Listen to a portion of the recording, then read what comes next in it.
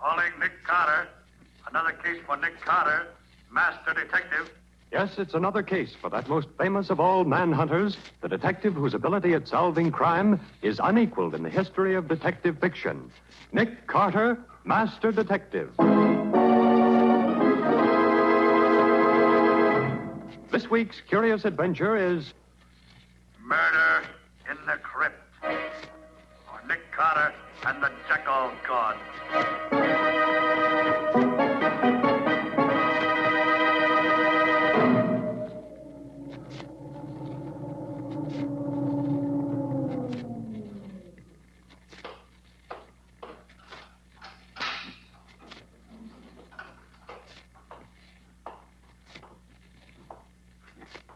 There.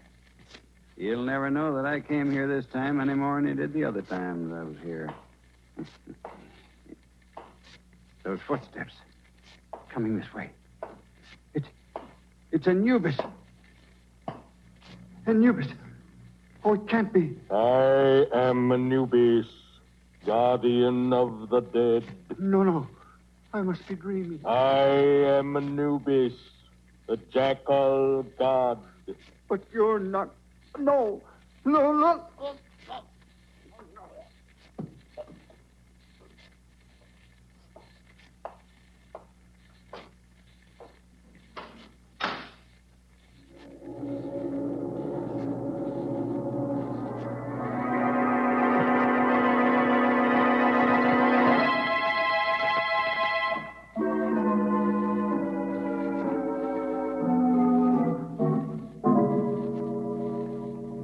Scarabs from Abydos. Condition good. Come in. Are you Dr. Waldemar? I am. I'm Lieutenant Riley from headquarters. You called me about a museum guard who disappeared? Of course. It's about Shelby, the chief attendant here at the Egyptian Museum. Where and when did this Shelby disappear, Doctor? He failed to report to me as usual before leaving last night. And the guards on the door say he did not leave the building. We've hunted everywhere for him, but we haven't found him. Oh, you've hunted everywhere, have you? Yes, Lieutenant. Everywhere except in the crypt of Snefru.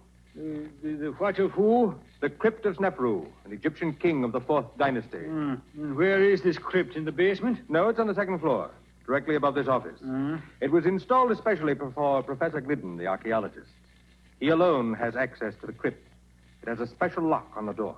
Oh, you mean he has the only key, huh? Precisely. I called Professor Glidden's apartment a while ago, but he did not answer. I presume he is on his way down here now. I hope he can shed some light on this mystery.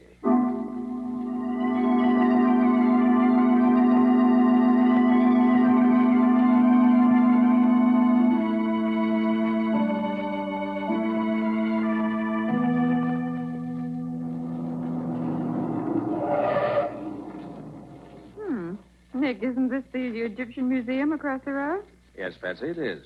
Never been in it? Looks too much like a mausoleum for me.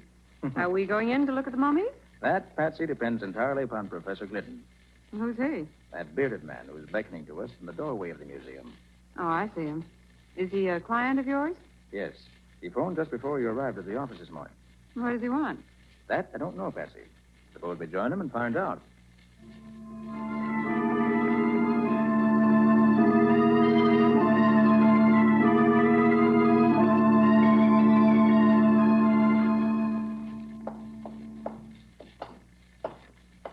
And you say, Professor, that the Archaeological Society gave Dr. Waldemar the money to complete the museum. Yes, Mr. Carter. Provided that he would install a special crypt where I could place the relics from the tomb of King Snefru for examination and classification. So the crypt is officially your property? For the present, yes. When my work is finished, it will be open to the public. I see. And just where do I come in? I want you, Mr. Carter, to be present when we search the crypt. So there will be no question that Shelby is not there. This is Dr. Waldemar's office? It is. Oh, good morning, Glidden. This is Lieutenant Riley from headquarters. Hello there, Lieutenant Riley. Nicholas Carter and Patsy, too. We haven't seen each other for a long while. Now, don't tell me that you're looking for this man Shelby, too, Nick. I am, Riley. At the request of Professor Glidden. Oh. So since Dr. Waldemar has asked you to perform the same service, Riley, why don't we work together? We're glad to, Nick. Fine. Oh, you wouldn't object if Lieutenant Riley helped search the crypt, would you, Professor? Not at all. Well, Riley, Shall we adjourn to the crypt? Right, Nick. The crypt is on the second floor, right over this office.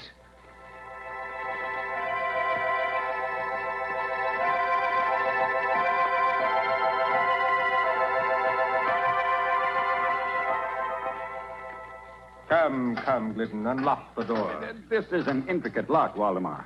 It takes careful handling of the key. There. Where's the light switch, Professor Glidden? Just inside the door to the right. Very well, I'll... There. Well, would you look at that now? I never saw a statue to resemble that beast. The body of a man and the head of a dog it has. I'd call it the head of a jackal, Riley. Huh? Am I right, Professor Glidden? You are, Mr. Carter. That bronze statue is a life-size figure of Anubis, the jackal god.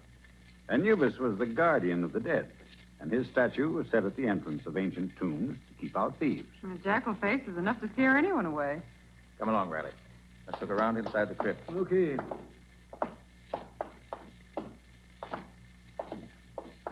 Well, here's a mummy case, which I suppose contains old King Snefru in person. Quite right, Mr. Carter. Yeah, now here's the old boy's throne. It looks like the original Morris chair. Let's see. There's nobody hiding under it, Riley. Okay, Nick. Here, now look over there. In the alcove over behind the statue. Now, what is it? An ancient Egyptian bathtub? That, Riley, is a sarcophagus. A stone coffin. The one that once contained the mummy case we just saw.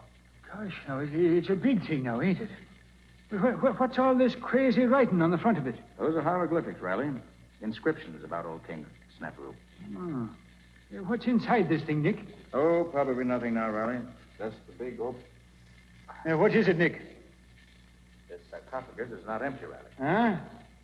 Shelby's in it. Oh. And he's dead.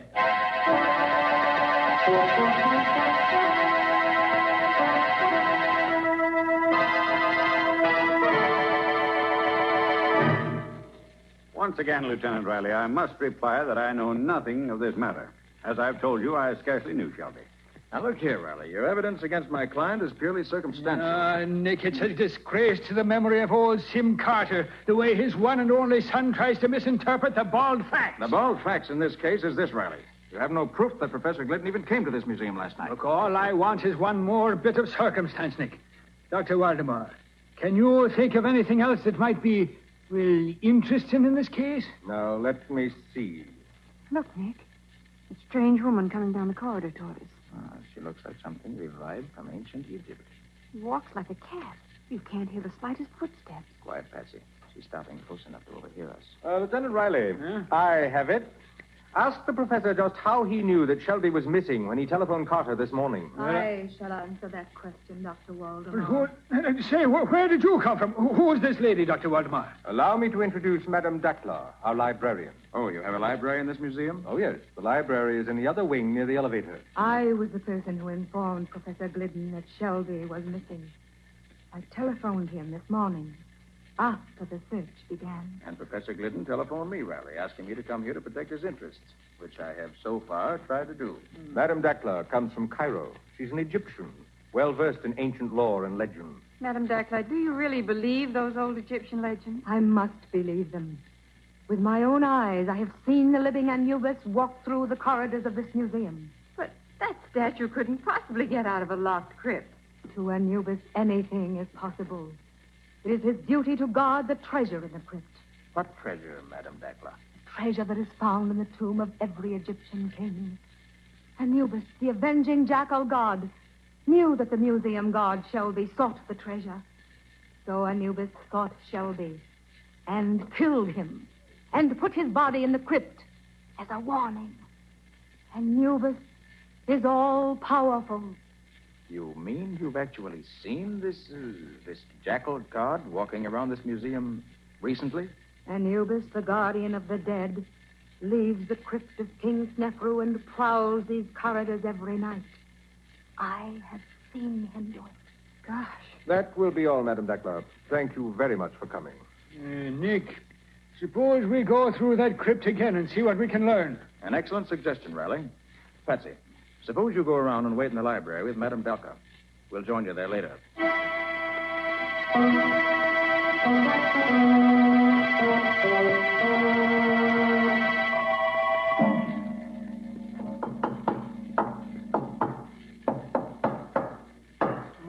Nick. This crypt is as solid as a rock.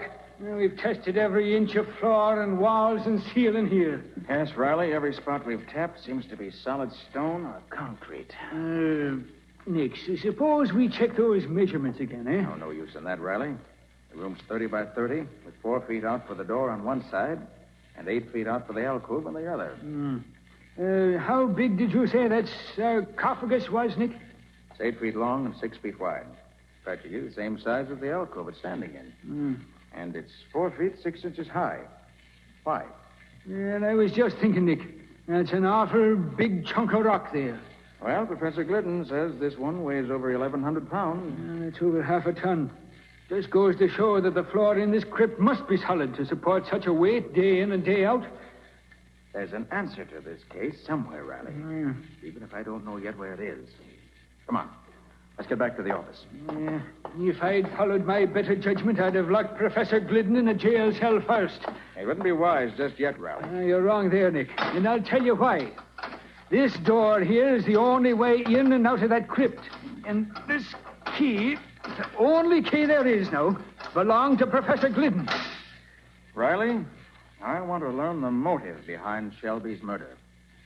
There were some strange things going on around this museum.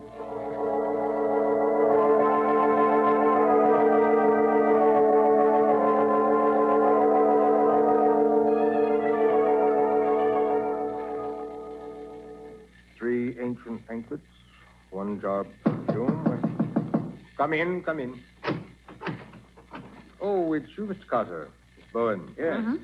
Well, are you convinced that only Glidden could have entered that crypt upstairs? I never like to accept the obvious, Dr. Waldemar. Oh, there goes the closing bell. I must put these Egyptian relics back in the vault. Oh, go right ahead.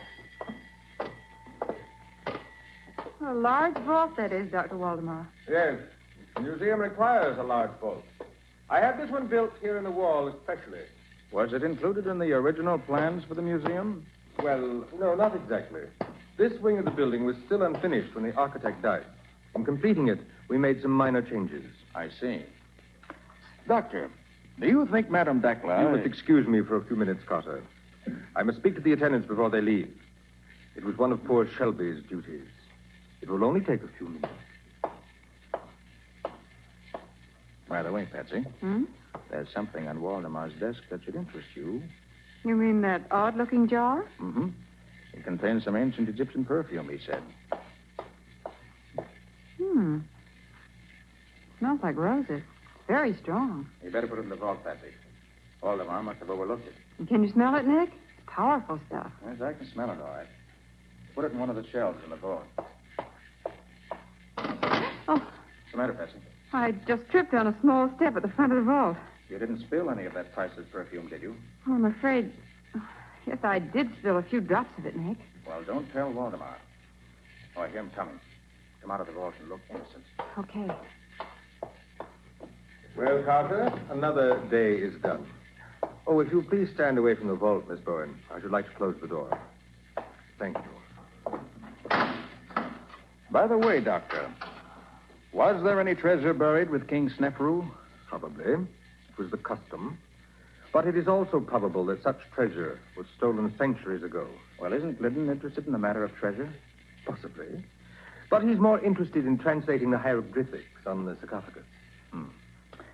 Well, Patsy, I must be going. You must be going. You mean you're going to leave me here in the museum? Only for a little while. I want you to go back to the library and have a talk with Madame Dakla, Patsy. Talk about what? I'll tell you that while we're walking to the other wing. Good night, Dr. Waldemar. Good night, Mr. Carter.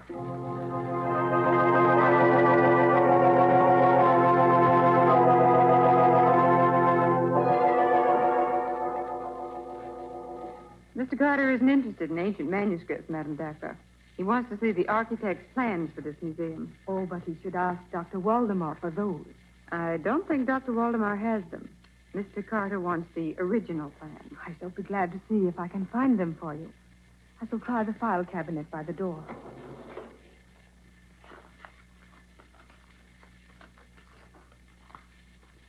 Well, they're not under A for architect. And they are not under B for building plans either. I shall try under M. Museum plans. What's that clumping sound out in the corridor? Yes, here they are. In this folder. Plans for Egyptian museum to be erected Look, coming through the door. Anubis. Welcome, Anubis. Anubis gives no greeting to those who defy him. I have never defied you, Anubis. You have sought the treasure that I guard. Never, never. I have always... Let go of her, whoever you are. Let go. Away, you Hey, now, what new mischief is going on here, Nick? O'Reilly, you're just in time. Huh? Patsy was just going to tell me. Who was it took Madame Dacla away, Patsy? It was somebody who looked like Anubis, the jackal god. What? Really, Nick. Madame Dacla had the plans of the museum in her hand. And they're gone, too. Nick, this time we're going to look in that crypt upstairs first. Come on.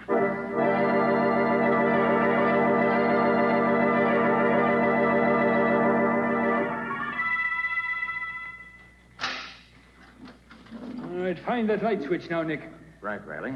Yeah, there she is, laying right at the feet of that creature Anubis there. You mean the statue of Anubis, Riley? It may be a statue now, Nick, but I am near to believing that the thing comes alive when it chooses. Madame Dacla alive? She's still breathing, Patsy. What do you make of it, Nick? She's been drugged, Riley. Quick, get her over to the door where the air's fresher. Yeah. That's right. She's coming around now. Where am I? You're all right, Madame Dacla. Oh, but I am in the crypt now. And the last I knew, I was in the library. I knew it. I knew steel doors are no barrier to Anubis. Help her outside, Patsy, so I can lock the door here. You lean on me, Madame Dacla. But I tell you, it is useless to lock that door. Anubis can pass through all barriers. Maybe so, but Professor Glidden can't. Come on, Madame Dacla. I'll take you back to the library. Then I'm going to put the professor in jail where I can keep my eye on him. From now on, there'll be no fooling on this. Patsy. When Riley opened the crypt just now and found Madame Dacla, did you notice the peculiar fragrance in the place? I must have been too excited to notice it, Nick. What was it like? It was the perfume of roses, Patsy. Musty, ancient roses. You should have recognized it. You mean it was like the perfume from the bottle I spilled in Waldemar's office? Yes, Patsy. It smelled exactly the same.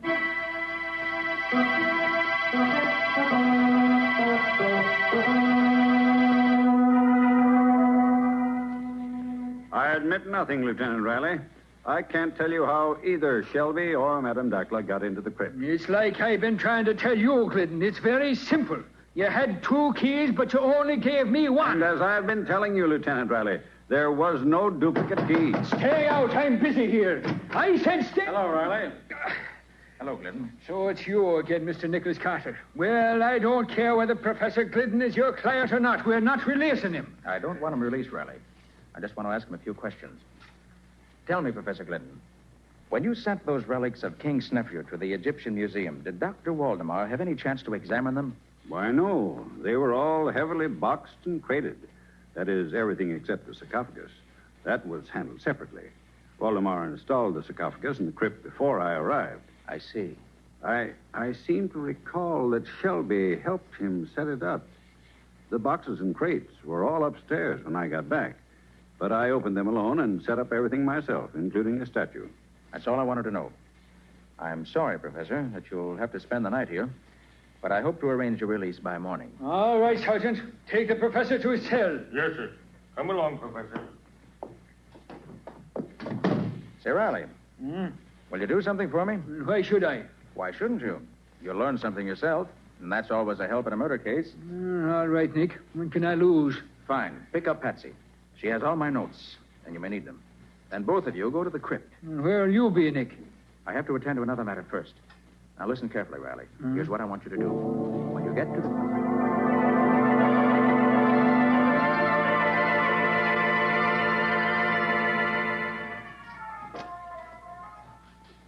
How long have we been in this crypt, Lieutenant Riley? Oh, it's about 15 minutes, Patsy. If you didn't have a luminous dial on your watch, I'd say it was hours. Why did Nick say that we should stay here in the dark? You'll have to ask Nick that when he gets here, Patsy. Where did Nick say he was going? Well, no, it might be that he's calling on Madame Dackler. What? Oh, just a questioner, you understand. Oh, Riley, of all the ridiculous notions. Well, Dackler's boyfriend Anubis is right here beside us, Patsy. Do you see it? Yeah, this statue of Anubis must be solid bronze, Patsy. If nothing happens here, something will happen when I find Mr. Nick Carter.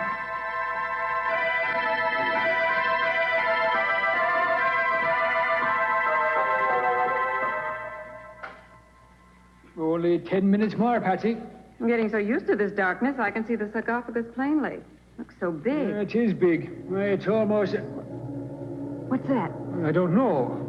Sounds as if something was happening at last. Riley! Hey, what is it, Patsy? Now, you're not getting hysterical now, are you? Riley, I smell something. The perfume of roses. And it's getting stronger. Now, what has the perfume of roses to do with all this here? Riley, look. Look at that sarcophagus. Patsy, what we're looking at can't be happening here. Oh, but it is. That sarcophagus is rising straight up in the air. And I've always said that seeing was believing. Look. I see what's doing it, Riley. You can't tell me that anything that will make a stone coffin weighing half a ton go floating up in the air 5 feet on the floor, Patsy. It's on top of an elevator, Riley. An elevator? Sure, that's what's lifting it. Well, glory be. You're right, Patsy. That's what that rumbling sound was. Riley. Yeah? The man coming out of the elevator with a flashlight. Wait till I draw my gun, Patsy. I'll fix... You're too late, Riley. I have you covered. It's Dr. Waldemar. Why... Riley, that elevator is the vault from Waldemar's office. Right, Miss Bowen. I have you both covered. Don't try anything, either of you. Well, what would you be trying, Waldemar? There will be 2 new victims in this vault, Lieutenant Riley. 2 fools who, like Shelby, found out too much. But I'm sorry it isn't 3. Nick Carter would be a welcome addition. You really mean that, Waldemar? Nick, where are you? Carter, how did you get here? I've been waiting for you in King Snefru's sarcophagus. And now if you... I'll kill you first, Carter. I doubt that. Okay, Patsy. Look out, Patsy! He's knocking over that statue! It's falling over!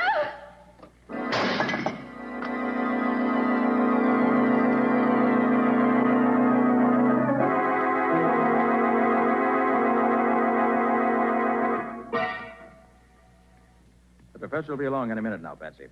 He called me at the hospital and asked me to meet him here outside the crypt in 15 minutes. Said he wanted to examine the elevator in the crypt. Was Waldemar dead, Nick? No, Patsy. I only wounded him. He knocked himself out when he staggered against the statue of Anubis. Waldemar made a complete confession when he recovered consciousness.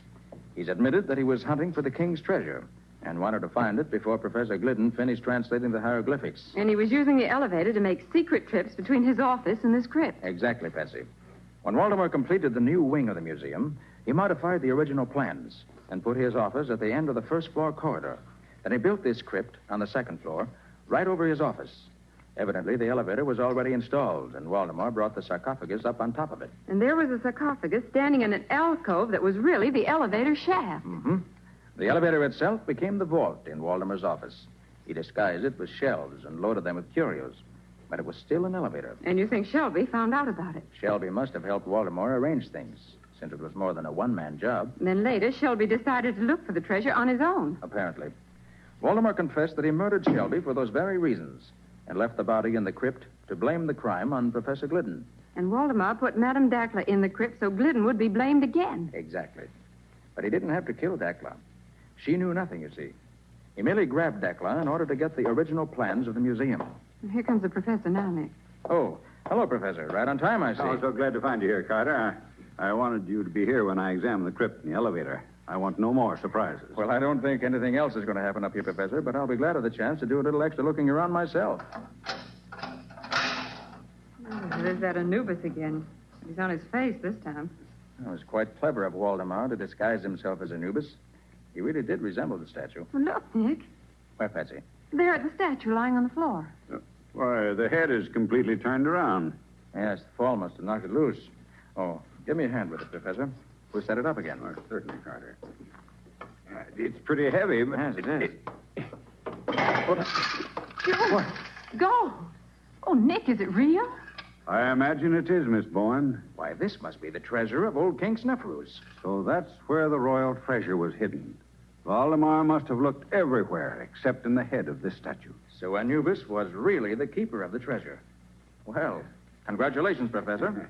And I hope this discovery makes up for all your troubles. It does indeed, Mr. Carter. I shall now be able to visit Egypt again.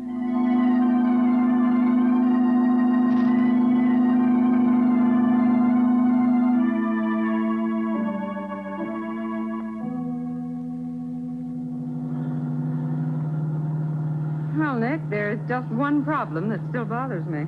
And I suppose, as usual, that the problem represents the crux of the whole case. It does. When I put that jar of perfume on the shelf, did you already know that the vault was an elevator? I did, Patsy. The elevator floor wasn't quite level. That's why you tripped as you went into the vault. But of course. But, Nick, what made you think it was an elevator in the first place? Quite simple, Patsy. There had to be an elevator to take the sarcophagus up to the crypt on the second floor. But, Nick, there's an elevator in the other wing of the museum. They could have taken the sarcophagus up that way and wheeled it across to the crypt. Patsy, how large is the sarcophagus? Why, it's 8 feet long and 6 feet wide and 4.5 feet high, didn't you say? Mm-hmm. And how wide is the door to the crypt? 4 feet, according to your measurement. Exactly. Now, Patsy, do you think you could put a sarcophagus 4 feet 6 inches high through a door only 4 feet wide? Of course not, Nick. Of course not, Patsy. Not even Dr. Waldemar could do it. Up through the alcove was the only way. Waldemar probably hoped that no one would think to compare the size of the door to the size of the sarcophagus. And nobody did, except Nick Carter.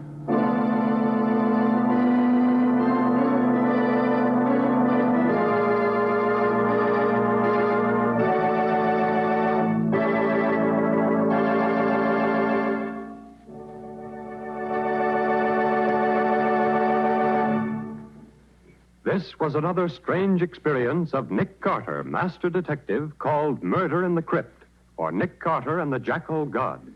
Another of the curious adventures of Nick Carter, which are brought to you regularly by WOR Mutual. And now, Nick and Patsy, what about our story for next week? Well, next week's story is full of action, isn't it, Patsy? Action is right. You see, Nick investigated a murder on a lonely place called Skull Island. Yes, and there were only 4 people on the island who could have committed the crime. But it took a model of a clipper ship and a sea serpent to find out who the murderer was. It also took Nick Carter and a smart piece of deduction on his part to work out the answer. But what did a sea serpent have to do with the murder? Well, we'll tell you all about that next week. In the meantime, I'm glad I don't have to say sarcophagus again. So long. So long, everybody.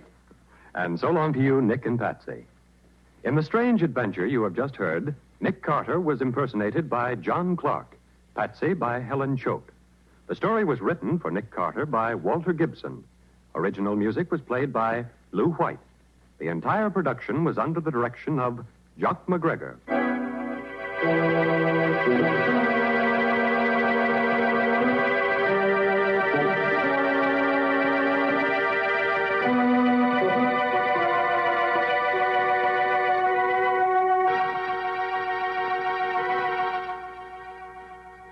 Next week at the same time, listen to another curious experience of Nick Carter entitled Murder on Skull Island. Or Nick Carter and the Mystery of the Sea Serpent.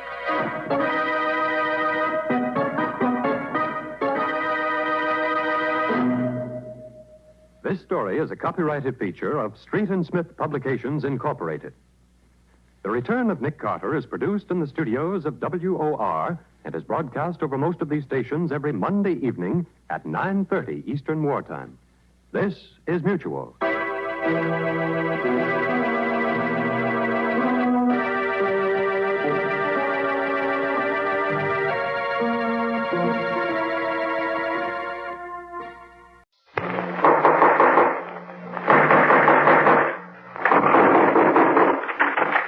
What's the matter? What is it? Another case for Nick Carter, the master detective.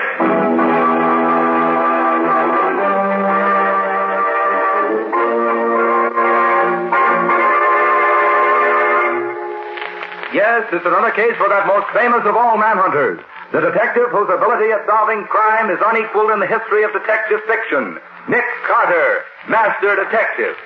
Tonight's curious adventure, The Flying Duck Murders. Or Nick Carter and the Gold Thieves.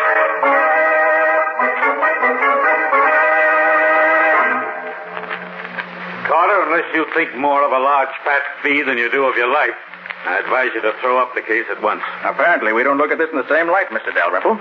I expect danger, and I'm prepared to meet it. I suppose you know that 2 other detectives have come out to this wild Montana country where the Flying Duck mine is located trying to find the trouble. But do you know that neither of them lived to tell what they found? How were they killed, Mr. Dalrymple? They went crazy, Miss Bowen. Kessler, the San Francisco man, fell over a cliff, while Riley, the man from Chicago, dropped 600 feet down the main shaft of the mine. Very interesting. I feel quite sure that Nick won't share their fate. May I inquire for whom you're acting, Mr. Carter? You may. For Mr. Cecil Trenwick, an old friend of my father's and a large shareholder in the Flying Duck mine. He said that you'd cooperate with me in every possible way. I shall do what I can, certainly. Good. I should like you to give me a letter to the superintendent of the mine, telling him that I'm a good workman and that you promised me a job. I shall disguise myself as a miner, using the name Dave Jarvis. Very well. You said your name will be Dave Jarvis? Right. Well, that'll do what you want. Give it to Mr. Nate Crosby, the mine super. He happens to be here in town this morning. Unless you change your mind and decide to return to New York. Thank you, Mr. Dalrymple. But I'm staying here till my work is finished. Good morning. Goodbye. Good morning. Wait a minute, Patsy. I wonder if Mr. Dalrymple is... 431, operator. Yeah. Yes. Hello? I want to speak to Nate Crosby. Okay, I'll wait. Crosby? He's the mine super, Nick. Yes, things are beginning to move already. Yes. If I open this door a crack, we'll hear better. Nate, this is Dalrymple. Krennic has done what he's been threatening to do for so long. He sent Nick Carter out here to investigate. Yes, Nick Carter. The one man in the world I'm afraid of. Well, you've got to market the stuff right away. You can't wait any longer now. I've given him a note to you. Give him the job he wants and then take care of him. Yes, if you don't, it may mean curtains for all of us. Right. So long.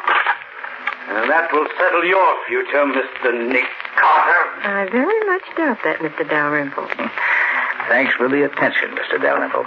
But I intend to take care of my own future.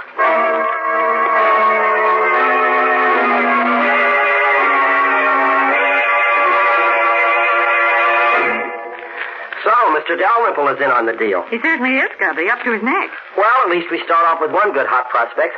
What do we do now? Get into your miner's outfit. Then take this note down to this address and give it to Nate Crosby, the mine super. Now remember, your name's Dave Jarvis, and Crosby's to give you a job in the mill. Okay, Nick. Then what? Well, first and foremost, keep your eyes open. Crosby will believe you're Nick Carter, so watch out for him. He'll try to put you out of the way. And don't forget, Scubby, the detectives from Chicago and Frisco both came to grief. Well, it's going to be different with the guy from New York. Now, Patsy, you wait here at the hotel where we can get in touch with you if we need you. Sure, Nick. All right, get going, Scubby. I'm going out to the mine right away. You wait, though, and ride out with Crosby. And watch out for him. Right, Nick. I'll keep one eye on him and one on the mine.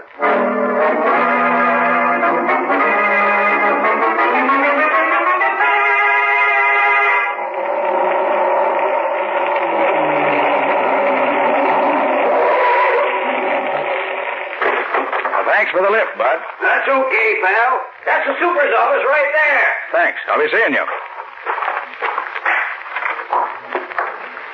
You looking for someone? You the super of the Flying Duck mine? No, I'm the assistant super. Clem Hendricks is his name. Well, my name's King. I'm writing up an article about the mines of Montana for the Miners' Times of Kansas City. Any objection to me sticking around a while, looking things over? None at all, Mr. King. Just so long as you say something good about us in your article. You want me to show you around? No, thanks. I'll just drift around and see what I can pick up. If anyone stops here, tell them I said it was okay. Thanks, I will. Be seeing you. Now, to find the boss of the day shift and get some information on how this place operates.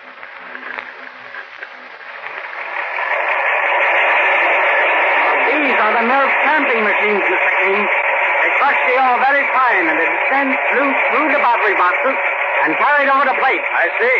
The plates are coated with quicksilver or mercury, and the quicksilver picks up most of the gold from the crushed ore. And this combination of quicksilver and gold we call amalgam. And you scrape this amalgam off the plates and take it to the refinery? Yes, Mr. King. The refinery separates the gold from the quicksilver and casts it into bars. Very interesting. Well, thanks very much. I'll roam along and look the rest of the place over. See you later. That's where you belong, you old hag. Down there where you flat your face in the dirt. You try, Gilderoy. You only need wits, and I'm going to finish the job right down that knife. I'll drop it between your ribs. Never mind, drop that knife, I said. You're the fool.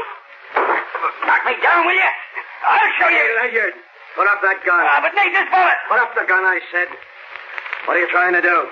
Well, I was trying to make Philander behave. This fellow interfered. It made me mad. Zolander, where is she? Is she right? Well, I'll be darned. She must have run away while me and him was arguing. So you interfered, did you, mister? Certainly I did. You're King, the newspaper man, aren't you? That's right. I'm here to... I've been looking for you. I'm Crosby, mine superintendent. I'll give you just 15 minutes to get out of this camp. So you're Nate Crosby. I am, and I'm the boss here. And I say get out. All right, Crosby. I'll get out. But I'll be back. I never leave a job unfinished.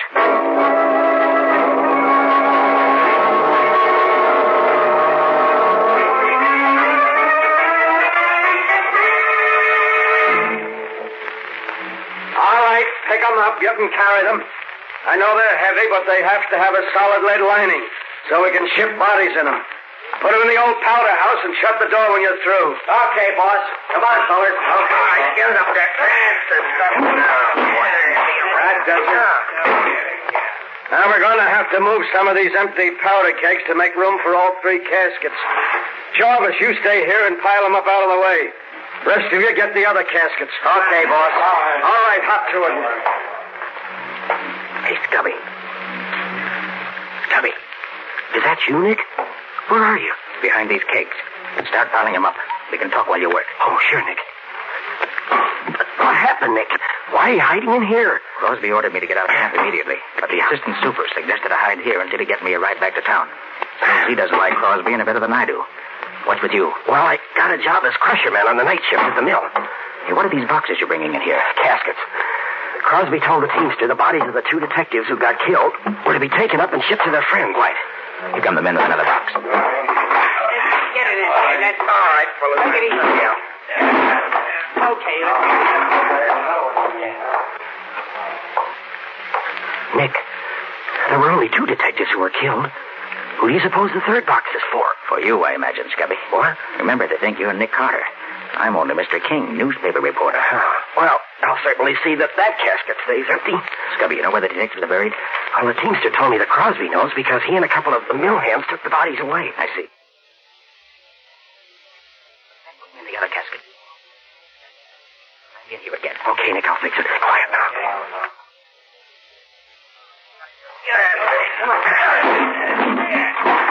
All right, that'll do it, I think. Okay. Oh, hey, boss. I must have dropped my knife inside the powder house. Do you mind if I get it? Do what you want, so long as you're not late for your shift at the mill. Okay, boss. I'll be there. Oh, clear, Nick. They've gone. Now, what's your idea? First, shut the door, Scubby. Oh, sure, Nick. Now, Scubby, I want to see what's in these caskets. Here, I've got a screwdriver in my knife. Oh, so have I. Look, I'll help you. Good. Well, I'm glad they only used 4 screws to fasten these covers down. Makes it simpler. But why do you want to see what's inside, Nick? Got a hunch, that's all. Yeah. There, it's got it. You all ready? Yeah. All right, let's get her up. Give me a hand. Yeah. Right. There. Uh-huh. My hunch is right, Scubby. The caskets are not lead-lined. The extra weight is due to this scrap iron in the bottom here. Like Crosby said, they had to have lead lining so they could be shipped with the bodies in them. These caskets figure in this game more than just as caskets, Scubby. Well, Crosby told the teamster to have a fresh team hitched to the large wagon for him at midnight tonight. I thought so. Scubby, he's going to take these caskets somewhere tonight, and I want to know where. Yeah, but how are you going to find out? I'm going with him. Hidden in this casket. I'll get in it and you put the lid back on. Oh, but Nick, you'll smother in there with the lid down. Scubby, you can put 4 small pieces of wood under the coffin lid before you screw it down. Oh, but Nick, I wish you would. Hurry up. All right. Pretty good fit. All right. Now hurry up. Okay, Nick. Keep your head down while I put the lid on. Okay. There we are. Have you learned anything yet, Scubby? Well, the only place in the mill where the gold could be stolen is the room where the battery boxes and the plates are. Hey, well, have you found out how they did it? No, not yet. I hope to learn tonight when I'm on duty in the mill. Good, Scubby. You take care of that end, and I'll watch this end. Yeah. Well, here's good luck to us both. I suspect we both may need it.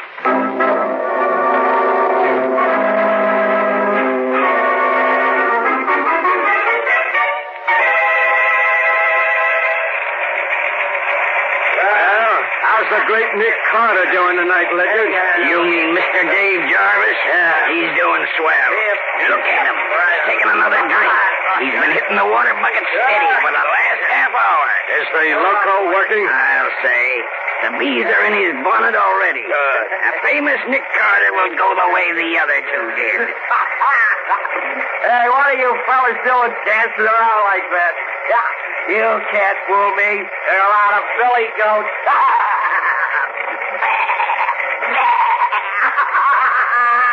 Oh, I'm thirsty. You gotta get me a drink. Keep your eye on him. If he starts fighting, lay him out with a crowbar. Don't take any chances. Okay. Say I right in my God.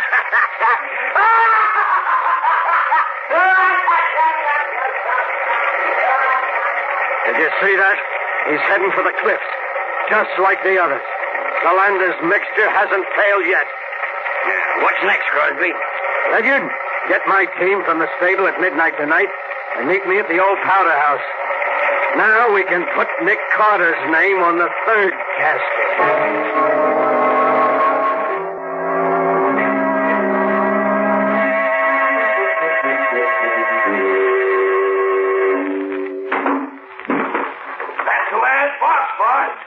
Ledyard, you sit on the top box. I know that voice. That's Crosby. I'd like to see his face if he knew I was in this casket. What did you take such wild broncos for, Super? They're the only fresh team in the stable. We got a hard run tonight over rough country, where no truck could possibly go. All right, Sam. Let them go and then climb up here with me. Here they go. Watch them. Okay.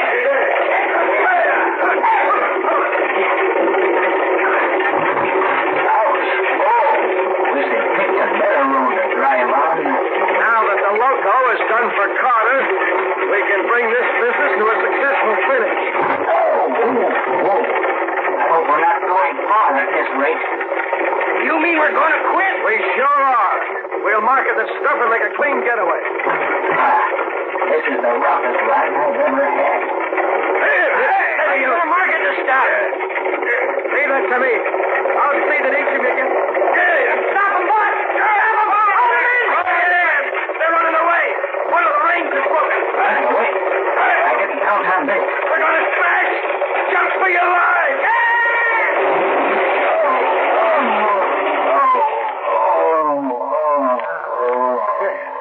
We got off just in time, boss. Yeah. Hey, look at that casket, Crosby. The one with the lid torn off. Huh? Oh, that's the infernal reporter I ordered to get out of camp this afternoon. What was he doing in that casket? Never mind that now. Get him while he's only half conscious. Come on, Sam. Now you... Good work, boys. That fixes Mr. Reporter. Tie his hands and feet with that rope. Okay, boss. He won't fight no more for a while now. Hey, look, Super. Here's a pair of handcuffs in his pocket and a couple of guns. Hey, what kind of reporter are you? Going around with handcuffs and guns in your pocket. You have to draw your own conclusions, Crosby. I've drawn them already. You're here to help Nick Carter. But by this time, Carter's where neither you nor anyone else is going to help him. He's loco. Plumb loco. You never can be sure about Carter, Crosby. I can this time, and I can be sure of you, too. All right, put him back in the casket, boys. Put the cover on. Nail it down if you can't find the screws. Here's some nails. Come on, you. In you go. I got out the last time I was in here, Crosby. But you won't get out this time. Get the lid on, boys. That does it.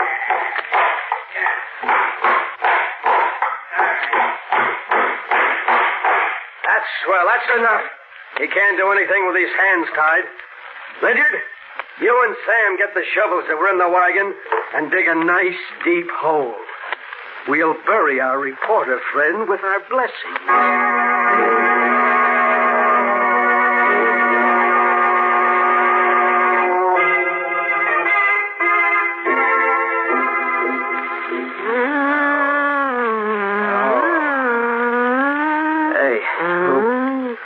Who are you?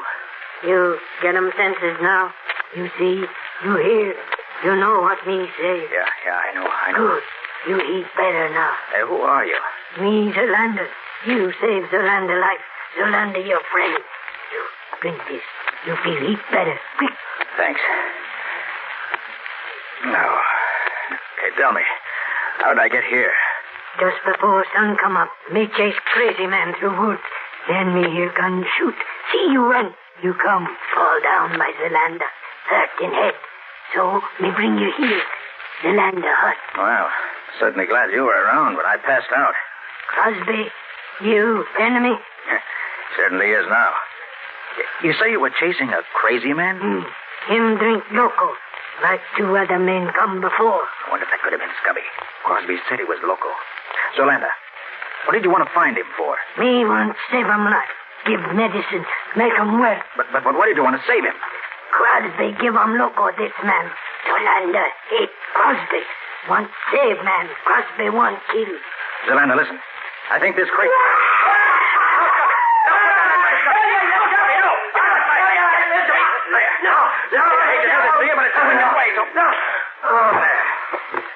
Quick, Zolanda. Get me some rope. I'll tie his hands and feet while he's unconscious. Poor Scubby.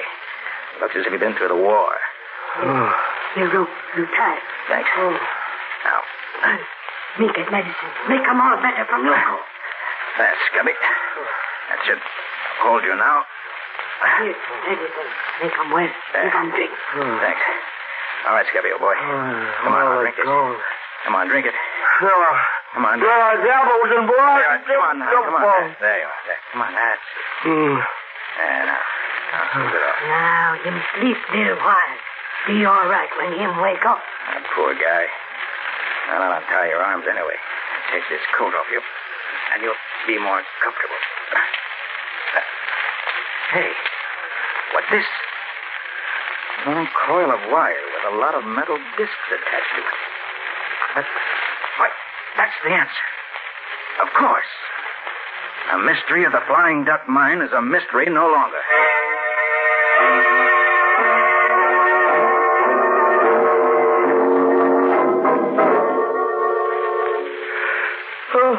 Well, Scubby? Feeling better now that you've had some sleep? Yeah, I feel pretty good. Why? You don't remember what happened to you yesterday morning? Well, the last thing I recall is going to the water bucket and taking a long drink.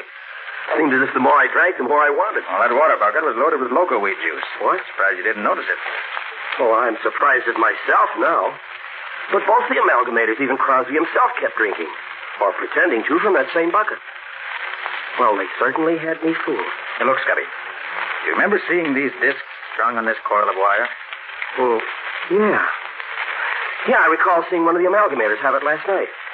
Why, did I bring it here? You did. And it breaks the case wide open. Well, good for me, even if I didn't know it. Hey, tell me, Nick, what are those discs used for? Here, I'll show you.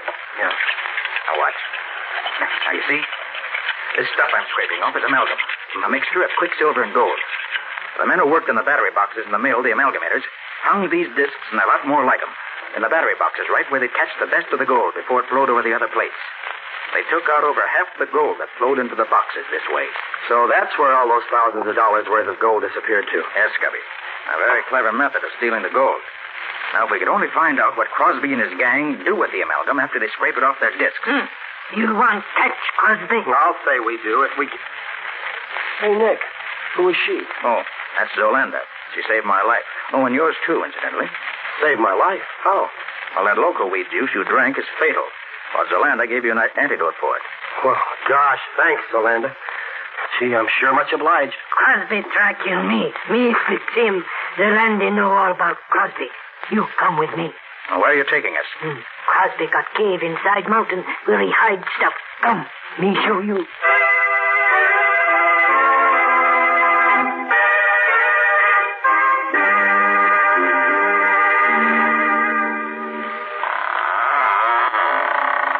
So this is where Crosby hides out, huh? Yeah. Too bad there's no one here now. But they've been here today. Look there, Scubby. Well, that looks like the scrap iron we took out of the casket in the old powder house before you hid in it. Right, Scubby. And this scrap iron was in the other two caskets. So they brought them up here. I wonder why. There's the answer. Over there in that corner. And the Sayers furnace. And it's still warm, Scubby. Then we must have scared them off when we came up. Wait. Let me take the cover off this retort.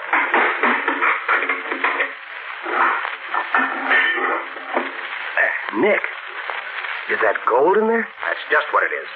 Part of the gold stolen from the mine. This is where the gang refined the amalgam they scraped off their discs. It's much easier to handle gold this way because it weighs so much less. Now, since we know from what Dalrymple said that they never disposed of any of the stolen gold, they must have 800 or 900 pounds of it by now. Hey, maybe they've got it hidden around here somewhere. They did have, Scubby, but not now. Well, what makes you think so, Nick? Here, take a look outside there. They've been digging there very recently. Oh, but of course, Nick, they had to dig up the bodies of the 2 detectives to ship them back home. No, Scubby. The way it looks to me is this. After I got away from them last night, Crosby and his men took up the casket they tried to bury me in and Tried brought to all bury you in? Hey, you didn't tell me about I'll that. about it later, Scubby. Right now, I'm interested in what happened here. They brought the 3 caskets up here early this morning, loaded them up. How could they load 3 of them? They only had 2 bodies. No, Scubby. 3 caskets were loaded up. Don't you understand yet? No, Nick, I'm afraid I don't. How could they be loading up? How good are you at riding a horse? Riding a horse? Yeah. Well, I used to ride years ago. Why? Good. Zalanda, can you get us a couple of good fast horses right away? Oh, you, me, get 2 good horses quick. Good. Come on, Scubby. Let's get the horses and ride to the railroad station before the eastbound train gets in.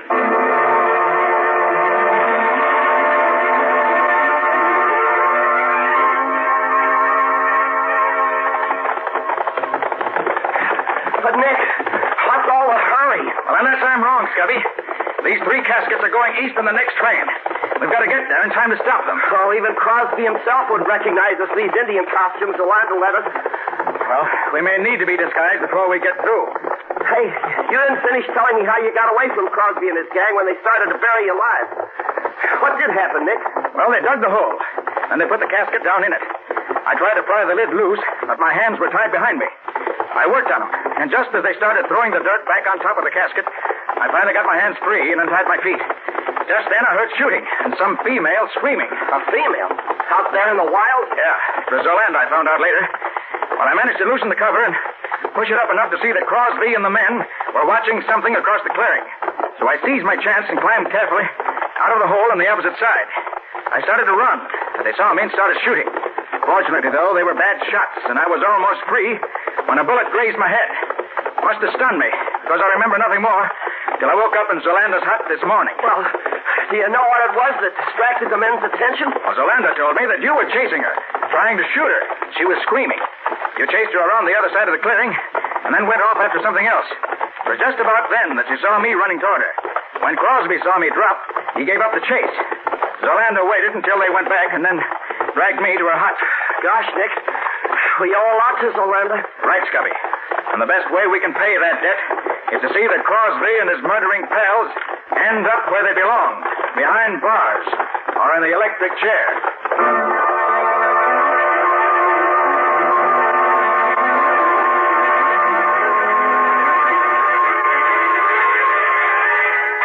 You understand, Patsy? Of course, Nick.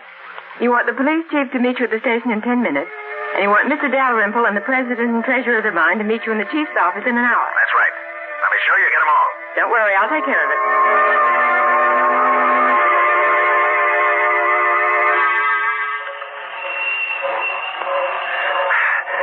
These are the ones, Nick. These 3 here on the baggage truck. Did you notice the names on them, Scubby? Yeah. Joe Briley, Phil Kessler. Oh, and look, Nick Carter. I'd rather be out here dressed as an Indian than in there dressed as a corpse. One side now, rain in the face. We got to get these caskets into the baggage car. Just a minute. You see this badge? Special agent. So what? What do you want me to do? Just leave these caskets in the baggage truck for now. But they're supposed to go on this... Staying here, quiet. Hey, look here, baggage master. Get these boxes on the train and be quick about it. No be in hurry, mister.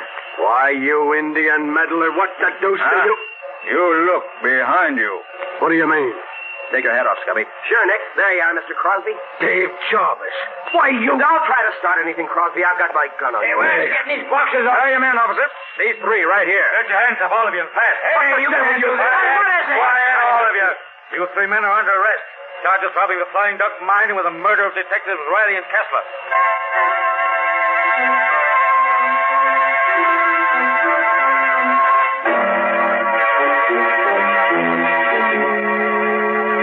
They're all here, Nick. Thanks, Betsy.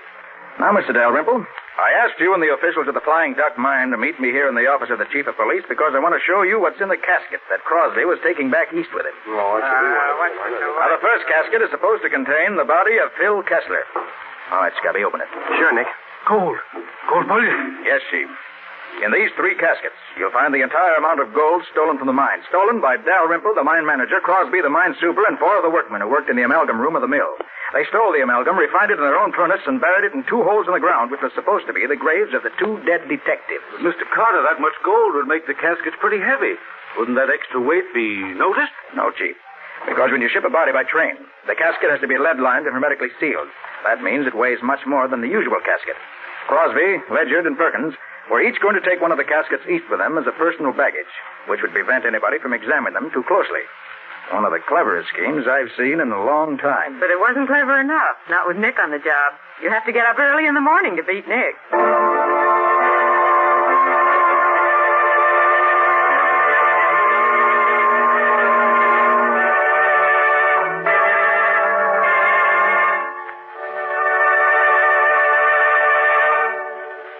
This was another strange experience of Nick Carter, Master Detective, called The Flying Duck Murders or Nick Carter and the Gold Thieves.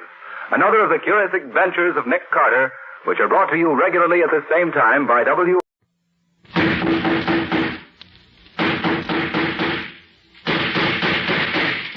What's the matter? What is it? Another case for Nick Carter, Master Detective.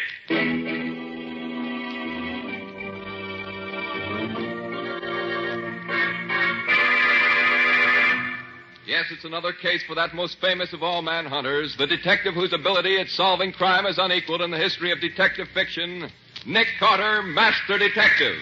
Tonight's curious adventure... The body on the slab. For Nick Carter and the mystery of the missing husband.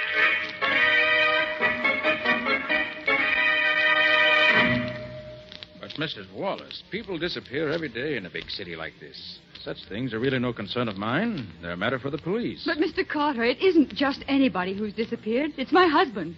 I'll pay you anything to find him. Well, I suppose it can do no harm to listen to the story. All right, Mr. Burnett. Where was the last place you saw him? In a sort of saloon gambling house on West Street, down by the waterfront.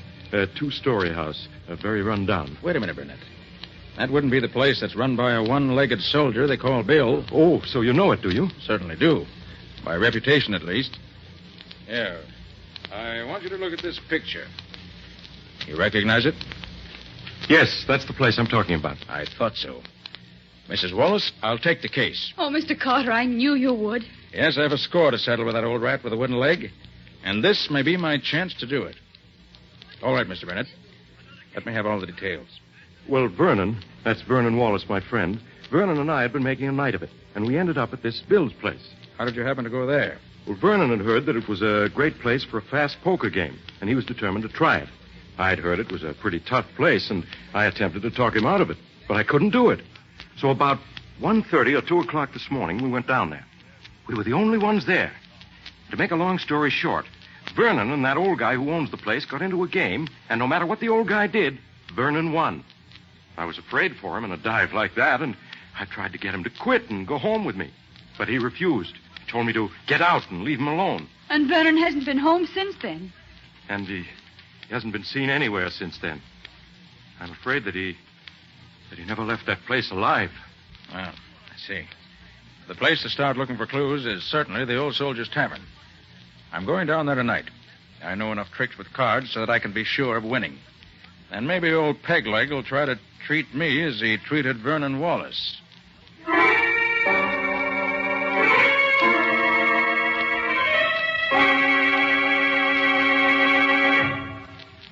Well, stranger, I gotta admit I'm licked. You broke the bank. Yes, luck's been with me ever since I sat down here. Well, it's getting late. I've got to be getting home. How about a drink before you go, stranger? You'll not refuse me that. Why, no. I'll have a drink with you. But only one. Sure. One'll be okay. Hey, Mike, 2 beers and make it snappy. Yeah, coming up. You won all my money tonight, stranger, but I don't harbor no ill feelings. Nice of you. You won fair and square, and that's all there is to it. Here's your beers. Here you are, stranger. Drink hearty. Can I see a minute alone? Sure, Mike. Excuse me, stranger. I'll be back before you can shake a stick. Well, that's all right. I'll enjoy my drink while you're gone.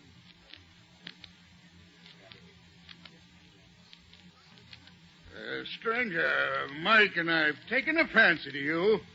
We don't want no harm to come to you. Look, why don't you stay here all night? Mike's got an extra bed upstairs he'd be glad to let you have. Then tomorrow you can go home and nobody'll bother you. Well, if you let me pay for the use of the room and bed, I believe I will stay. Good, you're a smart man, but we couldn't take no money for doing you a favor. Here, Mike, show the gentleman his room. Yeah, sure. Will you follow me, mister? Sure. Go ahead. I want to get to bed. I'm tired all of a sudden. Give me your arm, mister. No. I'm all right. I don't need any help. Well, I'll come along just to be sociable. I don't want to be sociable. I just want to go to sleep for this one. Well, here's your room, mister. I'll leave a candle on the table for you. Okay. Thanks very much. Good night, sir. There you are, stranger. Sleep tight. Yeah. We'll see you later. Yeah, we'll see you later. Yeah, I'll see you later. Good night. I gotta go to sleep. I'm awful tired.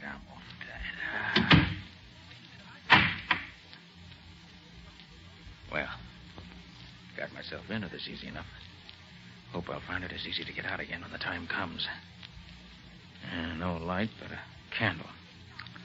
One it'll do to give me a look around. Instead of this bed. It doesn't look too comfortable. But... Oh. Blood. Let's see. The man were lying on this bed. That blood is just about where a dagger would go through his heart. If the man were drunk enough or had been drugged, he'd never know what hit him. Well, let's look a little around here. I wonder what's in this closet. Locked. Well, that won't keep me out long. Not as long as I still have my keys with me. Try this one. No. This one does it. Well, this is interesting. Old clothes. Here's a vest with blood on it. And here's a shirt and a jacket. Both of them bloody. Unquestionably, these came from some of the victims. Well, nothing to do now but wait for that one-legged scoundrel and his pal to make the next move. Well, I guess I'll be safe if I merely sit on the edge of the bed now. Oh, yes, I won't need this candle anymore either. Now to wait for them. Oh, there they come. Take it all out. You get there by the door. He's asleep, all right. I can hear him snoring. Well, with the slug I put in his beard, he'd have to be either sleeping or dead. All right. Easy does it. Is he still asleep? Yeah. You hold this light while I... Get your hands up, both of you. Well, I'll be... And drop that knife you got in your hand, Bill. How can you be awake when we... Really very simple, Bill. Keep those hands up. I just poured that drink you gave me on the floor instead of down my throat. What are you going to do with us? I'm going to turn you over to the police. With the evidence of the bloody clothes in the closet and what other evidence they'll undoubtedly find when they search this place, you both should have an interesting time of it. Why don't you kill us now and be done with it?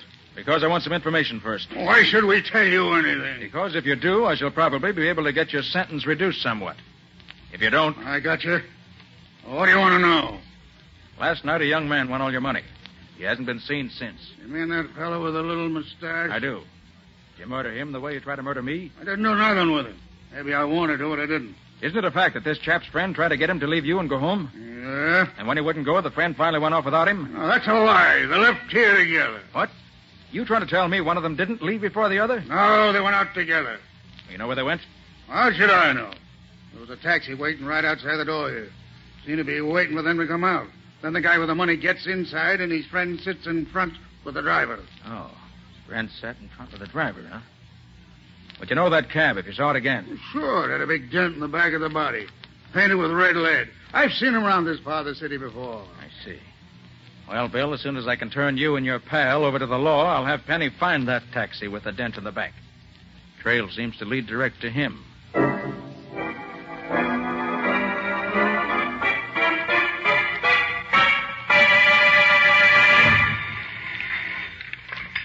Nick Carter's office. Oh, hello, Patsy. Is Penny there yet? Penny? Who's Penny? Oh, I forgot, Patsy. You were away yesterday when all this happened. Scubby got a rush assignment to cover the Balkan campaign last night. Scubby gone without saying goodbye to me? Well, he couldn't, Patsy. You weren't here. He asked me to do it for him. Oh, Nick, I'm going to miss Scubby. Of course, Patsy, we'll both miss him. But while he's away, I'm having Penny Eagles work on my cases with me in Scubby's place. Who's this Penny Eagles? I never heard of him. Oh, he's an old friend of mine. Very clever fellow. When he was younger, he was an expert forger. How did you happen to get mixed up with him? Well, he was accused of a murder he had nothing to do with, and he had me get him clear. Then he got interested in law enforcement, turned over a new leaf, and has gone straight ever since. You'll like him, Patsy. I hope so. Well, she'll be any minute now. As soon as he shows up, have him call me at Shermore 3-1222. Shermore 3-1222. Right. I'll wait here for his call.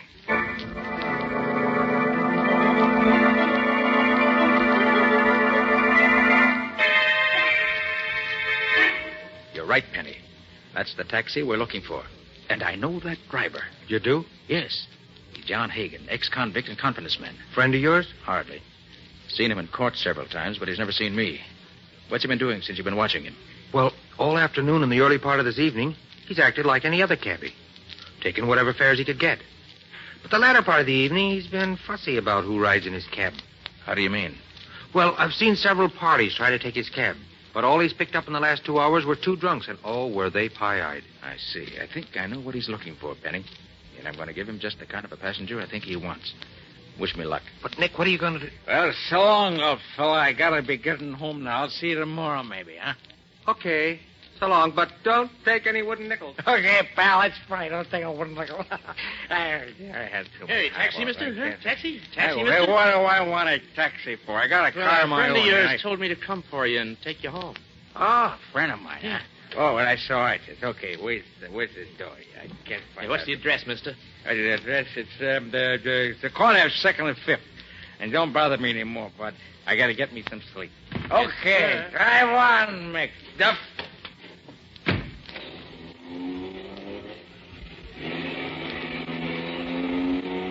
And now where? I'll wager it won't be towards 2nd and 5th. Wait a minute. What's that smell? Perfume? I know. That's ether. So that's the stunt. He picks up drunks who are too far gone to know what's happening, then doses them with just enough ether to put them soundly asleep.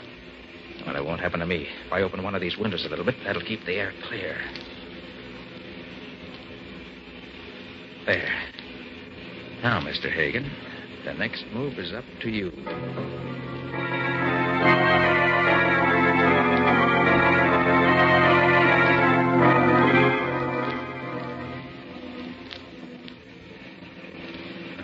Certainly plenty deserted, way out here. Wonder how much further we're going. And I better get this window shut again so he won't suspect anything.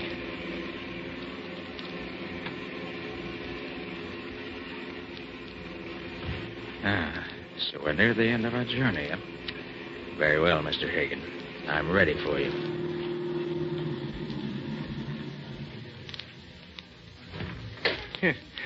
Sleeping like a babe, ain't you? Well, let's see what you got in your pockets. Then I'll dump Make you out. a move, Hagen, and I'll blow your brains out. Who the deuce are you? I'm a detective. See this? Oh. Well, what you want with me? I wanted to find out what your scheme was, and I found out. Now I want you to tell me about the man you picked up at Peg Leg Bill's Tavern down on West Street last night about 3 o'clock. And I don't know nothing about it. Oh, no? Look, you waited for him outside of Bill's place. He rode in back, and his companion rode up front with you. During the ride, you gave him ether through that devilish device you've rigged up in this taxi of yours and made him unconscious. Yeah, if you know all that, why do you ask me, huh? Because there are 2 things I don't know. And if you want to avoid further trouble, my friend, you'll tell me. Now, first, who was the man who rode up front with you? I don't know. No? No. Well, I've done a few odd jobs for him in the past, but I don't know his name. They call him the captain. He made a deal with me early last night to be outside of Bill's place about 2:30 this morning. Can you describe him? He's sort of an ordinary guy. About my size, maybe. Well, he's kind of good looking if he didn't have a hunk out of one ear. Burnett. Now, what did you do with the man who was in the back? After I quieted him, we took him to a friend of the captain's, other side of town. What was the address to which you took the body? Hey, there wasn't no body. He was just as alive as you or me. Well, we took him to 14 Wanton Place. Left him there. All right. Get back in your cab and drive me to 2nd and 5th. Then I'm through with you, unless you've lied to me. If you have, keep out of my way, or you'll go to jail for life.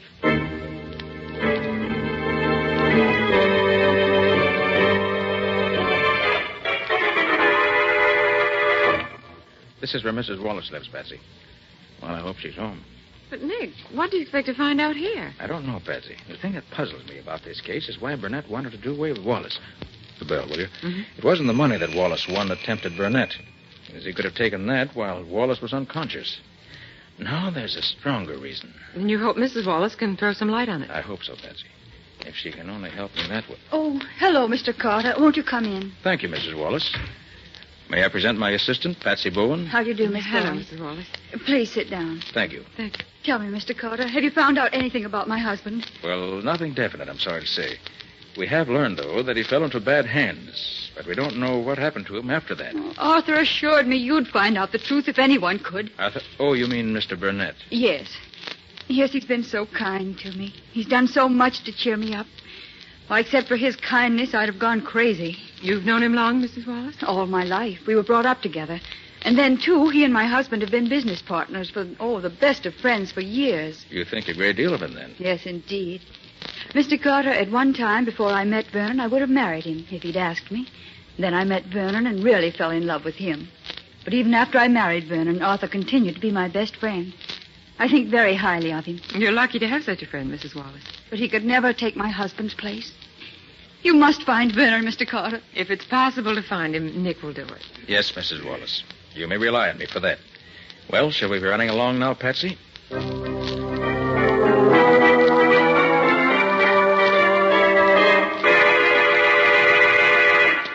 Where did you say you're calling from, Penny? I'm at a pay station near the house where Hagen left Wallace that night. It's owned by a queer old character they call the Weasel. He works at a crematory about a mile down the road. I see. Well, Hagen's story seems to be straight enough. A couple of guys in a saloon near here says they saw the Weasel and another guy carrying a man-sized bundle into the Weasel's place about daybreak a couple of mornings ago. And it hasn't come out again, as far as I can find out. Well, did you learn anything about the firm of Wallace and Burnett? Yeah, I picked up a lot of rumors, Nick, but not many facts. Here's how it goes. Burnett ruins the firm and throws the blame on Wallace. And those who know don't think that Burnett lost much money when the firm failed, but Wallace did. So I was right. What else? Well, Burnett was the one who started Wallace gambling and drinking. Wallace is a nice guy, but he seems to be the weak sister. But nobody seems to know what Burnett's got against him. Well, by putting together what Mrs. Wallace told us and what you've learned, Penny, I think I begin to see the answer. I think that... Hold it, Nick. The guy who looks like Burnett is going into the Weasel's place. Good. Don't let him get away from you, Penny. I'll meet you there as soon as I can.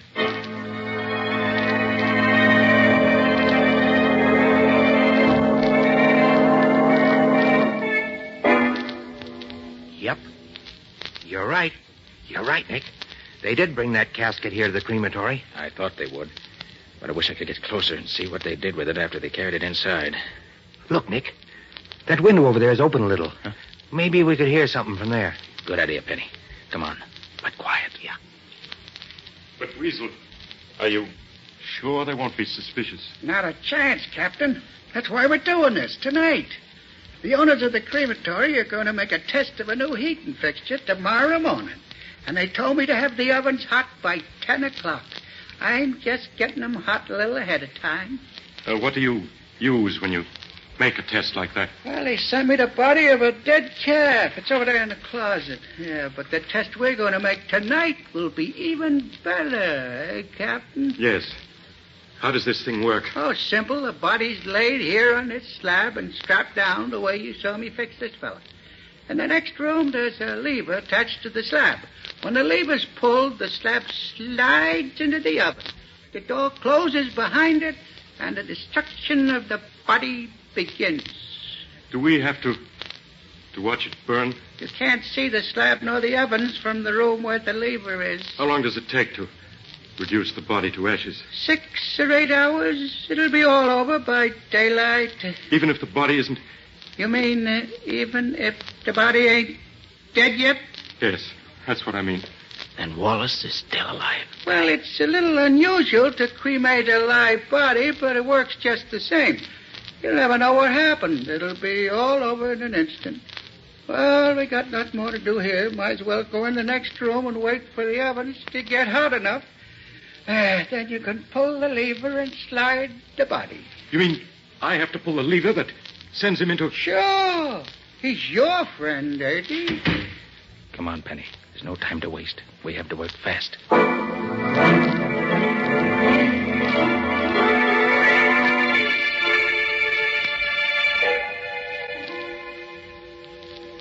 Mr. Burnett to see you, Nick. Oh, yes. Come in, Mr. Burnett. I just want to take enough of your time to tell you that Vernon Wallace's body was found last night. Really? Where was it? Floating in the river. Mrs. Wallace has identified it by a ring and certain other articles found on the body. Must have been a terrible blow to her. She's badly broken up, naturally. But I hope to be able to console her, in part at least, for her great loss. I'm sure you will. Will this repay you for your trouble? Oh, amply, Mr. Burnett. And thank you. Good. Good day, Mr. Carter. Good day, Mr. Burnett. But if you think I'm going to drop this case now, Mr. Burnett, you're crazy.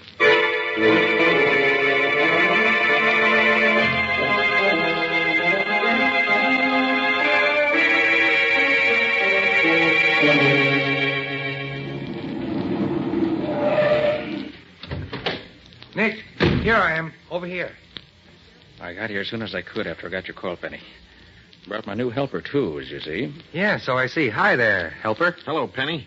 I hope I'm going to be able to help you and Nick. You'll do all right on this case. Now, what's the dope, Penny? Well, a couple of hours ago, a taxi pulls up in front of Mrs. Wallace's house. Mm-hmm. The driver goes into the house. About 15 minutes later, he comes out again with Mrs. Wallace and her maid. They get in the cab, drive away. With you after him, of course. That's right. Well, they drive around and finally end up way out here. There must have been a couple of guys in the cab when the women got in. Because when they got out there, they were both gagged and their hands were tied behind them. Well, they took them in the old house. I found a phone to call you. Did they hurt them? Well, not so far as I could tell. Gee, I wish I could see what they're doing now. I hope they're all right. Oh, Millie, this is terrible. My mouth is still sore from that dirty old cloth they used for a gag. Where do you suppose we are? Oh, I don't know, Mrs. Wallace. I never been this far from town before. Could you see anything out of the window? Oh, nothing I recognize. Oh, I should have known better than to be fooled by such a simple trick. I might have known that old Mrs. Parker couldn't be so sick she had to see us at once. Why, I saw her only the day before yesterday. No, fooled me all right. I thought... I hope you're comfortable, ladies. We are not. We certainly are not. What's the idea of bringing us here? Well, I'll tell you. The cap says as how he's going to collect some big dough from you two. You mean we're being held for ransom? Yep. Well, how much money do you want? Well, the cap says he won't take less than $50,000. Oh, Mrs. Wallace, we'll never get out of here. Nonsense. He must be insane to expect me to pay him that amount of money. Well, he says he won't take a cent less. Well, he won't get it. Never. And he's a dangerous man. You better not get him mad at you. I'll be back at 8 o'clock tonight for your answer. Oh, he'll kill us. I know he will. Be quiet, Millie. He won't kill us as long as he thinks there's any chance of getting the money out of us. But what if we get... A man at the window. It's Mr. Burnett. Oh, Arthur. Arthur, I hoped you'd come. Are you safe, Louise? Have they hurt you? No, Arthur. We're both safe. But how did you ever find us? I just climbed up the porch to the roof, then over to your window. Have they told you why they brought you here? Yes, they want ransom. $50,000. And they'll kill us if you don't save us. Not while I'm here. I'll see that no harm comes to you. But what can you do? You're only one against the two of them, and they're both vicious criminals, I know. Do be careful, Arthur. Louise, if I save you from these rats, do you think that you... Ask me later, Arthur. Not now, please. Very well, if you say so. Now tell me, what time are the men coming back again? Do you know? The man we talked to said they'd be here at 8 o'clock. That gives us just over an hour. Now, here's my plan. When they come, I'll be here...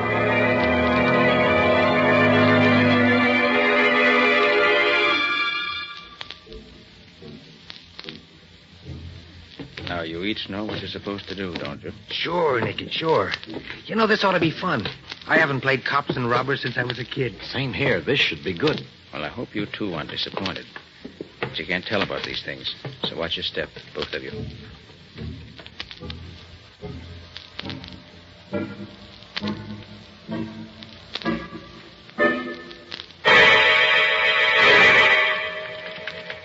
Here they are. Leave everything to me.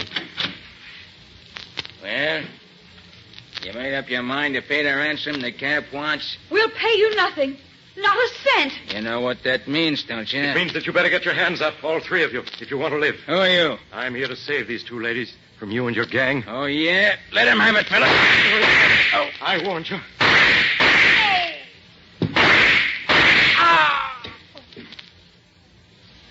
Arthur, you've killed them all. It's their own fault. I warned them. Oh, you were wonderful, Arthur. Arthur, are you hurt? No, Louise, dear. Fortune was with me. I'm not even scratched. Oh, Mr. Burnett, I never in my whole life saw anyone so brave as you. Any man would be brave when defending the woman he loves. Please, Arthur, you promised. I'm sorry. I'll take you home now. Just let me drag these bodies out of the way, and I'll... Not yet, you won't. Wait, you can't. What's the matter with you men? What's the idea? Shut up, you. Arthur, are you hurt? Mrs. Wallace, the time has come to explain a great many things. First, let me remove this beard. There. You recognize me now, don't you? Mr. Carter. Nick Carter. But, Mr. Carter, what are you doing to Arthur? Mr. Burnett. I'll answer that later. First, I want you to meet my assistant, Penny Eagles. Your assistant? Sure. How are you? The other man is an old friend of yours, Mrs. Wallace. An old friend of mine? Mm-hmm. Well, I'm sure I don't Perhaps know. if you took off his makeup, you might recognize There. him. Do you know me now? Vernon. Oh, Vernon. Louise, my darling. But, Vernon, Arthur told me that you... That I was dead? Oh, yes. Arthur Burnett told you a great many things that were not true. But, Vernon, he showed me your ring, your lodge pin. He said he took them off of your dead body that the police found in the river. Burnett took those articles from your husband's body, right enough, Mrs. Wallace. But it was while your husband was still alive. And it's no fault of his that I'm not dead now. You don't mean that Arthur... That's exactly what I do mean. He's been lying to you for years, Mrs. Wallace. It was he who ruined your husband's business and caused him to lose so much of his money. It was he who first induced your husband to drink and gamble. And it was he who was responsible for your husband's disappearance a few days ago. But that's a lie. Oh, no, it isn't. As a matter of fact, Louise, dear, if Mr. Carter hadn't fooled him by putting a dead calf in my place on that crematory slab, Arthur Burnett would have been my murderer. Oh, no. No, that can't be true. Furthermore, it was Burnett who arranged for your kidnapping this afternoon. Oh, but... He did it so that he could suddenly appear and rescue you from the members of the kidnap gang, who were in reality men in his employ. But why should he do all these horrible things? Because he's been in love with you ever since he first met you. And ever since your marriage to Wallace, he's been insanely jealous of him. Everything Burnett's done has been to make you despise your husband and turn instead to him. That's a lie, Carter. Oh, no, it isn't, Burnett. I can easily prove it. Penny, let me have the gun with which Burnett shot us during the battle a few minutes ago. Sure, Nick. Here you are. Thanks. Now, look here, Mrs. Wallace. This pistol has 8 shells in it. Burnett fired 5 shots at us, but there are still 3 shells left. And here they are. Why, those are blanks. They couldn't hurt anybody. Exactly, Mrs. Wallace. And the shells in the pistols that his men were to use in the fights were blanks also. And if I were a beautiful woman in distress and a man came to my rescue with his pistol loaded with blanks, I think I should find it extremely difficult to believe that he was being on the level with me.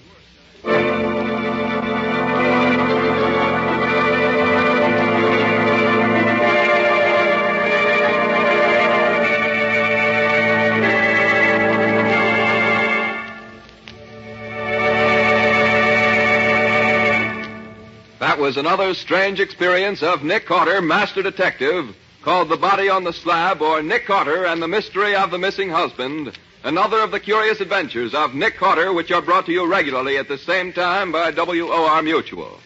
And now, Nick, how about a few hints on next week's story? It's a story of a body which was washed up on the beach, tied up in a sack. And the only identifying mark on the body was one of Nick's cards. I had to solve that murder to prove I didn't do it myself.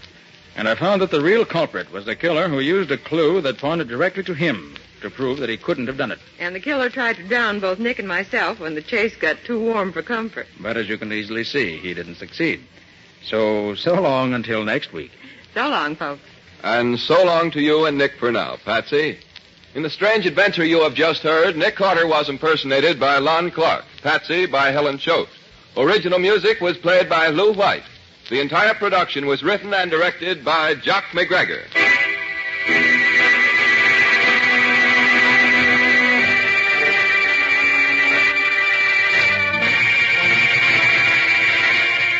Next week at the same time, listen to another curious adventure of Nick Carter entitled The Drug Ring Murdered.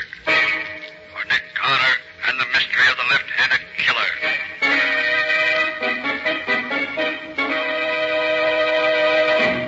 This story is a copyrighted feature of Street and Smith Publications, Incorporated. The Return of Nick Carter is produced in the studios of WOR and is broadcast over most of these stations every Wednesday evening at 8:30 Eastern War Time.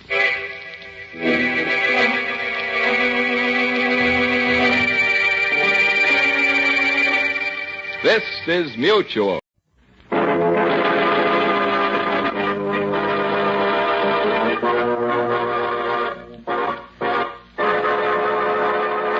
Yes, it's another case for that most famous of all manhunters, the detective whose ability at solving crime is unequaled in the history of detective fiction, Nick Carter, Master Detective. Tonight's curious adventure, a special Christmas story. Nick Carter's Christmas Adventure. Or the Mystery of the Reluctant Contributor.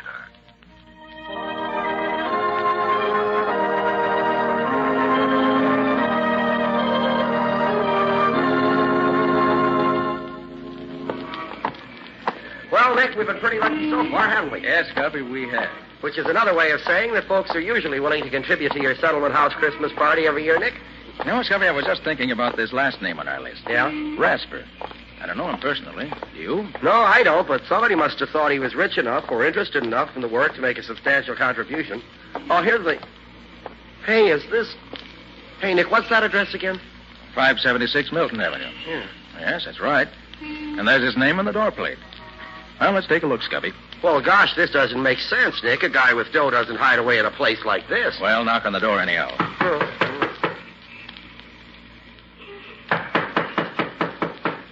Doesn't seem to be anybody here, Nick. No, hold it, Scubby. I hear someone coming. Oh. Who is it? I'm Nicholas Carter. May I speak to Mr. Rasper, please? Nick Carter, eh? Yes, yes. And this is my assistant, Scubby Wilson. How do you do? You Mr. Rasper? Yes. Well, come in. It's cold out there. You're letting all the heat out. Oh, beg your pardon. Come on, Scubby. Yeah, I'm in, Nick. I'm in. Well, what was it you wanted? Oh, Mr. Rasper, I've come to see if you would care to make a contribution to my Christmas party fund. I never make contributions. Oh, but you didn't let Nick finish, sir. The fund provides food and extra clothing for the needy and deserving The children. charity department's still working, isn't it? Well, of course, Mr. Rasper, but my object is to provide an inspiration for the young people who are underprivileged. People who haven't got any money are always trying to get it from those who have. Then you aren't interested in seeing that the children of the Lincoln Hall district are helped to a little happiness on Christmas Day? No, I'm not. Christmas is old-fashioned. I don't believe in it.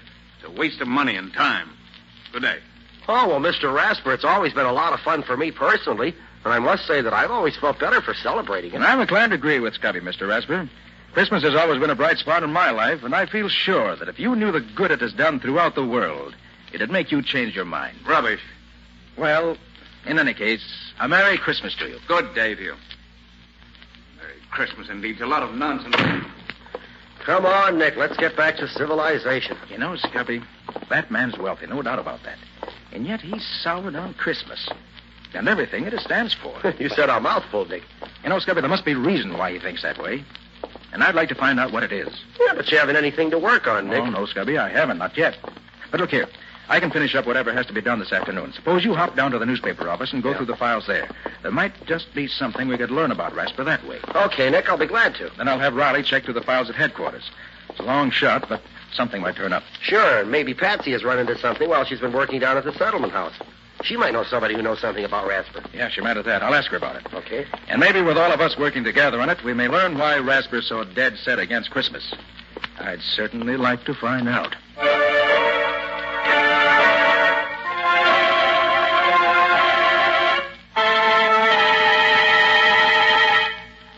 Hello, is that you, Nick? Riley talking. I've been through my files here, and I can't find anything charged against a man named Ben Rasper.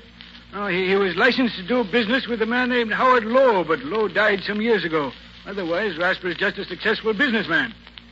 Yeah, that's right. I'll tell you what, though, Nick. There's an old fella named Fred Anderson who used to be on the force who knows Rasper. Sure. You can find him at Lincoln Hall, where you're giving the party. Oh, he's the watchman there now. Okay, Nick, that's all right. See you tomorrow.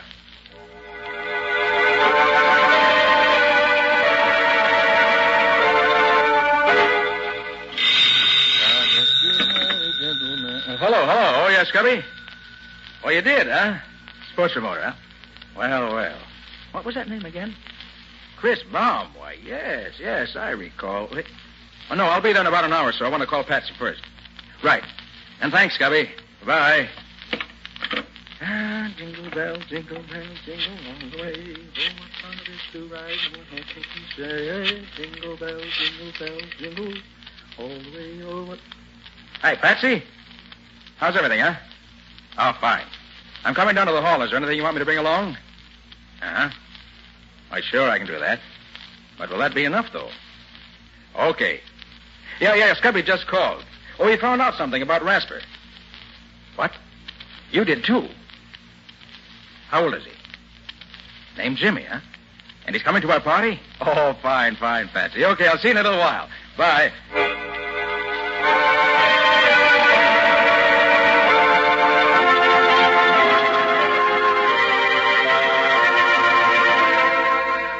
Oh, that's fine. We've collected enough to do this year's party up right. Now let's get organized. Riley, your job will be to get the kids and the needy persons rounded up. Oh, sure, Nick. I'll take care of it. I got your list and the list from the social worker and from the church down there. And there are plenty of others who'll need a lift this year, believe me. I know it, Riley, and I'll depend on you. Scubby, it's your job to see that the tree and decorations and gifts are taken care of. Don't worry, Nick. Decorating is my middle name. I'll make Lincoln Hall look like $1 million in cash. Good boy. And Patsy, you see to it that there's plenty to eat and drink for the party, so I won't have to worry about that. I'll take care of the bills, and you have the letters of credit the stores gave us. You know how to do that. Sure thing, Nick. I've been through it with you often enough before. I ought to know what you want by this time. What are you going to be doing, Nick? Me? Well, Riley, I'm going to do a little detecting. I'm going to look into those tips you, Patsy, and Scubby gave me about those people who know Ben Rasper. And by the time I'm through, I hope to find out why it is that he hates Christmas the way he does. And then, well, then, maybe I'll be able to do something about it.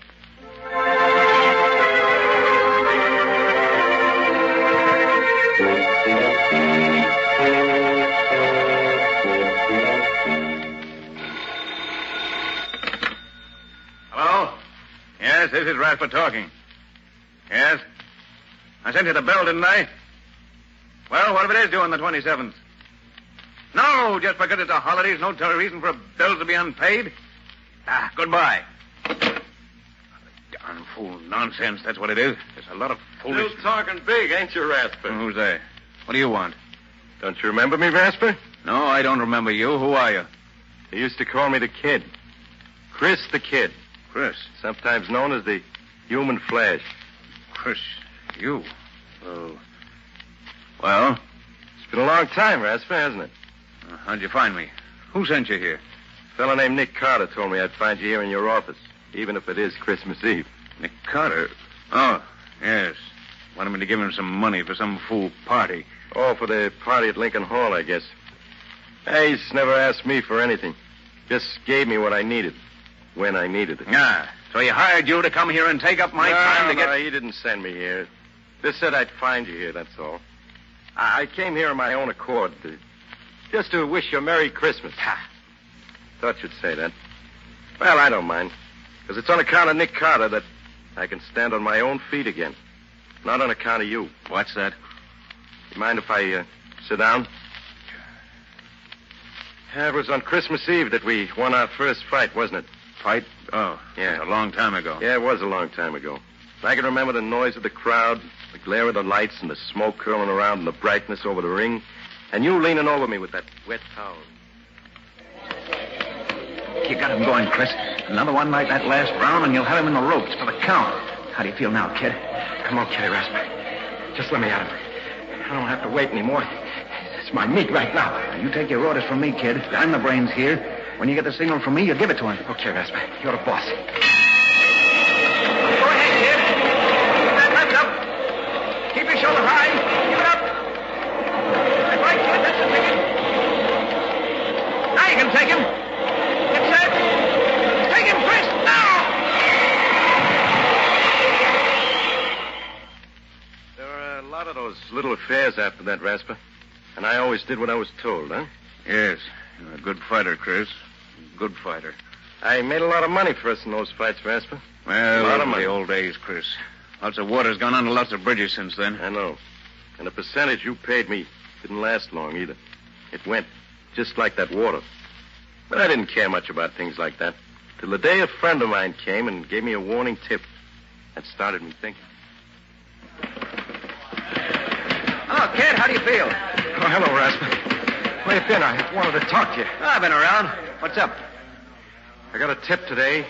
You're signing up Timmy O'Day. You're going to manage him. Who told you that? Never mind. Is it true? That depends. Depends on what? Look, kid, you're getting slow. O'Day's fresh. He'll be the next champ. If he wins this fight with you tonight, I'm taking him over. If I win tonight? I'm taking O'Day over anyhow. We've been together a long time, kid, and it don't pay to get in too much of a rut. So that's all it means to you, is it? Money. The payoff, huh? What about all the years we've known each other? What about the things we've been through? Why, you... Don't get yourself all in a sweat, kid. It isn't good for you. You'll get your cut anyway. Don't worry. You'll get your cut. I'll see you later. Rasper, what'll I do? Tell me what to do. I can't see him. My eyes all puffed up. He's cutting me to ribbons. Tell me what to do, Rasper. Don't bother me, kid. Use your own judgment. You're on your own, as of now. But, Rasper, you always... You're on your own, kid.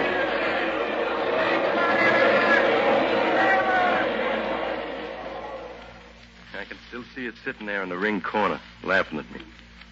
But that was the last thing I saw for a long time. O'Day saw to that. You must have coached him pretty thorough about my style. And then you really cashed in. Well, I haven't got much myself, but I'm still able to wish you a Merry Christmas, Rasper. Although I don't think you'll ever have one. Chris, I got some things to do, Rasper. Carter asked me to pick up some things for the party at Lincoln Hall tomorrow. We always have a swell time at Carter's Christmas parties. Too bad you can't enjoy anything like that anymore. Well, as I said before, Rasper, Merry Christmas.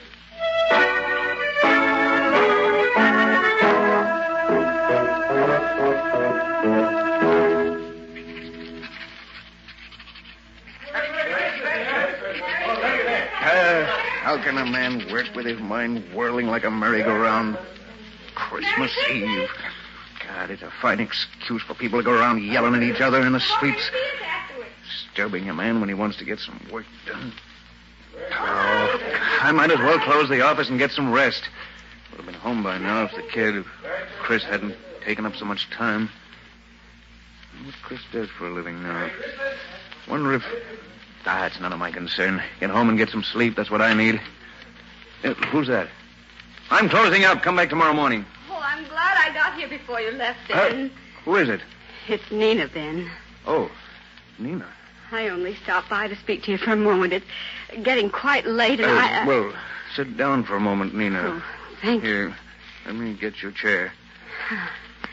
I suppose it's rather bold of me to come after all this time, but Why, no, Nina, no. I'm glad you did. Is there something you want? Oh, no. No, there's nothing you can do for me, Ben. Jimmy and I are doing very nicely. I just wanted to wish you a Merry Christmas. I was in the neighborhood doing some shopping for the party that Mr. Carter's giving at Lincoln Hall tomorrow, and How is he, Nina? Jimmy, I mean. Oh, he's fine, Ben. He's full of life and interested in everything. He has a good head on his shoulders, and he's very handsome, too. Oh, that's fine. Just fine. You're looking a little tired, Ben. Are you feeling well? Oh, yes, of course. I've been working hard, that's all. I don't spend much time at home. Not much reason to. That's the way you wanted it, Ben. Don't you remember? Nina, where are you? Oh, Jimmy, there's Daddy. Now, wait here for Mommy like a good boy, won't you? I'm coming, Ben. I've been keeping your dinner warm for you. I hope you'll... What's the matter, Ben? You look as if That's nothing, Nina, nothing. I'm in a hurry, that's all. Well, you're always in a hurry, aren't you? Never have time for... Where's my dinner? Sit down, Ben. I'll have it for you right away. This plate is hot now. Be careful that you don't burn yourself. I won't. Salt, please. Here you are, dear. Ben, when you've finished, won't you take time enough out of your business to help me get the tree decorated? I know Jimmy's too young to know much about it, but I'd love to have his Christmas all ready for him in the morning. Look, I'll put him to sleep right away, and then we can start. See, I have some holly and mistletoe for the fireplace, and some I ribbon won't and have paper time on for that, Nina. But, Ben, it's Christmas Eve. Surely you I have have time... to get back to the office. I'm putting on a championship match for O'Day in January, and the things have gone haywire. Something that can't wait till tomorrow. I have to get it organized right away, that's all. Ben, this is Christmas Eve. Tomorrow will be Jimmy's first Christmas. Doesn't that mean anything to you? You and Jimmy celebrate Christmas any way you want to, Nina. I've something more important to do. Business is more important than sentiment. You certainly can see that. Yes, Ben. I can see that. I've been seeing it more and more during the last few years. I thought that when Jimmy came, maybe you would... No, I was wrong, wasn't I, Ben? You'd even let your love for business break up our home. Break up our... Oh, don't be melodramatic, Nina. I'm not being melodramatic, Ben. I'm trying to be very calm and quiet about it. I've had a lot of time to think when I've sat alone here night after night. And those days on end when you've been away attending to your business. And what has come out of all this thinking you've done? Just this, Ben. I'm not going on any longer. Either you belong to your family, or your family will get along without you. I have to rush, Nina. Good night. Good night, Ben. It's goodbye. Jimmy and I are leaving tonight. Look, I haven't time to talk about it with you now, Lena. By the way, this will probably take most of the night. Good night. Goodbye, Ben, and Merry Christmas.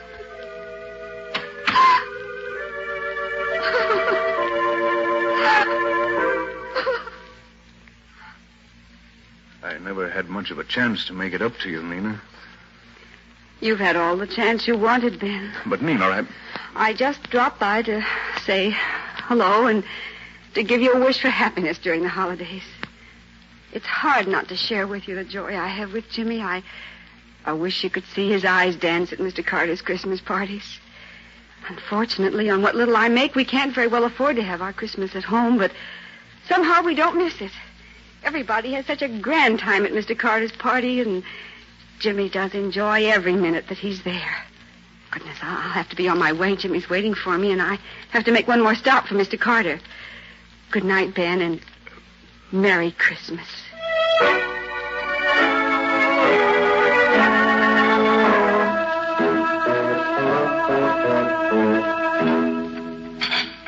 This stuff doesn't taste like anything. Nothing at all. I can't understand what's got into me. It's good food, fixed the same as it always is. It just doesn't taste right, that's all. What's that? Someone at the door this time of the night? I'm coming.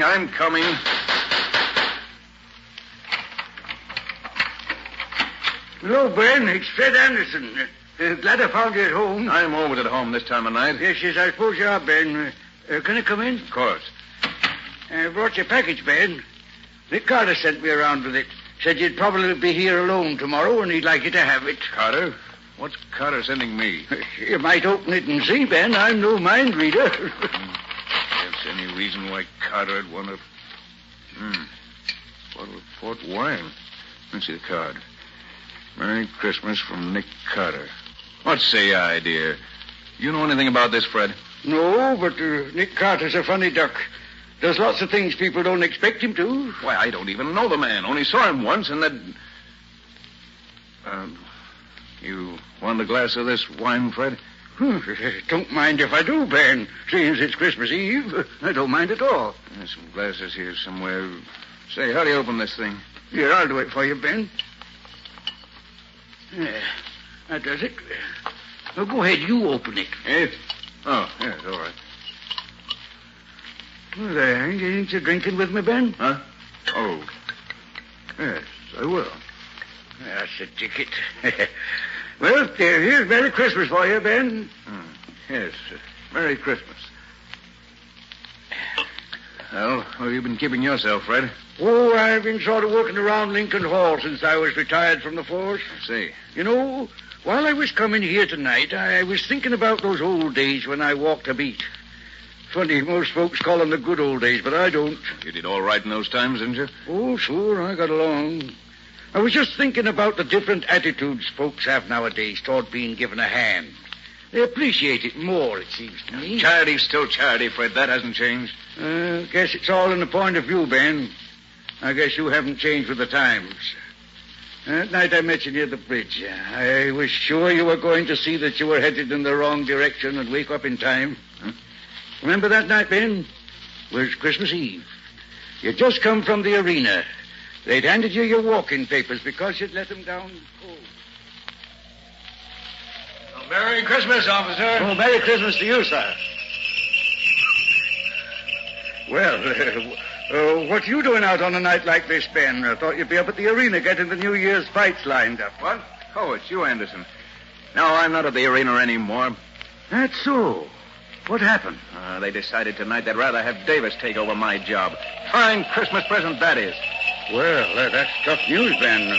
What you going to do now? I don't know. I can't seem to think straight. Oh, that's a crazy way for a man like you to talk. On a Christmas Eve, too? Christmas Eve. That's never been anything but a jinx to me. First I get stuck with that no-good fighter all day. Then Nina leaves me and takes my son with her. And now the arena throws me out. Well, maybe you better stop and find out what it is you're doing wrong, Ben. Maybe you're the one that's to blame, not Christmas Eve. They all take advantage of me. I made all the money I could for them, but I'm not going to do it anymore. Now, take it easy, Ben. Take it easy. You better go home and think it over. I have thought it over, Fred, and I know what the answer is. I'm going to make money for myself and nobody else. I'll show these people. I'll make so much money they'll come crawling to me on their knees. I won't have to ask for anybody's sympathy. You don't pay to think like that, Ben. You'll regret it. Now, look. I know that Bill Boynton, who runs the shoe store down on Elm Street, is looking for a man to buy in with him. Why don't Me you... work in a shoe store? Not in your life, Fred. I'm going after the big money. Big money. That's the only thing people understand, and I'm going to get it. Well, now you got it, Ben. You're one of the richest men in town. And what's it got you? Why, I don't know. Ben, it's too bad you don't get around and see what nice people there are in the world. People like this Carter fella, for instance. Does a man good to know people like him. Makes you feel there really is a Santa Claus, to see him bring the smiles to the kids' faces at those parties he gives down at Lincoln Hall.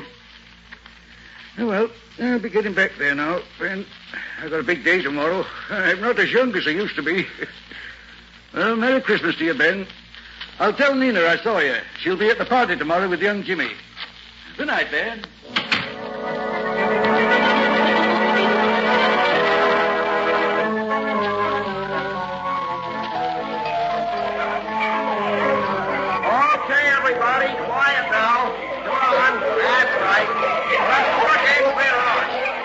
If you'll all line up along the wall over there and march around here by the tree, Lieutenant Riley will hand you your gifts. Then you go around to the tables there and get your refreshments. Come on now, line up. That's it. That's the ticket. Now, march around here. Come on. Take your time now.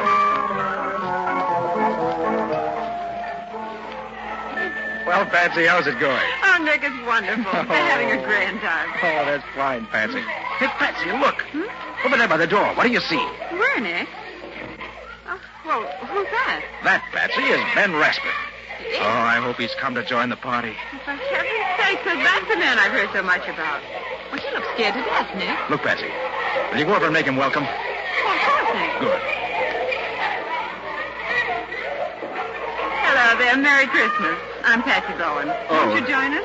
How do you do? I hope I'm not... Do you mind if I just watch? Well, of course not. Come right in. I wanted to thank Mr. Carter for the gift he sent, and I... Nick's right over there near the tree. Come along. Children seem to be enjoying themselves, don't they? They certainly do. There's Lieutenant Riley handing out the gifts there.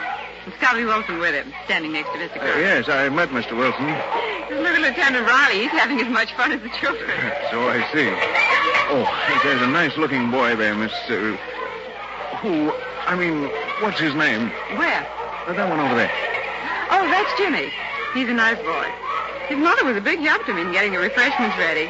There she is over there on the far side of the hall with the table, see? Oh, yes. Her son. Yes. Yes, Nick, I see.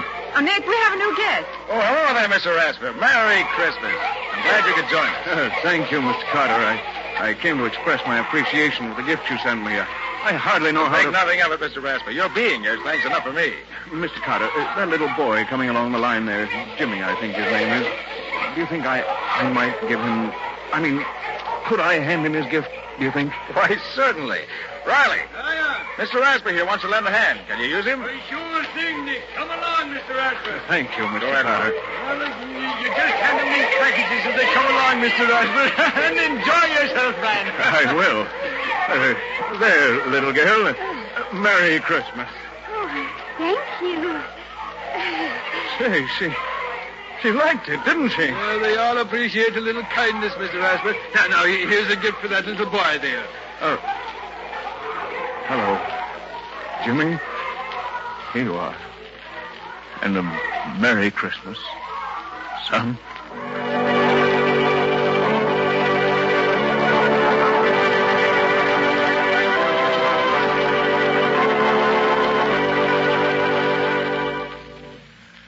Oh, well, that was the day for you. Gosh, I haven't had so much fun since last year. You played those games harder than any two kids in the bunch, Scubby. Yeah, and lost practically every time. You're kidding. Well, you really have to be in condition to keep up with these kids. Boy, they're wonders. Hey, where do they get all that energy? That will be one of the world's great mysteries forever, Scubby. Nick, what are you thinking so hard about?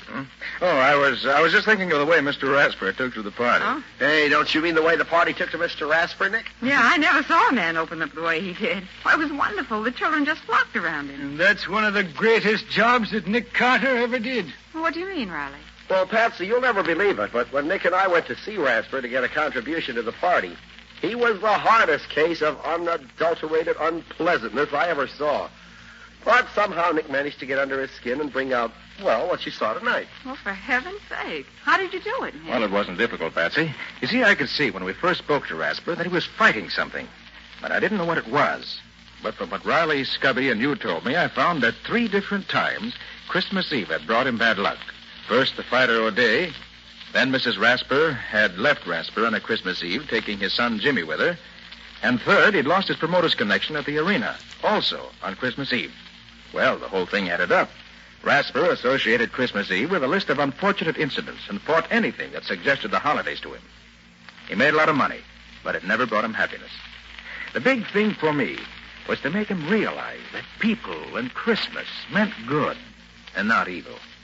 And from what I saw this afternoon, the Rasper family and the whole neighborhood, for that matter, is going to benefit by his awakening to that realization. Oh, Nick, that's wonderful. You deserve a kiss for that. Oh, thanks, Patsy. I'm glad you feel that way, too. You know, I'm happier this evening because of Mr. Rasper than I would be if I'd solved 20 murders. He's made this a really Merry Christmas for all of us.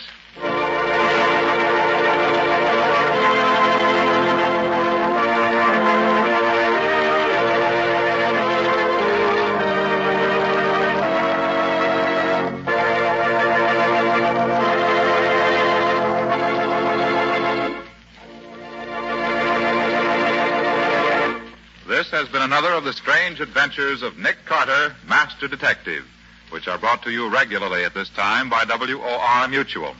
What's your story going to be about next time, Nick? It's a little different from the usual story because it started out with Nick himself being the victim of a holdup. Yes, and the men who held me up turned out to be innocent after all. Sounds a trifle complicated to me. It was. Complicated, but interesting. And it gave me plenty of trouble before I found the solution. Including a sore throat that almost finished Nick Carter. A sore throat? Why should that be dangerous? Because it was the kind that you get from a rope around your neck. Hey, wait a minute. You mean... All the rest of the story you get 2 weeks from tonight, not now. So long, everybody. So long. So long, both of you. In the strange adventure you have just heard, Nick Carter was impersonated by Lon Clark, Patsy by Helen Choate, and Scubby by John Kane. The story was written for Nick Carter by Humphrey Davis. Original music was played by Lou White. The entire production was under the direction of Jock McGregor.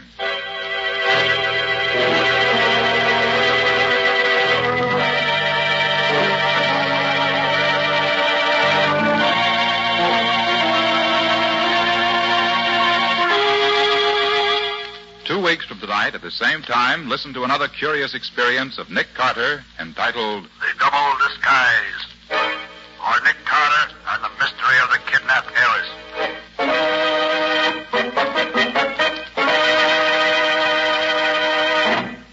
This story is a copyrighted feature of Street and Smith Publications, Incorporated.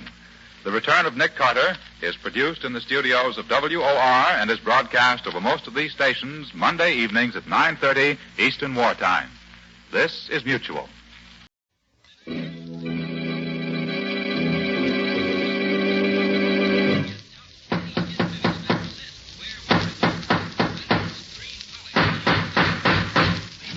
What's the matter? What is it? Another tip.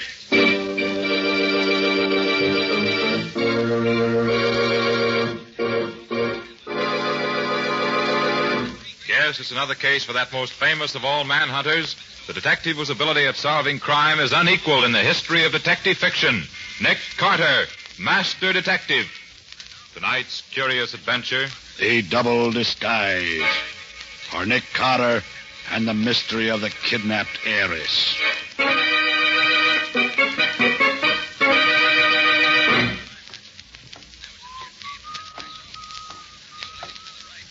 Pardon me, but could you tell me which way to Bond Avenue, please? Bond Avenue? Why, yes. We'll just walk 3 blocks Okay, straight mister. ahead. It's a stick-up. What? Yeah. Hand it over and be quick about it. Hand what over? Your wallet, of course. Come on. Oh, come now. Isn't it quite late in the evening for this sort of thing? There's nothing funny about this. I mean business. You haven't been in the business very long, have you? That's enough talk. Just hand it over. Hand it over, I'll shoot. You really would shoot me, would you? Yes. This is your last chance. Please, I don't want to have to kill you. Okay. But you won't find very much. All right, I'll take that toy pistol now. There. Oh.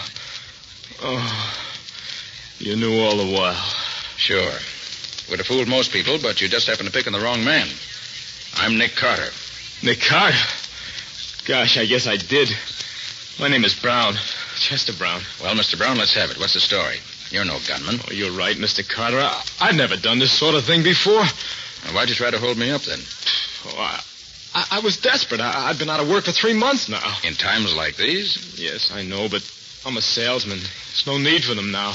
How about manual work? I tried that, but my heart isn't very strong. Oh, I see. Married? Yes, I was married 6 months ago. Where do you live? We live in a couple of rooms in a boarding house. Only a few blocks from here, Mr. Carter. Why do you ask? I'd like to go home with you and meet your wife. Oh, that means you aren't going to turn me over to the police. No, not yet, at least. Oh, thanks. But one never knows, Mr. Brown. Let's go.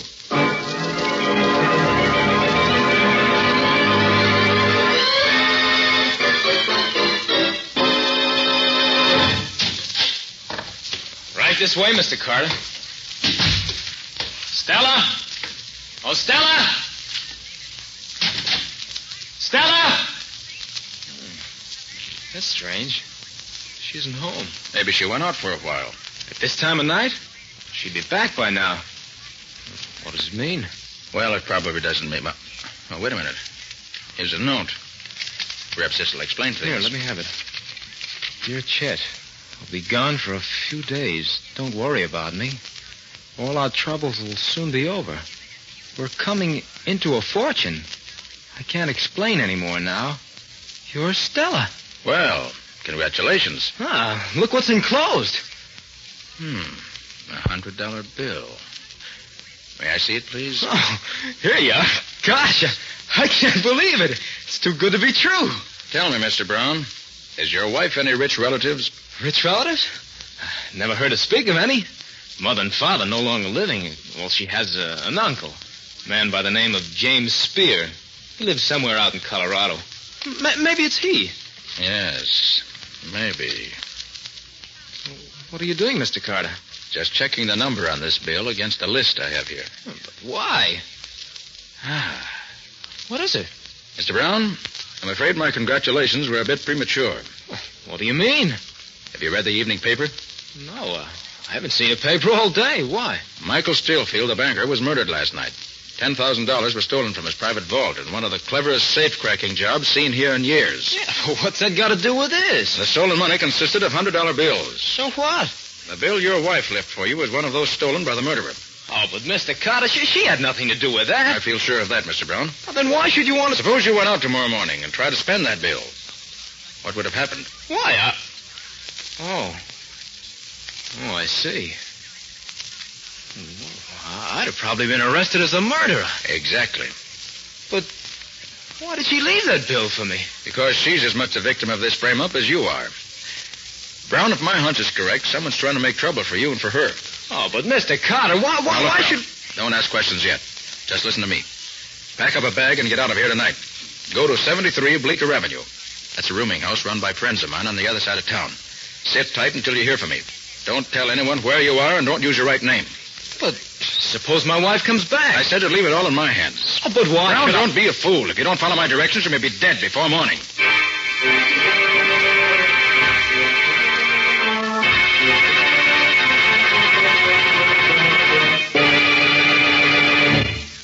So you don't think either Brown or his wife had anything to do with the murder, Nick? No, Patsy, I don't. It's too obvious a frame-up.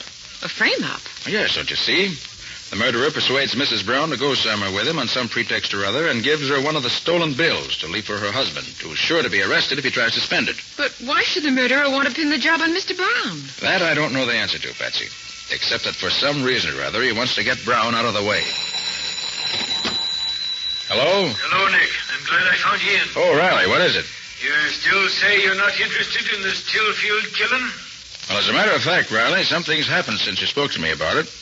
I've changed my mind. Oh, so you've heard already? Heard? What? About the big Postal Express robbery down on Front Street. That's where I'm calling from. I know, that's news to me. What do they get, Riley? $40,000 in negotiable bonds. Right out of the vault, Nick. Not bad. Yes, and this is the interesting part. Yeah? Do you know who those bonds were being shipped to? Michael Stillfield. Stillfield? Okay, Riley, thanks. I'll be right down. Well, Patsy, this thing gets more interesting by the minute. Let's go.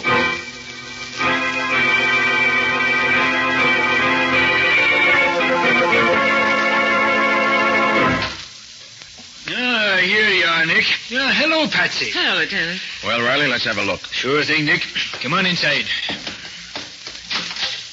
Now, this is Mr. Johnson, Nick. He's in charge of the express office. How do you do? So glad you came, Mr. Carter. Nothing like this has happened in the 30 years I've been with the company. Well, I suppose there's always a first time, Mr. Johnson. That's the vault over there, Mr. Carter. No, thanks. Certainly don't come any finer. That's true, Mr. Carter. Absolutely burglar-proof. Or so we thought. Was anything else taken? No, just the bonds. And they're as good as cash, you know. When did you discover that they were missing? This morning. They were put in that vault last night. I watched the bookkeeper do it myself. I see. And you were the one who closed the vaults? That's right. I closed it and adjusted the time mechanism myself. Well, seems to be intact. That's just it, Mr. Carter. I can't understand it. Neither the vault lock nor the time attachment have been tampered with. It looks like the devil's own work. It's absolutely incredible, Mr. Carter. But there you have it. The safe was open and the bonds are gone. Well, what do you make of it, Nick? There aren't many men who could have pulled off this kind of a job. Well, you're right there, Nick. As a matter of fact, I don't know anybody but Nick Carter who could have done it. He's that handy with locks of all kinds. You have some idea, Mr. Carter? You say the bonds were put in the vault last night? Yes, that's right. About what time would you say? Well, we received them from the west on the 5 o'clock train. Did you say from the west? Well, yes, they came from Colorado. And they were addressed to Michael Stillfield? That's right. And they were put in the vault a little after 5. And as you already know, that's the last we were seen of them. Thank you, Mr. Johnson.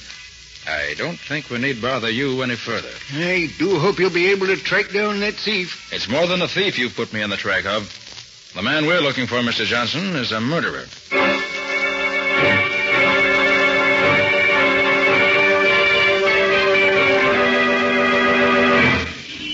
Hey, what was that stuff you were giving Johnson about looking for a murderer, Nick? That's exactly what I meant, Riley. You mean there's a connection between the murder of Michael Stillfield and this robbery, Nick? You catch on fast, Patsy. How do you figure it, Nick? Well, in both cases, it was Stillfield's property that was stolen.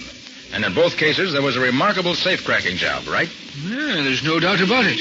Looks like it could be the same ones, all right. And you recall where Johnson said those bonds came from? Yes, from Colorado, Nick. Well, sure, I remember his saying that, but what's that got to do with it? Just a hunch, Riley. By judging by the way these two safes were broken into, I think I know who probably did it. Who? Clint Bartow. Clint Bartow? Oh, you're having me believing the dead come to life again, Nick. Why, don't you remember? He was reported dead 5 years ago up in Canada someplace. Yes, but where Clint Bartow's concerned, I don't have much faith in that kind of a report. He's the most dangerous and resourceful criminal on the continent. Riley, I wouldn't be surprised that he had that report circulated purposely. Well, no, I hadn't thought of it that way. Furthermore, I suggest you make a thorough check on the background of Michael Stillfield, the murdered banker. An idea there may be some interesting facts turned up. Okay, Nick, it's as good as done. When you get the information... Well... What is it, Nick? We're being followed. Huh? Well, not for long we won't be. Now, just let me... Wait a minute. I want to handle this my own way, Riley. You continue on the way you're going. Patsy and I'll turn up this side street. Okay, Nick. I'll be seeing you. So long. So long, Riley. All right, Patsy, come along this way. Is he still following, Nick? Yeah. He's hanging on, all right. Here. Into this doorway here. Okay. Now what? Well, just wait. He'll be along. Yeah, here he comes now. Stay here, Patsy. Be careful, Nick.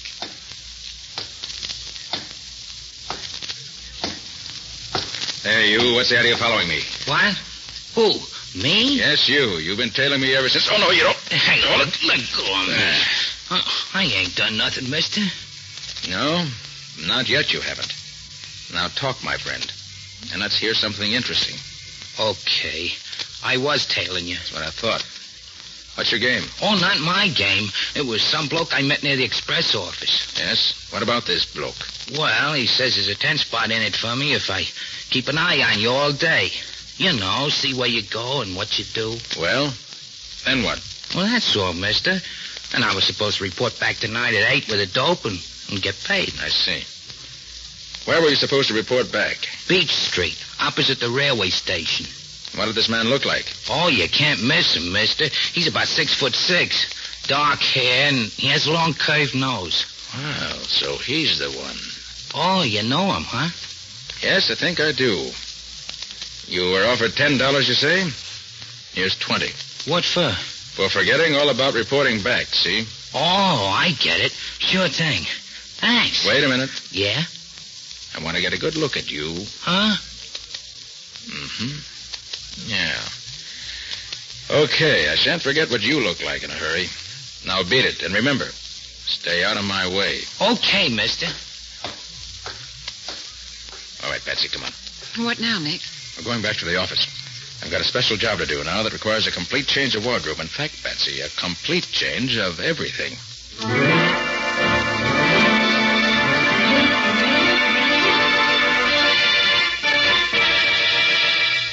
There, that does it. Hand me that mirror, will you, Patsy? Here you are, Nick. Not bad. Well, Patsy, do you think I look like the man who was following us? Simply perfect, Nick.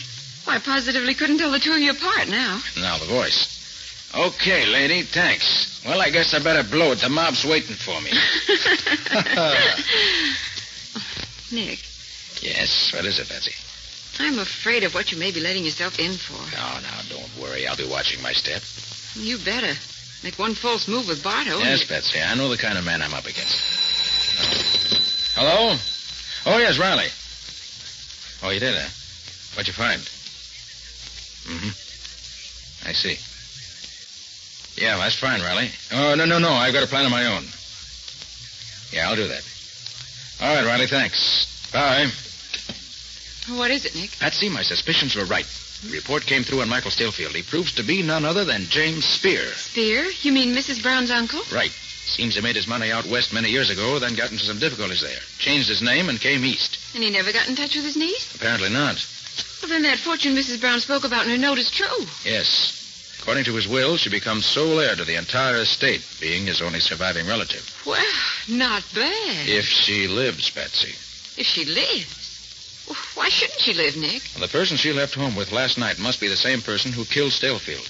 The $100 bill she left for her husband proves that.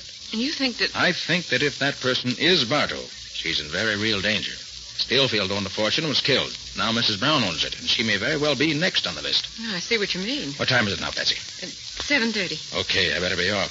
I'm going to keep my 8 o'clock date. You will be careful, Nick. Yes, of course I will. You know what you're to do. Yes, I'll do just what you told me. Good. Well, so long, Patsy. I'll be seeing you. I hope so, Nick. I hope so.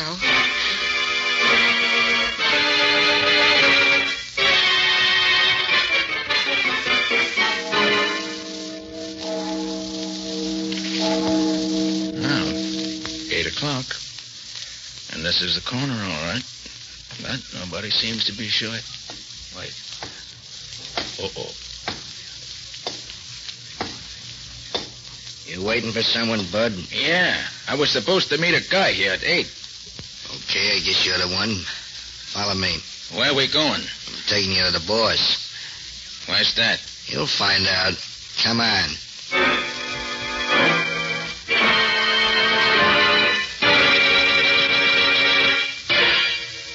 Here we are. Just a minute. It's me, boss. Is this the guy, boss? Yeah. Come in. Close the door, Malone. Yeah. Well, what'd you find out? I followed the guy like you said. Well?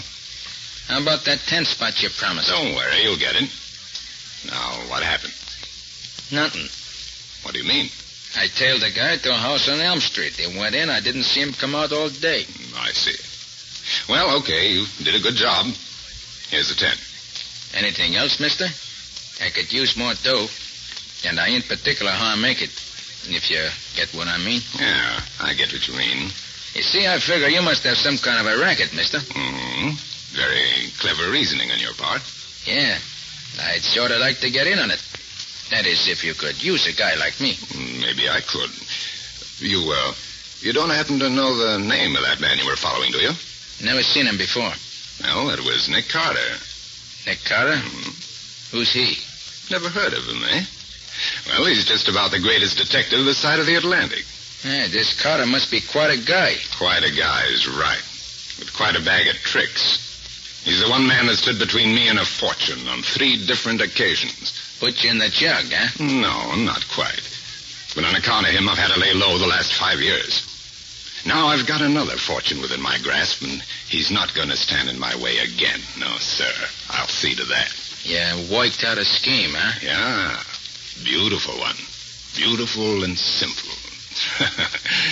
He's going to be hoisted by his own petard. Come again? One of his own great tricks is going to be his undoing. I don't get you. All right, Nick Carter. You can come out from under that trick voice now. Keep him covered, Malone. Yeah, right. Well, congratulations, Bardo. I was sure I had you fooled. It was a neat job, Carter. Your resemblance to Trigger is absolutely uncanny. Trigger? Yeah, one of my own men. Oh. It was all a frame, and you fell for it. Knowing you and your tricks, I figure that's exactly what you do. And now that I'm here, what do you propose to do? Something I should have done a long time ago. This is the end of the road for you, Carter. Bardo, I think you're bluffing. Oh, you do? Yes, I do. Why'd you have to go to all this trouble? You could have had one of your men shoot me in the street. No, Carter, I had a special reason for wanting to bring you here alive. Yeah? What's that? I wanted to see the look on your face when I opened the door to this inner room and you saw this. What? Chester Brown? Yeah. And I assure you he wouldn't be sleeping so peacefully if he knew what I was planning for him. And for you. Hey, you, wake up. Wake up. You've got company. You gave him too much of that dope, Malone. You might have killed him. So what, boss? Ain't that what you want? Yeah, but I want him to wait until Mr. Carter could keep him company. I want them to go out together. Come on, you. Wake up. What's all You may not believe it, Brown, but this tough-looking thug is really our old friend Nick Carter. Oh, so it's you, Mr. Carter. I thought I told you to hide away at that address I gave you. I did. These guys found out where I was. Did you tell anybody where you were? No, nobody. I just gave my address to my old landlady so she could forward my mail. Right boy, isn't he, Carter? Well, now that I've got you both here together, I'm going to hang you both together. Trigger. Yeah, boss? Come in here. Help Malone tie this great detective up while I keep him covered. It'll be a pleasure, boss. Hello there, detective. And thanks again for that 20. Don't mention it. You want this other guy too, boss? Yeah, get him up on his feet. I want to watch them dance together. Yeah. Come on, you. Come on up, sonny boy. Here. Okay, boss. All set. Did you frisk him? Yeah, he's clean. Here's his gun. All right, then. Mr. Carter, what are they going to do? Looks as if they mean to hang us. No, they can't do that. You can't. I haven't done it. Squeal like a stuck pig. Be like Carter. He isn't saying a word. I still don't believe you're going through with this, Bardo. No. Get Carter's rope over the rafter at this end. Put Brown's rope over the other end. Come on. There you are, boss. Good. Now a couple of chairs for him to stand on. See here, Bardo. You've nothing to gain by murdering us in cold blood this way. You've killed one man already. You've stolen $50,000. What more do you want? $50,000? That's spin money. Stillfields is worth $5 million. What about it? That fortune's going to be mine, every cent of it. And you're the only man that might stop me, so I'm taking no chances. I know you're clever, Bardo, but I can't see how you're going to get your hands on Stillfield's money now that he's dead. On the contrary, Carter, that's what makes it all so simple. Because it makes Mrs. Brown his sole heir. And Mrs. Brown has been led to believe, by something that I said, that I'm a lawyer. And she's already turned over to me all the credentials necessary to claim her uncle's fortune. I'm sure my own wife will have no trouble at all convincing the real lawyers that she is Mrs. Brown.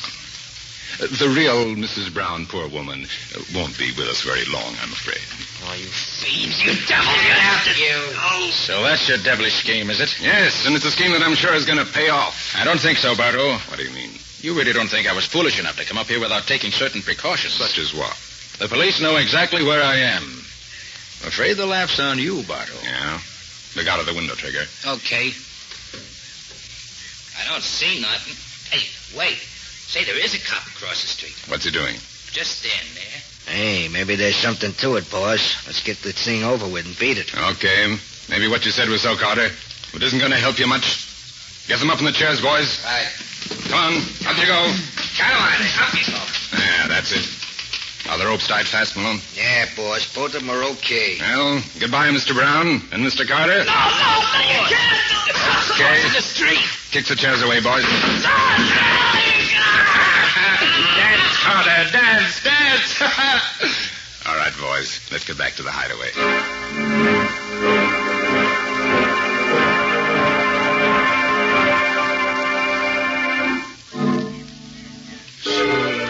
So that was his plan, Patsy. Yes, Lieutenant. I see. And if Nick didn't come out in a half an hour, we were to go in after him. The time's just about... Oh, look, Lieutenant. What is it, Patsy? There's 3 men leaving the building. They're getting into that car. Yeah, and in an awful hurry, too. Come on, Patsy, let's go in. Nick! Nick, where are you? Nick Carter, are you here? Try this door. He's not here. Try that one over there. He's not here. It's getting so dark again. Here I am. Hey, Patsy, listen. Here I am. Oh, Nick, are you all right? Let me find the light here. Oh, Nick, what's happened? What are you They telling? tried to hang us. Hang you? Who's that with you, Nick? That's Brown. Nearly passed out. Oh. But I think he's going to pull through now. Oh, Nick, are you all right now? Yeah, I'm okay. My throat's pretty sore, but I live long enough to see Bardo and his men behind bars. Now, take it easy, Nick. There's time enough for that. No, there isn't, Riley. Patsy, you stay here with Brown. Look out for him. Riley, where's your car? It's just on the block. Why? We haven't a second to lose. We got to follow Bardo. Huh? Every minute counts now. The woman's life's at stake.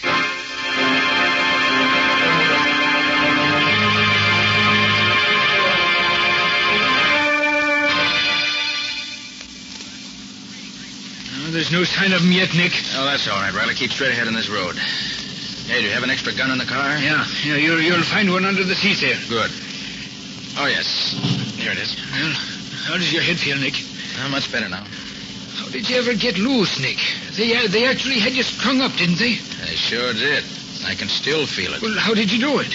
Well, after they tied my wrists, I got Bardo to talking and gave me time to work him loose. Oh, you mean you swelled your wrists when they tied them so that when you relaxed, they'd be so much smaller, huh? Mm-hmm. Except that having my hands free wouldn't have helped me much if Bardo and his men hadn't left right away.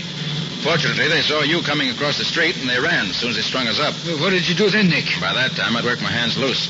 So I grabbed the rope above my head, pulled myself up. Phew, that was close. Yes, it was. I cut the rope with a little trick knife that's built into my tie clasp. I never thought to look for one there. Then I cut Brown down. Poor fellow, he was almost gone. Well, thank heavens you outsmarted them, Nick. And as for Bartow, that dirty, murdering, no-good scoundrel... Oh, look, I Riley. could... Huh? It's a car ahead of us. Oh, was that the right one, Nick? Let me see. So much dust on that. 3J20 R7... Is that last... Oh, 6. Yes, that's the car. All right, now take it easy, Riley. I don't want him to get suspicious. Right. Yeah, they're turning up that dirt road there, Nick. Shall I follow them? Say, I know where that hideout is now. Oh, you do? Yes, must be the old Fairbanks Cave, not far from here. Bartow used it before. Hey, stop the car here. If luck's with us, this is the end of the trail. And the end of Bartow.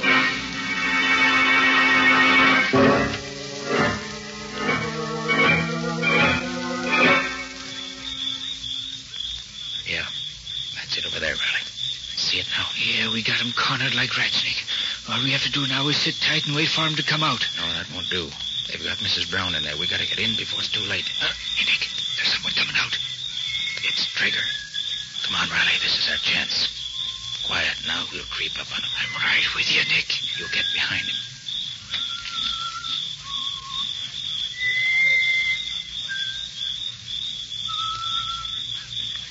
Oh! Ah, that was worth $20. Now for the boss himself.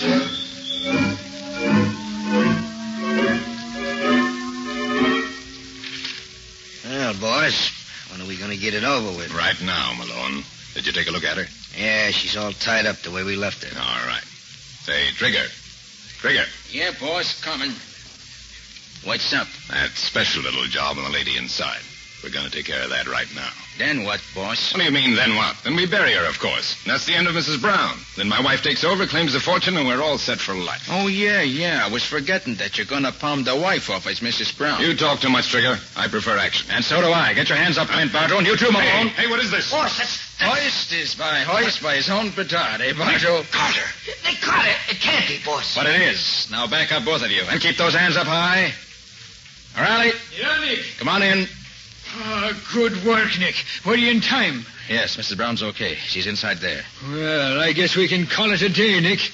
You saved the lives of the Browns, and we got Bartow and his gang where we can put him away forever. Yes, Riley, that's true. Clint Bartow and his tricks. Hoist by his own petard. Huh? What in the world does that expression mean, Nick? That? Oh, it's an old Hindu proverb, Riley. It means, men who make noose for other fellow sometime find it around own neck.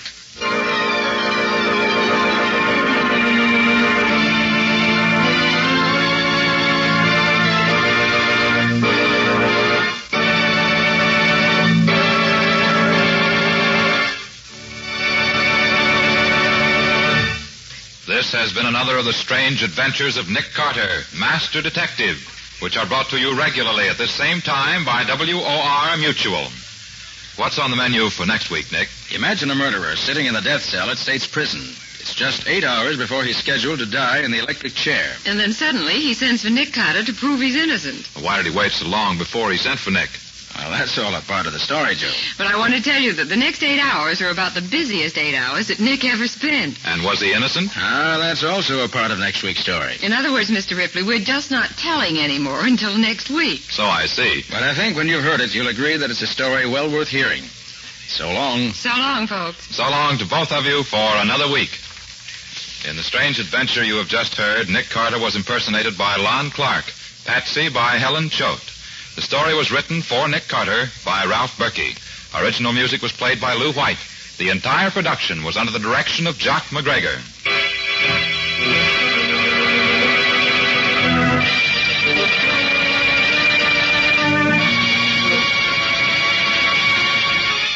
Next week at the same time, listen to another curious experience of Nick Carter entitled 9 Hours to Live, or Nick Carter and the Mystery of the Death House.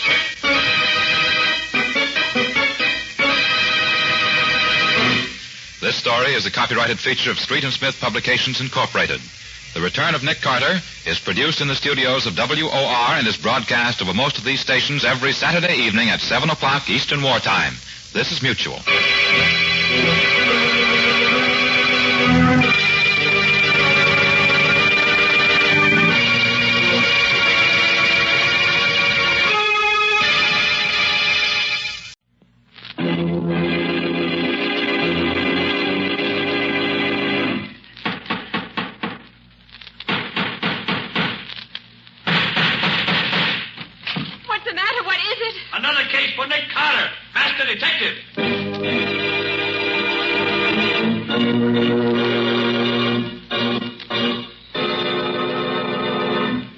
Yes, it's another case for that most famous of all manhunters, the detective whose ability at solving crime is unequaled in the case of detective fiction.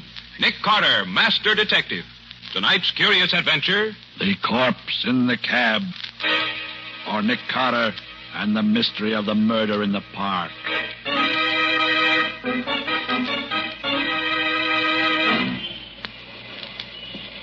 Taxi!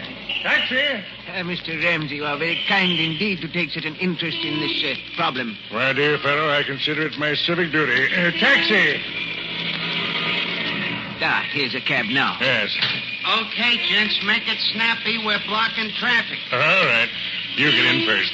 My party, you know, my party. Thank you. Where to, gents? I guess the quickest way to get there is through the park. Yes, drive through the park.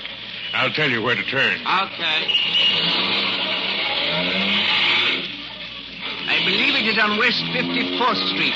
And there's a flag out there. Excuse me, driver. Yeah? Do you mind if I shut this glass partition between us? Go right ahead, boss. You're paying the fare. Here, let me do it for you.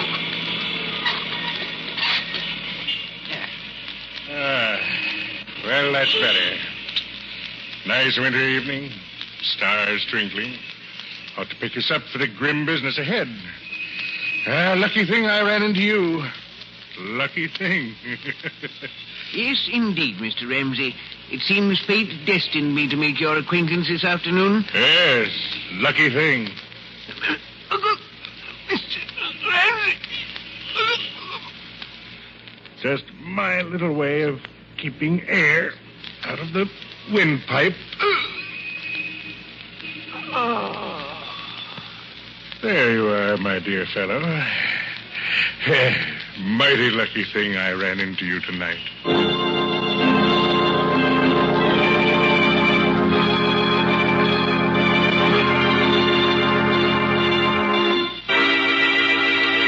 You gotta help me, Nick. You gotta. They'll slap me and stir. Now, take it easy, Shorty. Take it easy.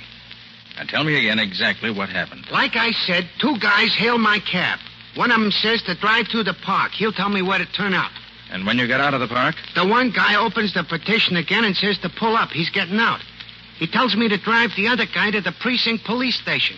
And, Nick, if I hadn't looked around when I came to the intersection and seen what I seen, I'd have driven right up to the bull house with a dead body in my cab. Me, Shorty Bentano. You don't remember what the man looked like, Shorty? In the dark? I ain't got cat's eyes, Nick. Gee, what's that? You are jumpy. And just Patsy buzzing me in the talkback. Oh. Nick, in the inimitable words of Mr. Winchell, my stomach and my backbone are now a twosome. When do we eat? You'll have to order yourself a sandwich, Patsy. We've got work to do. Work tonight? Mm-hmm. And, Patsy, get me police headquarters. Lieutenant Riley. Okay, Nick. You're going to turn me in, Nick? I thought you'd help me. I am going to help you, Shorty. But the sooner the police know about the murdered man outside in your cab, the better it is for you. You're crazy, Nick. I done time. I ain't got a chance. If the cops find that stiff in my buggy, it's curtains for me. I'm getting out of here. Shorty, sit down there. Nick, they'll give me the hot seat for something I never done. No, they won't, Shorty. Not while my name's Nick Carter.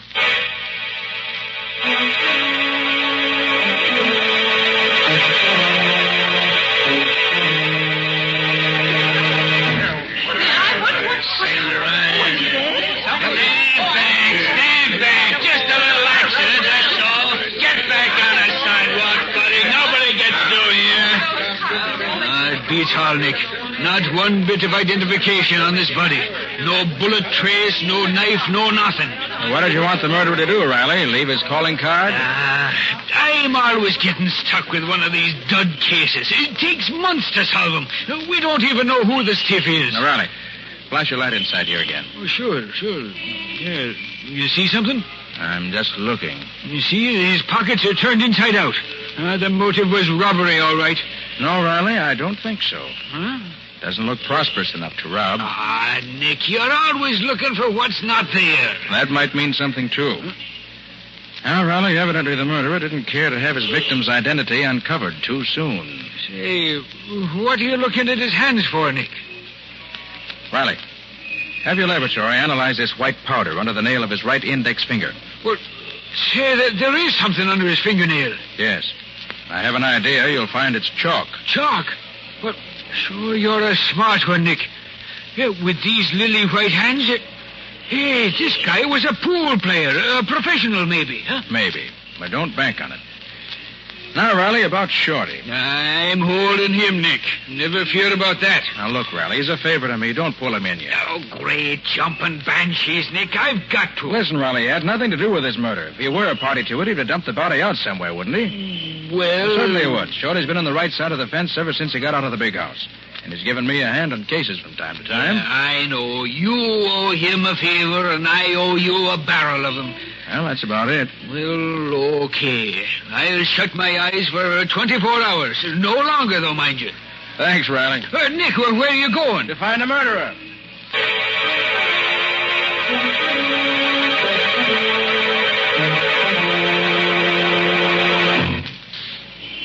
Boy, this is some buggy you got here, Nick. 4 speeds ahead, a siren, 2 searchlights. Anytime you need a chauffeur regular, I'll hire on. Like driving my car, huh? It's like handling a baby carriage. Uh-oh, we're turned into 54th Street now, Nick. All right, Shorty. Slow down a little.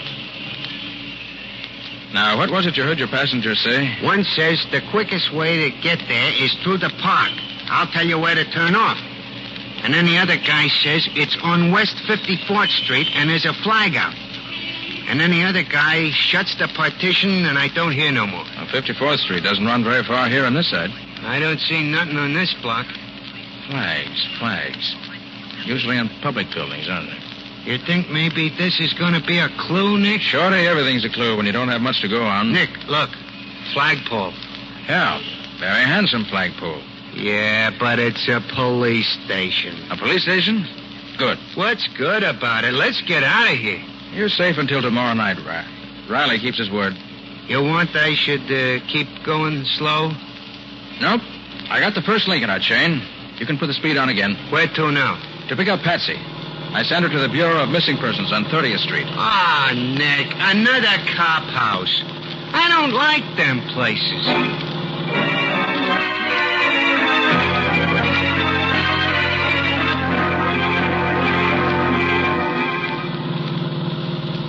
George Day, 2345 Elmhurst Drive, occupation truck driver. When last seen was wearing gray coveralls. No, he's not the one. Gee, Nick, the guy ain't been missing long enough for anybody to get excited about it. He's only been dead a few hours. I'm playing a hunch, Shorty. Oh. You want me to read the rest of the names on the list, Nick? Wait a minute, Patsy. Do you have a school teacher on the list? Yes. How did you know? Never mind. What did he look like? Well, let me see. There. Ivan Johnson, number 2, St. Anne's Drive. Occupation, professor of ancient history. Good. When last seen was wearing dark blue overcoat, gray hat, white shirt, blue tie, and always wears pince-nez glasses. Yes. So did our corpse. The glasses were missing at the time, but the bridge of his nose bore prints of them. Boy, I'm glad I'm going straight. Even the dead wake up and talk when Nick Carter gets on the case. Nick, how in the world did you know it would be a school teacher? Well, I didn't for sure. But nose glasses, plus chalk under the nail of the index finger, plus a sensitive face and the general appearance added up to teacher for me when I looked at the corpse. Next, I figured if he were a school teacher, he'd be expected home by 5 o'clock. His wife or family would be unduly worried if he hadn't showed up by 8 or so and would call the Missing Persons Bureau. But who'd want to murder a poor school teacher? One step at a time, Bessie. And we know this much already. Our Mr. Johnson intended going to the 54th Street police station when he and his murderer hailed Shorty's cab. Oh, I see, Nick. Then you think that Professor Johnson was killed because of something he intended to tell the authorities. Mm-hmm. Simple the way he tells it, ain't it? 1, 2, 3. Yes, you're very clever, Mr. Carter. But don't you think maybe his wife could tell us what it was he was going to tell the cops? Perhaps he told her first. Yes, Patsy, that's just what I do think. What was his address? Just a minute. Oh, yes, here it is. Number 2, St. Anne's Drive. Right. Okay, Shorty. Take us to number 2, St. Anne's Drive. And hurry.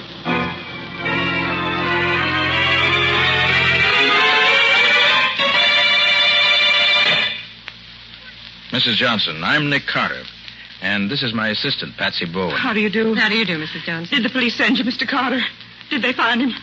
Did they find my husband? I'm only here to ask you a few questions concerning your husband. Oh, then they haven't found him. I really can't say. Now, tell me, did your husband mention whom he was going to see after school hours today? Ivan always comes right home after his classes. I thought that he might have had some special appointment today. Oh, no. Mrs. Johnson, how was your husband feeling when he left for school this morning? Oh, he was in such a mood this morning. Talked about right and justice until my head fairly whirled. You know, he doesn't like to see people cheated, Mr. Carter. Ivan's a very honest person. What do you mean, cheated, Mrs. Johnson? He said he wasn't going to stand by and see the students in his school tricked out of their dimes and quarters. He was going to see right and justice done. The kids are being cheated. What school is this? Central High School. Ivan is the ancient history professor. He's taught there for 12 years. And where's his office there? Why, he's had the same office all that time.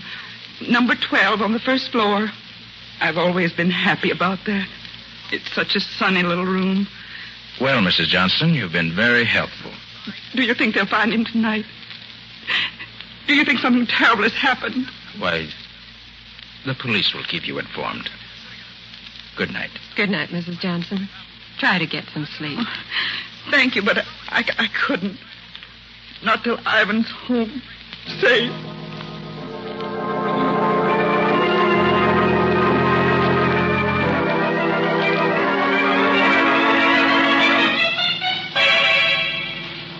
But, Nick, I thought you were going to the school where Professor Johnson taught. That's not over here in the West Side Business District. Glad to see you on your toes, Patsy, and working in all four cylinders. Nose to the grindstone, shoulder to the wheel, and all that. I'm proud of you. All right. But what are we doing over here? In just a moment, you'll see for yourself. This is the place, Nick. Right, Shorty. All right, come on, Patsy. Want me to go with you, Nick? No, you stay here and keep your eyes open. Okay, and good luck. Come on, Patsy. We still got a lot to do if we want to keep Shorty out of Lieutenant Riley's foul clutches. I'm glad they didn't lock the front door in this office building tonight. Hey, that's funny. There's no night watchman here. There usually is. Well, Patsy, never look a gift horse in the teeth. No watchman, no trouble. Hey, it's spooky in here. There's one little light in this whole foyer. Wish we'd brought Shorty in with us. He'll do us more good, keeping watch outside. You really think this is where Ivan Johnson was this afternoon? Well, we know Shorty picked him up in front of this building. And this is the only office building in this block. All the rest are warehouses. It's pretty deserted, if you ask me. Mm-hmm. And the elevators, of course, have stopped for the night. And this is a 10-story building. Well, Nick, maybe if we look at the directory board, we'll be able to figure out what office Professor Johnson might have visited. Well, that's what I'm hoping. Now, let's see.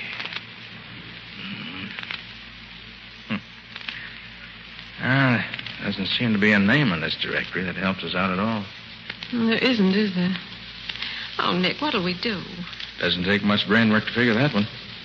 Maybe we can tell if we have a look at the doors of the offices in this building. So, we'll just have to go from office to office. Now, come on. Let's start climbing.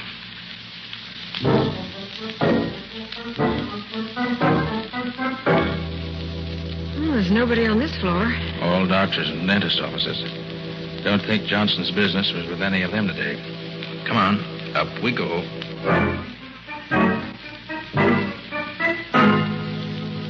See anything on this floor, Nick? No. Nobody or nothing to interest a school teacher.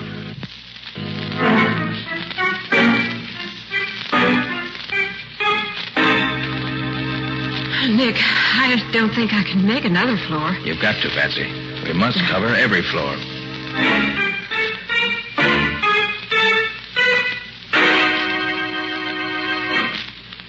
Well, this is the top. Yeah. And we don't know any more than we did before. Nick, this place is as empty as a number 2 ration book. We might as well... What is it? Thought I heard something. Nick, there's someone in that office. Yeah. And yet the lights are out. The name on the door says Gerald Ramsey, promotion counselor. Let's pay him a visit. Stay behind me now, to the left of my flash. All right. And who is flashing that pretty light in my office at this time of night? Mr. Ramsey? That's my name. And yours? Nick Carter. Surely you don't mean that you're Nick Carter, the great detective. That's who he is, Mr. Ramsey. Sorry to bother you, Mr. Ramsey, but my assistant and I were just having a look around this building. Oh, well, too bad the fuse is blown out of my office here. Or you could have a good look. Who are you after? You don't happen to know of any business in this building that might have dealings with a school teacher, do you? A school teacher? Mm-hmm. Let me see. A school teacher. Why, no, if there is, I never heard of it. But then there's such a lot I never heard of. Uh-oh. Oh, you knocked over that whole stack of packages. Oh, I'm so sorry, Mr. Ramsey. I dropped my handkerchief and I was leaning over to pick it up. Anything breakable in them? Oh, no, it's quite all right. Oh, thank goodness for that. Yes, just some things a friend of mine left here until he came back. Just leave them there. I'll take care of them. No, at least let me pick them up. No. Never mind. Just leave them there. They won't mind staying where they are for a while, I'm sure. Well, all right, if you say so. Yes, I do. So you can just run along and continue your search for whatever it was you were looking for. Good evening. Good evening. Now, Patsy, if you're okay, we better be on our way. Sorry we disturbed your reverie, Mr. Ramsey. Reverie? That's good. Really? He was an odd specimen. You think he knows anything, Nick? Well, if he does, he isn't talking. Come on. Oh, gosh, Nick, all that climbing up and downstairs just for nothing. I'm worn out. Maybe it wasn't all for nothing, Patsy. You mean you found a clue somewhere here? I don't mean anything, yet. Oh, but Nick. I hope you could still walk well enough to get down the 10 flights of stairs ahead of us, Patsy. I don't feel quite like carrying you just now. I guess I can make it under my own power. Where to now? Central High School. Time's a-wasting, and we still haven't uncovered a clue to the murder of the man in Shorty's cab.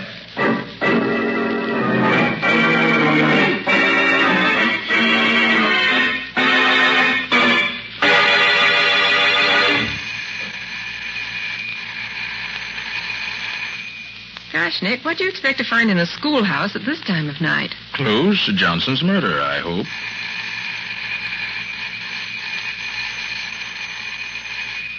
It's no use, Nick. The janitor's not here. I'll have one more try.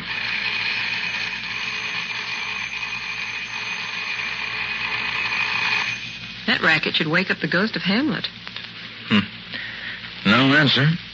So Nick Carter's trusty pick lock will do the trick. Mm-hmm.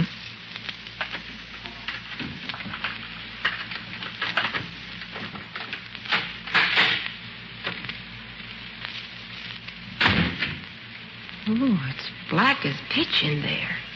Stay right beside me. It seems to me I heard that one before tonight. And look, Nick.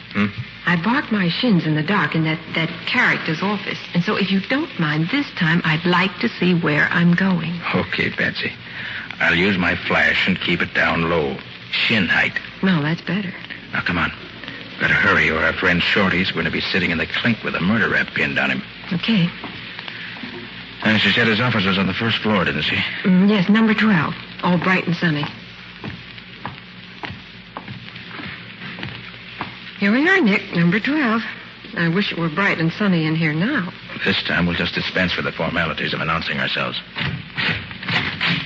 Well, the door's open, Nick.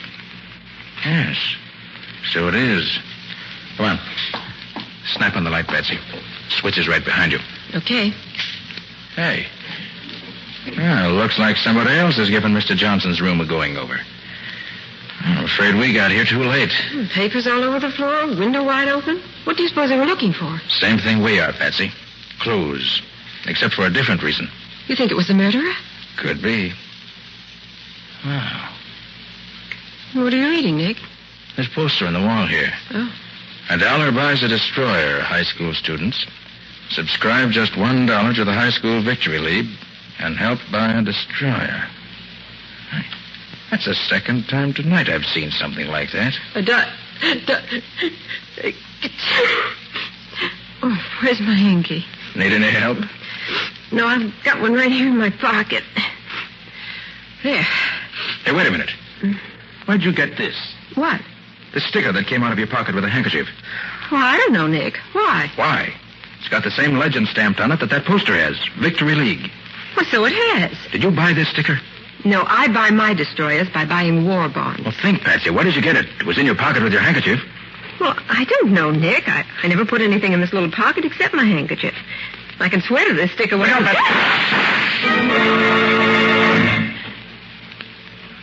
See anybody? No. No. Nobody here now.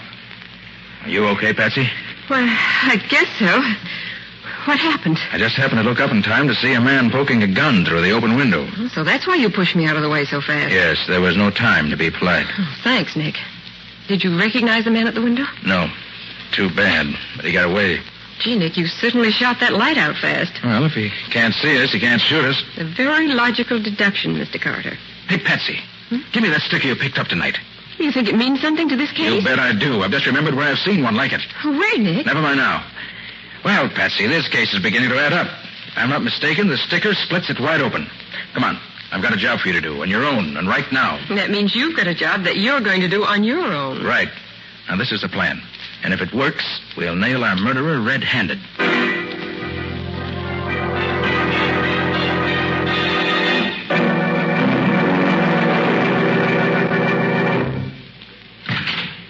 Boss, you in here? My dear fellow, you know I'm in here.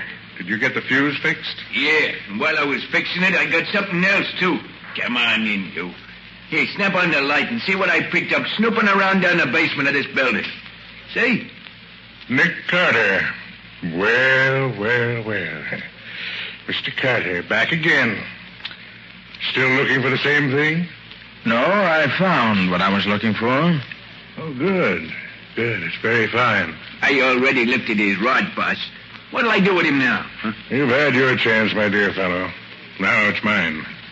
You know, I have the general impression you men don't like me very well. Oh, sure, Mr. Carter. We love you.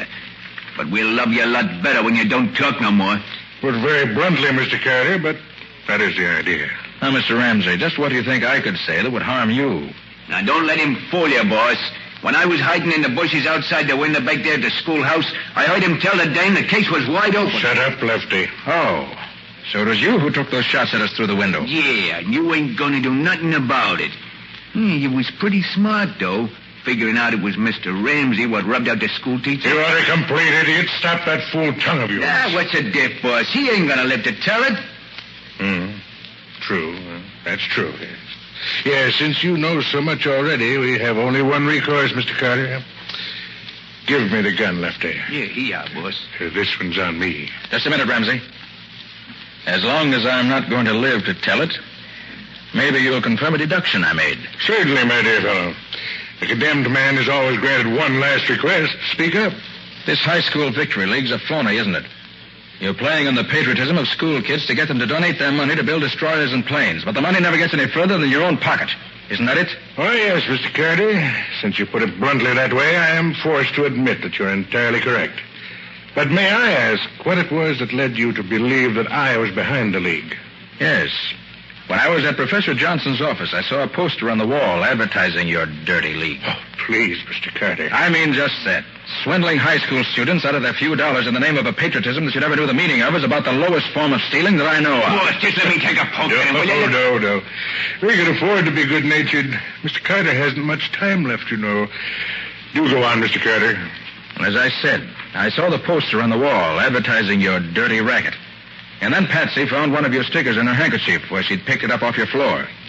I recall then seeing that each of the packages she knocked over in here had a sample sticker pasted on it.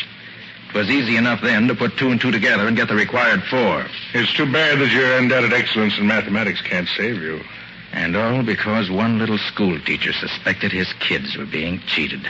Poor Professor Johnson. It is too bad for him that I found him wandering around this building, looking for the offices of the High School Victory League. He told me he suspected it was a phony outfit, and he was going to see right and justice done. I offered to take him right to the police station, and I did. Although I wasn't with him when he got there. Very funny. Yes. Hurry up, boss. We got work to do. Yes. Well, Mr. Carter, this is it.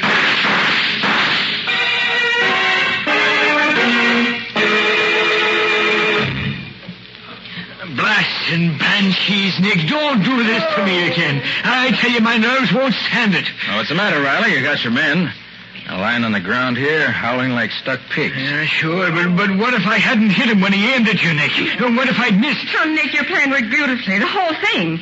Getting yourself found by Ramsey's henchmen and my getting Riley up here to hear the confession and everything. Yeah, Patsy, but you don't run such a split-second chance of life and death again, Nick. My heart won't stand it. Well, it was worth it.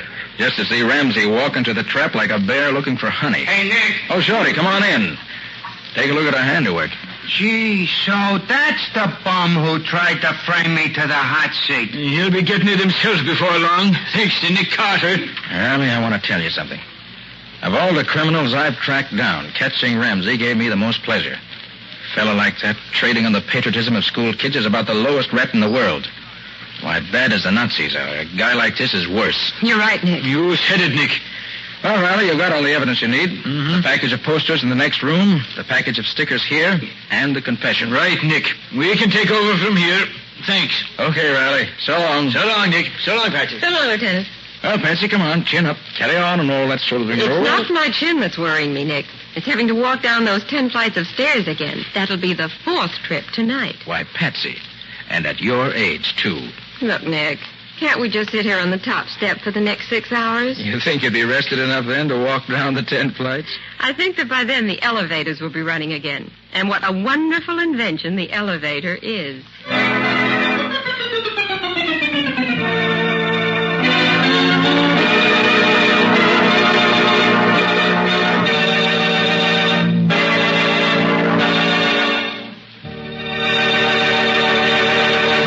This has been another of the strange adventures of Nick Carter, Master Detective, which are brought to you regularly each week at this same time by WOR Mutual. Now, tell us a little about next week's story, Nick. Well, next week's story includes rather more adventure than actual detecting. But if Nick hadn't been able to make the first few deductions that really started him off on the right track, there would have been no adventure. And there was adventure and plenty of it. I came nearer to meeting my match when I met Dr. Donaldson than at any other time in my career. This Dr. Donaldson was a specialist in secret and dangerous poisons, and he tried one of them out on Nick. But in the end, I managed to get the better of him and solve a mystery that had the police completely stopped. We call it the empty coffin because it was an empty coffin that gave us the first clue. And it was 2 different doctors making out 2 separate death certificates for the same death that led to that first clue. Well, that's enough for now. Join us next week for the story of the empty coffin. So long. So long, folks. And so long to you, Nick and Patsy. Until next week. In the strange adventure you have just heard, Nick Carter was impersonated by Lon Clark, Patsy by Helen Choate. The story was written for Nick Carter by Barth Conry. Original music was played by Lou White. The entire production was under the direction of Jock McGregor.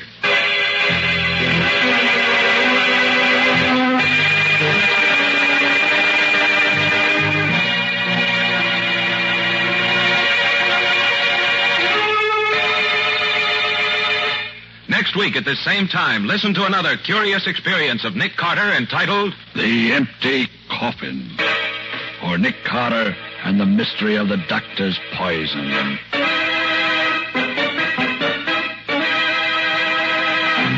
This story is a copyrighted feature of Street and Smith Publications, Incorporated. The Return of Nick Carter is produced in the studios of WOR and is broadcast over most of these stations every Saturday evening at 7 o'clock Eastern Wartime. And don't forget that the adventures of Nick's adopted son, Chick Carter, are broadcast over most of these stations Mondays through Fridays at 5:30 p.m. Eastern Wartime. This is Mutual.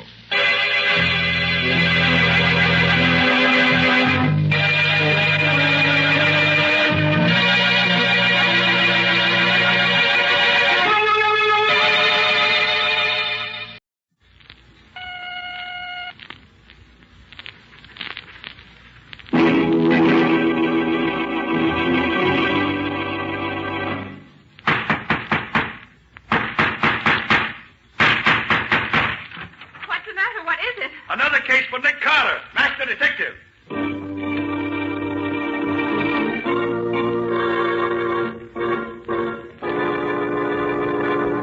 Yes, it's another case for that most famous of all manhunters, the detective whose ability at solving crime is unequaled in the history of detective fiction.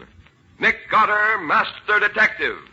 Tonight's curious adventure, The Drums of Death, or Nick Carter and the Mystery of the White Witch Doctor.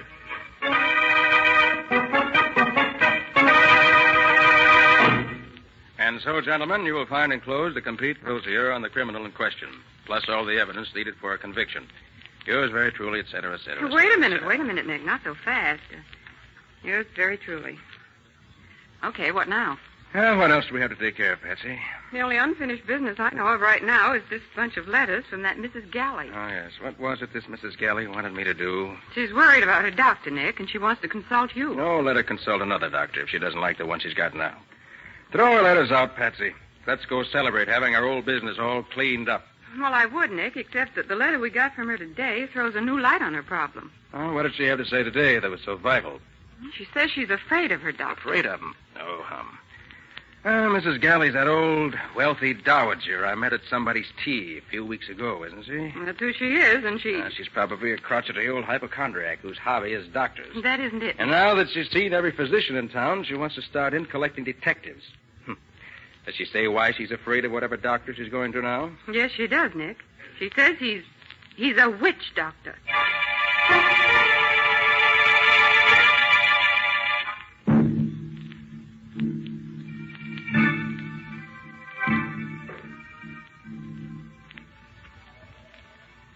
It was very kind of you to come, Mr. Carter. I hoped you would. I confess I wasn't too eager, Mrs. Galley, until Miss Bowen told me about your last letter. Well, perhaps it's silly to believe in such things as voodoo and black magic nowadays, but I don't know what to say. Suppose you tell your story and let me be the judge. Well, there isn't much to tell, Mr. Carter. I was... Oh, what's that? Only the wind, Mrs. Galley. It's nothing. Oh, I'm so unnerved. Well, here's my story. Last week, my nephew, Walter Galley, told me about a wonderful new doctor he discovered, a Dr. Congo. I wasn't feeling well, and the name interested me, so I went to see him. Good morning. Is Dr. Congo in? Good morning, madam. Yes, the doctor is in. Can't say I remember a doctor's office in Vanderbilt Square before. You're new here, aren't you? Have you come to see Dr. Congo, madam? Naturally. Do I look like an insurance salesman? Have you an appointment, Mrs. Galley is the name. Mrs. Galley. My nephew made an appointment for me. Oh, yes, Mrs. Galley. Will you step this way, please? Dr. Congo's expecting you. Thank you. Wait a moment. What's that noise? Drums, madam. Drums? What drums? If you'll step inside, Mrs. Galley, you'll find out for yourself. Very well. Drums, indeed. What nonsense is this? Good morning. Mrs. Galley, I presume. I'm Dr. Congo. Good morning, Dr. Congo. I want... Golly, what a story. Go on, Mrs. Galley. Why did you scream? Because I saw... Yes, what did you see? A white savage. What? From his neck to his toes, Dr. Congo was an ordinary man. He was wearing striped trousers, formal cutaway jacket, wing collar, ascot tie. He was beautifully dressed. But his face... Yes? His face was hideous. Shaven skull, a horrid, grinning mouth, showing his teeth, which had all been filed to a point. And he had a bone through his nose. Like a cannibal. Yes. At first I was stunned. And then I thought it might be a joke my nephew Walter was playing on me. I sat down while the drums throbbed. I'm sorry I screamed, Dr. Congo, but you gave me quite a start. I usually do that to my clients, Mrs. Galley. What kind of a doctor are you? A witch doctor. You're fooling, aren't you? On the contrary. But it's unbelievable. We only joke about things like witchcraft nowadays. I am not joking, Mrs. Galley. I've spent 15 years in the heart of Africa studying voodoo. My face, the drums, the African witchcraft apparatus in this room, all are a necessary part of my profession. Profession? Yes. I am a professional witch doctor, and as such can guarantee miracles that modern medicine would never dream of. Ridiculous. I don't believe you. Really? Oye, Cajada. Oye, Cajada, home. Pardon me, Mrs. Galley. I was just ordering my men to begin the voodoo drum incantation. None of my clients believed me at first, Mrs. Galley, but I convinced them. Now, if you'll allow me... What are you doing with those scissors? I merely removed a lock of your hair. Now, in spite of yourself, you are officially one of my patients. And I warn you, my fee is high. Well, you're wasting your time, sir. I don't want to be a patient of yours, and I won't pay any fee. I'm leaving. Good day, sir. One moment, Mrs. Galley. Dr. Congo, let go of my arm. You don't understand me, Mrs. Galley, and I'm afraid you don't understand voodoo. This lock of your hair places your health in my hands. Your life or death are mine to do with as I desire. And my fee for this visit is $10,000. Preposterous. Get out of my way. $10,000, Mrs. Galley. Now listen closely. 3 times you will hear my Congo drums roll, no matter where you are. If you have not paid when you hear them for the 3rd time, you will die. Good morning, Mrs. Galley. Then, Mr. Carter, I ran out of that office. I'm 65 and not as strong as I was, but I was frightened. I realized he was threatening to kill me with voodoo. And we don't believe in that nowadays, do we? Not as a rule. 3 drum rolls, he told me. And if I don't pay by the 3rd one, I die. Stuff and nonsense, I said. And then, that very night, when I was alone in this room, I heard the distant roll of Congo drums. Now, Mrs. Galley, you must calm yourself. I'm sure it's only your nerves. We don't believe in witchcraft today. You've got to believe me, Mr. Carter. I've already heard Dr. Congo's drums beat once. Perhaps you only think you did, Mrs. Galley. This Dr. Congo is playing on your nerves. Hysteria can make us think we hear anything. Oh, no. I'm sure I heard them. Wait. Mrs. Galley. You heard? Nick, that wasn't Mrs. Galley's imagination. I heard it, too. And so did I, Patsy. That's the 2nd time. It is not just my nerves. You must save me from Dr. Congo, Mr. Carter. If you can't, I'm lost. His voodoo will kill me. Help me. Help me. Mrs. Galley, you mustn't let this get you. I never believed in witchcraft before, but I do now. What a joke on me. Mrs. Galley, please. Please, I beg you. Mrs. Galley. What a joke on me, voodoo. Witchcraft. Slap her face, Patsy. What? Quick. Snap her out of this. Okay, you say so. Mrs. Galley, listen to me. I'll take over this case, so don't worry. Now, where can I find your nephew? Walter. He's usually in the Bubble Bar Cafe at this hour. Oh, Mr. Carter, if that Dr. Congo gets me, Nick, she's fainted. Call her maid and tell her to put her to bed.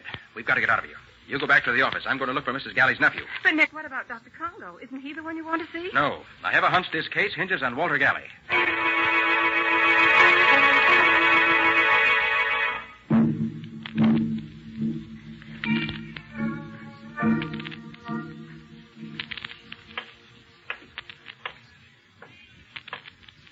This Bubble Bar Cafe is a pretty tough-looking dive for a place with such a fancy name.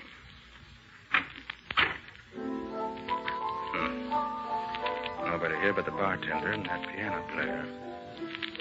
Well, it must be too early in the evening.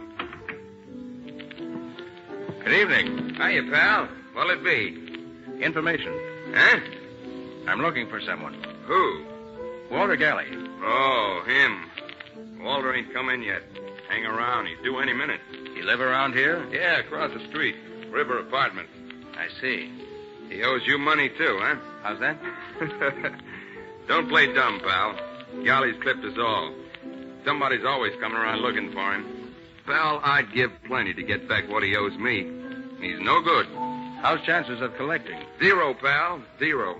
Galley claims he's got a rich old aunt who's going to leave him plenty when she kicks off, but I don't... For the love of... What is it? What's the matter, man? Turn around and look. Oh. Good evening, Mr. Carter. Ah, Dr. Congo, I presume? Quite right. What's that thing he's got for a face? Don't you find it inconvenient walking around wearing a bone through your nose, Dr. Congo? No, Mr. Carter, I don't. It's my business. And what's your business with me? You see this African spear I'm carrying? Yes? I'm going to present it to you. And why? Merely as a warning, my impulsive friend. A warning? Yes, a warning. Keep away from Walter Galley and his aunt. Or the next time my drums roll, they'll beat for your death. My dear witch doctor. And just to punctuate my warning, here's the present I promised you. Take it! Look out! He just missed you with that spear, mister. Keep it for a souvenir, bartender. I'm going after that man. Hey, Dr. Congo. Dr. Congo. Look down that side street. If Congo thinks he can scare me off with that voodoo nonsense. Congo! Congo! He's cutting across the street. Well, let's see if he can outrun me. Hey, look out! Watch where you're running! Look out!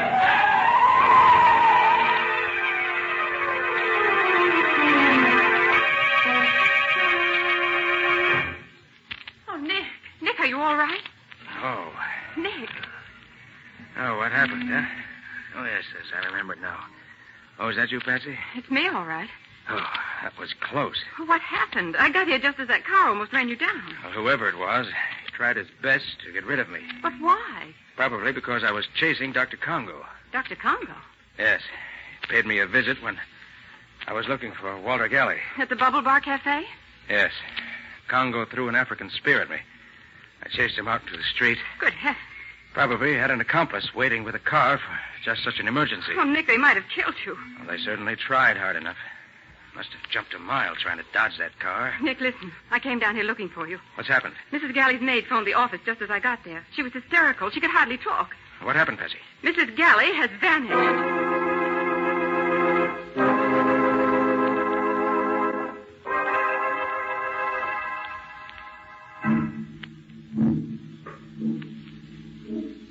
Mr. Carter, I'm so glad you came. Mrs. Galley has disappeared. How do you mean, Mrs. Galley disappeared? She was spirited away, monsieur, by witchcraft. It's horrible. She simply vanished. When did you see Mrs. Galley last? After you leave, I put her to bed. She has the hysteria, you remember? Yes, I remember. She does not rest. She cannot sleep. She screams and laughs, so I tell her I will get her the oatmeal. And? I'm in the kitchen. When I hear her scream upstairs, and then of a sudden, she does not scream. She is, you say, cut off. I enter the bedroom and... And what? You must look for yourself, monsieur. I do not go into this room again. All right. Where is it? I know. Come on. Okay. Oh, Nick, do you really think Dr. Congo made Mrs. Galley vanish? I don't know what to think yet. But those voodoo drums. We heard them when we were here before. Yes, we heard them. Is this the bedroom? Yes. The room looks all right. Nothing upset. No sign of a struggle. Nick. What? Look, on the bed. The bed?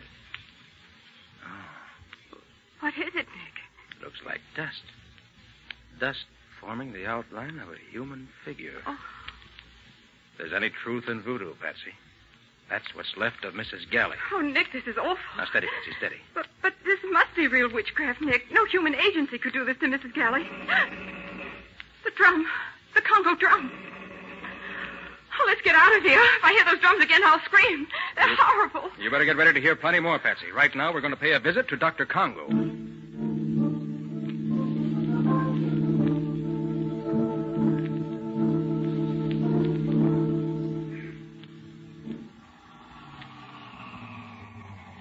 This is Vanderbilt Square, Patsy. Look for Dr. Congo's sign. Do we have to come here, Nick? We do, Patsy. I want to have a look at Dr. Congo's office. Nice old residential section. It's awfully dark. Yeah. No lights in the houses anywhere. Nick, there it is. The doctor's sign? Mm-hmm. Oh, yes.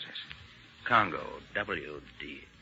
Oh, probably stands for witch doctor. All right, Patsy, come on. Oh, Nick, I'm scared. Oh, certainly you don't believe in voodoo, Patsy. Oh, I never did before, but Dr. Congo seems to have changed my mind, maybe. Would you rather wait in the car? What? Desert you? I may be scared, but I'm no coward. Ah, that's the girl, Patsy. Chin up. Oh, I'm trying, but it makes my teeth chatter too loud. Well, here we are. A nice side window. Going to have a peek inside? No, going to break in. What's that? Just a gadget, Patsy, for unlocking locked windows. Oh. Now we turn the catch, and... there we are. I'll go first, Patsy. Okay. All right.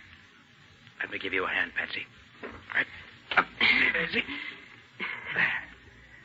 And here we are, in the den of the witch doctor. What are you looking for? Any clues that'll help us. Rather do it by daylight, but this flashlight will have to serve. Hurry up, Nick. I want to get out of here. Sorry to interrupt. Mr. Carter again, I believe. Just paying a friendly call, Dr. Congo. Interested in Mrs. Galley's unfortunate disappearance, eh? You know about that, huh? Naturally. My voodoo did it. Mrs. Galley was too stubborn to pay the fee she owed me. I would advise you to raise your hands, Mr. Carter. You see, the young lady understands. The native archer is eager to shoot. He'll not miss next time. What do you want, Congo? I thought it was obvious. Money. And I'm going to get it in spite of you. Because unfortunately, you're helpless, Carter. You cannot fight my voodoo, and no law court will convict me of murder by witchcraft. The police will laugh at your evidence. At my evidence? I wonder. You can wonder on your way home, Mr. Carter. This way out. And let me warn you never to return, or you'll not go out alive. Come on, Nick. One last word. I've already spoken to Walter Galley on the phone. He refuses to pay the money his aunt owed me. Walter has no money. But he can raise plenty at a moment's notice on the inheritance he'll receive, now that his aunt is dead. That's true, if his aunt is dead. You had better use your influence on him, if you have any, and persuade him to pay before it's too late. Another threat, Dr. Congo? Listen, Mr. Carter. I do not make empty threats. You've already seen the power of my voodoo in the case of Mrs. Galley. And I'm not joking now. My black magic is already cutting away Walter Galley's life. Unless he agrees to pay what I ask in a very short time, he too will rot to dust. Good night, Mr. Carter. Nick, I can't believe it. He let us go alive. Yes, Patsy. This time, Congo overplayed his hand, and I believe a visit to Walter Galley's apartment will prove it.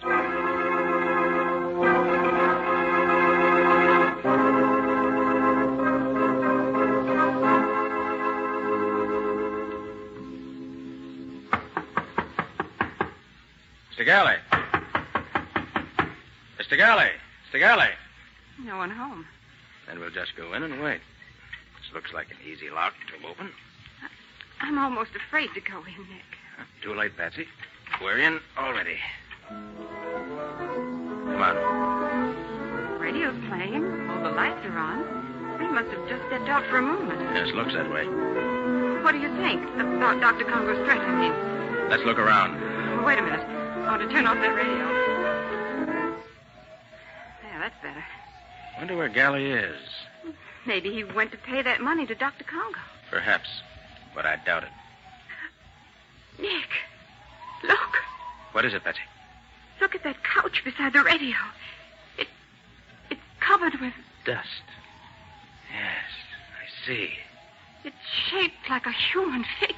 Exactly like the dust on Mrs. Galley's bed. Then Congo's killed Walter Galley, too. The evidence seems to point that way. But how can Congo do this, Nick? By voodoo. So Congo says. Beat a few drums, melt a wax figure, and your victim rots to dust. And there's the dust on the couch. Then you believe it, too. I didn't say that, Patsy. Listen. The drum again. Oh, Nick, let's drop this case. We can't fight the supernatural. We don't understand it. It's like trying to stop the wind. Trying to stop the wind?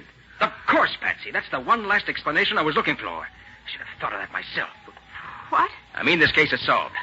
Give me a moment to write a note here at Galley's desk. A note? To whom? Why, to Dr. Congo. My dear Dr. Congo, you are right. I have no case for the police. I have just discovered that both your victims committed suicide. Signed, Nick Carter. That's a peculiar note. What does it mean? Dr. Congo will understand it. But, Nick, it couldn't be suicide. But Mrs. Galley and Walter vanished. No bodies were found. Dr. Congo will understand what it means, Patsy. Oh, Nick, you're just deliberately mystifying me. No, Patsy, you'll understand, too, later. But right now, I want you to deliver this note to Mrs. Galley's maid. Her maid? Who did she... No questions now. Deliver it and hurry back to the office. Because Nick, very shortly, we're going to hear Dr. Congo's drums beating again. And this time, they'll be beating for us.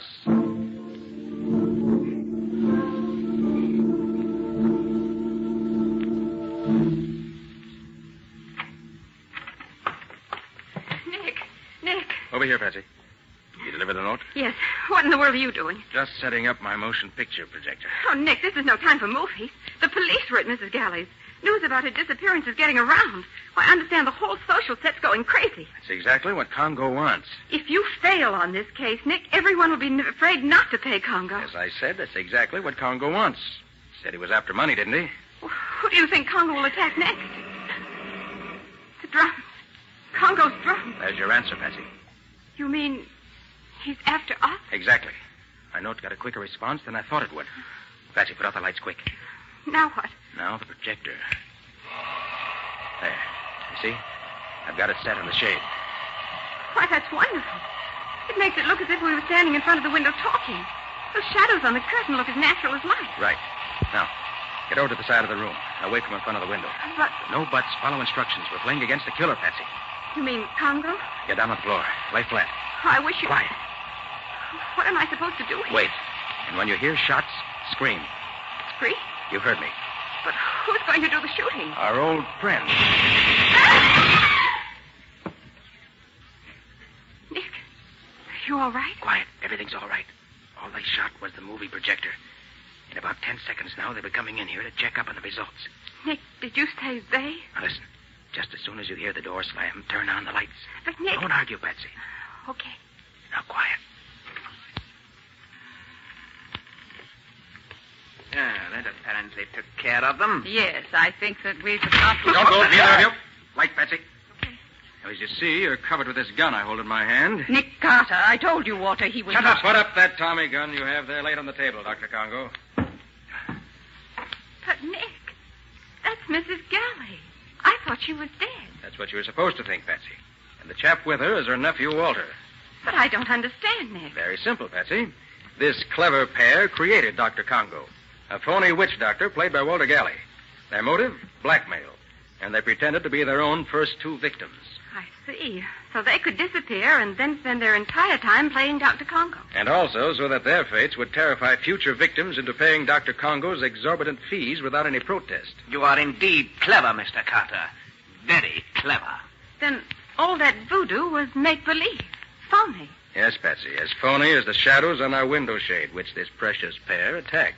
And as phony as the makeup that turned Walter into a witch doctor. That's why I wrote that note, Patsy, about having learned that both disappearances were really suicides. They knew then that I'd seen through their whole scheme. But those mysterious drum beats we heard, even outside our own window. Let me show you how that was done. Let's see. Oh, yes, here it is. You see, Patsy? A simple gadget attached to the outer frame. A windmill connected to a small drum. Mm-hmm. When the wind blows hard enough, the drum beats. Watch, I'll spin it. Oh, so that's what scared me. That plus your imagination. It was imagination you two counted on most, wasn't it, Dr. Congo? You concocted the voodoo tale, planted your own clues, and then vanished. The rest you left to human nature, right? So why did they call you in, Nick? Why didn't they let well enough alone? They were playing for high stakes, Patsy. They thought they had a perfect racket. And if I failed to break it, their victims wouldn't fight back. But the phony Dr. Congo was far too eager to let us escape. That was the second important clue. The second? What was the first? Mrs. Galley claimed she was in Congo's power because he'd cut off a lock of her hair, remember? Yes, but isn't that according to voodoo tradition? Certainly. But it couldn't work with Mrs. Galley. Well, why not? No, Patsy, you disappoint me. Look at Mrs. Galley now. You're close enough. I see. Mrs. Galley wears a wig. Of course, Patsy. And a lock of hair cut from a wig would hardly put the wearer of the wig under the spell of even the best witch doctor in the world. Well, for the love of... Look here, Carter. We can't stand here all night with our hands in the air like this. No. What are you going to do with us? Sorry to treat you two this way. But I don't like visitors who bring Tommy guns to my office. I was a fool to let you go when I had you in my office, Carter. You were all kinds of a fool, Galley. Or do you prefer to be called Dr. Congo? Ah. If you hadn't been in such a hurry, your plans might not have been quite so apparent. And if you hadn't been so obvious in sending me to see Walter Galley in the middle of the night when he hadn't had time to raise the money to pay you, even if he wanted to, I shouldn't have been quite so sure what your schemes were. Your eagerness to begin collecting from your victims was your downfall, my friend. All right. But the next time... That's what they all say, my friend. But there won't be any next time. Nick Carter plays for keeps.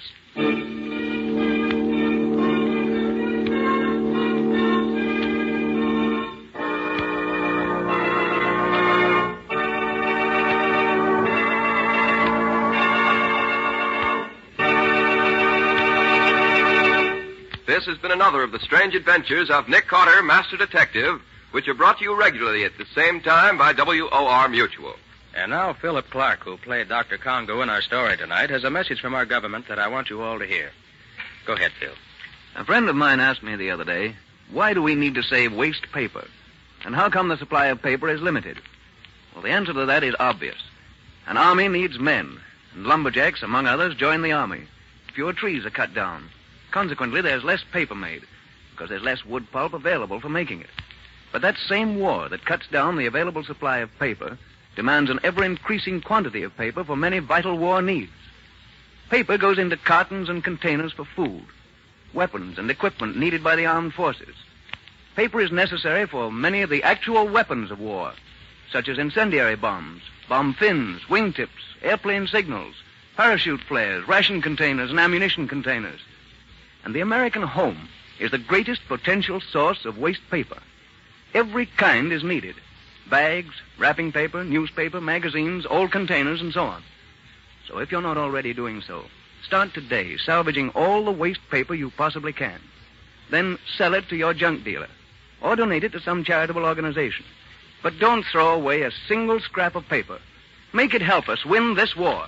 And now, Nick, what about your story for next week? Well, it's about a gang of super crooks who had stolen a very valuable invention and kidnapped the old inventor and his beautiful daughter to hold them as hostages.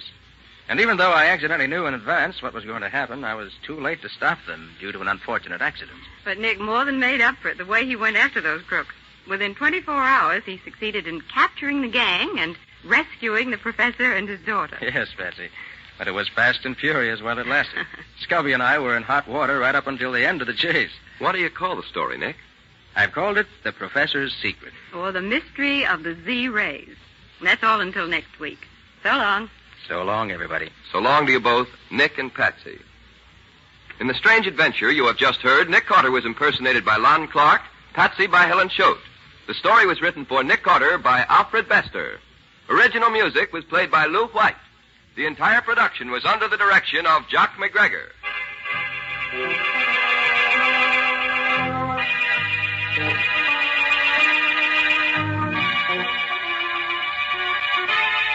Next week at the same time, listen to another curious experience of Nick Carter entitled The Professor's Secret, or Nick Carter and the Mystery of the Z-Rays.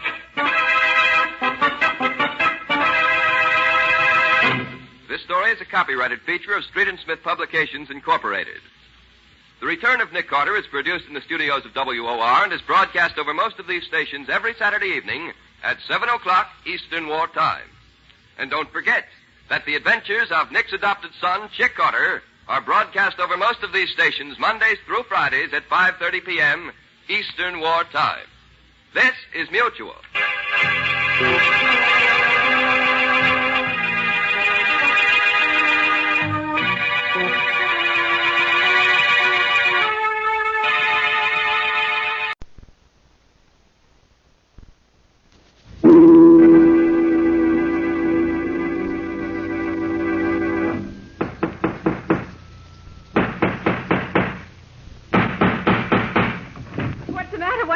Another case for Nick Carter, Master Detective.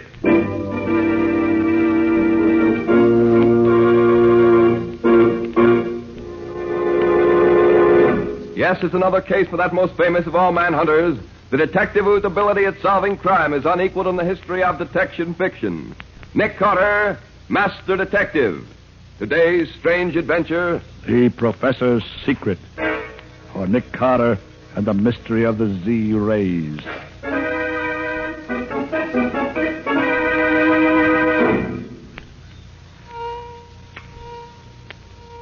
It's working, Dad. Why, that wound in the guinea pig's shoulder is healing. Why, it's only about half the size as it was before. Yes, Jean. It looks as if my new invention was a success. All that I need to do now is build a full-scale model, and I shall be ready to bring a new era of healing to the entire world. Don't move either. Yeah, What is it? Just stand where you are and put your hands in the air. What do you want? We have no money. We don't want money. We want that Z-ray machine of yours. Shut it off. But you can't. Shut it off, I said. All right. Now fix that machine so we can take it with us. And no funny business either. Pack it up good, Pop. Better do it, Dad. These men mean business. Very well, Jean. Just as you say. Hurry up, Pop. We got a long way to go. How did you know how to find this place? That's our business, lady. Ready, Pop? Yes, it's ready. But be careful of it. Don't worry. We'll take good care of it. All right, Bill, you and Jake take it out to the car. And treat it gentle. Okay, come on, Jake. What are you going to do with it? That machine heals cuts and bruises and things, don't it? Yes. If it'll do that, it'll heal holes made by guns, too. Save a lot of wear and tear on the boys. You mean you're going to use that wonderful machine to help your gangsters? Sure thing, kid. Now you two get your hats and coats. You're going with us. But that's kidnapping. You can't do that. Get your hat, Pop. I ain't got all day. Come on, Dad. It's no use arguing. All right, Jean. Get your hands up. You're surrounded. They're on the floor. Tony, I got Jake. But I got one of them, Tony. Any more of them, Bill? I don't know. Maybe that guy was just bluffing. We gotta get out of here. We'll leave Jake here. A dead man's no good to us. All right, in the car, you two. Hurry it up. All right, in there. Make it. Come on. Get going. Let's go.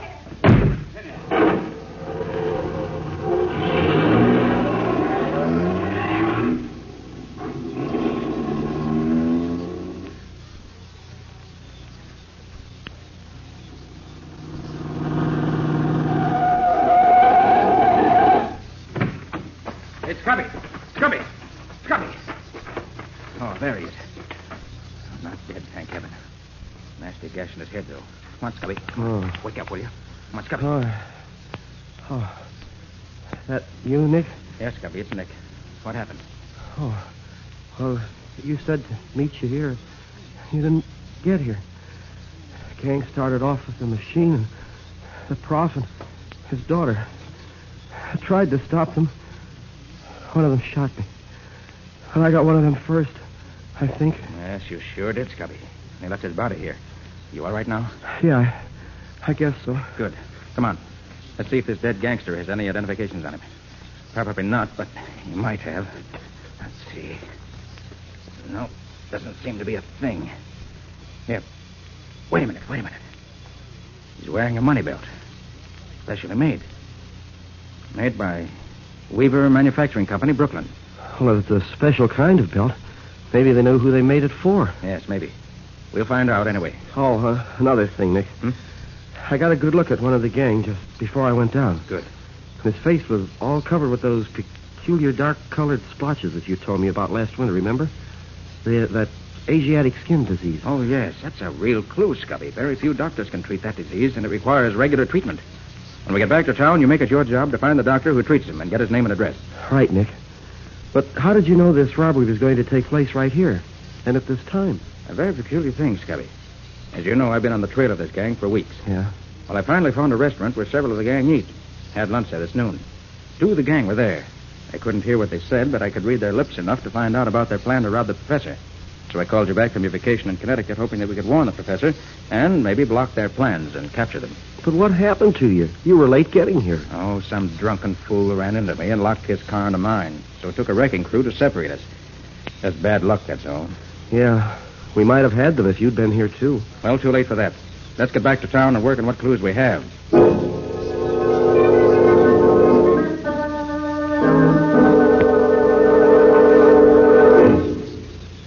All right, Pop. Get that machine of yours going. I want to try it out and be sure it's okay. Shall I untie him, Tony? Sure. He's got to use his hands to make that thing work.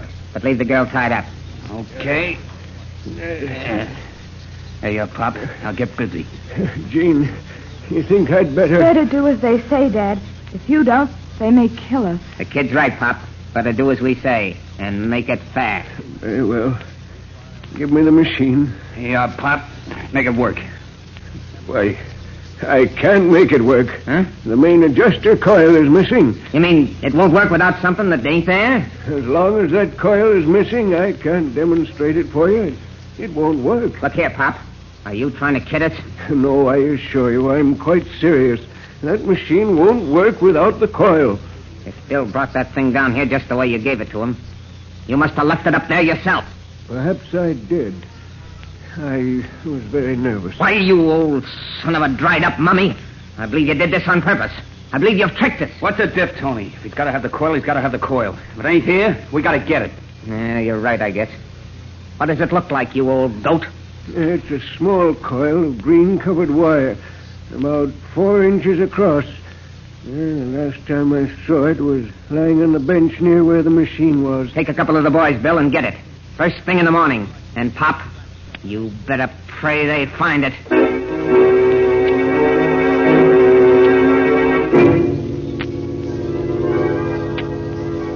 Yes, Nick, Scubby just called me. That special money belt was made for a man named Jake Shackley.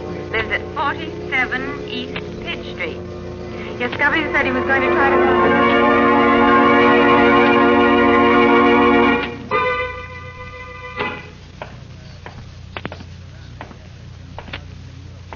Here it is.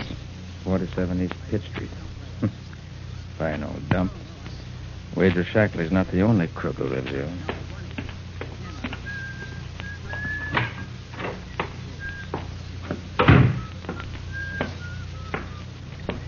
Oh, clerk. Yes, sir. What room's Jake Shackley in? Shackley? Oh, I don't know anybody by that See name. this, do you? Oh, yes, sir. Shackley lives in number 42, but he's out just now. Yes, I expect he is. I just want to look over his room. Any objections? No, sir. Go right ahead. It's on the 4th floor, sir. Stairs over there. You want the key? No, thank you. I've got one. I'll wait up there for a while. If anybody comes in looking for Shackley, send him up. I might like to talk to them.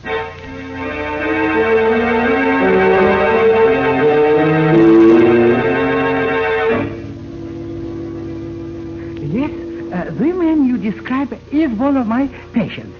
He comes here twice a week for X-ray treatment. If you have the proper authority, I can give you his name and address. Yes. Yes, I see. That is quite satisfactory. Now here you are. James Duane, 47 East Pitch Street. Glad to help you. Good name.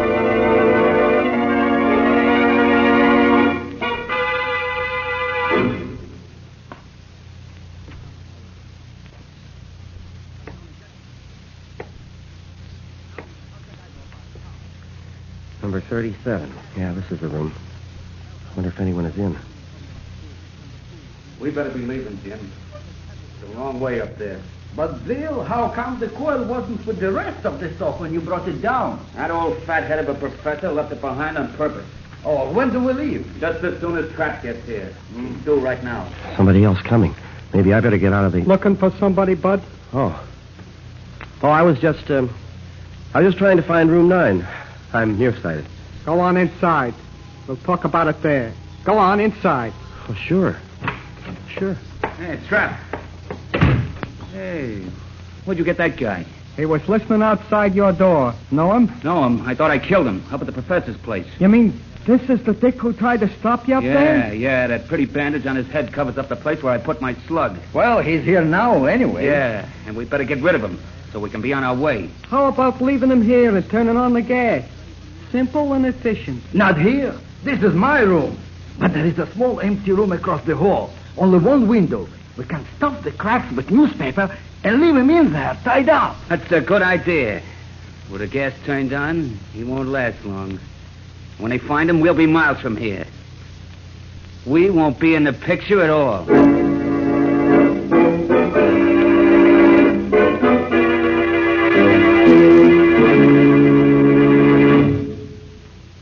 Well, Nick, this clue certainly turned out to be a total loss.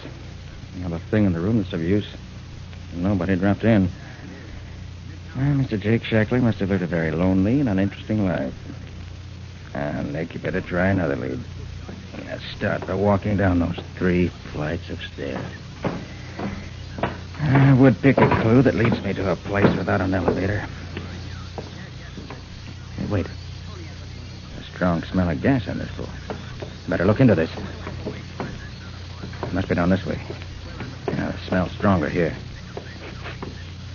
Yeah, this must be the room. Number 36. Didn't even lock the door when they left. Hope they don't take me for one of the uninvited. Might not like me. Scubby! Scubby, what in the... Where's that gas jet? There. Now for the window. Hey, Scubby. Scubby, come on. Come on. Come on, Scubby. Now he's out cold. Come on. Oh, he's all tied up. What's been going on here anyway? I'll have to get him out of this. You're heavier than I thought, old boy. There. This ought to be all right. Now for artificial respiration. 1, 2, 3. Relax. Fast. 1, 2, 3. Hey, what's going on here? I smell gas. Any trouble, Mr. Man overcome. Gas. Turns out to be a friend of mine. Oh, dear. Don't know what happened. I just got here. Oh. I think he's coming around now. Yeah. He's opening his eyes. Scubby. Scubby, can you hear me? Scubby. Oh, Nick. Oh, Nick. Gang going back. Left something. Professor's house. Machine no good without her. Nick, hurry. Hurry, Nick. They can't get away. Oh, passed out again. Clerk, is our doctor around here? Yes. Right in the next room. Get him. Oh, Doc. Hey, Doc. Come on out. You wanted. Doc. All right, he'll be all right now. You and the doc take care of him. When he's okay, send him to my office at 3rd and 5th. I'll get back there as soon as I can. I've got a job to do that can't wait.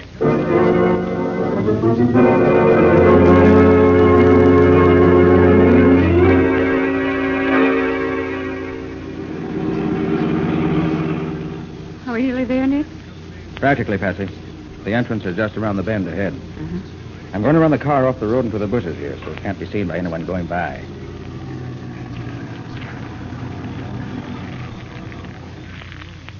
How far is the professor's house from here? About 100 yards through the woods there. You going to wait here? No. I'm cutting across to see if the gang car's there yet. Where's that kit of mine? Now put it in the back, Nick. What's in it? Oh, a little gadget. You wait here for me. I'll be back as soon as I can. Oh, but, Nick, you're not going to try to catch the gang single-handed, are you? No, Patsy, I don't expect you, but you never can tell.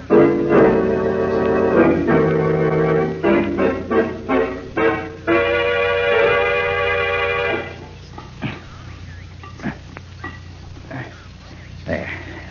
That ought to do it. Now. There, now, if I can get away from here before anybody sees me. Hey, Tony. Somebody's monkeying with our car. I gotta get out of here. What's going on, Trent? What? Oh, here. Two can play at this game. There, got him. I can see you. Okay, here. If I can get behind this bush. Oh, got me. After all, I get...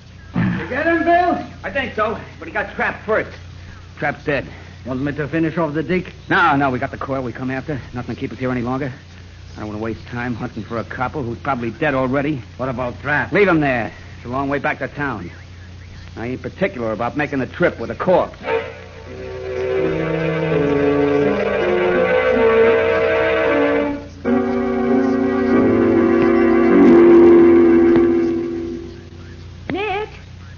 Nick, where are you? Oh, Patsy. Patsy. Yes, Over Nick? here. In the bush. Oh, Nick. Nick, are you hurt? No, not seriously, Patsy. Oh, thank goodness. They caught me off guard. Creased the back of my head with a shot. Oh, Nick, I was so scared that you were dead. Oh. Heard all the shooting, and then when their car rode off down the road and you didn't come back, I didn't know what to think. Oh. So I waited a little and then came over here to find you. Come on. Let me help you up. All right, thanks. Oh, how my head aches. Oof. You'll have to drive us back to town, Patsy. I don't feel up to it. Well, a gangster's car got such a head start, we'll never find them now. Oh, Patsy, you're wrong about that. We can follow them no matter how much of a start they got. Who do you think you are, Dunninger? You're no mind reader or fortune teller either. No? We'll see. Come on.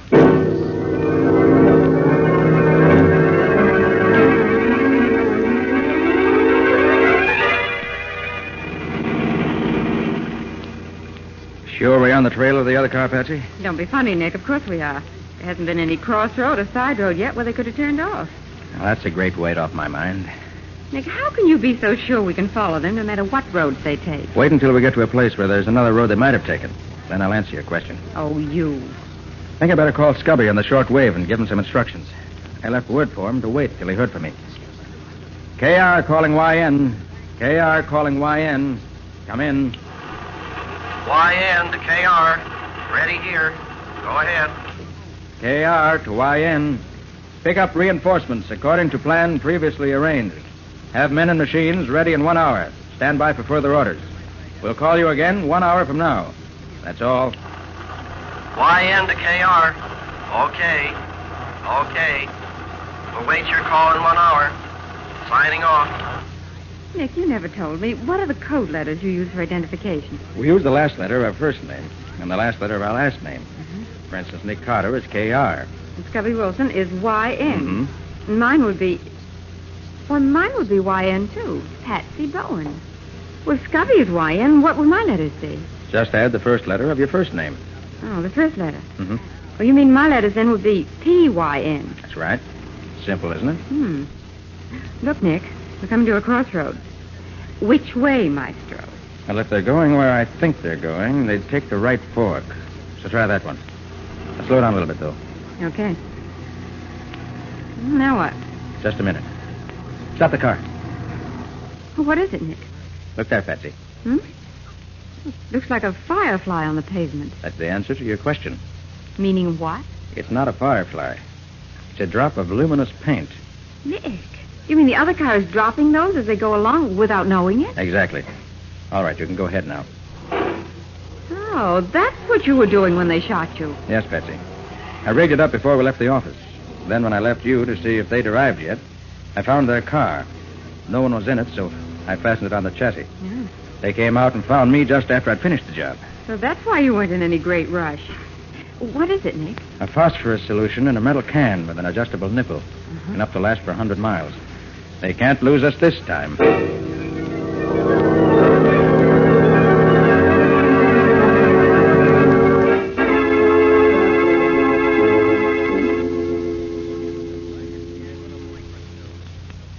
How much longer are you going to keep us here, tied up this way? Until my men bring back the missing coil, and it works.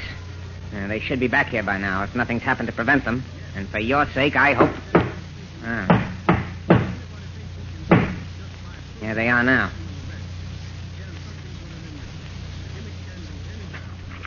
Well, we got it. Where's Trap? We left him there. You had a fight? Yeah.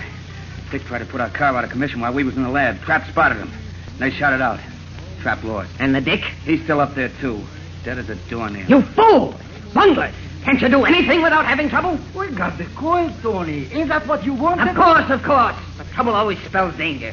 Where is the coil? Here. Pop, take a look at this. Is it the right one? Yes. Yes, that is the coil. Do you have to have anything else to make that machine of yours work? No, it's all here now. All right. There's the rest of it on the table there. Get it going.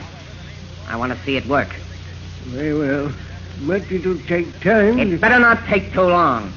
Otherwise, your daughter might find things happening to us she wouldn't like. Don't worry about me, Father. I can't help worrying about you, my dear. I'll work as fast as I can. It's just 9:30 now. I'll give you 15 minutes to get that thing working. But that won't be... Better not stop to talk. Time's going. Do as he says, Father. Very well, my dear.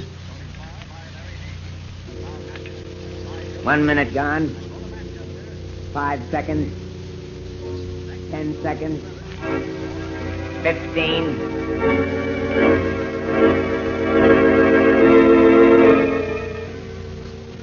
KR to YN. KR to YN. Come in. YN to KR. Ready. Go ahead. KR to YN. I am now parked near Hideout. It's center one of 3 old tenement houses, East Haviland Road. Come at once. Bring men as previously planned. The round house. We'll wait for you to arrive if possible. Come at once. That is all. YN to KR. Understood. Leaving immediately. Should be there in 20 minutes. Signing off.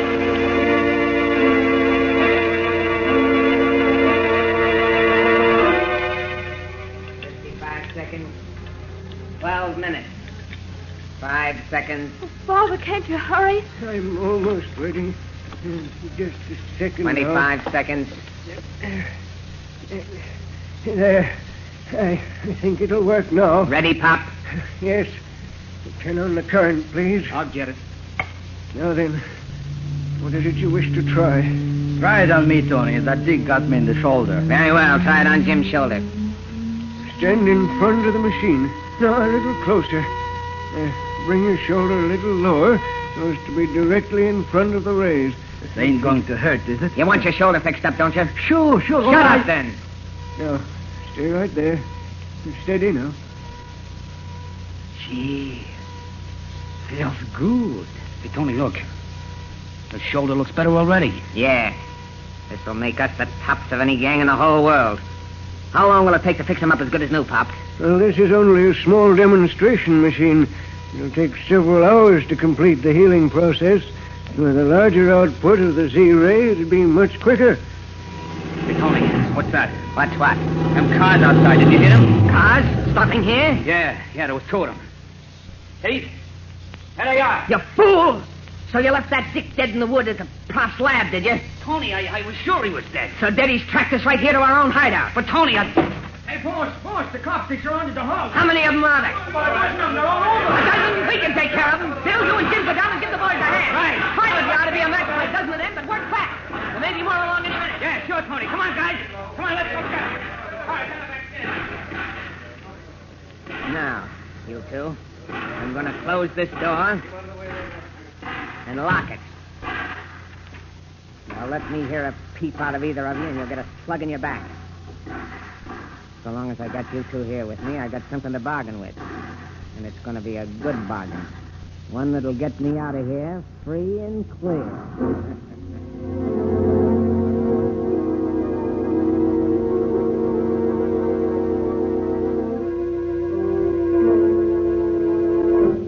They all accounted for, Scubby? Yeah, Nick. Riley got them all. 1 dead and 4 wounded. Oh, what fools they are. So busy defending the front and back doors that they forgot that little side window. Yeah. Once we got a man in there, it was easy. Were they surprised to be attacked from the rear? Did you find out where the head of the gang is? No, Nick. We've searched every room in the house except this one. He and the old man and his daughter must be in here. Well, I know they haven't gotten away. I watched the house from the time I called you until they got here. I'm positive nobody left the house. Now, let's find out. All right, you in there. You might as well come out. You can't get away. You think so, Mr. Carter? So you know me, do you? Yes, I know you. And you know that you can't get away. I think you're wrong about that, Carter. What do you mean? I have a proposition to make you. All right, what is it? If you let me go free and give me a half-hour start without trying to stop me, I won't harm either the old man or his daughter. But if you refuse, if you try to break down the door to get me, they'll both die before you can save them.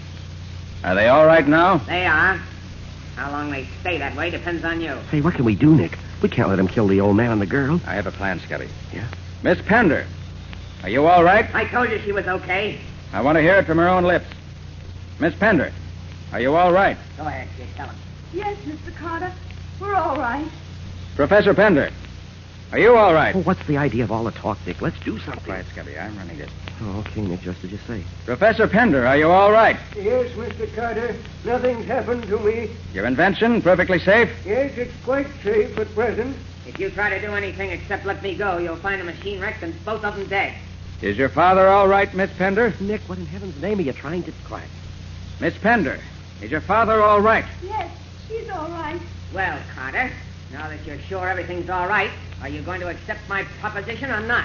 No, I'm not going to accept it. Then I'm afraid I'm going to have to kill both.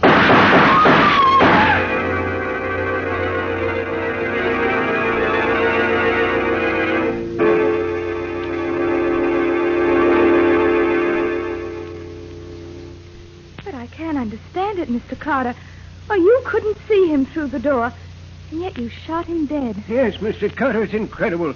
You killed him without even knowing where to shoot. That's where you're wrong, Professor. I did know where to shoot. Oh, Nick, you're not going to tell me that you have X-ray eyes or something. No, Scubby, I won't tell you that. But how in the name of all that's wonderful could you know where to shoot? Use my ears, Scubby. Your ears? Yes. I made the 3 people in that room talk to me until I had a mental picture of just where each one of them was. Yeah. Then when I was sure in just what direction the crook's voice was coming from and was sure that neither the professor nor his daughter were near enough to be hurt, it was a simple matter to shoot right through the door at the crook's voice. And I was right. Sorry I had to kill him, but it was the only way I could see to get him without danger to either of them. Well, I'll be your monkey's uncle. So you shot him by the sound of his voice. Exactly, Scubby. He'd kept his mouth shut and have had to agree with his terms. But he talked. He talked himself right into the hereafter.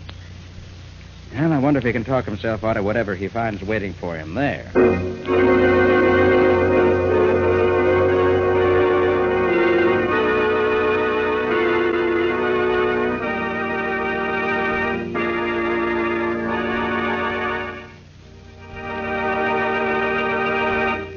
This has been another of the strange adventures of Nick Carter, Master Detective, which are brought to you regularly at the same time by WOR Mutual. And now, let's ask Nick for a hint or two about a story for next week. How about it, Nick? Okay. Well, next week's strange adventure was strange indeed. Scubby started for Philadelphia to get some information I wanted. But he ended up in another city under another name and occupying a body that wasn't his. And then we found that somebody else had borrowed Scubby's body to kill a man. I'm afraid I'm getting confused. Well, that's nothing to what was happening to poor Scubby. He didn't know who he was or what he was doing. And yet all the time, he was perfectly sane. And it wasn't until this boss crook, who called himself the Mystic, tried the same thing on Nick that we really got anywhere at all. Well, it sounds like something out of the ordinary, to say the least. What do you call it? Murder by magic. Or the mystery of the missing identity.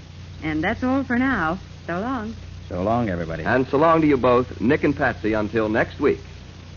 In the strange adventure you have just heard, Nick Carter was impersonated by Lon Clark, Patsy by Helen Choate, Scubby by John Kane. Original music was played by Lou White. The entire production was written and directed by Jock McGregor.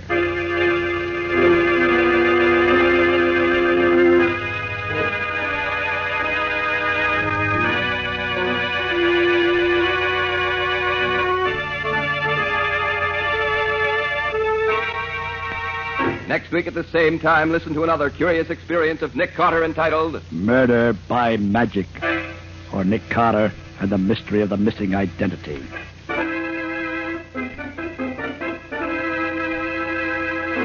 And now, a very special announcement.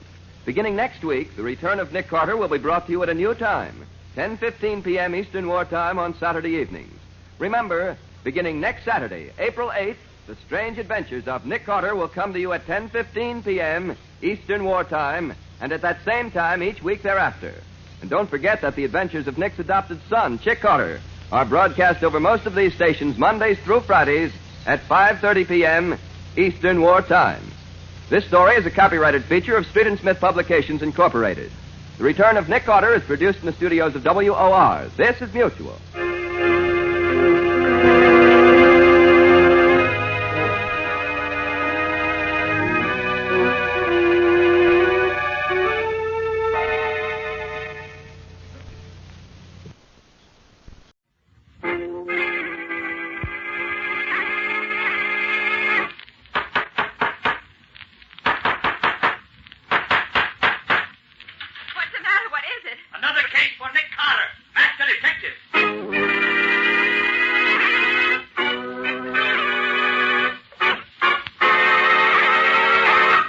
It's another case for that most famous of all manhunters, the detective whose ability at solving crime is unequaled in the history of detective fiction. Nick Carter, Master Detective. Tonight's curious adventure, Murder by Magic, or Nick Carter and the Mystery of the Missing Identity.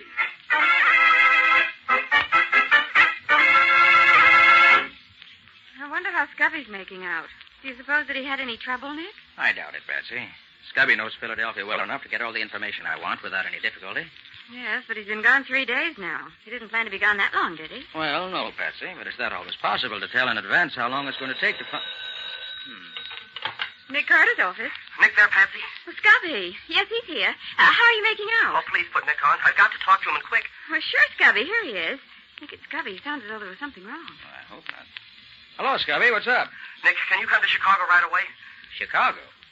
Thought you went to Philadelphia. So did I, but I landed in Chicago. What? And am I in trouble? What kind of trouble? I seem to have killed a man. Oh, now, don't try to be funny, Scubby. What's this all about? I'm not being funny, Nick. I'm really in a jam. I apparently killed a man last night. Oh, look here, Scubby. You certainly know whether you've killed somebody or not. But I don't, Nick. What makes you think you have? It says so in the paper. What paper? The Chicago papers. Oh, please, Nick, will you come out here right away? I've got to have help and in a hurry. All right, Scubby. Patsy and I'll leave at once. Where are you staying? In a little hotel on the edge of town called Paradise Mansion.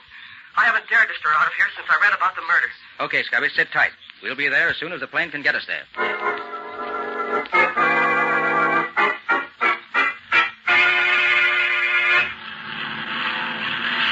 Gosh, Nick, we were awfully lucky to get seats on this plane. Yes, Patsy. Well, now that we're safely on our way, let's take a look at these Chicago papers I bought. See what they have to say about our friend, Scubby. Okay. Look, Nick, on the front page. Murderer of nightclub patron sought. Yeah. And here's a snapshot of the killer taken at the nightclub. Wonder how they happened to get that. It does look kind of like Scubby, doesn't it? Yes, could be. Now look at these fingerprints. They're certainly Scubby's. I'd know them anywhere. That's certainly Scubby's cigarette lighter. It's the one I gave him last Christmas. So I see. It says here, a cold-blooded killing reminiscent of the gang wars of years ago. Oh, Nick, do you think that Scubby could... Oh, I wouldn't believe it if he admitted it. Scubby couldn't kill anybody. But it certainly looks as if he got himself into some real trouble this time. And what's he doing in Chicago?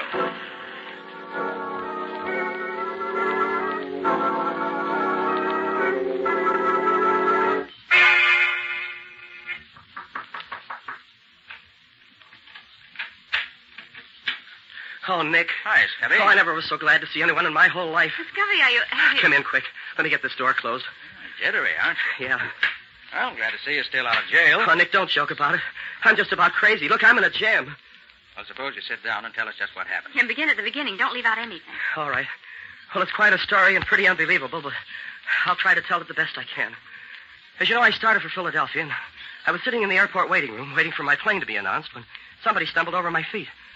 I looked up expecting them to say, excuse me, and then I heard a funny, shrill little voice say, Stupid! Why don't you keep your feet where they belong? huh?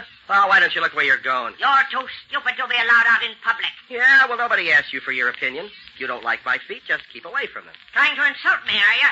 You're not even fit to speak to me, you stupid idiot. Look here, Bud. That's 3 times you've used that word stupid about me.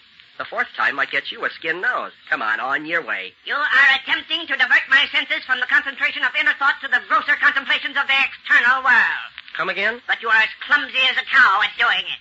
Look, fella, if you've got somewhere to go, just go ahead. Your room is better than your company. You are being sarcastic. That is because you do not know who I am. All right, I'll bite. Who are you? You tell me and see if I care. It is useless to tell you. That thing you think is your mind is a rusted, worthless tool. A sponge too dried out to soak up anything. Oh, dumb, you mean? Exactly. You really want to know who I am? Quite frankly, I don't give a tinker's damn. I am Chi-Chi, the omnipotent.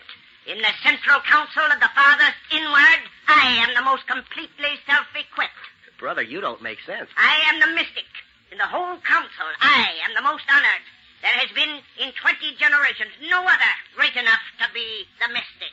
But I am he. Okay. Well, now that we've settled that, how's about some peace and quiet? You have offended me grievously. I do not let such offenses go unpunished. I shall sit here beside you and decide what your punishment is going to be. I shall say no more until I have decided. Okay. Well, happy thoughts, my mystical little pal. So he sat down beside me and didn't say another word. He was a funny, weaseled-up little man, and he amused me rather than worried me, so I forgot all about him. Did he take the same plane you did? Oh, don't get ahead of me, Patsy. I was tired from working all night and then the night before, and I guess I must have dozed off. The next thing I knew, somebody was shaking me by the shoulder. Come on, Palsy, snap out of it. This is as far as this cab goes. Hey, wake up, Palsy. This is where you get off. Huh? Oh, sure. Sure, I'm awake. Come on, Palsy. This is your hotel. Must have been some night you had last night, huh, Palsy? Oh, stop calling me Palsy. Sure. Whatever you say, Palsy. What the deuce is the matter with me? Why does my head feel so foggy? What? Hey, where am I? Where's the plane? Look, Palsy, I don't know who you're kidding, but this is where you live. Are you getting out or you going to stay in a cab? Well, where's my baggage? You're a great little kidder, Palsy. Now, come on. Get out. You better get some sleep. There's nothing like it for a hangover. Oh, all right. Oh, hey, you better give me a hand to get out of here. Okay, Palsy. There you go. All right. There you are. Now there. Oh, what does the meter say? Same as always, Palsy. 50 cents. Yeah? Well, here's 6 bits. Keep the change. Hey, look, Palsy, you generally give me $5 for hauling you. I'll give you a knot on the head if you don't stop ribbing me. Okay, Palsy. Yeah, and now you sound more like yourself. See you later. And he drove off, leaving me standing in front of the crummiest-looking hotel I ever hoped to stop at. You mean you have no notion of how you got there? No, not the faintest. No, but Scubby, you just Oh, can't... hold everything. Wait till I finish the story. Well, as I was apparently expected to go in the hotel, I did. As I approached the desk, the room clerk, a sad sack with a sourpuss, tossed me a key. There you are, Mr. Gerson. I picked up the key and started to ask the clerk a lot of questions. But my head was so dizzy that I couldn't think straight. So I went up to room 714, which was the number on the key. What was it like, Scubby? Oh, cheap and flashy. And it reeked of cheap perfume. I found some letter paper on the writing desk, and the letterhead said, Hotel Prince Royal, Chicago. Then I at least knew where I was. My head was aching so that I stumbled into the bathroom to bathe it. I got one look at myself in the mirror, and it almost finished me. How do you mean, Scubby? Well, it wasn't me I saw in the mirror. But that's ridiculous. How could it be anyone else? Well, that's what I wanted to know. What I saw was a typical cheap, pasty-faced gangster with red hair. But your hair isn't red. Well, it was then. And then I discovered that I was wearing a zoot suit. What a sight you must have been. Well, it didn't amuse me, Nick. By this time, I was scared sick. My head was so dizzy, I couldn't think straight. I thought maybe I was still having some kind of nightmare. So I picked up the house phone, and when the operator answered, I asked her, what day is this? It's Friday, Mr. Gerson. Friday, March 24th? Of course, Mr. Gerson. Then it was yesterday that I left New York. What's that, Mr. Gerson? Oh, nothing. That's all, thanks. Oh, palsy. Huh? I just heard from the hospital. You just broke Betty's arm, that's all. What? Oh, when was that? Well, last night, you remember. But don't worry, Betty's a good kid. She won't say nothing to the cops. Oh. Oh, yeah, thanks. Bye. And then I hung up the phone. Oh, it was getting worse and worse. I went back into the bathroom for another look at my new face. And then the room door opened, and I heard someone come in. You hear, Palsy? Huh? Oh, hello. Hi, Palsy. What's cooking, Snuggins? Give me a match. Thanks, Tank. Would you mind telling me who you are? That's a new one on Dolly, Palsy. What's the rib? Oh, I just want to find out who you are. I'm Dolly, the spare rib, the girlfriend. You're my girlfriend? Say, Palsy, you're talking awful funny. What goes? Is this some new kind of a brush-off? Oh, no, you misunderstand me. Say, if you're trying to give me the air... No. No, it's still love. Dove. Well, that's more like it. For a minute, you had me guessing. See, by the way, Palsy, where were you last night? We had a date gate. Why'd you stand me up? Huh? Did I? I don't like that, Rat. You better explain and make it good. Well, I had business. Oh, I get it. You did a job you want me to cover for you. Okay, where do I say we went last night, you and me? Oh, well, I think that we'd better say that... I'll get that. There's something going on around here I ain't in on. Hello. Okay, thanks. What was it? She says there's 4 guys named Spike, Steve, Brainy, and Lucky coming up to see you. I got a blow. Them guys give me the chills, honey. They're real killers, and they ain't fussy who they kill. Be seeing you. I fly. Goodbye. Gosh, Scubby, what happened then? Were these 4 gentlemen up to expectations? Oh, they were gangsters, all right. They came sliding into the room as if they were afraid of me. Well, I had already discovered I was supposed to be a guy named Palsy Gerson, a mug who broke girls' arms when I wanted to, and I was a no-good who gave $5 tips to taxi drivers, and I was a crook who had his girlfriend cover up for him when he did a job, and now I seem to be buddies with this gang of hoodlums. Gee whiz. Well, one of them, a guy with a squint eye, did all the talking. Hi, Palsy. Look, you guys, look me over carefully. Am I Palsy Gerson? What's the matter, Palsy? Bad hangover? Oh, let it go. What's cooking? Look, Palsy, we're clean. There's not a rod on any of us. We come here for a peace talk. Yeah? Yeah. We've been pals working together for a long time now. We've been like that, right? So what? So everybody knows we're tied up with you. Even the cops know it. Now, if you get pulled in, we all get pulled in. Because the cops will figure we're all in it together. Oh, what are you getting at? It's about this rub-out last night. We didn't know nothing about that, Palsy. You didn't tell us. So we want you to give us the lowdown so we'll know what to say if one of us gets picked up. Oh, what are you talking about? Now, look, Palsy. Everybody knows about last night's killing. We know it was your job, even if you did hire someone else to do it for you. Why, it's in all the newspapers this morning. Here, let me see that paper. Oh, there was the headline, all right. Murder in nightclub. And there was a picture of me. Not a picture of this Palsy Gerson, but of me, Scubby Wilson. Taken on the spot by the nightclub photographer, it said. And there were my fingerprints, Nick. Those prints that both of us know so well, found on the gun that was used. And a picture of the cigarette lighter Patsy gave me last Christmas. Look, you got me all wrong. I'm not Palsy Gerson. There's been a terrible mistake. Palsy? You mean you ain't gonna be straight with us? I tell you, this is all a mistake. Palsy, you trying to cross us up? We don't like it. We ain't gonna take it. Oh, listen a minute. You can't pin this. Can't do it, Palsy? Come on, boys. Take him over. Watch out for his ride. You ain't crossing up and get the whip of it. Oh, I was so weak, I couldn't do a thing. And a minute later, they bent a blackjack over my left ear, and I went out cold. Scubby, you poor guy. You certainly had a tough time. Well, how did you get out of that Palsy Gerson role you were playing? I don't know, Nick.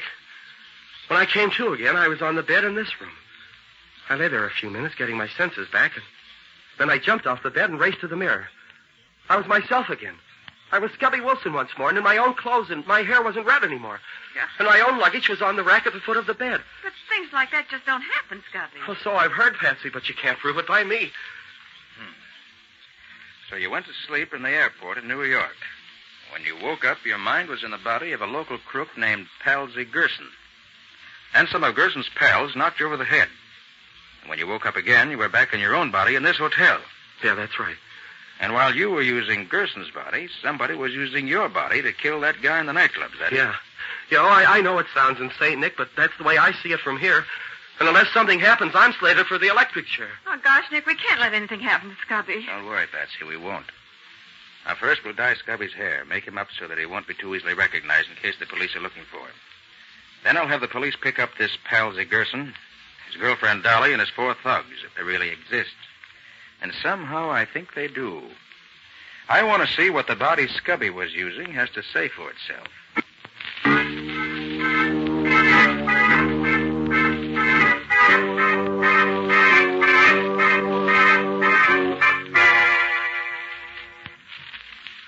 Well, Nick, these past 2 days haven't gotten us very far. We located Palsy Gerson, and he satisfied the police that he knows nothing about it. His girlfriend Dolly isn't the same girl who came to see me, and the telephone operator who called me Palsy has disappeared and can't be found. All of which adds up to a large round zero. You're wrong, Scubby. It all adds up to proof that you were part of a well-laid plan. But why, Nick? Why? Look, Scubby, if the police discover that you're the one who apparently killed the man in the nightclub, they'll arrest you.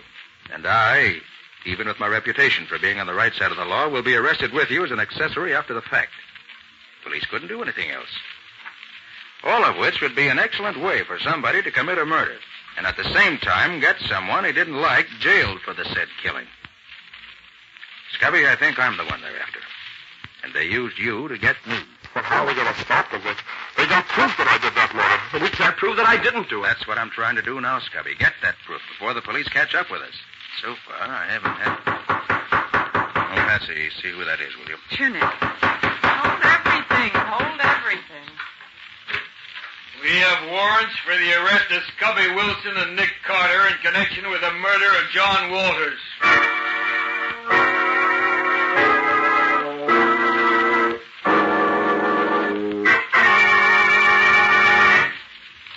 But why didn't they keep you in jail, too, Nick?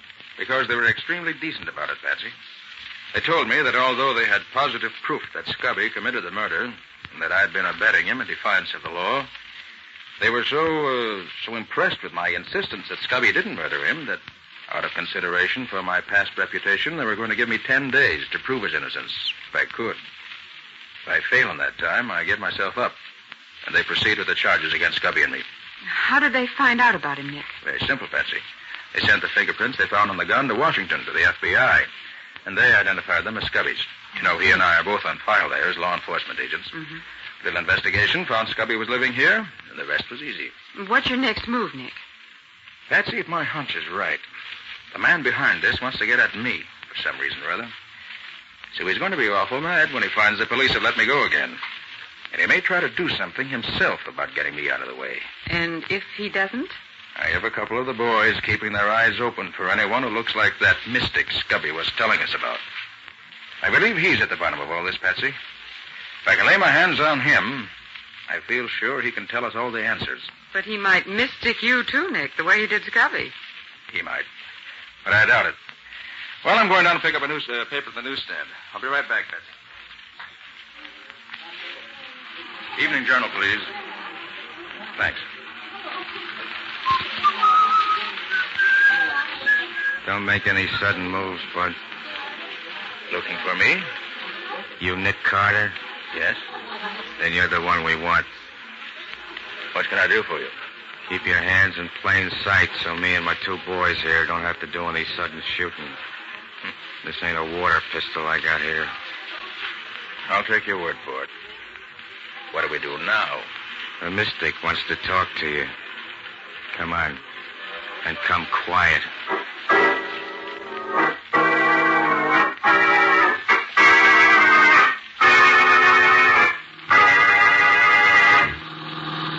Say, friend, any idea why the mystic wants to talk to me?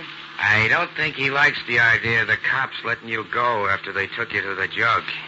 He thought you was out of the way for keeps. So now he's going to do something himself about getting rid of me, huh? No.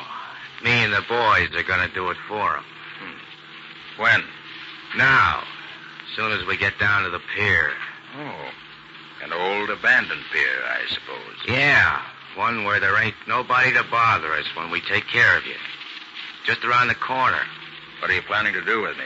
A couple of sash weights tied to your legs will do the trick. After putting a couple of bullets through your head. Lucky. Yeah? You get out the sash weights and the rope. They're in the back of the car. Okay. Barney. Right. You go get the girl. We'll take care of both the girl and Carter at the same time, like the boss suggested. All right, Carter. You and me will walk out on the pier together. But don't forget, I got this little persuader in my hand. It's getting dark, which is what we want, but even if you can't see this 38 of mine, it's still there pointing at you. I have no doubt you're right, and I shan't forget. You know you can't hope to kill me and not pay for it. I'll take my chances on that, Carter. You ain't the first guy I bumped off, and you ain't going to be the last. This'll be far enough. Well, then, there's not much I can do about it, is there? No. Oh, is that the girl coming with your pal there? Where? Oh, yeah. Drop that gun. I'll break your arm. Drop it. No noise if you want to stay alive. I'll drop it. Thanks. Now, I'll take charge here. I'll do just as I say, and you won't get hurt, but try any funny business. You'll never see daylight again, you understand? Yeah, I got you. Didn't need to break my arm off, though. Fine. Here comes the girl and Bernie. Not a sound of you. Okay. Here she is, Spike. Got enough weight for the two of them? Answer him. Answer him right. Yeah. We got enough. Tell him to bring her over here. Bring her over here. Yeah, we're coming. She didn't want to come, but Drop your gun and get your hands up, Bernie. Quick. Quick, I said. Get those hands up. I'll take your gun, too. Now, Bernie, come over here. Just a little closer now. What are you going to do? It's getting dark now. It's time for bed. So I'm just going to put you to sleep. Like this. Gee, you're wonderful. You don't have to kill him, do you, Carter? I didn't kill him. You Nick Carter? Why, yes, I am. Oh, I've been praying something like this had happened, but I didn't think it would. Quiet. We're not out of the woods yet. All right. Hey, Spike. Spike, keep your mouth shut if you want to keep on living. When he gets here, tell him to bring you the weights and stuff. What'll I do with this stuff? Now, tell him. Bring the stuff over here, Lucky. Okay. Don't move, Lucky. I've got the gun this time. All right, young lady. Will you get the gun out of his pocket, please? All right. Here it is. I'll take it. Thanks. Now, Lucky, I want you to tie up your pal Bernie there. Huh? Then you can tie up Spike. Yeah, Then I'll tie you up. give the finishing touches to all three of you, and be on my way. You mean you're going to leave us here? That's exactly what I mean. Why, you All dirty- right, Lucky, get busy with those ropes. Time's getting short, and I've got a real score to settle with your boss.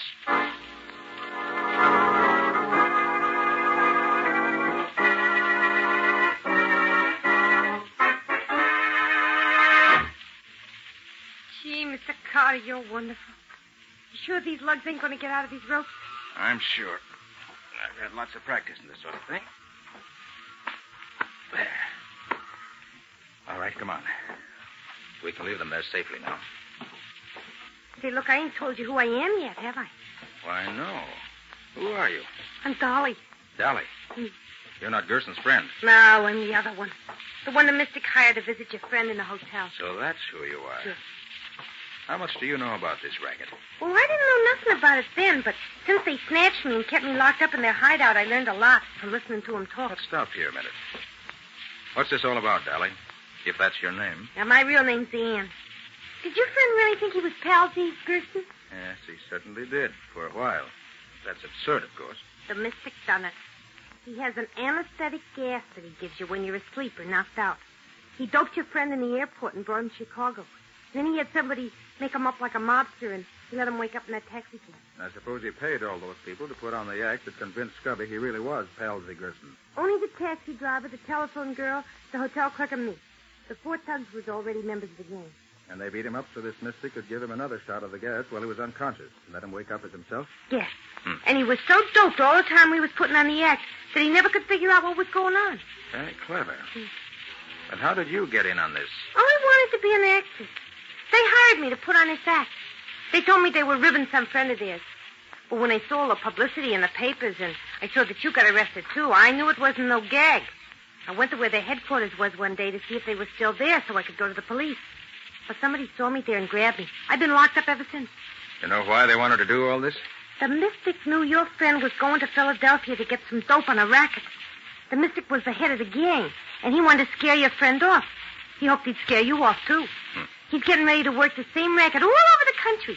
And you was the only one who was getting hot on his trail. I thought that was it. And when we didn't scare off, he had to take matters into his own hands. I suppose it was one of the Mystic's thugs who did the killing in the nightclub? Yeah, it was Spike, made up to look like your pal. And he left the evidence at the cops found. Who was the man he killed? Some fella wouldn't play ball the way he wanted him to. Look, do you know where the headquarters of this gang is? Sure. Just about a block from here. Want me to show you? You bet I do. With your help, I'm going to get that Mystic. If he's there. Come on. It's over this way.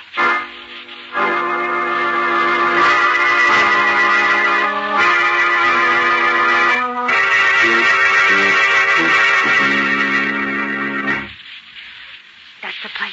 That little house beside the warehouse. Is there another entrance? Yeah, round on the side. That's all. How many in the gang? 5 besides the boy. You got 3 of them tied up on the pier. Good. Can you handle a gun? I don't know. I'll try it if you want me to. Good. Take this one. Go around to the other door. When you hear me fire once, you shoot that gun 6 shots fast. Can you do that? Sure. What are you going to do? When I pick the lock on this door, go in and try to trap them. If they try to make a getaway through the other door, the shots you fire will make them think they're surrounded. Okay? Sure. Good luck, Mr. Carter. I'll be listening for you. Now, Mr. Mystic, let's see how mystical you really are. First, I get this door open. There. That was easy. Guess they're not expecting trouble. Now to find them. And with Spike taking care of Carter, and the cops taking care of that stooge of his, we'll have nothing to worry about any further. I guess we were too clever for the great Nick Carter. Think so, do you? Up with your hands, all of you. Make it snappy. Nick Carter, get him, boy. Oh, good. You're surrounded. You can't get away. Got it, boss. We ain't got a chance. Drop your guns if you want to stay alive. Very well. You're too many for us this time. Drop your boys. Drop. Thank you. Now turn and stand up against the wall with your hands in the air. That's it. Oh, Ann. Ann, it's all over now. You can come in. Fight's over. You got him, Mr. Carter? Gee, you're a real detective, ain't you? All right, Ann. Go to the nearest telephone and call police headquarters. Yes. Tell them we have the correct answer to the killing that Scubby's charged with. And Yes. tell them to send some cops down here after them right away. Sure thing, Mr. Carter. Now, who's on top, Mr. Mystic? Why don't you try a little magic now? All right, Ann, get going. Scubby will be very anxious to get this good news. I'm on my way, Mr. Carter. You mean you didn't have any police here with you? No, my mystical friend. Just me and the girl. But using my own special brand of magic, you couldn't tell the difference. And that's the kind of magic worth using.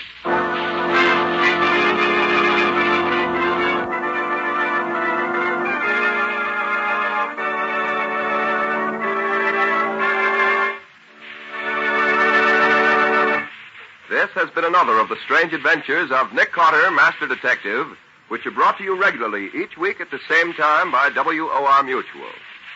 Well, Nick, I'd like to hear a few of the high spots from next week's story. Okay. Next week's story started with a cat. But not a common, ordinary cat. This one was a lemon-yellow Persian cat with a pedigree. The chase started when I tried to find the said pedigreed Persian puss, which had been stolen from its rightful and very ultra owner. But before long, I found I was involved in theft, kidnapping, murder, and other varieties of law-breaking. Which included being hit over the head and being shot at in the dark. Not exactly an amusing case. No, Patsy, it was a deadly serious case before it was finished. I call it A Cat Brings Death. Or The Mystery of the Missing Persian. And that's all for now. So long. So long, everybody. And so long to you both, Nick and Patsy. In the strange adventure you have just heard, Nick Carter was impersonated by Lon Clark, Patsy by Helen Schultz, Scubby by John Kane. Original music was played by Lou White. The entire production was written and directed by Jock McGregor.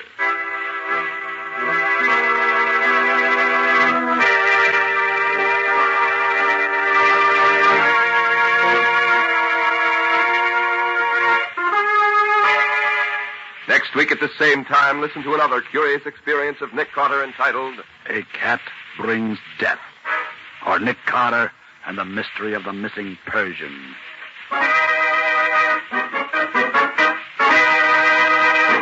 This story is a copyrighted feature of Street and Smith Publications, Incorporated. The Return of Nick Carter is produced in the studios of WOR and is broadcast over most of these stations every Saturday evening at 10:15 Eastern War Time. This is Mutual.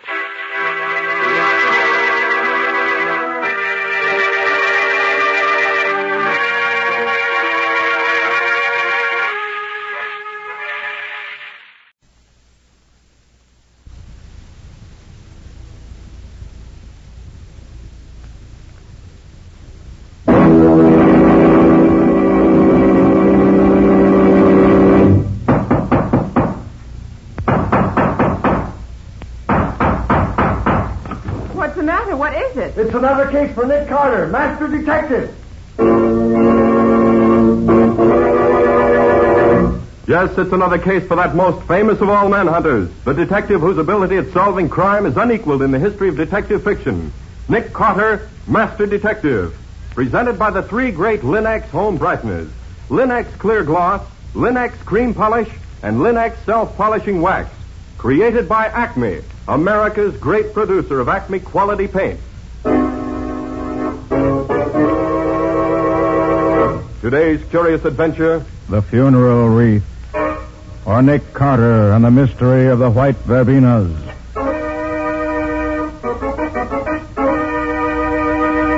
In just a moment, we'll hear how Nick Carter made a funeral wreath give him the answer to a cold-blooded murder. But first, a word of advice. As a homemaker, you know what a job it is to keep a home attractive. That's why you've appreciated the new beauty which Chemtone, the miracle wall finish, has brought to your walls. And that's why you'll appreciate Linex Cream Polish, which restores your furniture's original handsomeness in one quick, easy application.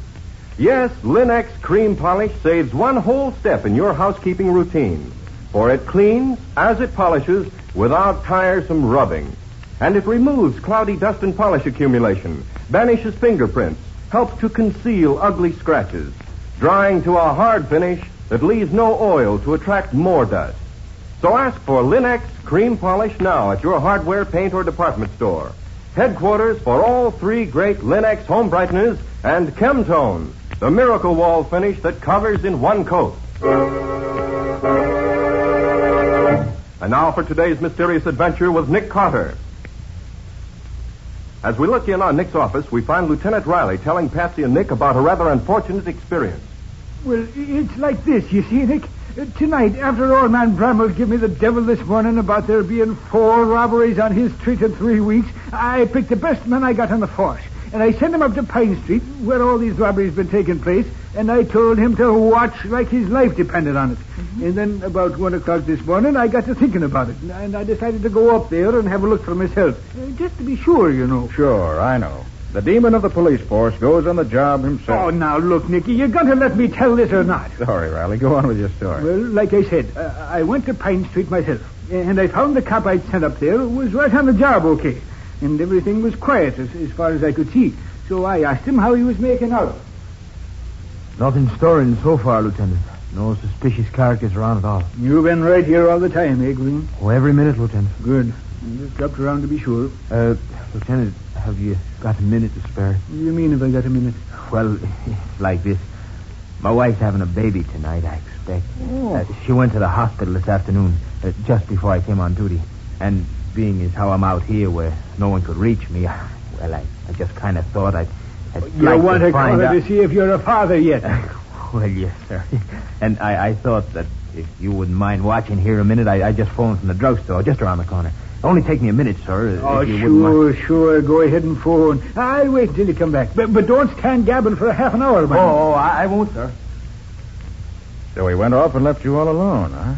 Oh, too bad. I'd say it was too bad. If we'd both been there, we might have got that dirty crook. So what happened then, Lieutenant? Well, I stood there in the shadow of the corner house, you see, watching. Uh-huh. And a moment later, I saw a dark figure come out of old Bramwell's house, which was just 2 doors up the street. Now, I knew Bramwell and his wife lived there alone with only a maid, so I wondered who it would be coming out there at that time of night. And what made me even more suspicious, there was no light on in the hall, like there would be if somebody was saying goodnight to him. So I says to myself, I'll just go over and find out who he is, because I'm not taking no chances tonight. And you went over? I did that.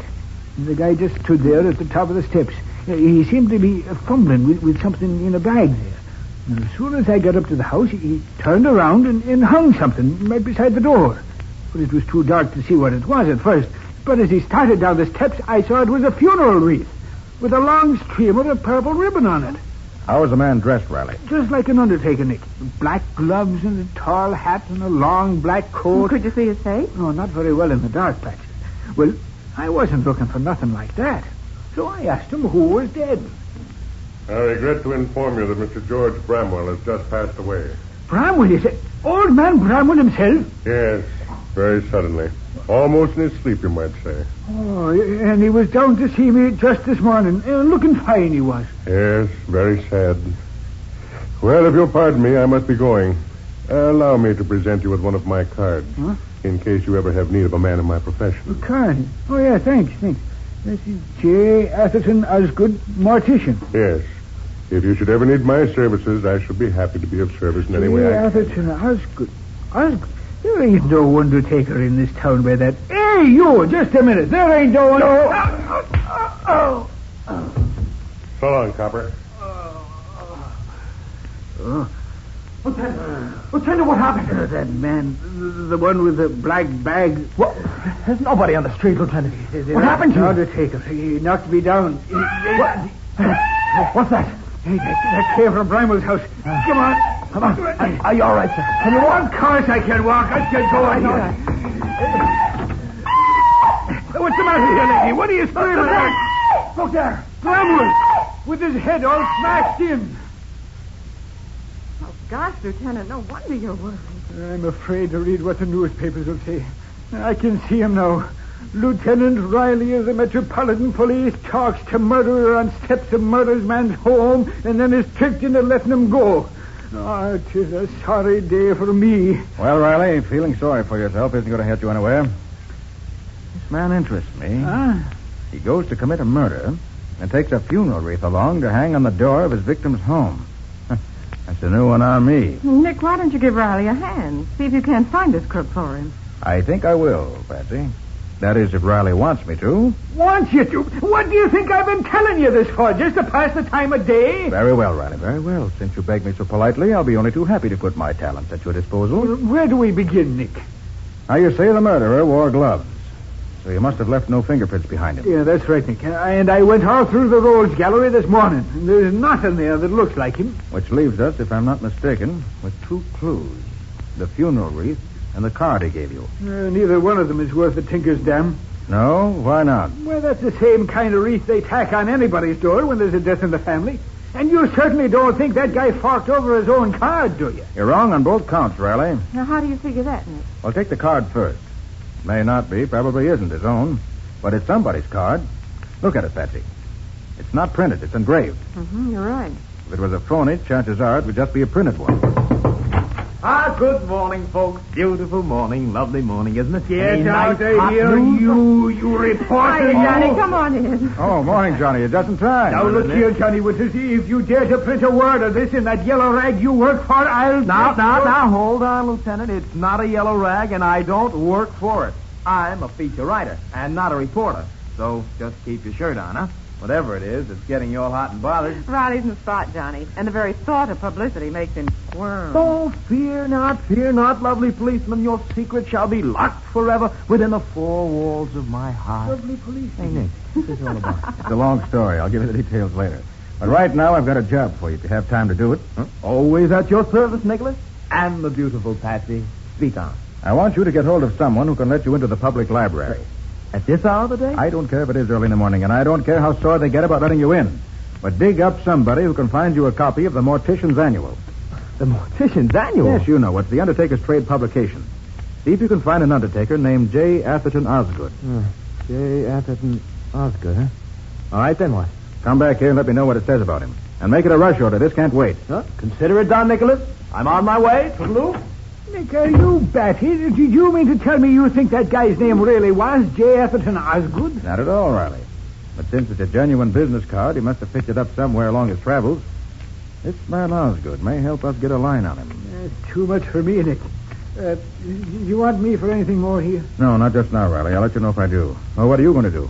I'd rather be shot than do what I have to do, Nick. What's that, Lieutenant? Go down to headquarters and explain to the reporters how it happened that crook got away from me last night. Oh, well, good luck to you. And you better put a shamrock over your left ear for luck. Okay, Nick, okay. Have your fun.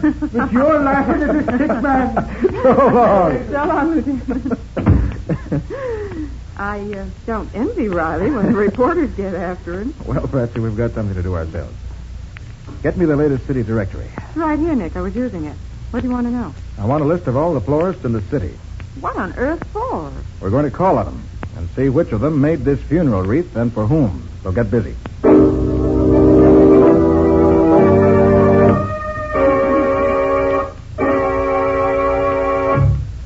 Nearly through, Patsy? Just a couple more, Nick. But what a list. Maybe we'll be lucky and only have to call on a few of them. I should hope so. Why, if we have to call on him...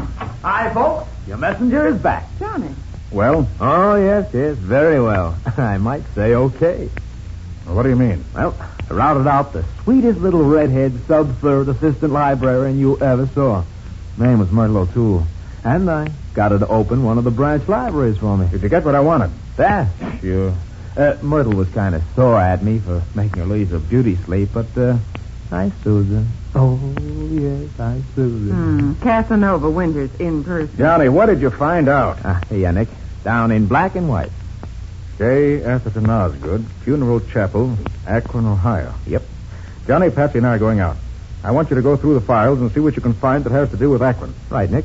About what date? Say within the last year. Mm-hmm. I'm not quite sure of the dates yet. I finished the list, Nick. You want to go now? Yes, Patsy. The sooner the better. Okay. Get your hat and let's be on our way. Hey, Nick.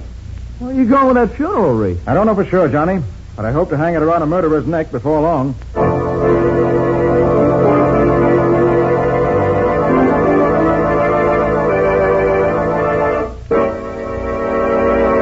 So Nick believes the funeral wreath, which the killer hung on his victim's door, will lead him to the killer himself. What can there be about that wreath that makes it such an important clue? We'll see in just a moment. Ever notice how much a shining, clean floor adds to the appearance of any room? All your rooms will look brighter, more attractive when you protect your wood floors and linoleum with Linex Clear Gloss, the durable coating that flows on easily without brush marks, drying to a hard, tough finish which wears and wears and looks well for a long, long time. Linux Clear Gloss gives a lustrous, transparent finish to all wood or linoleum surfaces in your home, resisting boiling water, hot grease, perfume, fruit acids, even alcohol. And it's so easy to keep clean. For Linux Clear Gloss keeps the dirt on the surface where it's easily wiped away. Its gleaming beauty, its protective durability, make it a standby in thousands of American homes. So get it now. Famous Linux, spelled Lin-X. Linux Clear Gloss, the ideal way to protect your floors and woodwork. Remember to ask for it at your paint, hardware, or department store, where you'll find all three great Linux home brighteners and Chemtone, the miracle wall finish that dries in 1 hour. And now back to our story. We left Nick and Patsy trying to find the florist who made the funeral wreath which the killer hung on the door of the man he had just murdered. That's it, Patsy. Just ahead. Ide Silverman.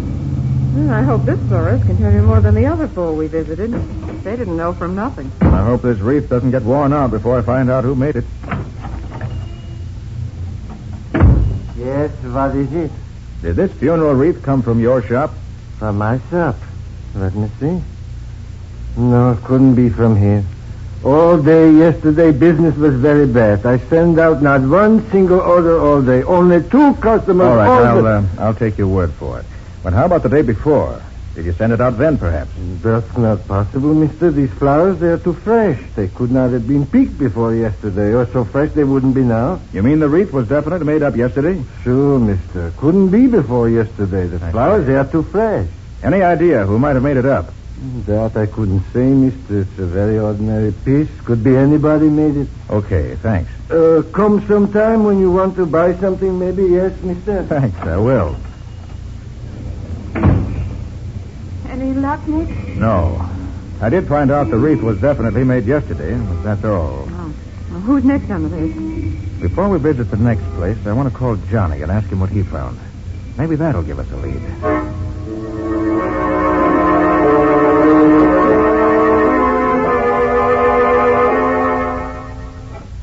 Yeah, I found 3 notices from the Akron police, Nick. Any of them the man we want, Johnny? Well, I can't tell. Descriptions are so general, they don't mean much. What are the dates on them? Well, one is dated almost a year ago. One is dated about 3 months ago, and the other is 2 months ago. I see. Well, not much help there, I'm afraid. And, wait a minute. 2 of the men are wanted for murder and robbery, and the other for robbery alone. Okay, Johnny, sit tight. I may need you again. So long. So long, Nick. I gather he didn't find anything that will help us. No, not without some additional evidence. Too bad. Well, I better call on the next florist on our list. That's the only lead we have that's any good.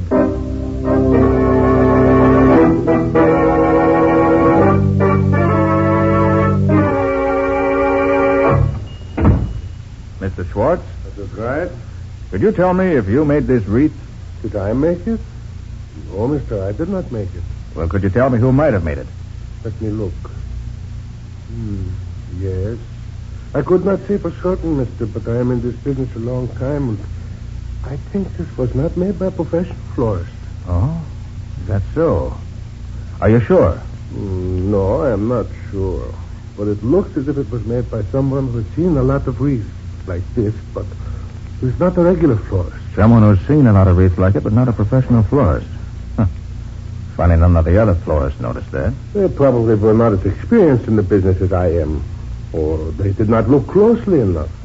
But I'm sure it is not professional. And, well, another thing. These flowers. Yes? Like a book, I know, the greenhouses around here. And not one of them grows flowers like these. That I'm sure. Thanks very much. You've told me a lot, Mr. Schwartz. So long. Goodbye, mister. Any luck this time, Nick? Patsy, I think we've got something. Oh, good. What is it? Find me a telephone. I want to talk to Mr. J. Atherton Osgood of Akron.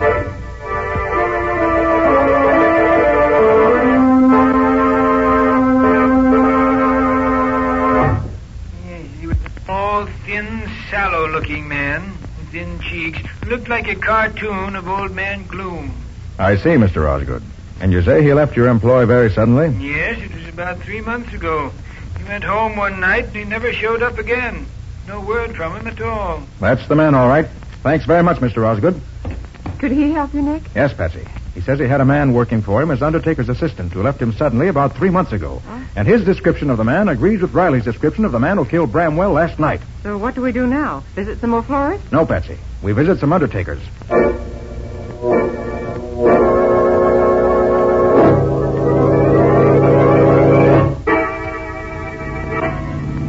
But why are you so sure the killer works for an undertaker, Nick? It's logical, Patsy. He apparently came to town about 3 months ago.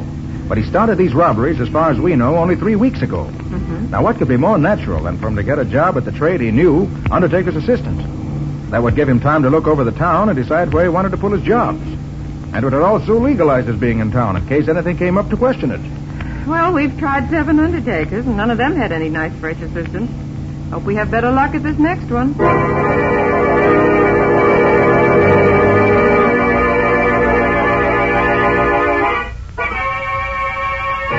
Why, yes, Mr. Carter, we do have a new assistant, Mr. Carnes, a very fine man, most efficient. Came here about 3 months ago, but I'm sure he can't be the man What you does he are. look like? Why, he's about as tall as you are, not nearly as heavily built. His cheeks are thin, and he looks rather like... Like Old Man Gloom? Well, I wouldn't like to say that, but he does... Well, now that you mention it, he does rather resemble that character, yes. I'd like to see him. Why, he's not here today, Mr. Carter. He's home packing his bag. Packing his bag? You mean he's leaving town? Oh, just overnight, that's all. We're shipping one of our late clients to Cleveland. Mr. Carnes is going with the body to deliver it to relatives there. I see. Well, do you mind telling me where your Mr. Carnes lives? Why, I'm not sure, Mr. Carter. I've never become that friendly with Mr. Great Carnes. heavens, man. Surely you know where your own employees live. Oh, but he's not one of my employees, Mr. Carter. I'm not the head of this establishment. Mr. Grayson is. He could tell you, of course. Well, where's Mr. Grayson? I'll ask him. I'm very sorry to say he's not here today. Not here? No, he's been called out into the country to supervise a very special... All right. And you say you don't know Carnes' home address? No, I don't. But I believe he lives on Oakmont Terrace, if I remember correctly. Oakmont Terrace? Yes, Mr. Carter, but I don't know the number. I'll find it. Oh, by the way, this body that Carnes is taking to Cleveland, who got it ready for shipment? Why, our Mr. Carnes did. He came to work early this morning in order to get it ready in time, and now he's... Thanks, that's all I want to know. So long.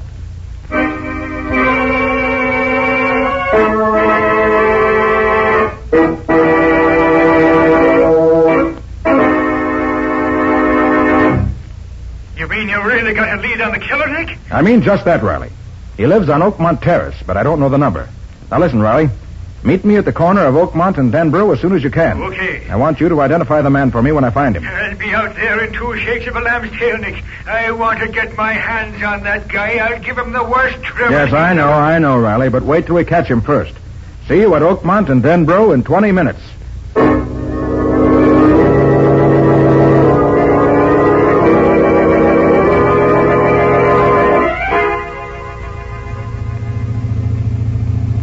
Just drive slowly along the street, Patsy. I want to see if I can get any clue to which is Carnes' house. You don't expect to find him sitting on his doorstep, do you, Nick? Hardly, Patsy. But one of the florists I visited gave me an idea. An idea about what? About the flowers in that wreath. He said that... there. That's the house. My hunch was right. You mean the house where Carnes lives? Yes, I'm sure of it. Why, Nick, how can you tell? By the garden in front of the house. Well, what can... Oh, there's Riley pulling around the corner up there. Shall we go meet him? Yes. I want to get this over with as soon as I can. Right.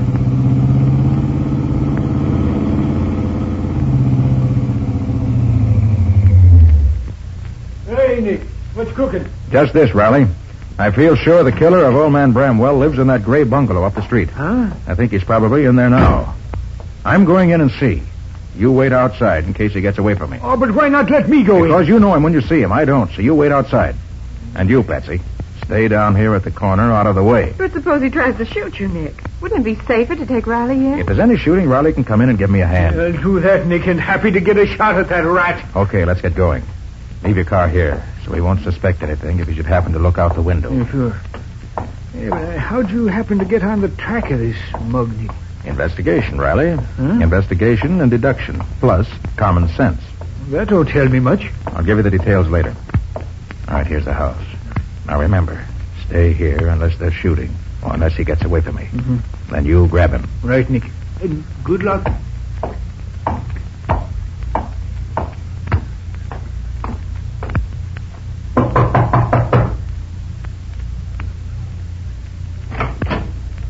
Well? Mr. Carnes here? Yes, that second door there. Shall I call him? No. He's expecting me, thanks. Oh, all right. You can go right in then. Thanks. Hey, what the... Your name, Carnes? Yeah, so what? I want to talk to you. Is that any reason for busting into a guy? I mean, is that any reason why you should enter my room without knocking? Why, yes. I was afraid I might not catch you if I lost any time. You seem to be leaving town. I don't know what you have in your mind, but I'm sure I'm not the one you want to see. I don't believe I know you. Well, I know you. You work for Grayson the Undertaker, don't you? And you're leaving town to chaperone a dead body to Cleveland. That's quite correct. I know a lot more, too. I know you killed George Bramwell last night in cold blood and took $3,000 in cash and $10,000 in jewels from his safe. It was a pretty slick stunt to impersonate a departing Undertaker and leave the wreath in the door. Go on, you interest me. But that was where you made your mistake, Carnes. Because a florist told me that wreath wasn't made by a real florist, but by someone who's seen lots of them. So I figured that the killer who might have worked for an Undertaker at some time was you. So you picked me out as the culprit. There's another mistake to use that card you picked up in Akron. Gave us a good line on you. Of course, going into the undertaking business here was an excellent idea. From your point of view, gave you a splendid chance to find out where the rich homes were located without attracting attention. Is that all? Not quite. I have a hunch that if we were to pry up the lid of that casket you're going to chaperone out of town, we'd find you'd hidden the loot in there. This is all very entertaining. But so far you haven't shown any proof that connects this wild story up to me. So I must ask you... How about this, then? That homemade funeral wreath was made of white verbenas. A very uncommon flower around here. And there's a fine bed of verbenas growing in front of this house. The only white verbenas anywhere around here. So put on your hat, Carnes, and we'll go out and let Lieutenant Riley identify you as the man who slugged him last night. You can go to... Should take better aims, Carnes. You really hope to shoot your way out. You got nothing on me. I was just trying to... Whatever you're trying to do, that shot you fired just now was a signed confession of guilt. You're all right, Dick. You can get it. Yes, everything's under control, Riley. There's your killer. Hey, that's the guy, all right. Convicted by his own funeral wreath, which is poetic justice if I ever heard it.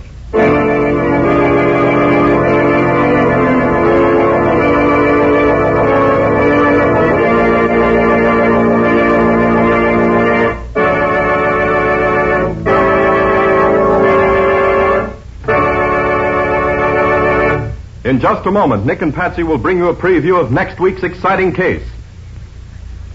Here's a suggestion. Give your floors a handsome surface in a jiffy with Linex self-polishing wax. The liquid wax you simply wipe on without rubbing or polishing. Linex self-polishing wax keeps all your floors, wood, tile, and linoleum, looking their shining best. Yet it's so quick to use, and it dries to an elastic, satiny finish that wears amazingly and is unusually resistant to dirt and water. It contains the greatest possible amount of genuine carnauba wax, with no gum, shellac, or resin to chip or crumble. And with Linex self-polishing wax, there's no need of rewaxing the whole floor. When most used parts begin to show wear, you can rewax only those parts that need it. Best of all, Linex self-polishing wax is the non-skid floor finish, resisting slip even when water is spilled on it. This fact has been proved by the underwriters' laboratories, whose seal is on each bottle. So get it now, Linex self-polishing wax, to keep your floors beautiful the easy way. If your dealer hasn't yet received his supply of the 3 great Linex home brighteners, he'll probably have them soon. Ask him to save one or all of them for you. Acme will see that he gets them, and you get them, as quickly as possible. And now let's hear from Nick Carter himself. How about it, Nick? Have you got something new and exciting for us next week? I think so, Ken. In the courtyard of a new and expensive apartment building, the body of a man was found floating in the lily pool. With a large knife in his back. There was practically nothing to tell us who did it or why. But when I got started on the investigation, I found a very confusing trail that took me all over town in unexpected directions. And led right to the murderer, thanks to a costly mink coat. which unfortunately did not belong to me. Patsy, you made a nice little sum of money out of that coat, even if it wasn't yours. True enough. That was some compensation for what I went through. Well, it sounds interesting, Nick. What do you call the story? I call it Death in the Pool. Or the mystery of the mink coat. And that's all until next week. So long. So long, everybody. And so long to you, Nick and Patsy. We'll be looking forward to seeing you again next week.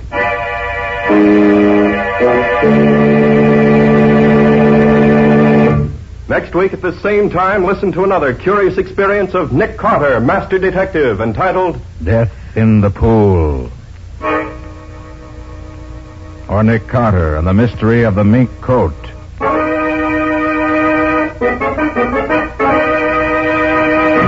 Nick Carter, Master Detective, is a copyright feature of Street and Smith Publications, Incorporated.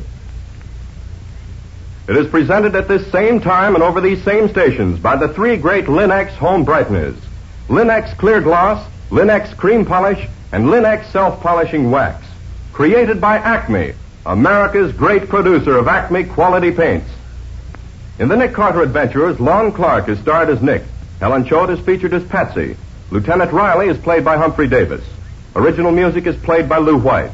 The programs are written and directed by Jock McGregor. This is Ken Powell speaking for the thousands of Linex dealers all over America and saying so long until next week.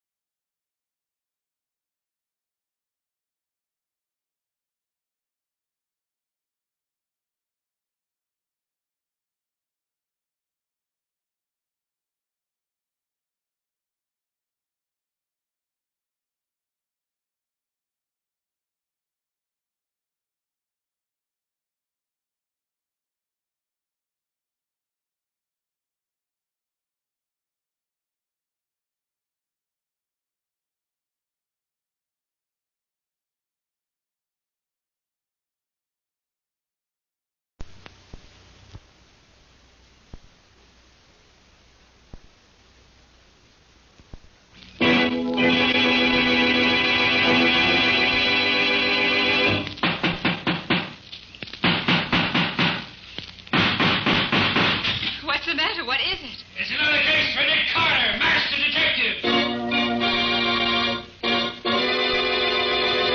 Yes, it's another case for that most famous of all manhunters, the detective whose ability at solving crime is unequaled in the history of detective fiction, Nick Carter, Master Detective.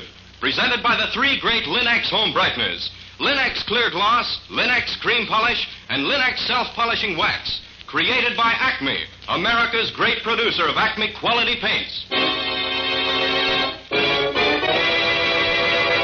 Today's curious adventure: Death in the Pool, or Nick Carter and the Mystery of the Mink Coat. In just a moment, we'll hear how an expensive mink coat helped Nick Carter solve the mystery of the dead man found floating in the lily pool. But first, here's something you'll want to remember. A home is a place to enjoy. That's why you keep it as lovely as you can. Thousands of American homemakers have discovered that Chemtone, the miracle wall finish, is the way to new wall beauty. Now, renewing the beauty of your floors, Linex self-polishing wax gives a satiny luster without tiresome rubbing. And it resists wear, water, and dirt amazingly, for it contains real carnauba wax. You can actually clean with a damp cloth or mild suds. What's more, Linex self-polishing wax, the non-skid floor finish, resists slip even when water is spilled on it. Get Linex self-polishing wax at your paint, hardware, or department store. Headquarters for all three great Linex home brighteners and Chemtone, the miracle wall finish. And now for today's mysterious adventure with Nick Carter. As our story opens, Nick and Patsy, his assistant, are driving home a girl who is not feeling well. Where does she live, Patsy? In the Gray Bar Apartments, Nick. It's the one with the big lily pool in the court. Oh, that one. She would live in a place like that. All show, nothing else, just like Sally. I wish you wouldn't talk that way about her, Nick. She used to be one of my best friends years ago. Well, she's no friend of mine. I've no use for girls that drink the way she does. She's had a lot of trouble recently, Nick, and she just drinks to make herself forget. Her husband divorced her about a year ago just because she went out on a few parties he didn't approve of. She's been alone ever since. Funny, you standing up for her, Patsy. Usually you'd be the first to condemn anyone who plays around the way I understand she does. All right, Nick, think what you like. Just as long as we get her home to her apartment so I can put her to bed. Who's going to bed? Evelyn's young yet. Let's go somewhere. The only place you're going, young lady, is home to bed. Well, who's that? I don't know him. Oh, yes, you do, Sally. That's Nick Carter, the man I work with. Never heard of him. This the place? Just ahead, Patsy? Yeah, stop at this first entrance. She lives on this side. Okay. Come on now, Sally. This is where you live. I'll get out first and give you a hand. Help myself. All right. Don't need a hand. Can take care of myself. Want me to go up with you? No, Nick, you wait here. She'll be all right. All right. But don't let her keep you up there all night. I won't. Oh, I better go after her. She'll fall in the lily pool if she's not careful. Yeah. She's getting pretty close to the edge of it. You better... In heaven's name... She sounds terrified. Come on. What's the matter, Sally? What is it? Man in the pool. A man. He's dead. Dead!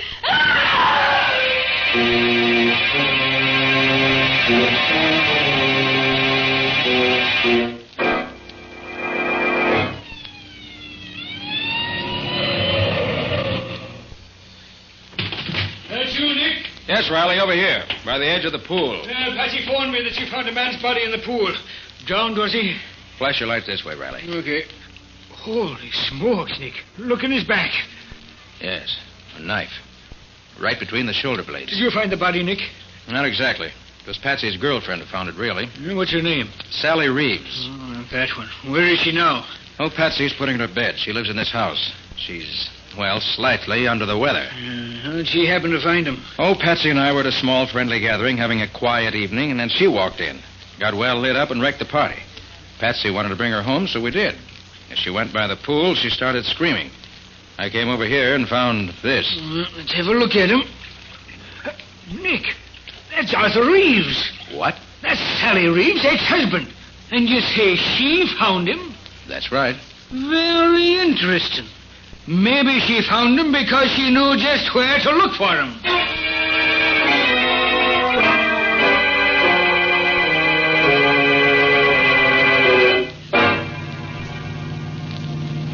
Lieutenant Riley seems to think Sally did it herself. He's a dope. Well, you said she's hated her husband ever since he divorced her, Patsy. Maybe she did kill him. Oh, Nick. Well, she certainly acted guilty enough when they questioned her. That doesn't mean anything, and you know it. Well, maybe and maybe not. Well, Riley will find out. Oh, Nick, you can't leave it to Riley. Well, that's certainly what I'm going to do. This is none of my affair. Nick Carter, you've got to make it your affair. No, Patsy. But I'm not going to see Sally put in jail for something she didn't do. You've got to help her, Nick. And why? Because I asked you to, that's why. Oh, Patsy. Oh, Nick, will you do it? Well, I suppose I'll have to if you put it that way. Oh, Nick, I knew you would. But it's against my better judgment. I don't care why you do it, just as long as you do it. Now, where do we start? Well, I guess the best thing is to go down and see Riley in the morning. We'll find out just how the case against her stacks up so far. Then we'll see where we go from there.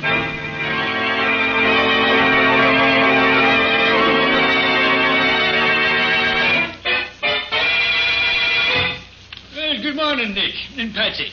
Hi, Riley. Well, Lieutenant, have you let Sally out of jail yet? Let her out. I should say not, Patsy. She's in for good the way it looks now. She did it all right. Riley, do you mind telling us just what the case is against her so far? No, I don't mind at all.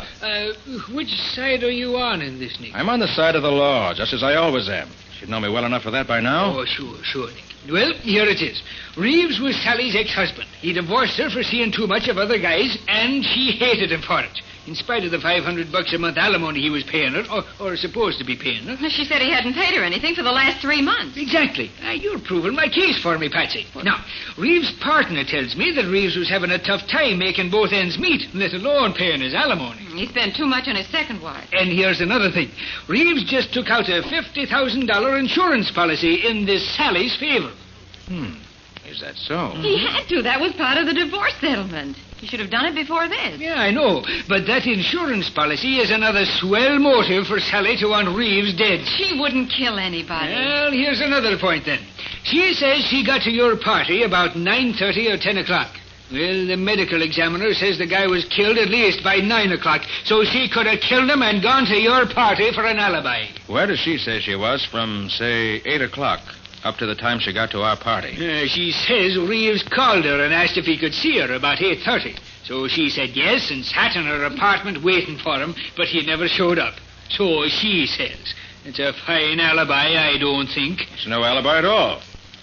Who was the last one to see Reeves alive? Oh, his partner, Workman. He said Reeves was at the shop, but left to go to see Sally about something. Amazing how everything points to Sally, isn't it?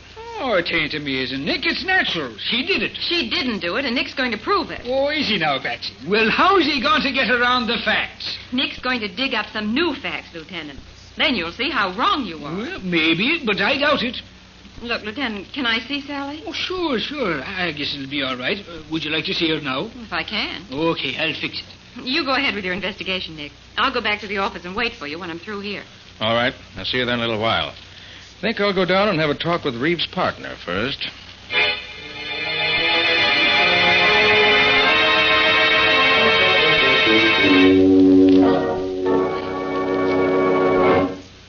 Now, Mr. Workman, you say Reeves was here in the store last night after dinner? Yes, Mr. Carter. He was checking stock with me.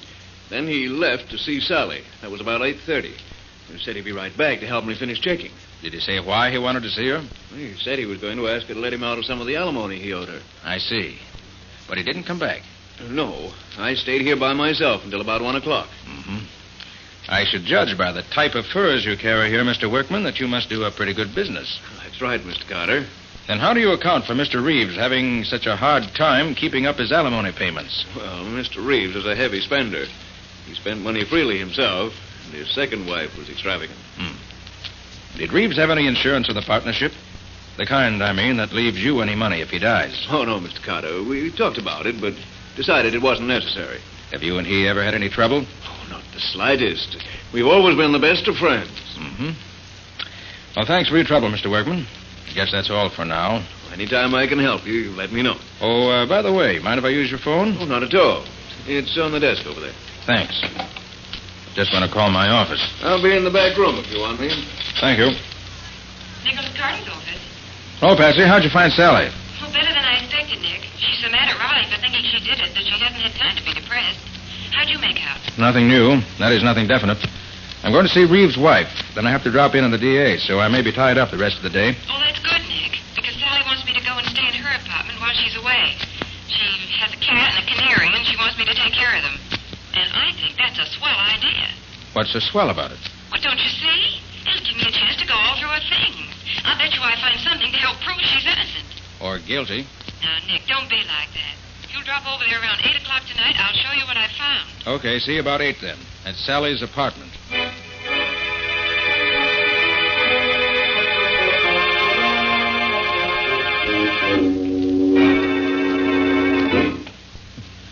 No wonder Sally couldn't afford to let any of the alimony installments be missed. Cost her plenty to live in this place. Patsy! Patsy! Patsy! Patsy, where? Patsy. What happened, Patsy? Patsy, can you hear me? That you, Nick? Yes, what's the matter? A man. He tried to... Patsy.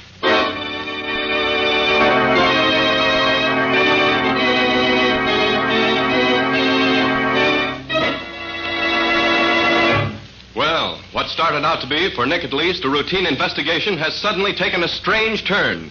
What's happened to Patsy? And what does this have to do with Nick's attempts to find out who really killed Arthur Reeves? We'll see in just a moment. If you have furniture you treasure, you want to keep it handsome. And Linex Cream Polish will protect its beauty effectively. For Linex Cream Polish is designed to restore your furniture's original beauty in one quick, easy application.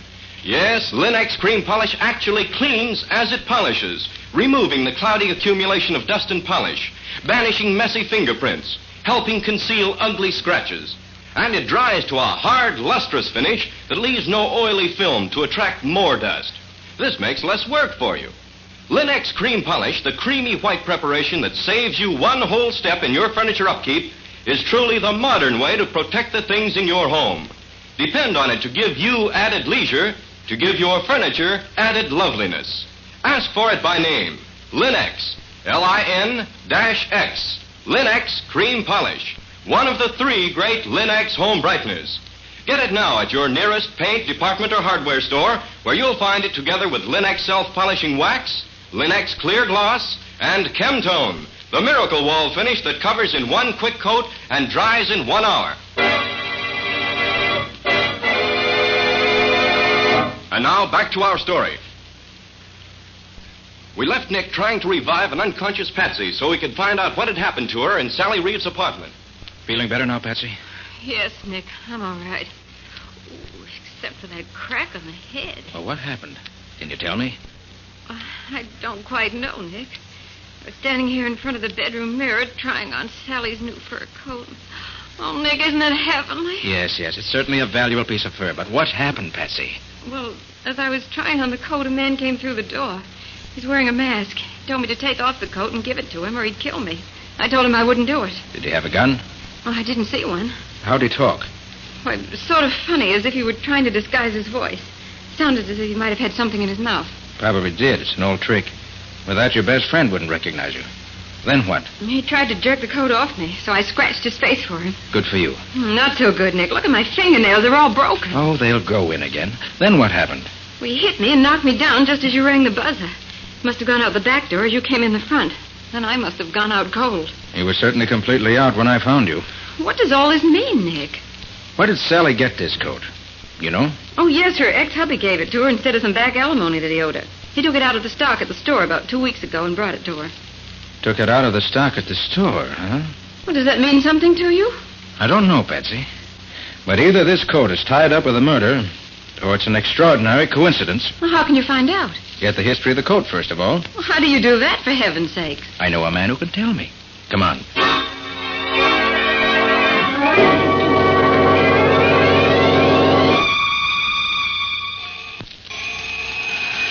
Well, I'm glad you phoned him in advance. I'd hate to have made all this trip for nothing. Hello, Mo. Nick, how are you? Come in, come in. This is Patsy Bowen, my assistant, Mo. How do you do? Hello, glad to see you. And now, what is this puzzle you say you got for me, eh? Here's a fur coat, Mo. Have a look at it. Why, it's beautiful, Nick. Beautiful. What can you tell me about it?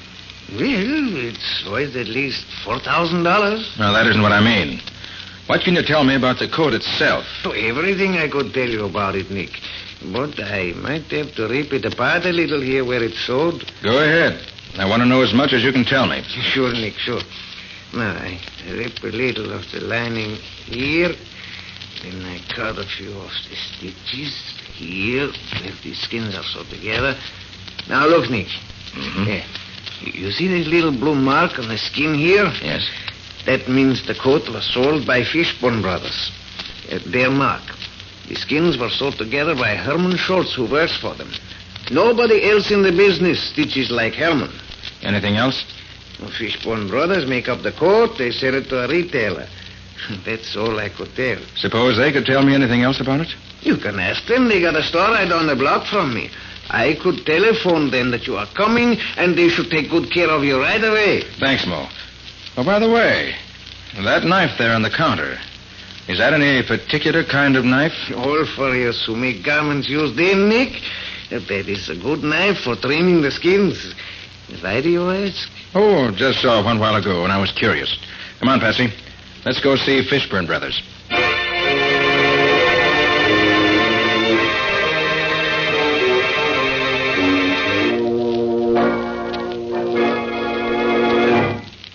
Sorry to keep you waiting, Mr. Carter, but I wanted to be sure of the facts. This coat was sold by us to Perilon. And Perilon sold the coat to a Mrs. Jackson Moody, who lives in Boston. But 3 months ago, she reported it stolen and offered $500 reward for its return. $500? Oh, Nick, we can claim that reward. We found the coat. You found it, Patsy. The reward's yours if you want it. Is that what you wanted to know, Mr. Carter? Yes, thanks. That's exactly what I wanted to know. Oh, Patsy, call Riley and tell him to meet us at Reeves and Workman's place. What are we going back there for? I want to see if Workman can add anything to what we already know about this stolen coat. Goodbye. Oh, goodbye.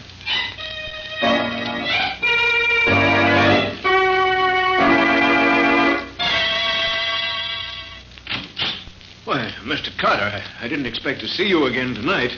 I just want to ask you a few more questions, if you don't mind. No, not at all. Come in, all of you. Working pretty late, aren't you? Yes, I am. You see, without Mr. Reeves, there's so much more for me to do. Pretty dark in here for you to be working, isn't it? No, I can see plenty well in this light. Well, Lieutenant Riley has to make some notes, so... Make notes? On what, Nick? Why, on Mr. Workman's answers to my questions, naturally. Sure you won't mind if I turn on another light, will you, Mr. Workman? Oh, now, really, Mr. Carter, I don't Nick, think... look. His face is scratched right across the cheek. Yes, there was a cat sleeping on a pile of furs a little while ago. I didn't see him, and when I tried to move the furs, he jumped at me and scratched me. What an alibi. Now, what was it you wanted to ask me? Well, first, Mr. Workman, I'd like your permission to look around your shop a bit. Oh, now, see here, Mr. Carter, I don't see what right you have to come in here and... See that Mr. Workman stays where he is while I take a look around the place. Now, look here, you can't come in here and do Sit where this. you are, Workman. Nick knows what he's doing. But I don't understand Just what... sit tight. Nick'll tell you when he's ready. Well, this is an interesting package, Workman. Addressed to some firm out in San Francisco. Seems to be full of pieces of fur coats, some odd neck pieces, and other odd pieces of fur. All expensive fur, too, if I'm not mistaken. That's just some pieces I had left over. I don't think so, Workman. What do you think they are, Nick? I think Workman is a receiver of stolen furs. Ridiculous. He cuts them up and ships them to the West Coast. His accomplice out there ships his stuff east. Then they put them together and mix the furs up so they can't be identified. You're crazy. I wouldn't get mixed up in anything like that. Riley? Ever see a knife like this one before? By golly, Nick, that's the same kind of knife that killed Reeves. You're quite sure? Of course I am. That same dark-colored handle, the same two metal bands around it, I'd know that anywhere. That's the same kind of knife we saw at Moe's a little while ago, Nick. Except that the handle is different. Exactly, Patsy. The knife's a regular furrier's knife. But I imagine at some time in the past year, Mr. Workman had new handles put on all his old knives. Right, Mr. Workman? Say, now, look here. If you're trying to connect me with Reeves' murder, you're all wrong. I didn't kill him. Ever see this fur coat before? No. And I suppose you weren't the man who tried to take it away from Patsy tonight at Sally's apartment. No, of course not. What's that about, Nick? You didn't tell me about anybody trying to rob Patsy. Reeves gave Sally a very expensive fur coat out of the stock here at the store instead of paying her some back alimony. But Reeves didn't know it was stolen. Then when you arrested Sally, Workman knew he had to get that coat back before you found it, recognize it from the description that's been sent out, and trace it back to him. So he tried to steal it from Patsy tonight in Sally's apartment. Lies, all lies. Hey, Nick, I'm beginning to see what you're leading up to. Do you, Riley? I'll say I do. Reeves finds out that Workman is dealing in stolen furs. They get into a fight about it. Workman tells Reeves the coat he gave to Sally was stolen. Reeves is sore and starts for Sally's house to get it back.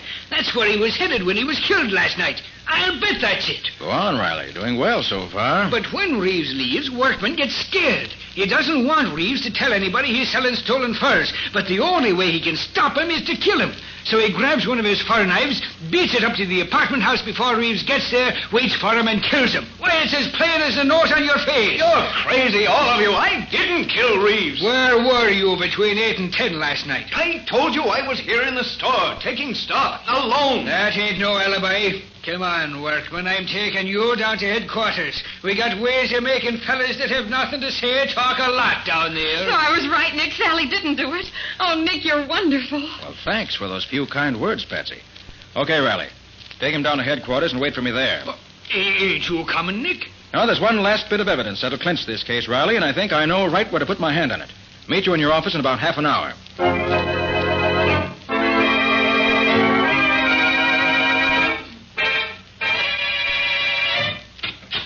Oh, there you are, Nick. Well, glad to see the four of you gathered here to welcome me. Riley, Patsy, Sally, and Mr. Workman. Now let's sit down and be real cozy. What's all this about, Mr. Carter? They won't tell me anything except that you've got some news for me. Okay, Nick. Okay, Riley, go right ahead. Well, Sally, it's like this. Mr. Workman here is the man who killed your ex-husband, Arthur Reeves. That's a lie, Riley. Oh, no, it ain't. Selling stolen furs, your knife, Sally having a fur coat that was stolen, and you trying to get it back, it all adds up. Just wait till the jury gets it. Then, you know I didn't do it. Of course we know it. And I'm apologizing right here and now to both you and Patsy for being such a dumb idiot as I was. I should have known you wouldn't kill him. Isn't it wonderful, Sally? You're free. And Nick did it. I knew he would. Now I can collect the $500 reward for recovering the stolen fur coat. Oh, it's just super, Patsy. You collect that money, and I'll collect the $100,000 on the insurance that Arthur took out for me. I don't think you will, Sally. But, Mr. Carter, why not? Yes, Nick, why can't she get that money? Sally, Yeah? you told me Reeves never got to your apartment last night. That you didn't see him at all, didn't you? Yeah, that's right. I waited and waited, but he didn't come. Riley, got the things you found in Reeves' pocket? Well, sure, Nick. Sure. Right here. There you are. Sally, in Reeves' pocket was a bill for women's clothes, addressed to you, postmarked the morning of the murder. It must have been delivered to you that afternoon. Now, if you didn't see Reeves, how did that bill get in his pocket? Why... You did see him, didn't you? Yes, he tried to take my fur coat away from me, but I wouldn't let him. And you got into an argument about money, didn't you? He was broke and couldn't give you any, so you gave him this bill and said he could at least pay that, right? Well, he... And by the time he left you, you were so mad you could have killed him, weren't you? But I didn't kill him. Workman did. Workman didn't kill him, Sally. You did. After he left, you grabbed up that furrier's knife, ran down the stairs, rushed over to where he was still standing beside the pool, and plunged the knife in his back before he knew you were there. No, I never owned a knife like that. I couldn't have done it. Ever see this picture, Sally? Huh? I found it in your apartment a few minutes ago. A flashlight shot of a tea party you had in your apartment. Dated 3 months ago. And on the table is one of Workman's fur knives being used as a cheese knife. So you did own a knife like that. All right, I did kill Arthur. I had to have money quick. I got a lot of bills that have to be paid. He wouldn't give me any money. Insurance was all I could get. So I killed him. Well, Nick, so she did do it. I was right all the time. I told you I didn't do it. I knew you didn't do it all along, Workman. But I had to do it this way to break down the case against Sally. Sorry. You say you knew all along, Nick? Certainly.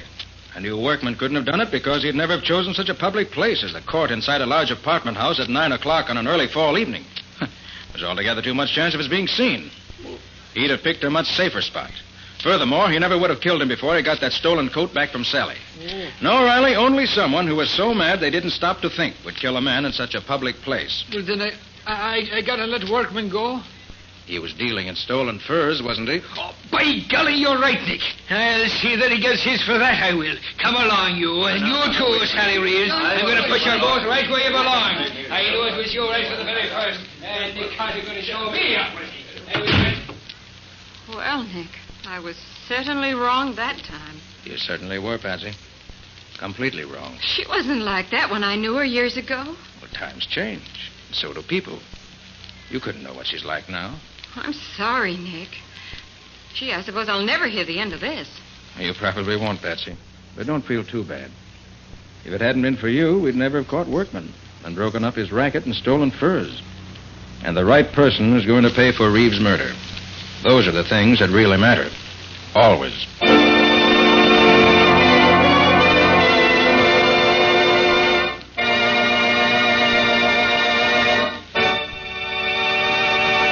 In just a moment, Nick and Patsy will bring you a preview of next week's exciting case.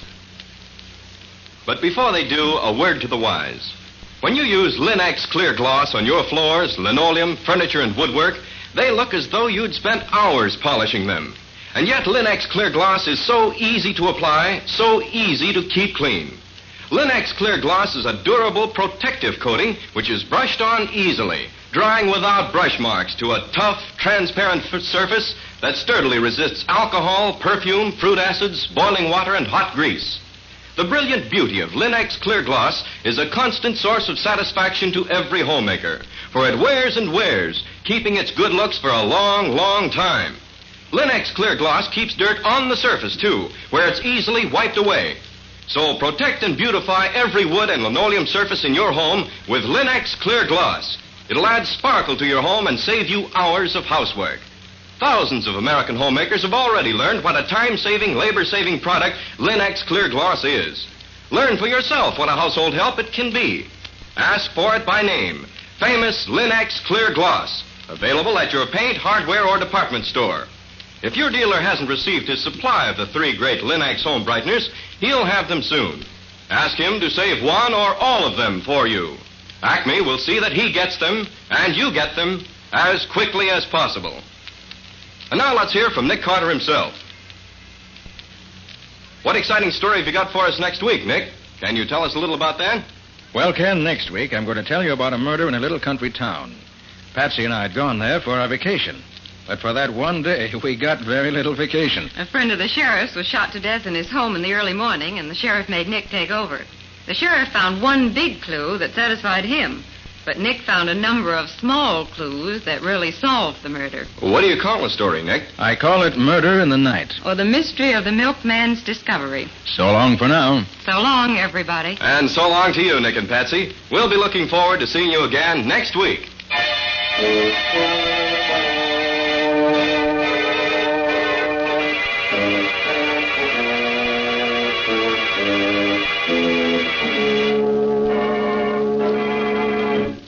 Next week at the same time, listen to another curious experience of Nick Carter, Master Detective, entitled Murder in the Night. Or Nick Carter and the Mystery of the Milkman's Discovery. Nick Carter, Master Detective, is a copyright feature of Street and Smith Publications, Incorporated. It is presented at this same time and over these same stations by the 3 great Linux home brighteners. Linux Clear Gloss, Linux Cream Polish, and Linux Self-Polishing Wax. Created by Acme, America's great producer of Acme quality paints. In the Nick Carter Adventures, Lon Clark is starred as Nick. Helen Choate is featured as Patsy. Original music is played by Lou White. The programs are written and directed by Jock McGregor. This is Ken Powell speaking for the thousands of Linux dealers all over America and saying so long until next week. This is Mutual.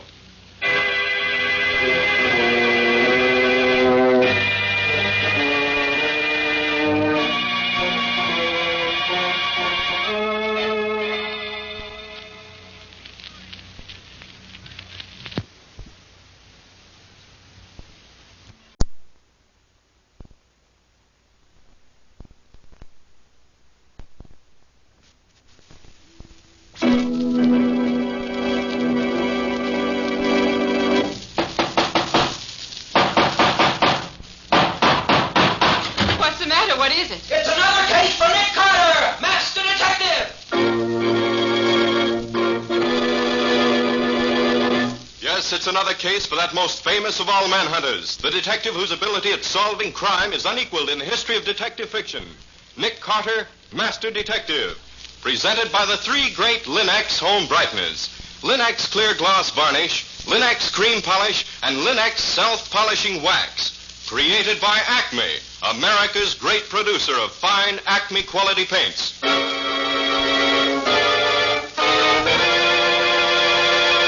Today's curious adventure, Murder by Fire. Or Nick Carter and the Mystery of the Midnight Alarm. In just a moment, we'll hear how Nick solved the mystery of who killed Jenny Baker and why, and what was behind the fire that destroyed Oscar Warren's button factory at midnight. But first, let me tell you something. Millions have learned from experience that Chemtone, the miracle wall finish, brings amazing new beauty to walls.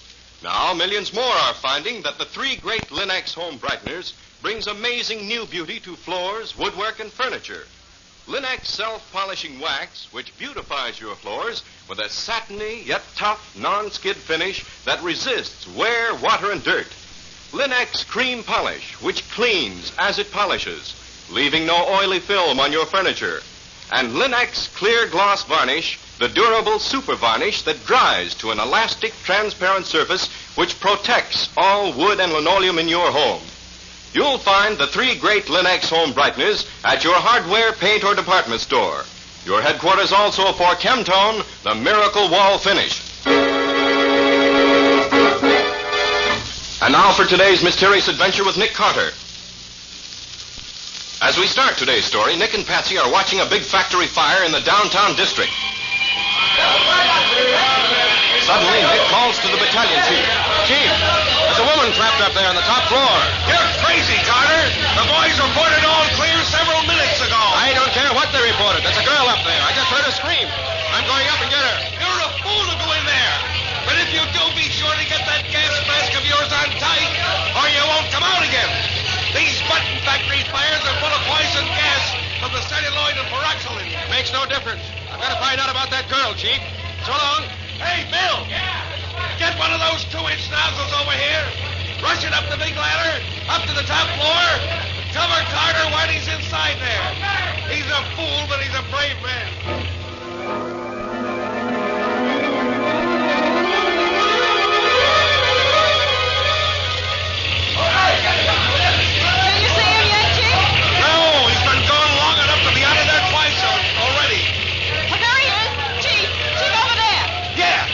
Somebody with him. Ambulance! Over here! Get the first aid kit in a hurry. Nick! Nick, are you all right? Yes, Patsy, I'm all right. Here, let me get your gas mask off. There you Thanks, are. Patsy. I'm okay. Nick, the ambulance is coming. It's no use, Chief. She died in my arms on the way down. Oh, Nick. A poor kid. Yes, Chief, it's not only first-degree arson, it's first-degree murder as well. Murder? Yes, Patsy, just as sure as I'm standing here. What's going on here? Who's that you got there, Nick? I don't know, Riley. Just found her on the top floor of the building. Huh? Tied up and burning to death. You mean somebody deliberately left her there to burn to death? I do. She was bound and gagged and shot up in a closet. But, Nick, why didn't somebody hear her before she got burned so badly? Look here, Patsy. See these ugly red burns on each side of the dead girl's mouth? Yes, what are they? She was gagged. That's why she didn't cry out sooner. She couldn't. Not until the gag burned away. Oh, Nick, she must have suffered agony up there. Somebody hurt? Yeah, somebody's hurt. Who are you? I'm Oscar Warren. This factory was mine. Oh, so it was yours, was it? Yes. Did you ever see this girl here before? Let me see. Oh, yes. That's Jenny. Jenny Baker. And who is Jenny Baker? Our bookkeeper. What happened to her? The same thing has happened to your building, Mr. Warren. Burned to death? Right. But I don't understand. What was she doing here at this time of night? We weren't working overtime or taking inventory or anything. Why was she here? That's only one of the things we don't know, Mr. Warren. Warren, how did you happen to know there was a fire here? I didn't know. And what are you doing here? I've been to the movies. On my way home, I stopped to pick up a bundle I left at my office this afternoon. And where's your home? Up in Washington Heights. And where did you go to the movies tonight? In Union Square. So you come all the way from your home in Washington Heights to go to see a movie in Union Square? Yes, but I... And on the way home, you stop at your office, which is a couple of miles out of your way, to pick up a bundle. It's a fine story. Look, if I left the bundle in my office, where else could I go to pick it up? Did you start this fire here tonight? Why should I start a fire in my own factory? Answer yes or no. Did you start this fire, and why? No, I didn't. Why should I? Same reason any other firebug has. To make money out of the insurance company. But I tell Your firm been making money this year? No. Business isn't so good this year. Yeah, but now that you can get your insurance money, everything's okay, I suppose. Look, why should you accuse me of things like that? Listen, Warren. A factory has been burned down, and a girl has been killed, and someone is responsible, and we're going to find out who.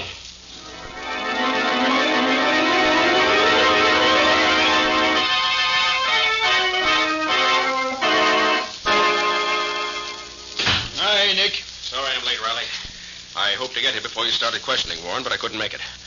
What have you found out? It's been like pulling teeth, Nick. But he's told us that the dead girl, Jenny Baker, was office manager and bookkeeper for his firm for the past 7 years. Knew more about customers and accounts than he did. Invaluable, he says.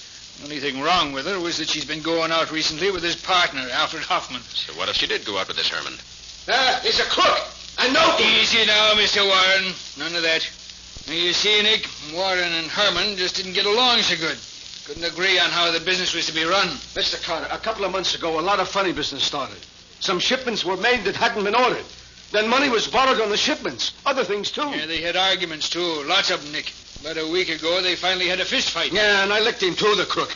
Then we called the partnership off. Which one of you is getting out of the partnership? I'm buying him out.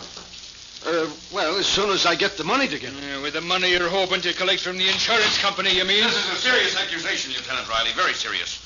Why, my client's reputation would be ruined if these charges of yours were made public. Stop sounding off that way, Hamilton. You're not in court and your client's not in jail yet. Strikes me, Hamilton, that if you were to tell your client what a jam he's in and advise him to tell us what we want to know, he'd be a lot better off.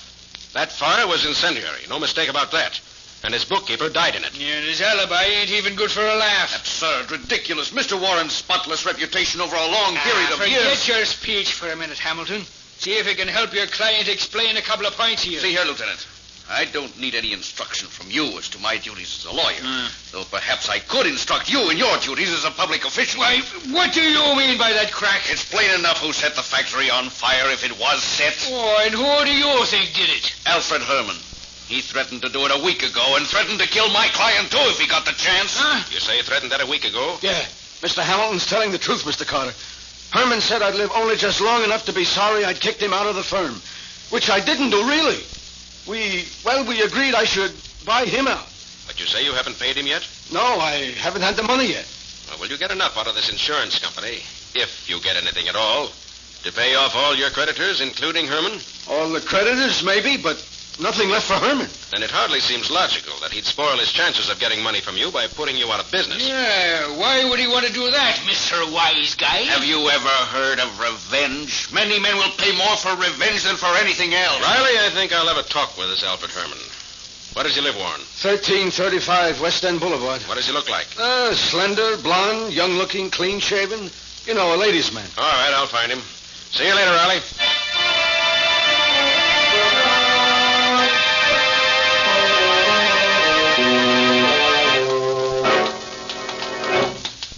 Apartment 3D, you said, didn't you, Nick? Yes, this is it. What do you want to get out of Herman, Nick? First, I want to see if he has an alibi. Ring again, Betsy. Okay. Well, guess he's not in. No, I'm afraid you're... Well, what is it? I smell gas. Gas? And it's leaking around the door to Herman's apartment. You think there's something wrong? I'm going to find out. Where's my picklock? Oh, here it is. This is easy. Oh, good. There. Yes, there is gas in here. Stay outside, Betsy, while I take a look in the kitchen. All right, Nick, but be careful. I'll be all right.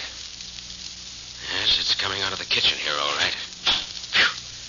Have to get the window open first. There. That'll let some fresh air in here. Well, trying to kill yourself, are you? Well, not this time, my friend.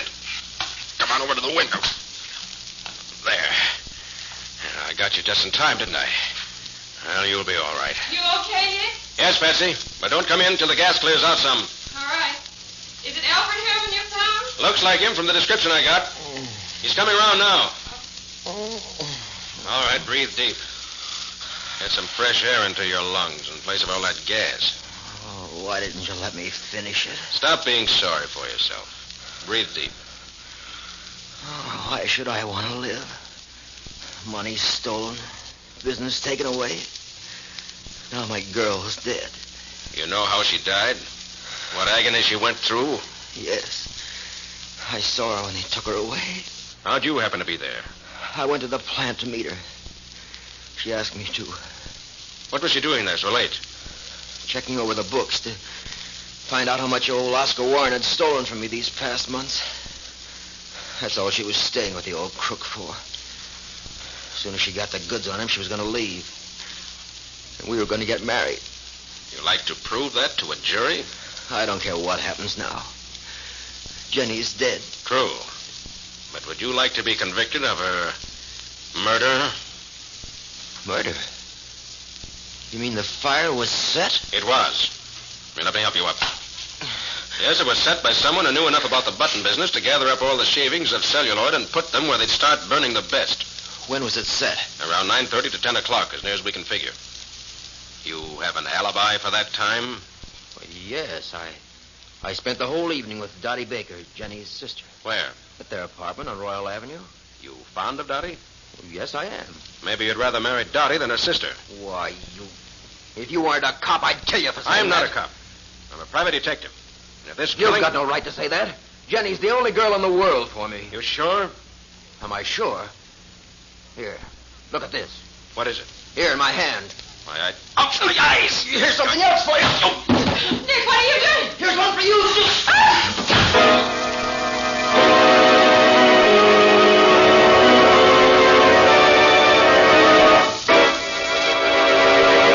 So Nick fell for the oldest trick in the world of crooks. Red pepper hurriedly snatched from the kitchen table and thrown in his eyes when he was off guard, then slugged and knocked out. And Patsy knocked unconscious in the apartment hall as Alfred Herman makes his getaway to parts unknown. Where does all this leave Nick? We'll see in just a moment. If you youngsters have ever tracked in slush, mud, or snow when you just finished cleaning the floor, you know how exasperating it is. But it can be a lot less trouble when your floors are protected by Linex self-polishing wax. For Linex self-polishing wax resists water so that it's removed in a jiffy. Linex self-polishing wax resists dirt, too, keeping it on the surface so that it's easily cleaned away. And although Linex self-polishing wax is simply wiped on without tiresome rubbing or polishing, it resists wear as well.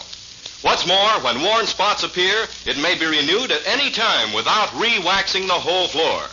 Yes, Linex self-polishing wax is a splendid finish for any floor, wood, tile, or linoleum, giving a beautiful satiny appearance.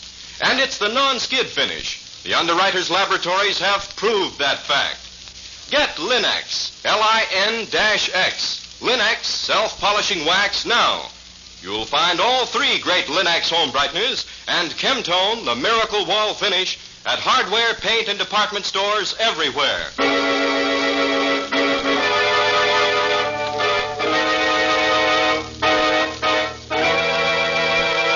And now, back to our story. We left both Nick and Patsy unconscious in the apartment of Alfred Herman, partner in the button factory, in which Jenny Baker was burned to death. Herman has vanished. As we pick them up, they're on their way downtown in Nick's car. It's early evening. Feeling better now, Patsy? Yes, thanks, Nick. That cup of coffee made a new woman out of me. I feel more normal myself than I did a while back. What a sap that Herman made out of me. You ain't kidding. Where do you suppose he is now? Somewhere miles away from here, no doubt. Your trip to his place didn't accomplish much, did it? No. Except for saving his life, it accomplished absolutely nothing. That's right. I went through everything in the apartment. Found nothing that interested me in the least. Not a clue in a carload. Net results of the trip. One bump on the head for you where he hit you with the iron skillet. One sore jaw for me where he punched me. Ouch. Well, I hope I have better luck where I'm going now. Where's that? I want to have another look at the burned factory now that the fire's died down enough so I can get in the place. Oh, is it safe? Framework of the building is still standing. Only the contents were burned. Not all of them. Well, there's a hot fire and a short one. That's it, just ahead there, isn't it? Yes. Now, Patsy, I'm going in. But I want you to wait in the car. Oh, but Nick, I have a hunch something's wrong in there. I want you out here so I can have a friend on the outside. Now, wait here for an hour. If I don't come out by then, call Riley. You mean you think there's still someone in I there? don't know what I think, Patsy. I'm just playing a hunch coming down here at all. And my hunch says be careful. You stay here and watch. All right, Nick, but do take care of yourself. Don't worry, Patsy. I like me well enough to do that very vigorously. Be seeing you.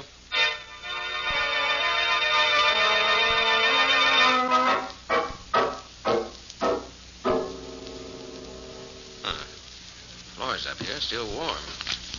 Whoever started this fire did a very careful job. Contents of the stockroom burned completely. The office not hit so hard, except for the office files. Strange. The safe door should be standing open that way. This must have been Oscar Warren's desk. I hardly touched this corner. That's odd. Bell's off the telephone box. It's taken off so it wouldn't ring. Aha, I see. Well, guess I'll just take this bell box with me. Take out these two screws, and They're a poor shot. Try these.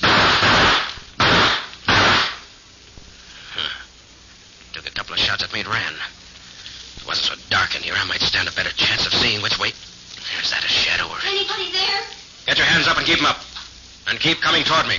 All right, I'm coming. Got a flashlight? Yes. Turn it on yourself. I want to get a good look at you. All right. Here. Why, you're Dottie Baker, aren't you? Yes, I'm Dottie Baker. You look just like your sister. You tried to kill me just now? I didn't try to kill anybody. You have a gun? No. I wouldn't even know how to fire one. Did you hear the shooting? Yes, that's what scared me so. What are you doing up here? I came to look for evidence that my sister was murdered. And what makes you think Jenny was murdered? She was afraid someone was going to kill her. She wouldn't tell me who, but she knew someone had been juggling the stockroom inventories and the shipping records. That's why she was here last night, trying to find out what was going on. But she was afraid something would happen to her before she got the proof. And it did. But I've got the proof. What? Look here. See these metal bands? Yes. They were on the cartons of merchandise that were burned. And they proved that there were only a few of them in the stockroom when the fire started. It's the oldest trick in the business. Remove most of your stock, then have a fire, and claim it burned up all your stock. But where are the cartons of stuff that they took out of here? If you could only find them, they'd prove who did it, wouldn't they? They certainly would, Daddy. And I think I know where to find them. But how could you know that? The bell box for the telephone on Mr. Warren's desk told me. Come on. Where? I'm going to take you home first. And I'm going hunting for those missing cases, because the man who juggled the books and removed the cases was the man who killed your sister and set the fire. Oh, I hope you're right, Mr. Carter, Nick Carter. The detective? That's right. Oh, now I know you'll find the murderer. Well, I hope you're right. Oh, by the way, you seen Alfred Herman lately? Oh, yes, he spent last evening at our apartment, waiting for Jenny to get through at the factory. Why? Oh, curiosity, Daddy. Just curiosity. One of a detective's most important weapons. All right, come on. Let's get you home.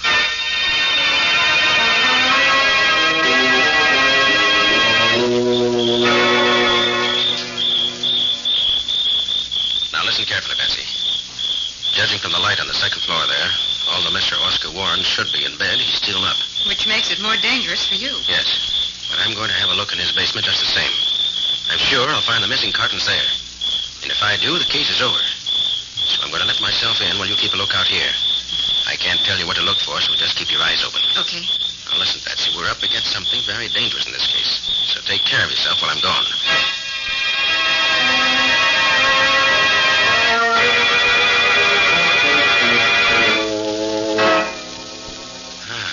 I thought so. Must be nearly 100 cases piled up against the back wall of this basement, which will send Mr. Oscar Warren... Stop that gun! Get your hands up! Turn around and face the wall! It'll be hard to make my death look like an accident right here in your own house, Mr. Warren. They'll get you if you try it. Why, it's Mr. Carter. I thought you were a burglar. What are you doing here in my house without permission? Looking over your stock of buttons. You have a permit to store this inflammable stuff here? Look, Mr. Carter, I told you Herman was pulling some funny business. These boxes are each supposed to contain $200-300 worth of buttons. Look, I cut one of these cases open. You see? They're full of junk, rubbish. Herman steals the buttons, fills the boxes with this stuff. Then he ships them, and we got to make good. $25,000 we lost already. Why didn't you have him arrested? I couldn't catch him doing it. It's no go, Mr. Warren. Alfred Herman has an airtight alibi. Have you? I was at the movies. All right, Mr. Warren, you and I... Fire! There's fire all over the place. Yes, that must have been a firebomb. Out this way. The outside door's unlocked where I came in. This way. I can't see. The smoke. Here, I'll get you out. Come out.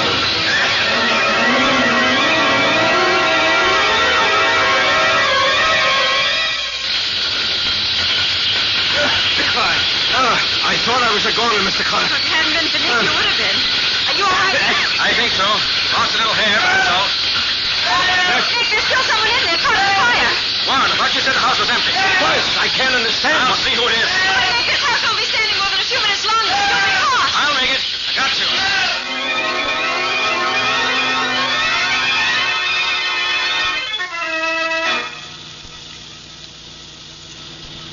I admit you saved my life, Mr. Carter. I'm very grateful. What's the idea of insisting that I go down to police headquarters with you? Because that's where you belong, Hamilton. I know now that you're the one who bound and gagged Jenny Baker and then set fire to the factory. What? You're crazy. That's absurd. You!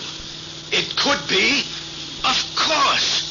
Yes, it was you, not Herman. You had a key. You could get at the stock in the books. And I owe you money, too. So it was you, my lawyer. He's no lawyer, Mr. Warren. I looked him up. He was disbarred some years ago. It was you, Dan Hamilton, who got me to bring these cases of scrap celluloid to my house. You said it would be evidence against Herman. This is ridiculous. Why, at the time the police say the fire started, I was at headquarters reporting Herman's threats against Mr. Warren here. I'll bet you set off that firebomb in my basement to kill Mr. Carter and me. I'm quite sure he did. But he didn't realize how fast the fire would spread, and he almost got caught in it himself. Going through Mr. Warren's papers, weren't you, Hamilton? This is all too fantastic, Carter, but if you insist on my going along with you, you won't mind if I call my office first, will you? Who'd be at your office at 3:30 in the morning? Well, the cleaning woman. I could ask her to tell my secretary where you're taking me. So you want to call your office, do you? Well, I'll tell you what. Let's go to your office instead. Oh, no, that won't be necessary. I'll call later. No, I think we'll go there now. Patsy, drive to Mr. Hamilton's office on Broad Avenue. And hurry.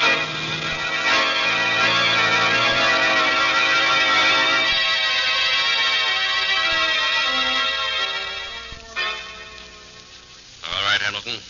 Open the door. And no tricks. Very well. Nick, look. Alfred Herman. Yes, Herman. And very dead. Bullet hole right through the heart. And a gun in his hand. Suicide. But why in my office? No, Hamilton. Not suicide, but murder. Murder number 2 for you. But you can see that No right-handed man could shoot himself so straight in the heart. And there were no marks of powder on his hand, as there would be if he'd fired the gun. He must have known more about you than I thought he did for you to kill him. All right, Carter, let's go down to headquarters. We're wasting time here. Now, not so fast, Hamilton. You're too anxious. I want to look at your telephone bell box. Don't move, Hamilton. I'll shoot if I do. What about the bell box, Nick? Look here, Betsy. And you too, Warren. Hey, what's that arrangement, Carter? He takes the bell off, sticks a piece of emery paper on the clapper of the bell. Then he fastens a blue tip match where it'll be lighted by the emery paper on the clapper as it vibrates against the tip of the match when the bell rings.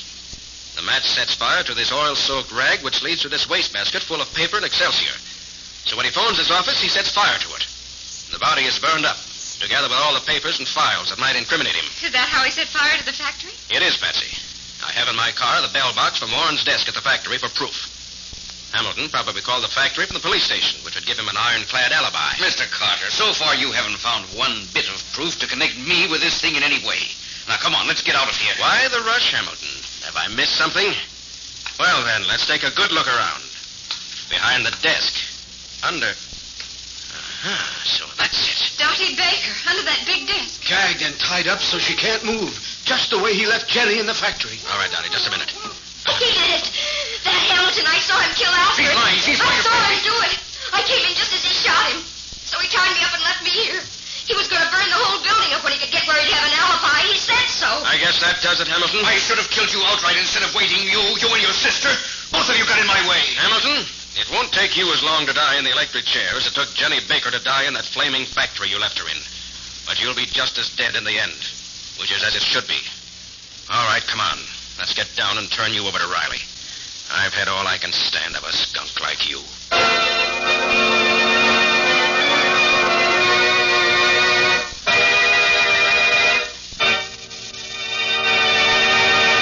In just a moment, Nick and Patsy will bring you a preview of next week's exciting case. But now, a tip on relaxing. Everybody enjoys relaxation. And you know yourself how much easier it is to relax in surroundings that are pleasant. Your home can be more pleasant every day in the year when you rely on the 3 great Linux home brighteners to keep it inviting. That's the way to keep your home sparkling with cleanliness and beauty. Your fine furniture, for example, always looks its gleaming best when you use Linux Cream Polish, the furniture aid that gives a handsome luster in half the time. You see, Linux Cream Polish removes the cloudy accumulation of dust and previous polish in one quick application. Actually cleans as it polishes, giving your furniture new beauty and saving you one whole step in your cleaning day routine. Linux Cream Polish does away with messy fingerprints and helps conceal ugly scratches, too. And no oily film remains on your furniture to attract additional dust to make additional work. So be sure to ask your dealer for Linux Cream Polish for fine furniture. You will find all 3 great Linux home brighteners, Linux Self-Polishing Wax, Linux cream polish, and Linux clear gloss varnish at your nearest hardware, paint, or department store. Remember to ask for them by name, Linux. It's spelled L-I-N-X. Linux. Ask for it now. Now let's hear from Nick Carter himself. Well, Nick, what do you think next week's story will be exciting? I know it'll be exciting, Cal. It's a simple little story to start with, but it gets into a mad tangle of murder before we're through with it. Usually it's Nick who gets himself in danger of his life. But this time it was yours truly who got in the way of the killer and nearly added to the total score. An old lady, rich and eccentric, was dying without leaving a will. And there were 6 claimants for the $3 million she was leaving. Some of them extremely money-hungry. And extremely ruthless, too. What do you call it, Nick? Death by ricochet. Or the mystery of the abandoned gravel pit. For full details of an exciting few hours, join us next week. So long. So long, everybody. And so long to both of you. See you next week at the same time.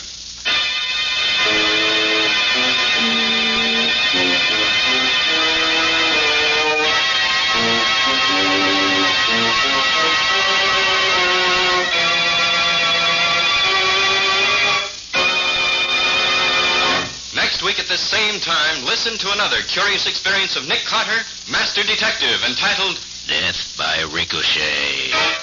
Or Nick Carter and the mystery of the abandoned gravel pit.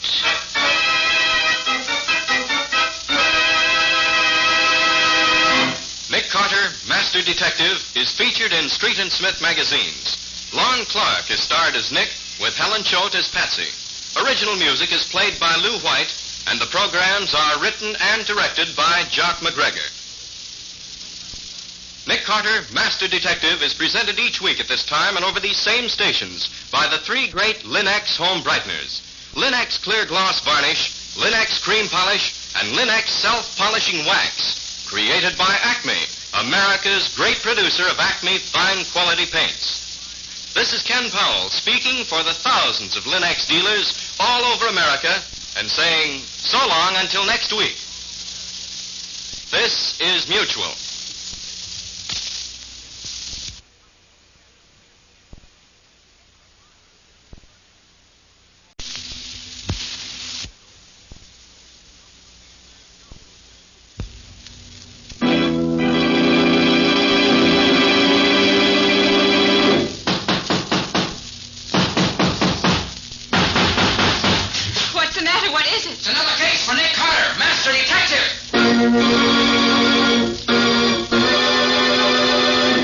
It's another case for that most famous of all manhunters, the detective whose ability at solving crime is unequaled in the history of detective fiction.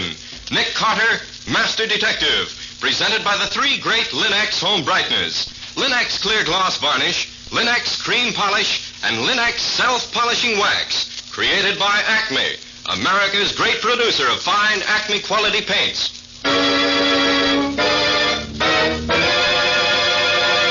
Today's curious adventure. An eye for an eye. Or Nick Carter and the mystery of the upstate murders. In just a moment, we'll hear how Nick Carter solved the mystery of the upstate murders and saved Sharon Fraser a fortune by doing so. But first, here's a tip on homemaking. Millions of American homemakers have learned to care for their walls with Chemtone, the miracle wall finish that brings amazing new beauty. Now, millions more are learning to care for their floors, woodwork, and furniture with the 3 great Linux home brighteners. Linux Self-Polishing Wax, which beautifies your floors with a satiny yet tough non-skid finish that resists wear, water, and dirt. Linux Cream Polish, which cleans as it polishes, leaving no oily film on your furniture. And Linux Clear Gloss Varnish, the durable super varnish that dries to an elastic, transparent surface which protects all wood and linoleum in your home. You'll find the 3 great Linux home brighteners at your hardware, paint, or department store. Your headquarters also for Chemtone, the miracle wall finish. And now for today's mysterious adventure with Nick Carter. As we start today's story, we find Nick and Patsy just entering Lieutenant Riley's office. Well, Riley, what's on your mind? What do you want to see me about? Well, I'll make it short, Nick. You're taking a trip upstate, aren't you? Yes, Lieutenant. For a wonder, Nick is leaving me in charge of the office and taking a few days off. It's hard to believe, but it's true. Well, Nick, you remember Tom Fraser, the young rookie cop who was shot down in cold blood last week? Oh, yes, indeed.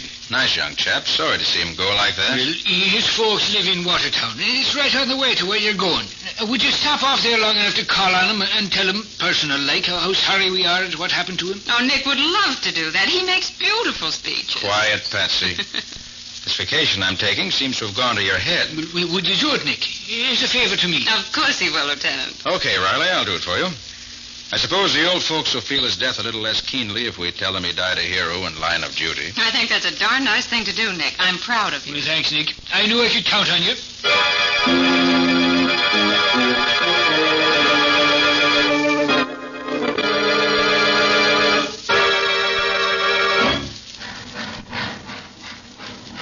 Can you take me to the Fraser place on Upper Main Street? I sure can, mister.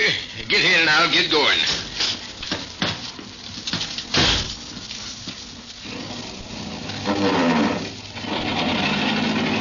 From the city, ain't you?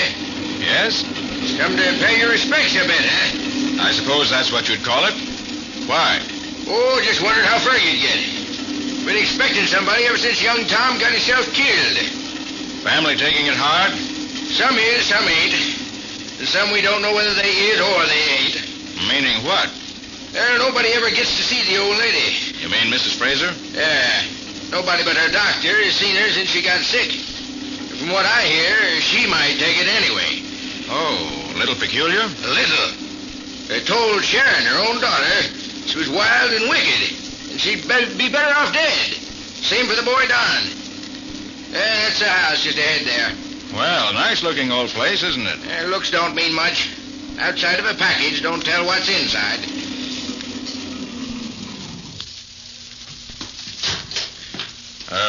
Wait, please. I'll be right out. No, I'll come back. But I'll only be a... I said I'd come back half an hour. Well, okay, but don't forget me. I won't. Don't you forget about me.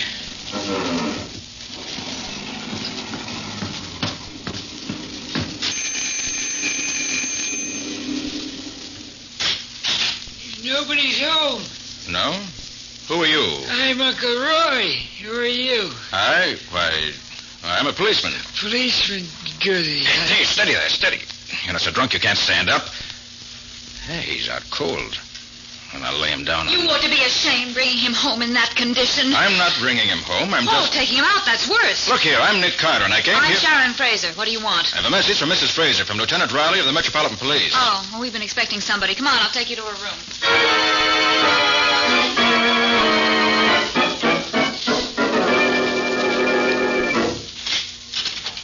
Dr. Gavin, this is Nick Carter. He wants to talk to Mother. Nothing exciting, I hope, Mr. Carter. Just the condolences of the Metropolitan Police Department on the recent death of her son, Tom. Tom. Mrs. Fraser, Lieutenant Riley thought the world of your son, and he wanted me to tell you that Tom died in service to the people.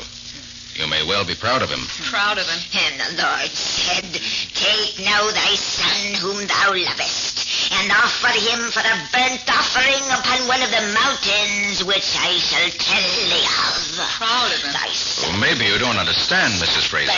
Lieutenant Riley... Mr. Carter, suppose you come outside with me. Well, all right. Mrs. Fraser is not fully conscious of what goes on around her. You've done all you could. What was all that she was quoting from the Bible? In cases of this kind, it's not unusual for the patient to lean heavily on the Bible as a refuge from reality. But her son... Yes, I know, Mr. Carter.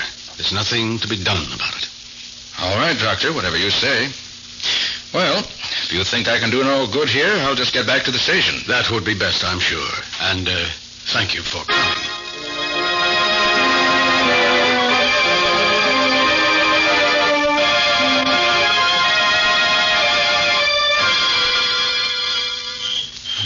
Taxi driver's long overdue.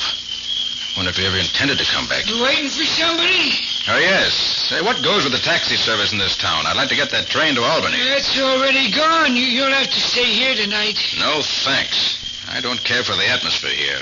You feel it, too? I do. It's the most unpleasant feeling of hatred. Hatred that's monstrous and unnatural. Yeah, I know. I get a little uneasy here evenings myself. I'll be glad to have you. That's my sister. Mrs. Fraser? Yes. Well, come on. There's trouble up there, all right. You tried to poison me. Here, what's all Get this? out of here. Mother's upset and there's no reason. Poison in my milk. You tried to tickle me. Is her milk here? Yes, but I'll have her analyzed. that milk's all right. I just brought it up. She hasn't even tasted it. And what made her think it was poison? You tell me. You're a detective, aren't you?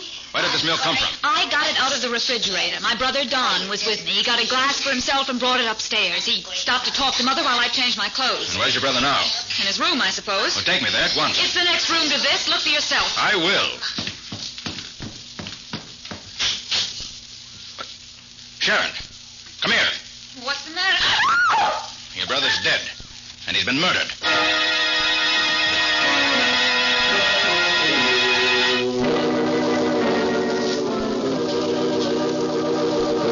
Mr. Carter, this is Mr. Welch, our county sheriff. How are you, Sheriff? Dr. Gavin says you don't think young Don Fraser died of heart failure. He died of heart failure, all right. Heart failure brought on by a generous dose of poison. I'm afraid Mr. Carter, being from the city, is used to dealing with the sensational. Probably. But since he makes the accusation, I'll have the coroner analyze the boy's glass of milk. That ain't necessary. It was murder, all right, and you know who did it? Sharon did it. You're crazy, Uncle Roy. No, I ain't. You're scared. Alec Lord won't fall for you if you ain't rich and you want money so bad you're willing to kill for it. Why, you drunken old bum. You dare to say that to me. You probably killed him yourself. If we were all dead, you'd be the one to Stop it, both of you. We don't even know Don was killed. It's just that Mr. Carter here is... Oh, Alec, I'm so glad you've come. It's all right, dear. You, Alex Lord? That's right. Thought I'd better drop in before you city cops carted the whole household off to jail. I have nothing to do with this. This is off my beat. Don't let me slow you up, Carter. Don't worry, Sheriff, I wouldn't. When I'm getting out of here, killer or no killer, I'd like to be getting to Albany. Where's the phone? It's in the downstairs entrance hall. You'll see it right at the foot of the stairs. Thanks. I'll close the door. Then I won't disturb anyone. Oh, don't mind us. We're leaving now anyway.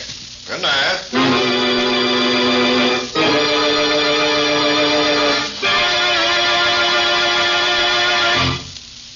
And you'll get me there in time for the 127 to Albany?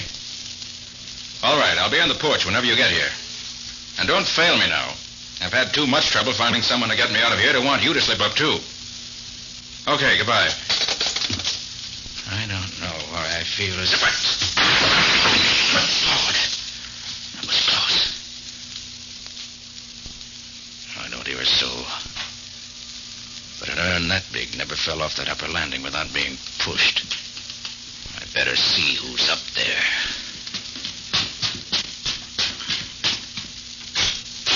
You get some transportation, Mr. Carter? Doctor, come here. Yes? I want to show you something. What is it? Something wrong? Look over the railing. See that big urn? All smashed up at the foot of the stairs? Oh, yes. Why? That just missed me by inches a moment ago. You think somebody was trying to kill you? Think? I'm sure of it. Did you hear anyone up here? Well, yes. Yes, I did think I heard someone out here a minute ago. So there really is a killer in the house. I hadn't believed it before. You fellas hear anything? Why, no. Did you? Just thought I heard a crash. Well, you did. Someone tried to kill me. Golly, then I did hear somebody tiptoe past my door a bit back. You know who it was? No, it sounded like they went down the back stairs to the kitchen. Let's see who's down there. If anyone is, which I doubt. Come on.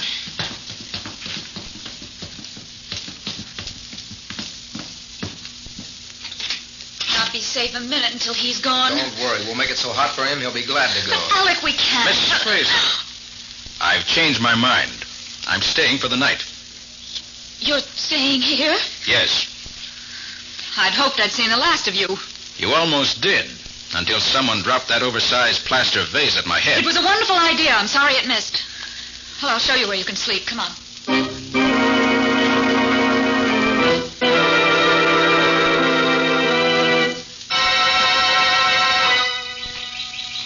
That sun feels good. Damp inside that old house. Well, 8 o'clock. Wonder what time they serve breakfast around here. Starting your snooping early, aren't you? Why, yes. Lovely morning for it. Out for a walk in the sunshine? Just out to get the mail, if you must know. I'll let you know if there's anything for you in the box. Thanks, but I'm not expecting anything. Happy to say nobody else thinks any more of you than I do. There's no mail. Downstairs, drop to the ground.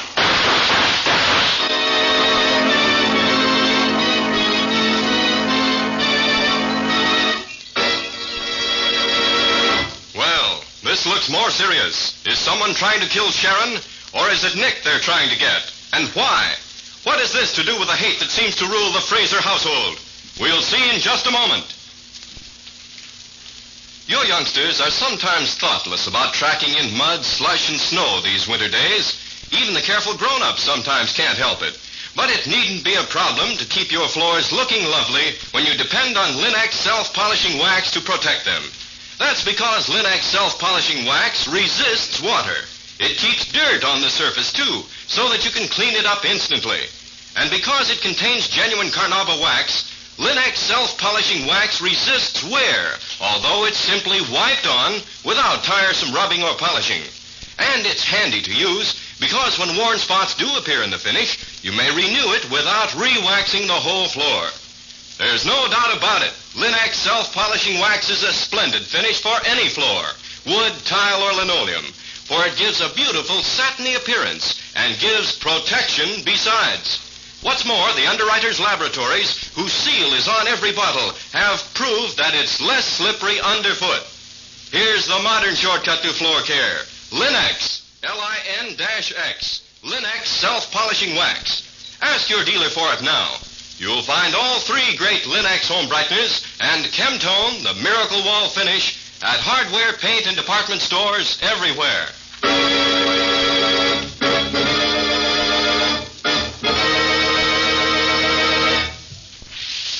And now, back to our story.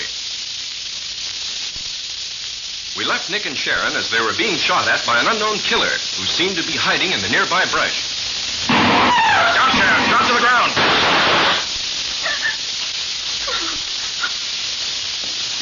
He's gone now. You hurt? Not much. Did you see who it was? No. Saw the bushes move, that's all. It wasn't Peter Rabbit. Let me see that arm.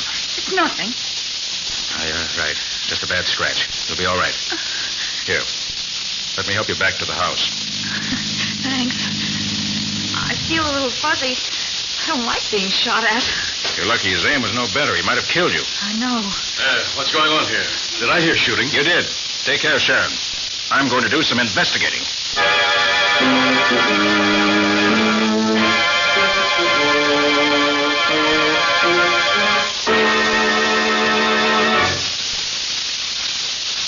Hello there. Looking for something? Yes. Looking for a killer. A killer? Yes. And the man I'm looking for has my mark on him. I found blood in the bushes from which he did his shooting. Well, maybe that's the man I saw. What do you mean? Well, I was driving up the back road and I saw somebody in here. I was curious, so I stopped and I came in. But I must have missed whoever it was. Well, there's no one here now, that's sure. So if your car is here, you can drive me back to the house. Well, of course. Car's right over there behind the tree. Oh, yes, I see it. Did the killer get anybody? No, he was a poor shot. But he intended murder, all right. Here we are. Climb in, Mr. Carter.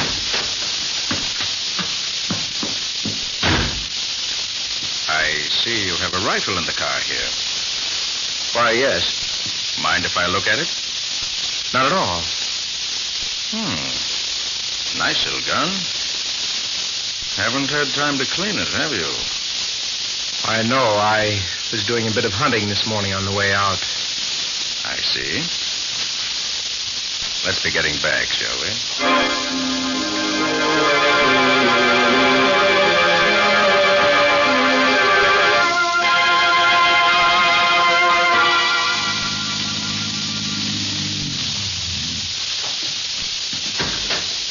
Well, that is a coincidence, Mr. Carter. Look there, just coming around the corner of the house. Uncle Rory with a rifle. Wonder what he's been shooting. Think I'll have a talk with him. Okay, I'll see you later. Hope he's not the one you're after. Get anything? No, didn't see a thing. Nice gun you've got there. May I see it? Oh, sure. Here you are. Nice balance. Yeah. It's dirty, isn't it? Thought you hadn't shot it today. Haven't. I must have forgot to clean it the last time. Smells pretty fresh for that.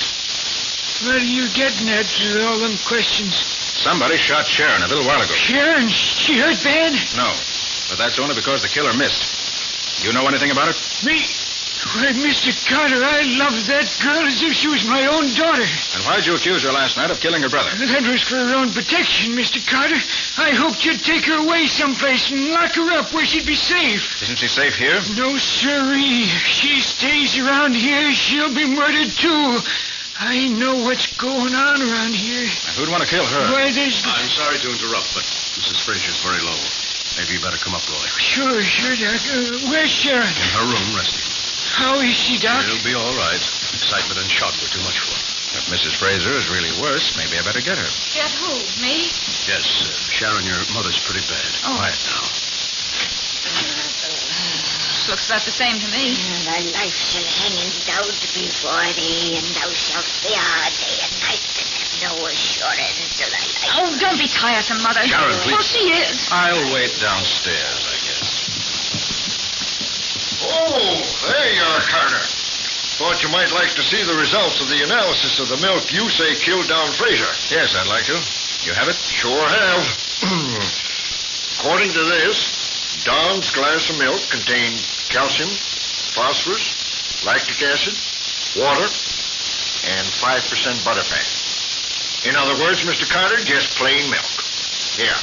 How about the other sample I gave you? The milk from Mrs. Fraser's glass. That? Didn't even look at the report on that. She wasn't killed, was she? No, but she claims she was being poisoned. What does that analysis show? Let's see. What's highest? A slow-acting poison. Well, I'll be darned. Says here there was enough hyacinth in Mrs. Fraser's milk to have poisoned half the county. I thought so.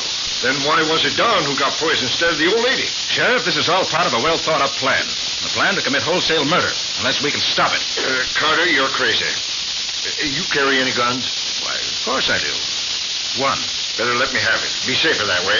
Why should I turn my gun over to you? As sheriff of this district, it's my duty to see that nobody carries a gun he ain't got a permit for. And I don't trust you. You see things don't exist. Okay, Sheriff. I know I have no rights in this part of the state. Just a minute. There you are, Sheriff. Look, what's the idea of taking out the cartridges before you turn the gun over to me? I don't trust you any more than you do me. I'd hate to be shot with my own gun. Why? All right. Give it back to you when you're ready to leave. I hope it'll be soon. Just as soon as I find out a few answers I don't know yet. Hello, Sheriff. Found out anything yet? Nothing that helps, man. Sharon, if you children didn't get your mother's money when she dies, to whom would it go? Well, Uncle Roy would get it. And if Uncle Roy didn't get it? It goes to some charity, I think. What are you getting at? Does your mother take small doses of hyacinth as a sedative? Yes, and it's darned expensive. Could anybody get at it? Probably. It's not locked up. What is all this? I wonder just how sick your mother really is. You coward. Trying to drag a sick woman's name into this mess. I'm dragging nobody, and I'm just trying... Not too loud, please. Mrs. Frazier's feeling better now. Where's Uncle Roy? I left him with Mrs. Frazier. You what? Great grief, get out of my way. Mr. Carter, what's your name? I was afraid of that. Vengeance is mine. Vengeance is mine. I will repay, said the Lord. Vengeance is mine. Carter, what's happening? Sheriff. What? Uncle Roy. Yes, Uncle Roy. Dead. So she killed Uncle Roy. Stabbed him in the back. Yes. Must have made him lean over the bed and then drove the knife in his back. Vengeance is mine. I should have warned you, Mr. Carter. Vengeance is mine. I've known for a long time that she was dangerously insane, but I never dreamed she would go this far. First Don, now Uncle Roy. Mr. Carter, do you mean that Mrs. Fraser had anything to do with Don's death? That's ridiculous. How could she have killed Don? It was really very easy, Sheriff. Just as soon as I found the analysis showed hyacinth in her milk, I knew the answer. She coaxed Don to try it. And there was so much poison in it that even the sip he took was fatal. The poison made him sleepy, and he went to his own room to lie down. But why? Why should she want to do it? I'll get to that in a minute. Well, old Mrs. Fraser certainly wasn't the one who fired at Sharon this morning. Naturally not. But if you'd got there a little sooner, Alex, you'd have caught the murderer red-handed. He stopped his car by the road, ran into the brush, shot at Sharon, missed her because he was in a hurry, and then got back in his car and drove on. Do you know who it was who did the shooting, Mr. Carter? I do. It was the same one who was responsible for Don's death and for Uncle Roy's. You said Mother killed them. You notice I said the one who was responsible. Your mother isn't responsible. She's just the instrument the murderer used to accomplish his ends. But who is it then? Sharon, whose leather jacket is that on the chair behind you? Leather jacket? What? Yes. That's Dr. Gavin's. I remember he wore it when he helped me into the house this morning. Look at the right sleeve. The right sleeve? Oh, I see. There's blood on it. It must have come from where I was shot when I leaned on him. That isn't your blood, Sharon. You'll find more blood inside the sleeve, which certainly couldn't have come from your arm. What are you getting at, Mr. Carter? The real murderer is the one who could best work on poor Mrs. Fraser's mind with drugs and suggestions. The one who implanted in her sick mind the idea that her children were evil and wicked. The only one who could have left a surgeon's scalpel where her hand could get at it when she wanted to stab Uncle Roy, in compliance with his suggestion. Carter, you mean the Dr. Gavin? Yes, Alec, that's what he means. And he's quite right. Dr. Gavin, you... It would have worked out except for you, Carter. I was afraid of you when you first came here. That's why I tried to kill you with that urn. You overplayed your hand, Gavin. If you'd let me go my way as I wanted to, I would never have given the Fraser household a second thought. But you made me mad, and that was your mistake. I didn't dare let you go. But you wished you had this morning when my shots winged you in the arm as you tried to kill Sharon. I'll get even for that right now. Dr. Gavin, a gun! You can't... Oh, yes, he can, Sheriff. Right, Mr. Carter. I happen to know that the sheriff took your gun away from you, so you're helpless. There'll be no last-minute gun battle with you winning the fight. There'll just be one shot for each of you, and I... Sorry to disappoint you, Gavin, but the sheriff only took one of my guns. He overlooked the one on my shoulder holster, which you see is quite effective. All right, Alec, pick up his gun. Now get the sheriff. He'll know what to do with a cowardly rat like this.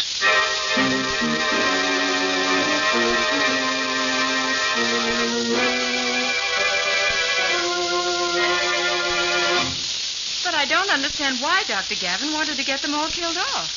What did he hope to get out of it, Nick? Well, that was all brought out at the inquest, Patsy. Seems that this Gavin was an imposter. Never was a doctor. Got kicked out of medical school in his senior year for being mixed up in an illegal operation. He met old Mrs. Fraser a few years ago, and in some way convinced her that he was a great doctor. As far as I know, he had no other patients. He concentrated on her because he knew that she had over $1 million salted away. And he wanted it. But how could he hope to get it, Nick, even if he did kill off all the other heirs? Well, Patsy, remember I told you that after the children and Uncle Roy were killed, the money was to go to some charity? Yes, I remember that. Well, investigations showed that the charity that was to get the money was a phony outfit that Gavin had fixed up for the occasion. In other words, Gavin and the charity were one and the same thing, and existed only for the purpose of getting the Fraser million. That's a pretty clever setup at that. Yes, but Gavin forgot one thing, though. What was that? When he was whispering biblical quotations to the old lady, he should have remembered the one that goes, an eye for an eye, tooth for a tooth, a life for a life. Oh, I see what you mean. That's the one that applies to him right now. A life for a life. Too bad he missed that one. Well, how are you, Patsy? Any word from Nick? Oh, just a minute, Nick. Oh, hello, Lieutenant. I'm talking to Nick right now. Oh. Want to say hello to him? Well, sure. Why not? Nick? Yes? Lieutenant Riley just dropped in. He wants to say hello to you. Hold on. Nothing doing. That's one reason I came up here for a vacation, just so I wouldn't have to say hello to Riley. Oh, but Nick... Bye-bye, Patsy. See you when I get back. Well, he couldn't wait to talk to you, Lieutenant, but he said to give you his regards anyway.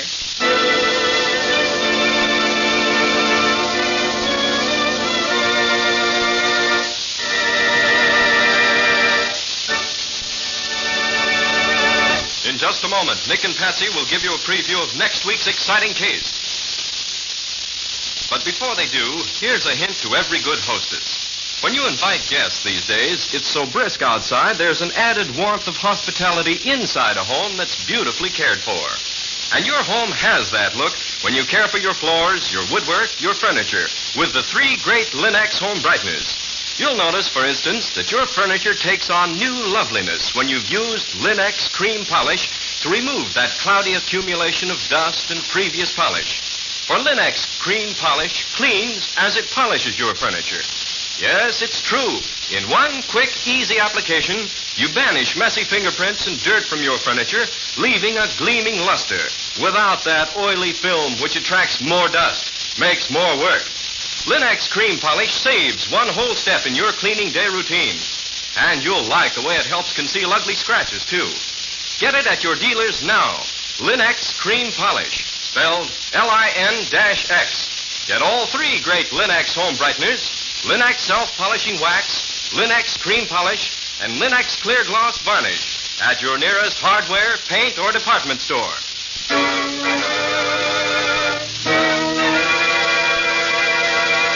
And now let's hear from Nick Carter himself. Well, Nick, what can you tell us about your next thriller? A young friend of mine fell heir to a large and prosperous farm. But the three members of the family who had owned the farm before him had all three died within a period of 4 years. Their deaths were also natural and so perfectly open and above board that he got suspicious. Everything looked too good. Well, that seems like a peculiar way to feel. Well, Ken, the peculiar part of it came in when we started our investigations and found he was right. And found it out only just in time to save the life of the young fellow himself. The whole thing was extremely cleverly worked out. What do you call it, Nick? Ready for murder. Or the mystery of the dead Scotty. Now, so long. So long, everybody. And so long to you both. See you again next week as usual.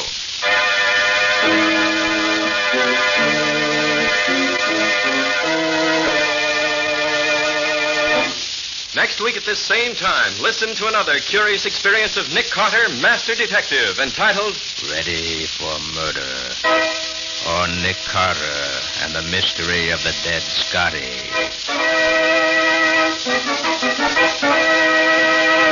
Nick Carter, Master Detective, is featured in Street and Smith magazines. Lon Clark is starred as Nick with Helen Choate as Patsy. Original music is played by Lou White, and the programs are written and directed by Jock McGregor. Nick Carter, Master Detective, is presented at this time and over these same stations each week by the three great Lin-X home brighteners. Lin-X clear gloss varnish, Lin-X cream polish, and Lin-X self-polishing wax, created by Acme, America's great producer of Acme fine quality paints. This is Ken Powell speaking for the thousands of Lin-X dealers all over America and saying so long until next week. This is Mutual.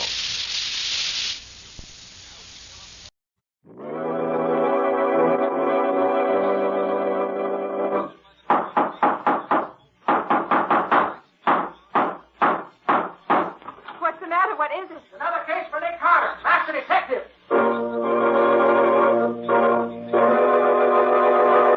Yes, it's another case for that most famous of all manhunters, the detective whose ability at solving crime is unequaled in the history of detective fiction. Nick Carter, Master Detective. Presented by the three great Lin-X home brighteners. Lin-X clear gloss varnish, Lin-X cream polish, and Lin-X self-polishing wax. Created by Acme, America's great producer of fine Acme quality paints.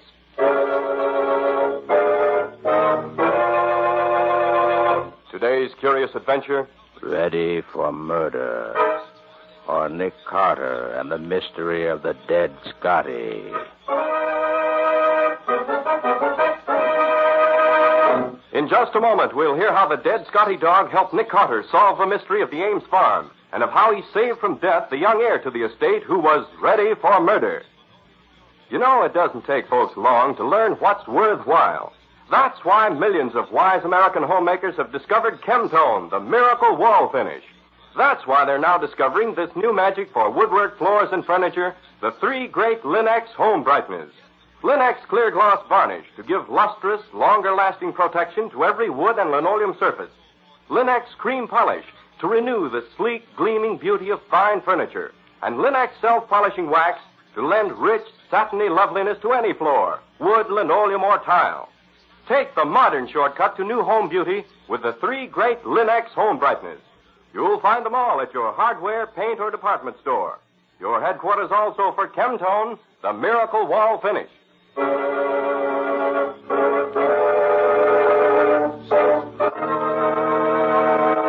And now for today's mysterious adventure with Nick Carter. As our story opens, we find Nick and Patsy just entering the hotel room of John Ames, a young friend of Nick's. Oh, hello, Nick. Patsy. Hello. John. Glad to see you. Come on in. Thanks. Good to see you again. Oh, Nick, look at that darling Scotty on the bed. Hey, Mac, get down off that bed. I look so cute there with his head on the pillow. I've never been able to break McTavish of the habit. Oh, by the way, this is Chief Danis of the local police. Nick Carter and Patsy Bowen, Chief. How do you, Carter? Well, let's get down to business. Chief Danis and I have just come from my Aunt Mary's funeral, as you know.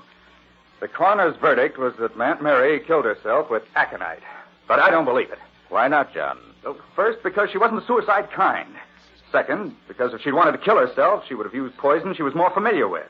She was a gardener, knew all about nicotine sulfate and arsenic and so on. Well, nothing very positive there. Well, Mr. Carter, how about this? Since John's grandfather, old Henry Ames, passed on at the age of 83 4 years ago, 3 of the heirs have died. Typhoid killed Frank last year. Phil was shot in a hunting accident 2 years ago. And now Mary dies of aconite poisoning. But the Purcells keep right on running the farm, the way they always have. Who are the Purcells? Adam and Paul Purcell were first employed as farm managers by my grandfather. Each successive owner since then's kept them on. So far, everything seems quite open and above board. Yes, but each time one of the last 3 Ameses has died, the word murder has been whispered all over town. But why? I don't get. Well, just a feeling, no proof at all, but the rumor persists that the Purcells know more about than they can let on. And as a medical student, I can say that the chances of 3 healthy people dying off like that, one after another, purely as a coincidence, is less than 1 in 100. Is there any question about your grandfather's death being natural? Well, no, none at all. And how about Phil? He shot himself in the chest while out hunting with the Purcells. And it was his gun, with only his fingerprints on it. I see. And how about Frank's death? Died in bed of typhoid. Nothing to show it wasn't on the level? Not a thing, Mr. Carter. Uh-huh. Well, now tell me about your Aunt Mary's death. Anything wrong there? Well, nothing you can put your finger on. Oh, here are the facts. And I want to say that they've been checked and proven in every detail. That's right, Mr. Carter. What John will tell you is nothing but facts. All right, let's have them. Aunt Mary lived alone in the big house. The Purcells and Lizzie Gregg, their hired girl, lived in the tenant house. Lizzie took care of the big house and got the meals for Aunt Mary, but she didn't sleep there. Well, this particular morning, Lizzie walked over to the big house at 7 in the morning, called my aunt, got no answer, and investigated. My aunt was in bed, dead. And it snowed that night before all night. And the tracks we found when we got there proved, mind you, that no one was in the house that night with his aunt. And the post-mortem shows she died of aconite poisoning, huh? Yes, a minute dose, but fatal and positive. Just enough to kill her. Where'd she get this aconite? Well, Lizzie used it for a heart condition for years. Kept the bottle in the big house in the kitchen cabinet. Oh, I see. The bottle was found on his aunt's bedside table, with her fingerprints plainly showing on top of Lizzie's. But it couldn't be an accident, because aconite is neither odorless nor tasteless, and couldn't be taken without knowing it. And the poison was administered to my aunt through her mouth. Oh, it certainly looks like suicide to me. Except for one thing, Patsy. What's that? A person going to commit suicide would pour themselves out a good sizable portion of the poison they intended to use. Not just barely enough to kill them. She wouldn't know enough to do that. If she didn't leave any suicide note, either. But if it wasn't suicide, and if she couldn't have taken it by accident, and if nobody could have forced it on her without her knowing it was being done, where does that leave you? Exactly, Patsy. It proves just one thing in my mind. It proves a cold-blooded, deliberate murder, carefully planned and executed. I don't know how it was done, but it was. The same goes for Phil's death and Frank's. And I'll bet the Purcells are the murderers or the accomplices. They stand to gain a nice income from the farm, which goes to them if the last heir dies. They've been planning this for years. They planned it so carefully that the evidence proves them not guilty every time. Adam Purcell, where did you come from? I knocked, but there was so much talk and nobody heard me. So I come in. John, I heard what you said. Well, I meant it, every word. How do you happen to be here, Purcell? I heard John was coming down here to meet Chief Dennis and you, Mr. Carter. I guessed why, so I followed him. To spy on me? No, young man, not to spy, to resign. Paul and Lizzie are against the idea. I'm the elder brother, and what I say goes. You mean you'll all move off the farm? Just that, and right now. Mr. Purcell, I meant every word I said just now, and I'm not taking back a word of it. But you can't resign, and I can't let you go. No. Why not? Because if they go now, it means either they're quitting under fire, or I'm afraid to live on the farm with them. Besides, I need farm managers, and the Purcells are the best managers I know. I think you're right, John. Well, how do you feel about it, Mr. Purcell? I don't know. But I guess I can stand it if he can.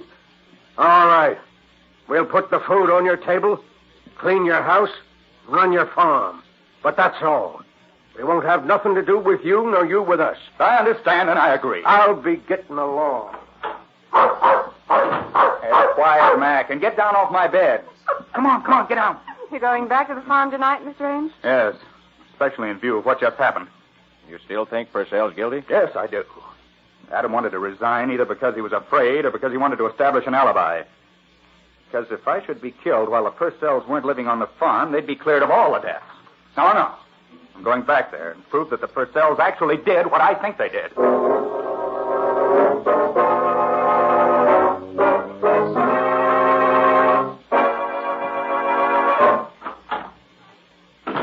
Well, Mac, this seems to be the kitchen. Oh, there's nobody here. Yes, there is, in that rocking chair.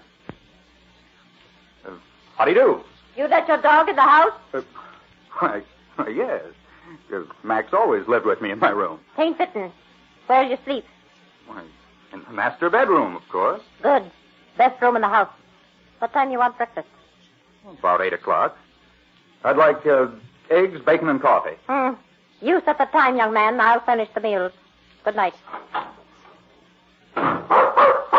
Well, yes, Mac, that was probably Lizzie. Well, if that's the way they want it, okay. Come on, let's have a look at our house.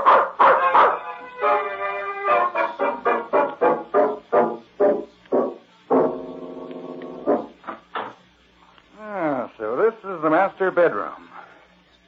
Gosh, Mac, so furniture's beautiful. Hey, get down off that bed, Mac. You've got to turn over a new leaf in this house. Lizzie won't have you sleeping on beds, I know. Oh, all right. Stay there for now. Gosh, I wonder why the whole house smells so strongly of alcohol. Smells like a bottle. The phone's here in the bedroom. Swell. Hello? Hello, John. I just thought I'd call and see how you're making out. Oh, gosh, Nick, it's good to hear your voice. This is a grand old house, but it's so quiet you can cut it with a knife. Any new ideas yet? Yes, one or two. Nick, I'd like to have you get me a permit to exhume Frank Ames' body and autopsy the remains. If arsenical poisoning was wrongly diagnosed as typhoid, it can still be checked. All right, John. I'll bring the permit out with me when I come tomorrow. Oh, by the way, if the Purcells were to inherit the farm, where would Lizzie come in? She wouldn't. She has no interest in it at all. She wouldn't get to touch a dollar of it. Why? Oh, just wondered. I understand Lizzie and Paul were talking of getting married about 5 years ago, but nothing came of it. I see. Well, all right, John. I'll see you about 11 in the morning. Good night. Good night, Nick. Well, come on, Mac. You'll have to get off the bed now because I'm getting in it myself.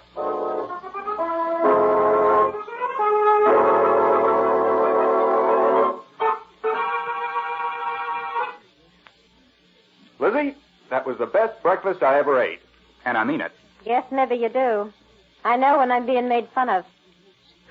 Lizzie, I wonder if you could manage to get rid of that barrel of alcohol I saw in the cellar this morning. I can smell it all over the house. Yes, better speak to Paul, young man. I've been trying to get rid of that barrel all winter. It leaks. Yes, it certainly does. You'll have to get Paul to get rid of it. And he's real stubborn. Hey, where is Paul now? Plowing, of course. Where else this time of year? Well, thanks, Lizzie. See if I can find him.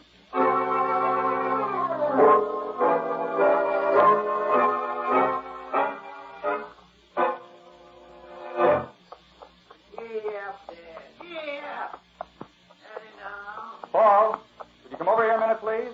Whoa there, whoa! What you want? I'm powerful busy, young man. I want to see where Phil was killed. Oh, right over there it was. We was after grouse. I climbed through the wire here, and he went over the fence there. Shoved his gun through ahead of him. Stock hit that rock, and bang, got him in the chest. I see. Thanks. You mind if I get back to my plowing? We're behind now. No, not at all. You and Adam certainly keep this place in beautiful shape. We aimed to. All run down when Adam and me was hired, but now everything's up to snuff. And no Ames ever put his hand to it yet. I think I'll roam around and see what there is to see. Haven't been here since I was a kid. Come on, Mac.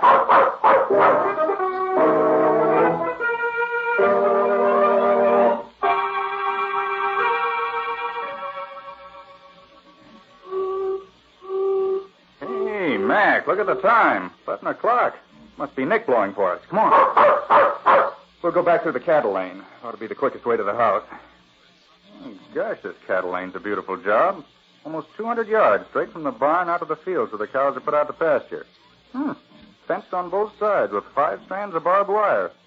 Oh, each one of them as tight as a banjo string. That, Mac, is a model fence if I ever saw one. Yes, Mac, I see him. It's Nick, all right. Oh, he's got Patsy with him. Run! Run, run, run! Run! Watch out! Watch out, Johnny! Under the fence, guy, quick. I'll have to go over the top if I can jump that high.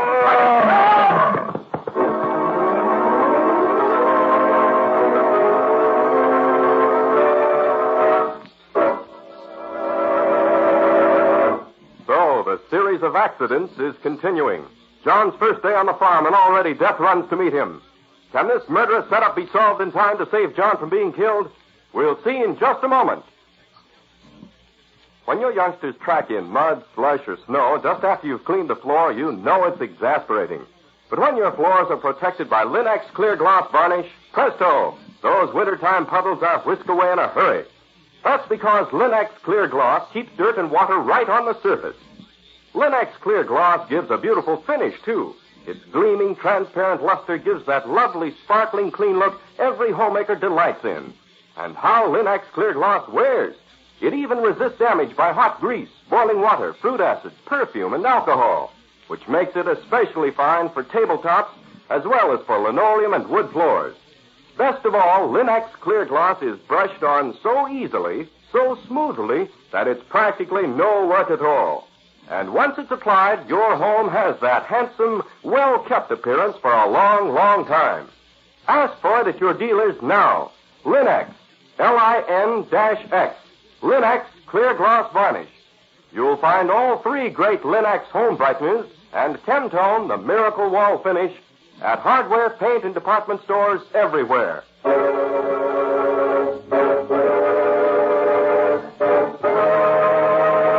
And now back to our story. As we left John, he was in a narrow lane, hemmed in on both sides with high barbed wire, trying to escape the mad rush of a bull charging down on him from the farm. It is now a few minutes later. The bull get you, John? No, I'm all right. I never saw such a pretty bill of balding as you did over the top of that fence. I can't understand it. The bull couldn't break out of his pen. Somebody must have left the gate to the pen unlatched. Well, it doesn't matter now. No damage was done. I told you that bull would get away someday. Told you to padlock the pen.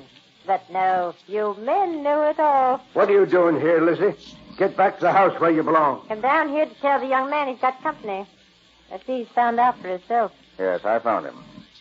Well, John, shall we go somewhere and talk? We won't be disturbed there.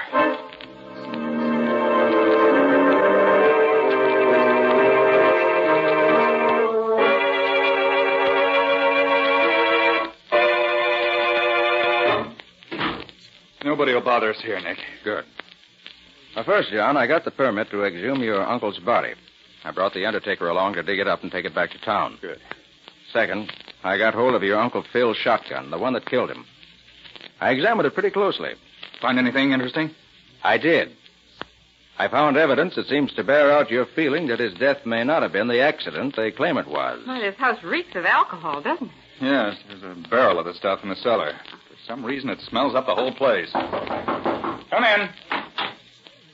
Young man, you leave this farm tonight. Otherwise, you're going to get yourself killed. Killed?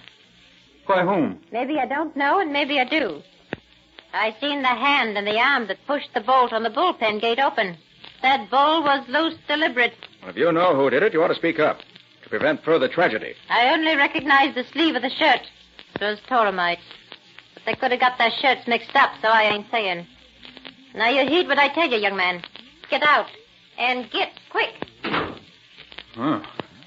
Wish she could have been more positive in her identification. I wonder how positive she really is. Maybe she doesn't know herself. Maybe. But I'm beginning to get an idea.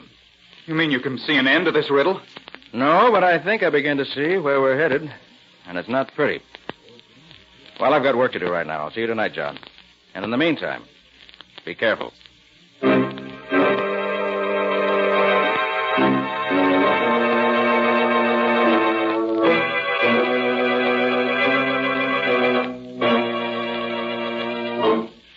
Hello? Nick Carter speaking. Hello, Nick. I know I'm going to see you tonight, but since you've been gone, something's happened I think you ought to know. What's that, John? Both Adam and Paul have come to me secretly at different times, and each one has told me that he saw his brother unlatch the gate to the bull's pen. You mean they each accuse the other? Yes, Nick. Well, very interesting. Oh, by the way, John, an autopsy on your Uncle Frank's body shows arsenical poison in fatal quantities. No question but what it was murder. But who did it, Nick? Who did it? I suppose you get all three of the first cells in the big house at 10 in the morning. I'll need until then to clean up the details. Tell them I found out something conclusive. But don't tell them what. May make one of them come through with a confession, maybe. All right, Nick. 10 in the morning. Right, John. And watch yourself tonight.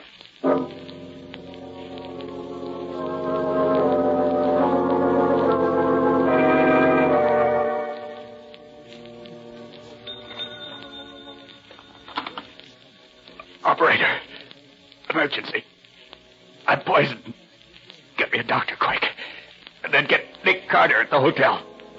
You got that? Get a doctor. And then call Nick Carter.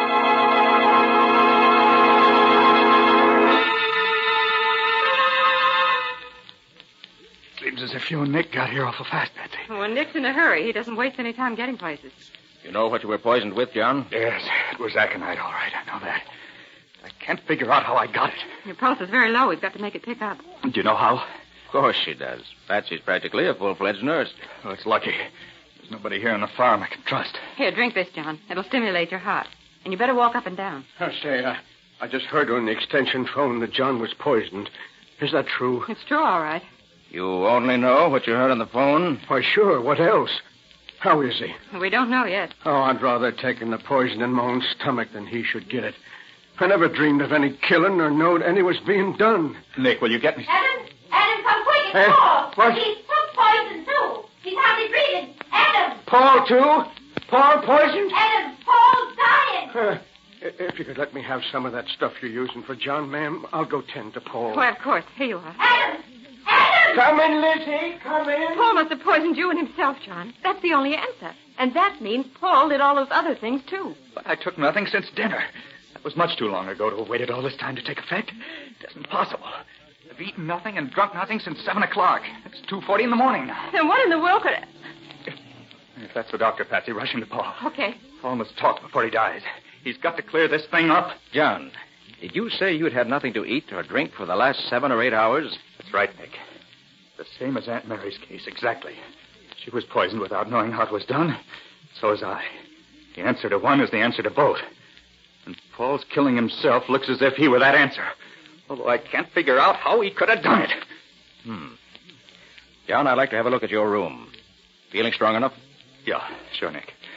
Let's do it now.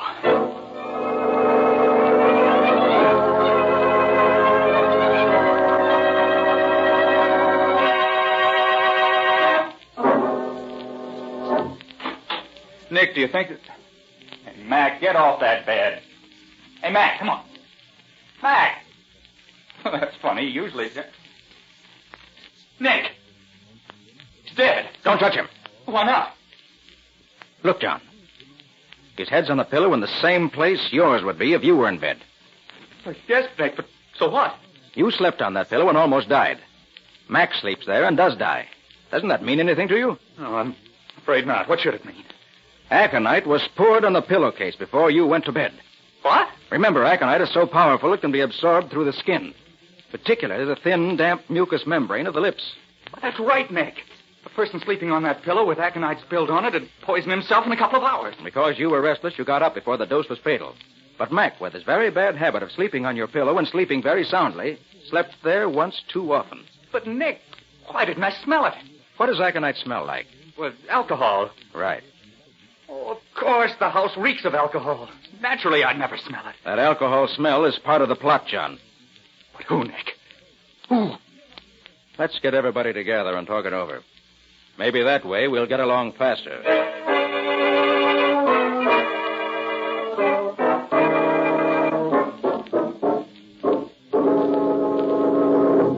So up to now, we've got this much settled. I found that the safety catch on the shotgun that killed Phil 2 years ago had been tampered with, so it is no good. Lizzie swears she saw Paul fooling around the gun just before the accident. An autopsy proved that Frank was killed by a mixture of arsenic and boron, which Lizzie and Adam both say Paul was trying out as a new spray for bean beetles. The bull was let out of his pen on purpose, unquestionably to kill John Ames. Lizzie says she recognized the torn sleeve of Paul's shirt on the arm she saw slip the latch. Adam agrees with her. Unfortunately, Paul died without saying anything, so we don't know his side of the story. But we do know He told John that Adam did it. I don't need to hear no more, Mr. Carter. I'm packing up and getting out of here now, tonight. I'll help you pack, Adam. I know where your things are. I ain't leaving you. You ain't a Purcell, Lizzie. Tain't fair to ask you to share my troubles. But I want to, Adam. I've always looked after you. You think I'm going to stop now? Lizzie, you're real kind, but I can't allow it. I can take care of myself. Adam, if I were you, I wouldn't refuse Lizzie like that. Huh? She's in love with you. She ain't neither. Lizzie's an old maid. That's where you're wrong. And that's where everybody went wrong. Lizzie is in love with you. That's how all this came to happen. Oh, Nick, you aren't making any sense now. Yes, I am, Patsy. Lizzie hated Paul for not marrying her that time they were engaged.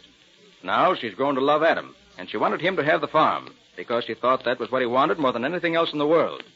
So she tried to kill off the heirs, one after another, and throw the blame on Paul. But the safety catch on Phil's gun. The poison that killed Frank. Oh, John, any farm woman knows enough to do those things, and she killed your Aunt Mary the same way she tried to kill you. No trace of aconite was found on your aunt's pillow because Lizzie changed the pillowcase before calling for help. She'd have changed yours, too, if things had gone right, but she didn't have time. And every once in a while, she spilled a little alcohol out of the barrel in the cellar to keep the house smelling of it. But that's not proof, Nick. No, it isn't. But I'm willing to bet that if you look, you'll find she just changed Paul's pillowcase. And I don't doubt you'll find that pillowcase still smelling of aconite somewhere in the house where the Purcells live. And that will be proof. You don't need to look. Of course I done it. All of it. Just like you say. It was easy. You're all so dumb. Just like old men. Never thought a woman could do anything for you but cook and sew. Letting the bull out of his pen. You couldn't have done that. Oh, couldn't I? Look at my hands. They look just like a man. I put one of Paul's shirts under my skirt when I went out to the barn and slipped it over my arm when I opened the bolt. Nobody knowed it was me. Even them who saw me do it didn't know. How did you know, Nick? It had to be that way. There was no other answer that would fit all the facts as I gathered them in. The exact method used and the motive behind it were the things I had to find out before I could act. Lizzie almost beat me to it this last time. I didn't think she was ready to act so quickly. Gosh, Nick. I hate to think of having to turn her over to the police. Since I've been here, I've grown fond of Lizzie. You won't have to feel sorry for me, young man. I do things instead of talking about them. When you all was John, I took the rest of the aconite in the bottle. Now just leave me be. I'll die without no help from any of you.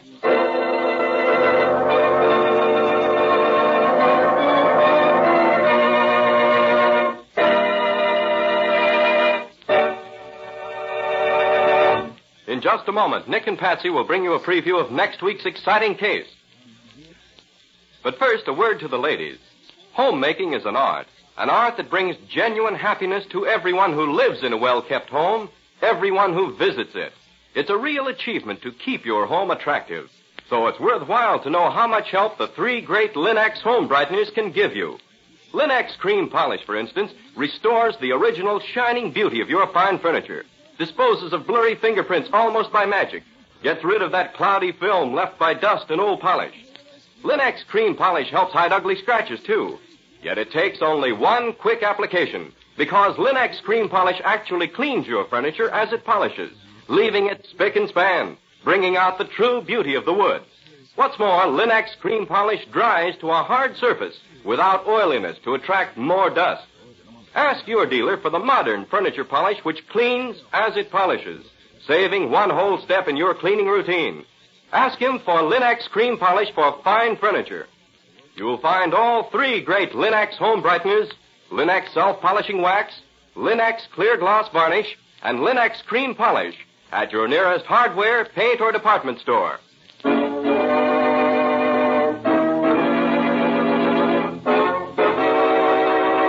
And now let's hear from Nick Carter himself.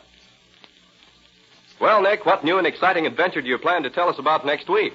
A scientist and inventor whose home was on the coast was found in his laboratory one morning with a bullet hole through his forehead. Much to my regret, because we were supposed to be vacationing up there, not capturing murderers. Well, I suppose murderers have to be captured no matter what happens. Yes, Ken. And this time I was intrigued by the killing, because the only clue that had any value was a piece of rope.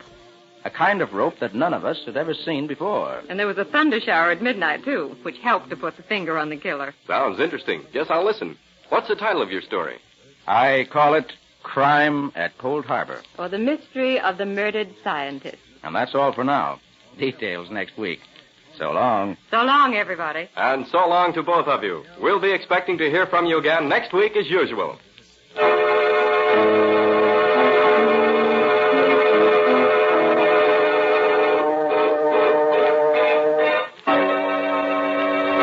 Next week at this same time, listen to another curious experience of Nick Carter, Master Detective, entitled Crime at Cold Harbor, or Nick Carter and the Mystery of the Murdered Scientist.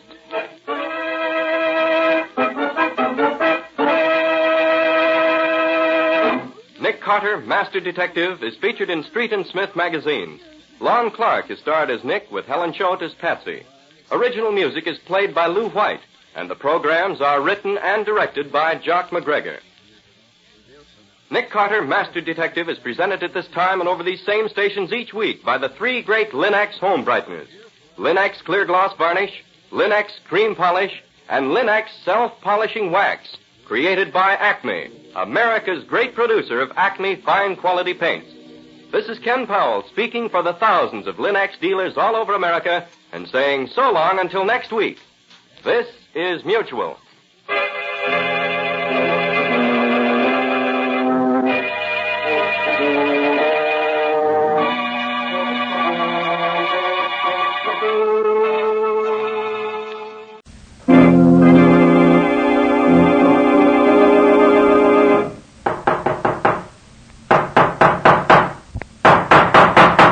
What's the matter? What is it? It's another case for Nick Carter, Master Detective.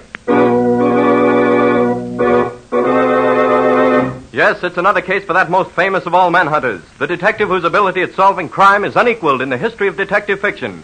Nick Carter, Master Detective, presented by the three great Linex home brighteners: Linex Clear Gloss Varnish, Linex Cream Polish, and Linex Self-Polishing Wax, created by Acme, America's great producer of fine Acme quality paints.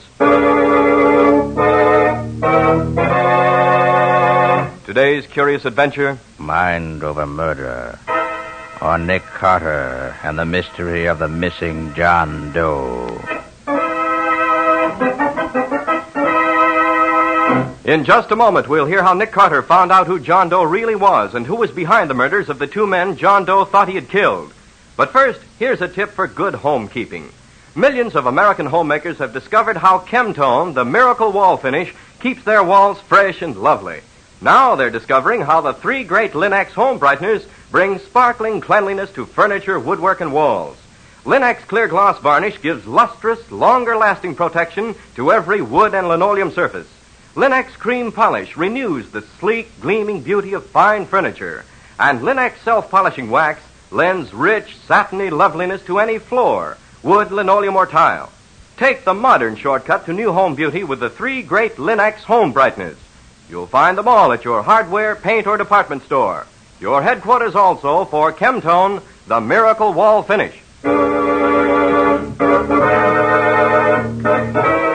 And now for today's mysterious adventure with Nick Carter.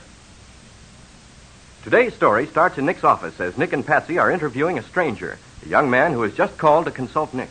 Well, how did you happen to come here? Well, I asked a policeman where I could find a good detective, and he gave me your name. Suppose you tell us what's bothering you. Well, 3 mornings ago, I woke up in a strange bed in a strange apartment.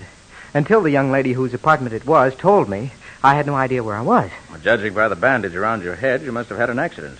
Was that before or after you woke up in this strange bed? It must have been before. I don't remember anything about it.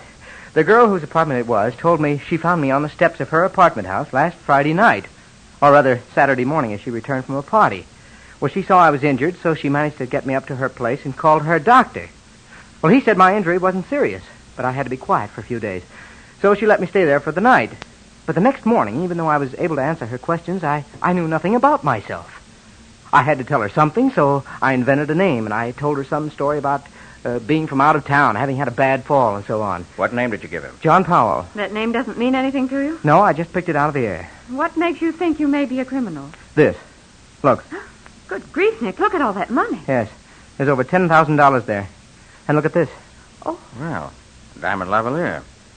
One like that, even though it's pretty old-fashioned, must be worth at least $5,000 or $6,000. And those diamond eardrops are pretty special, too. Did you find anything in your pockets that might help you establish your identity? No. The suit I was wearing the night she found me was bloodstained, so I bought this suit and hat this morning at a small store I passed. I left the other suit at the cleaner's, but I went over it thoroughly first. All I found was this. A calling card. Warren McAllister. No address or anything. Does this mean anything to you? Not a thing. I looked in the telephone book and found there is a Warren McAllister on East 81st Street. I thought maybe I was he, so I called up and asked for him, but whoever answered said Mr. McAllister was just leaving for the country and couldn't come to the phone. What do you want me to do? Find out who I am, if you can, and especially find out whether or not I'm a criminal. Come on, Nick. We've got nothing better to do. Why don't you help him out? All right. First, what's the girl's name and address? Her name is Laura David. She lives at 7684 Windsor Road. And what about the doctor? Well, Miss David called him Dr. Bourne. That's all I know about him. And where'd you leave your other suit to be cleaned? Here's the claim check for it. I'm sure he won't find anything. You never can tell. Where are you going to be? I don't know, but I'll let you know as soon as I get settled. Very well, Mr. Powell. Meanwhile, Patsy and I'll start by calling on Miss Laura David.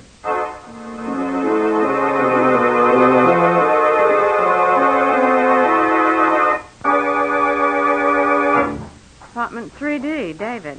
Well, he told us the truth about this, anyway. Go in. Riley, what are you doing I here? was just going to ask you that. What do you know about her? About who? The dame who rents this apartment, wise guy. We never even heard of her until half an hour ago, Lieutenant. Oh, you don't say. You just stopped in to pass the time of day, I suppose. We came to see her about a client of ours. Hey, look here, Riley. What's this all about?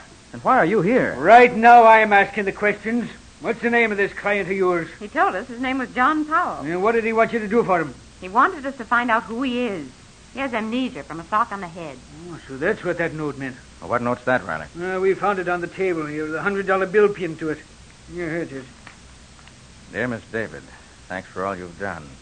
I can impose on your hospitality no longer. Please reimburse both the doctor and yourself for any expense you've been put to on my account. Gratefully yours, John Powell. Well, doesn't say much. The David girl will tell us what it means once we start working on it. Why, where is she? In the jug. Oh. A cop on the beat found her trying to hide a gun in an ash can on her way to work this morning. He brought her and the gun down to headquarters. She claims she found it on her steps last Friday night and was trying to get rid of it. Well, maybe she's telling the truth, Riley. People do that, you know. Anything wrong with the gun? Plenty. In the first place, it was a Swedish gun, a Bofors .32 caliber. Now, you just don't find them on your doorstep. In the second place, we checked it and found it was the gun used to knock off a stiff who was killed near the waterfront last Friday night. Oh, is that so? So you better kick in with what you know about this so-called client of yours. Well, I'd be glad to let you talk with him, Riley, but I don't know where to find him. For the love of... You got a client and you don't know where to find him? Just as soon as he gets in touch with us, we'll let you know. In the meantime, how about letting us talk to the David girl? Sure. Anything I can do for you, Mr. Carter, will be a pleasure. Even though you won't do nothing for me. Come on.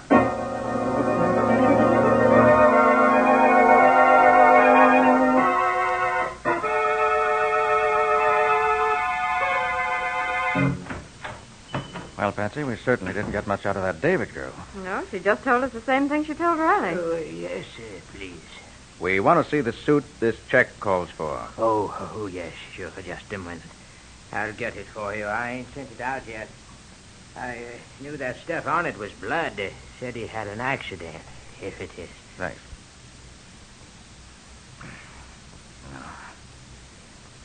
No. Pockets all empty. Hmm. Just as he said they were. No labels. Uh-oh. Look here, Patsy. A hole right through pocket, lining cloth and everything. Smells of powder, too, Nick. Yes. He fired the gun right through the pocket. Didn't have time to draw it. Nick, is this part of the lining of the jacket, or is it something in the lining? Let me see. Here. Feels like something in the lining, I should say. Yes. There's a hole in the pocket here. Just a second. Here it is. But what is it, Nick? It's one of these small labels you paste on your baggage showing the ship you sailed on. Oh. This one came from the Abercrombie. Well, does that help? It may. We'll find out later. Well, that's all we can do here.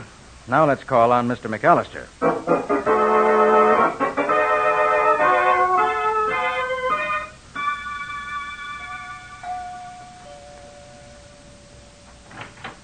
The lieutenant is expecting you in the library. Hey, Nick, what's it? Hold it, Patsy. We'll find out fast enough. Well, what took you so long, Nick? You get a flat tire, maybe? Thanks for the welcome, Riley. Hey, what's going on here? As if you didn't know. But I don't. Well, Riley, what is it? Uh-oh. Look there, Nick. Is that McAllister? Yes, it's McAllister. And dead as a doornail. And don't tell me you don't know nothing about it, because I wouldn't believe it.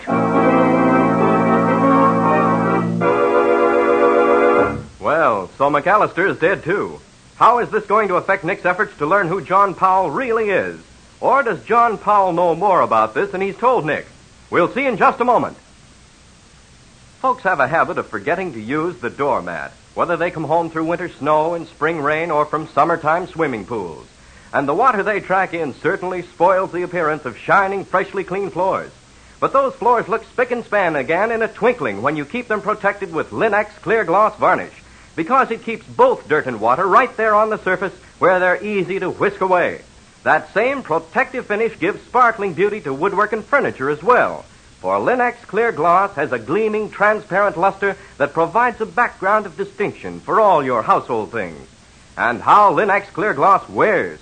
It resists damage by hot grease, boiling water, fruit acids, perfume, even alcohol, which means it's as fine for use on tabletops as for wood floors and linoleum. What's more, Linux clear gloss varnish is so easy, so smooth to brush on that it's no job at all. And once applied, it gives your home the handsome, well-kept appearance in which you take such pride. So ask your dealer now for Linux, Lin-X, Linux clear gloss varnish. You'll find all three great Linux home brighteners and Chemtone, the miracle wall finish, at hardware, paint, and department stores everywhere. And now back to our story. We left Nick and Patsy facing an angry Lieutenant Riley, who was accusing them of knowing more about the murder of Mr. McAllister than they pretended. Yes, it's McAllister, and dead as a doornail. And don't tell me you don't know nothing about it, because I wouldn't believe it. But we don't, Lieutenant, honest. Of course we don't. Now, what happened, Riley? He was just about to learn the details when you drove up, so we waited for you to join us. Well, thank you, Riley. I knew I could count on you to do the right thing. What? Why, Watch your blood pressure, Lieutenant. I ought to throw you both in the clink for 99 years. All right. Now, how about finding out what happened to McAllister? All right. Now, you, chauffeur. Yes, sir. What's your name? Barry, sir. All right, Barry. Tell us what you know about this, and don't leave nothing out. Well, I was driving Mr. McAllister home from the bank, and I stopped in front of the house, same as always. I was just going to get out and open the door for him when a man came up to me with a gun in his hand. He told me to keep my hands on the wheel and to look straight ahead, not to pay any attention to what I heard. Go on. What happened then? Well, I heard the car door open behind me. Mr. McAllister started to say something, and then I heard a shot. Then I heard a man say, "Come on, Mike," and they ran up the street. I turned around, saw Mr. McAllister slumped down in the back seat and two men running toward a car. Where was this other car? In the middle of the block on the other side of the street. The men got in, and it drove off. You got any idea who them men were, what they was after? Oh, no, sir. All right, Barry. That's all for you for now. But don't go away. We may want you again in a few minutes. Oh, sure, Lieutenant. I'll stick around. Now, you. What's your name? What do you know about this? The name is Stover, Lieutenant. I was Mr. McAllister's butler, sir. Well, just a moment. Stover, did a man named John Powell call here today? Yes, sir, he did. Just as Mr. McAllister was leaving, sir. But Mr. McAllister said he didn't know anyone by that name, so he didn't speak to him. Did you recognize the voice? No, sir. But I'm almost sure it was the same person who called about an hour ago and asked if Mr. McAllister had returned yet. I told him I expected him in about half an hour. I asked him his name, sir, but he hung up. So, Mr. Detective Carter, this guy Powell didn't just happen to call you two up and tell you he knocked off this guy, too, now, did he? He couldn't have called us, Lieutenant. We haven't been back to the office since we left you. Then how did you happen to show up here just when you did then? We found McAllister's card in Powell's wallet. That's right, Lieutenant. Powell asked us to see if McAllister knew anything about him, who he might really be. I'd sure like to get a look at this client of yours. He seems to have a finger in every murder that goes on around here. You wouldn't let me just take a little peek at him, would you, Nick? Just for the sake of our long and lovely friendship? Riley, I mean it. I haven't the Hey, what's going on? Nick, there goes McAllister's chauffeur. I told that guy to stick around here. He'll be right back, sir. He's just taking the car round to the garage on the next avenue, the same as he always does when it's not being used. But we got to go over that car for fingerprints as soon as my men get here. I'll go get him. I'll have him back here before you can say John Joseph Michael Riley. Stover, what do you know about that chauffeur, Barry? Why, not much, sir. He came to work here about 3 months ago. Mr. McAllister hired him himself. Did you see any part of what happened when Mr. McAllister was shot? Just the end, sir. I heard the car drive up, and I went to open the door. Just as I did, I heard a shot and saw the two men start toward the other car. And Barry was sitting in the front seat, the way he said? Yes, sir. He was sitting there with his hands on the wheel. As soon as the men started running, he called me, and I went to see how badly Mr. McAllister was hurt. I see. Oh, by the way, Stover, do you happen to know where the chauffeur Barry lives? I think he has a room over in the next avenue, sir. Number 7612, I believe it is. It's over a bakery. Thank you. Well, Patsy, I think that's all for us here. Where to now, Nick? I think we'll take a trip down to the waterfront. I want to call on the purser of the Abercrombie. Did you say the Abercrombie, sir? Why, yes. Why? It's probably only a coincidence, sir. But Mr. McAllister was very much worried last Friday night because a man he was expecting on the Abercrombie failed to show up. Is that so? Who was this chap who didn't show up? I don't know, sir. Mr. McAllister was looking forward to seeing him. He was bringing him something important, I believe. He sent his car down to the pier to meet him, but Barry reported that he wasn't on the boat. Was Mr. McAllister interested in anything besides his bank? Oh, yes, sir. He was the head of several committees which were acting against enemy propaganda in this country. Combating enemy propaganda, huh? Oh, this thing is beginning to make sense, Patsy. Now I'm more anxious than ever to talk to the purser of the Abercrombie.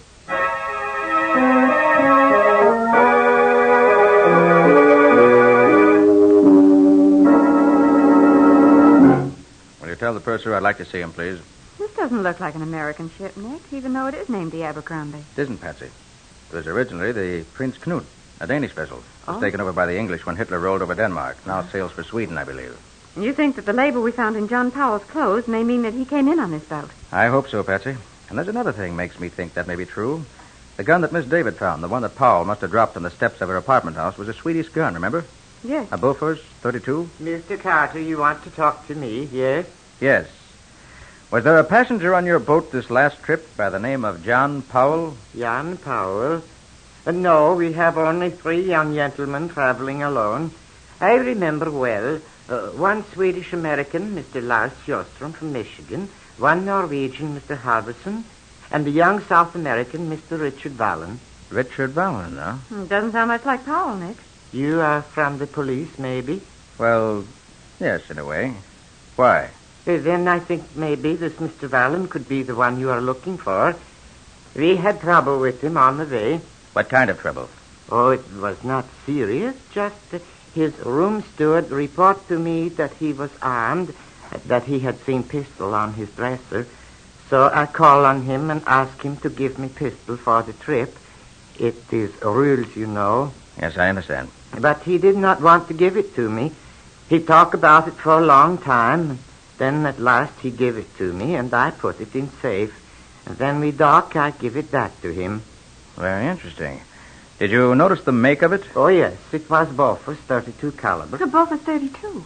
Could you describe this Richard Vallon for me? He was young man, slender, good-looking, blonde hair, about my size. That's Powell, all right, Nick. Oh, purser, did you happen to notice if a car met him at the dock? But yes, when he leaves the boat, he gets into big black limousine. They start away, and then about the block from the dock, the car stopped again. It was too dark to see what was happening.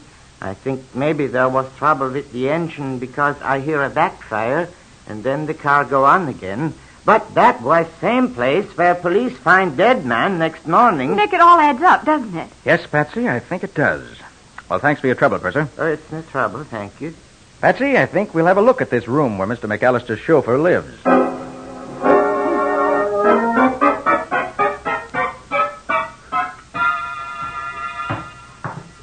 Do you expect to find Barry here, Nick? I rather hope not. I'd like to get a look at his room without his knowing it. Oh. Are you looking for someone? Yes. We have an appointment with Barry, Mr. McAllister's chauffeur. He told us to come here and wait for him. Said you'd unlock his door so we could wait inside. I don't unlock no roomers' door for no strangers. Oh, yes, you do. See this? Oh, sure. Sure, I'll open it for you. Don't have to act like that about it, though. Go ahead, open up. Is it on this floor? Yeah, right over here. There you are. Hurry up, will you? Now, sit down inside here where I can see you. Okay. That's it. All right, Patsy, shut the door. Okay. Now, Let's see what we can find here.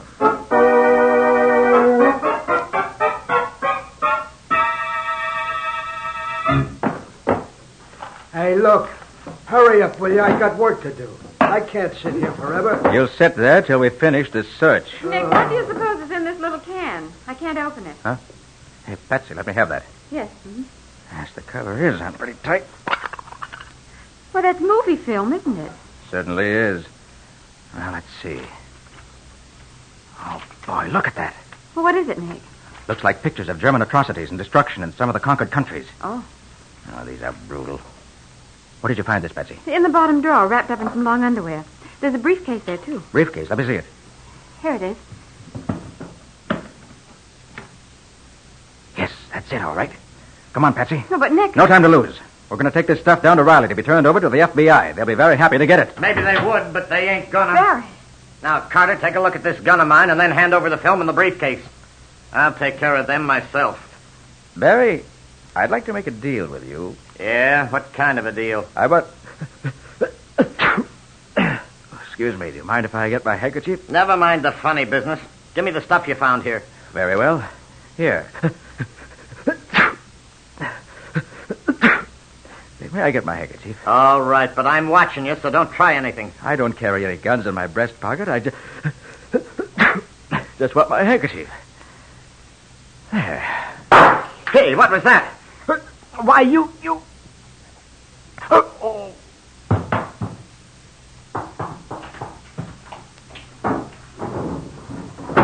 All right, Patsy. You can stop holding your breath now. We get out of here fast. Find a cop and bring him up here quick. Right, Nick. Gee, I'm glad I realized what you were doing in time, so I didn't get knocked out, too. That little flask of quick-acting knockout gas comes in handy sometimes. Now, my unconscious friend, I'll just collect the film and the briefcase and turn them over to Riley to be forwarded to the FBI. They'll be glad to get evidence like this.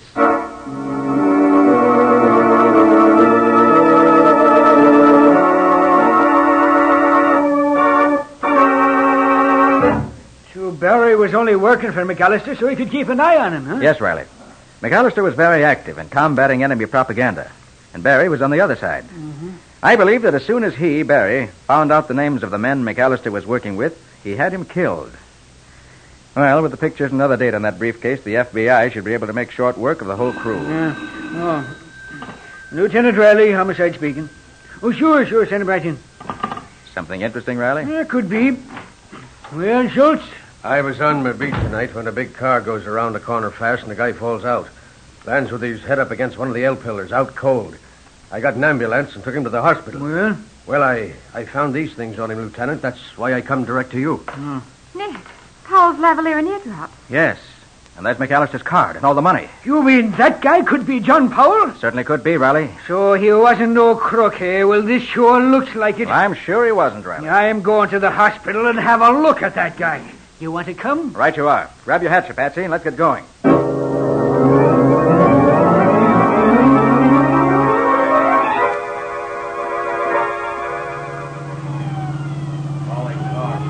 Oh, it's wonderful, Nick. When you ride with the police department, you don't have to watch out for traffic or red lights or anything. That's more, you save gas when you don't use your own car. That's mighty Calling important. Lieutenant Riley. Headquarters calling Lieutenant that Riley. calls for me. Hold everything. Schultz, this is Lieutenant Riley. Go ahead. We just got a call from the guy we took to the hospital last night, Lieutenant. He says he saw a car used by McAllister's killers. Says car license is KX56-7D. I checked that number and it belongs to Gussie Lang. Gussie Lang? Schultz, send out some men at once and pick up Gussie and his gang and bring him in and hold him for questioning. Get going fast. That's all. Right, Lieutenant. We'll take care of him fast enough. Well, step on it, Rice. What's holding you back?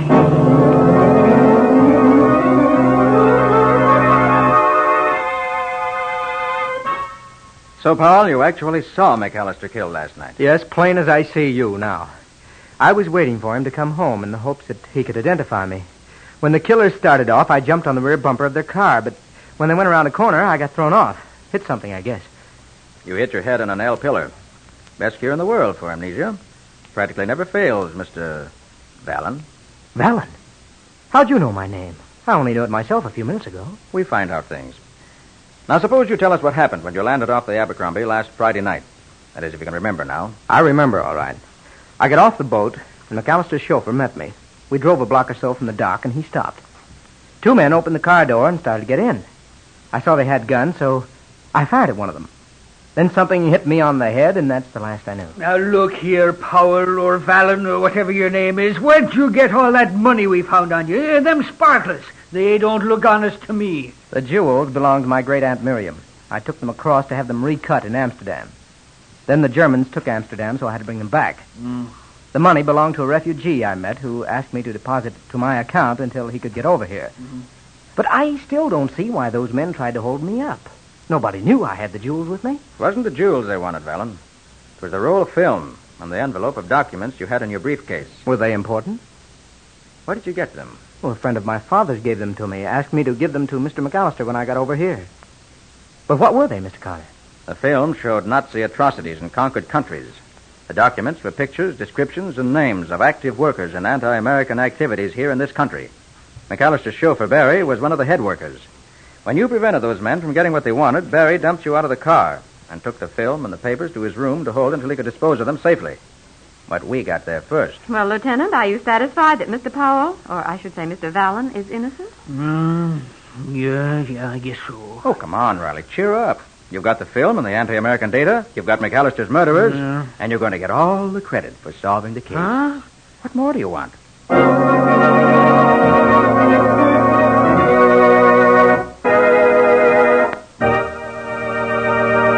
In just a moment, Nick and Patsy will bring you a preview of next week's exciting case. But before they do, think this over. The more home-like the place you live in, the more fun you have inviting folks to share your hospitality. And these days, every home can look its shining best with very little effort when you depend on the 3 great Linux home brighteners. Take Linux Cream Polish, for instance. In one quick, easy application, it reveals your fine furniture in all its original gleaming beauty, renews the appearance of the wood, frees it from the dull cloudiness of dust, old polish, and finger marks. You see, Linux Cream Polish actually cleans as it polishes, cutting your job in half, saving one whole step. And when you're through, you'll find that Linux Cream Polish has left no oiliness on the surface of your furniture. It dries hard, bright, and dustless. Yes, in every way, Linux Cream Polish for fine furniture is the modern shortcut to furniture loveliness. Be sure to ask your dealer for it by name. Linux Cream Polish for fine furniture, which cleans as it polishes. You'll find all 3 great Linux home brighteners, Linux self-polishing wax, Linux clear gloss varnish, and Linux Cream Polish at your nearest hardware, paint, or department store.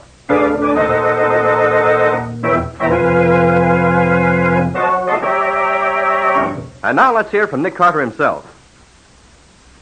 Well, Nick, how about a peek into next week's story? Got a few hints for us? Well, next week's story, Ken, is about one of the wildest and most exciting nights Patsy and I ever spent. I should say it was. What happened, Nick? 4 rich old Tories during the Revolution buried all their valuables in a small rocky island. Their heirs had found a clue to the burial place of the treasure and called me in to solve the clue, which was in code. But they didn't figure on the one man who wanted it all for himself and who was willing to kill to be sure he got it. What do you call the story, Nick? It's called 4 Rings of Death. Or the mystery of the Tory Island murders. I hope you'll be with us next week. So long for now. So long to all of you. See you soon. And so long to both of you, Nick and Patsy. We'll be here waiting for you next week.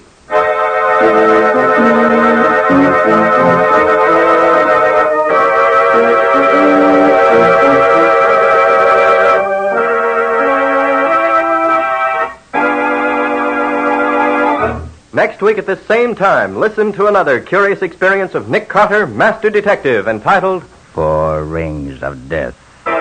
Or Nick Carter and the mystery of the Tory Island murders. Nick Carter, Master Detective, is featured in Street and Smith magazines. Lon Clark is starred as Nick with Helen Choate as Patsy. Original music is played by Lou White, and the programs are written and directed by Jock McGregor. Nick Carter, Master Detective, is presented at this time and over these same stations each week by the 3 great Linux home brighteners: Linux Clear Gloss Varnish, Linux Cream Polish, and Linux Self-Polishing Wax, created by Acme, America's great producer of Acme fine quality paints. This is Ken Powell speaking for the thousands of Linux dealers all over America and saying so long until next week. This is Mutual.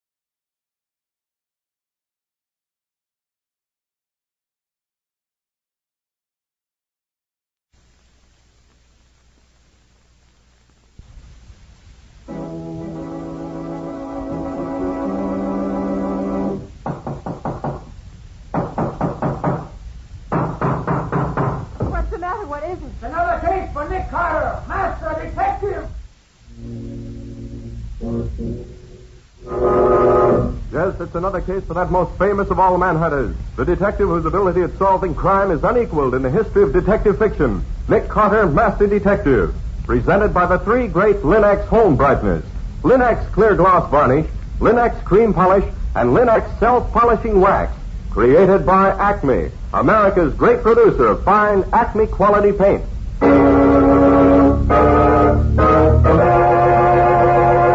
Today's curious adventure, 4 Rings of Death, or Nick Carter and the Mystery of the Tory Island. In just a moment, we'll hear how Nick Carter solved the mystery of the 4 rings. But first, do you realize that millions of homes are now brighter, more beautiful than ever because so many American homemakers have come to depend on Chemtone, the miracle wall finish? Now they're discovering the way to new beauty for woodwork, furniture, and floors with the 3 great Linux home brighteners. Linux Self-Polishing Wax, which beautifies your floors with a satiny yet tough anti-skid finish that resists wear, water, and dirt. Linux Cream Polish, which cleans as it polishes, leaving no oily film on your furniture. And Linux Clear Gloss Varnish, the durable super varnish that dries to an elastic, transparent surface which protects all wood and linoleum in your home. You'll find the 3 great Linux home brighteners at your hardware, paint, or department store. Your headquarters also for Chemtone, the miracle wall finish.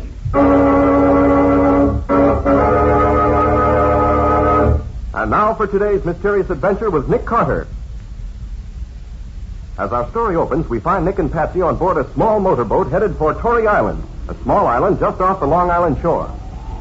If I'd known the weather was going to be like this, I never would have accepted this job. Why are you doing it, Nick? Oh, special favor to Colonel Howard. A friend of his, Andrew Jessup, asked him to find the best code expert he knew. And he said I was the man for the job.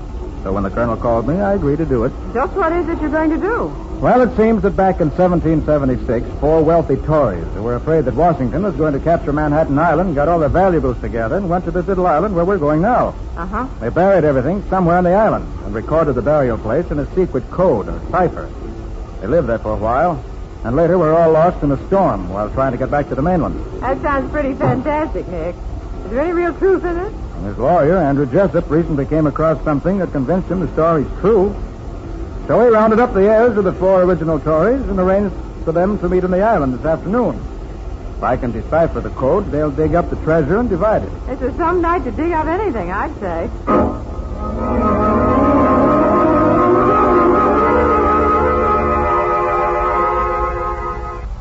Oh, gosh, Nick, I wish you hadn't let that boat leave us here like this. This is the loneliest looking island I ever saw. Especially on a nasty night like this. It's all right, Betsy. We'll go back with Jessup when he goes. Okay, you're the boss. Ah, that must be the house up there. Oh, my God. Nick, listen. Yes, I hear it. Wait here, Patsy, in the dock. I want to see what's wrong. Hey, you! Stay where you are. Get your hands up. Stop, I said. Oh, got away. Well, here, let me help you. Why, dead. Murdered. Nick, what is it? I'm okay, Patsy. This man isn't. He stopped a bullet with his head. Who is it, Nick? I don't know. Let's see if he's any identification on him. Here we are. Cyrus J. File. Why, that's one of the heirs, Patsy. I remember the name. One of the heirs? Yes. Nick, what's that shining in the mud at your feet? Where? Right there. Oh, yes. Why, it's a napkin ring. A napkin ring? Out here? What in the world? I don't know, Patsy. But let's get this man's body up to the house. They may know what it's all about.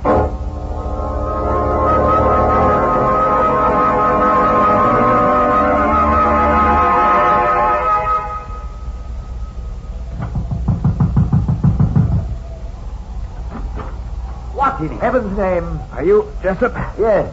Who are you? Nick Carter. Oh, come in, come in. Do you know this man? Great heavens, that's File. Put him down here. What happened? Well, I heard him call out. And then I heard a shot. I found him dead. Are all your people here with you? Why, yes. File was here a few minutes ago, but discovered he'd left his glasses on my boat and went down to get them. Anyone else on the island? Only Matt Odell, the caretaker for the fishing company that owns the island. We're expecting Peter Brady, the personal representative of the owners, to arrive shortly, but he hasn't come yet. Well, where are the others? In the living room. You're sure File was murdered? You don't get a shot through the head the way he was, accidentally. You ever see this ring before? That's File's ring. It's his part of the clue to the treasure. How could a napkin ring be a clue to a treasure? I can't tell you that. I simply know that each of the 4 heirs has a napkin ring like this. And that the 4 rings together give the key to the hiding place of the treasure. Ah. And it's possible that whoever killed this man wanted to get hold of the ring for himself. Oh, who'd want to do that? Where does this Matt Odell stay? He has a shack just below here where he lives. Why? I think I'll have a talk with him. I'll be right back.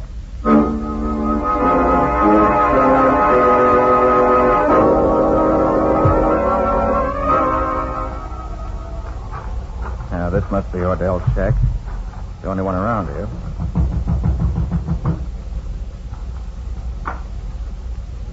No, not here. You'd think it'd stay home on a night like this. Well, no one's... Who's there? That...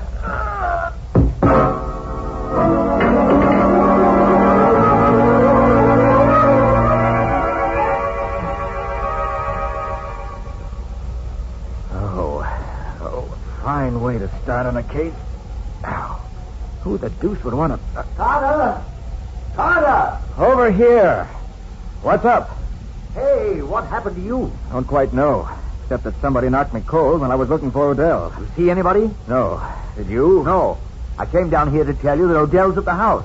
Came in just after you left.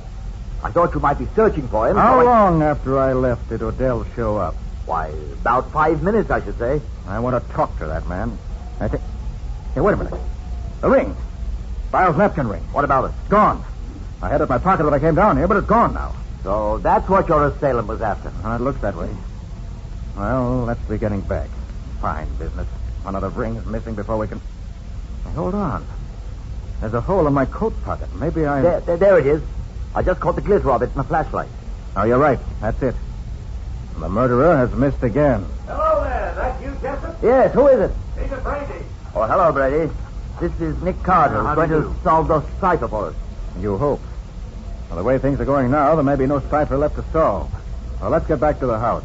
I want to talk to Odell.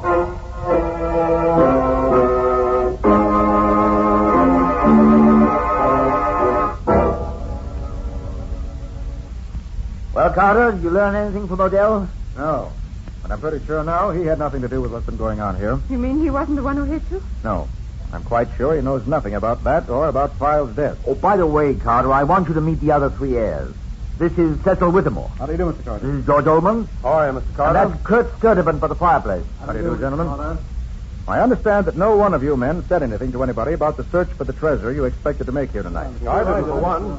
Did Brady know what this is all about, Jessup? Oh, yes.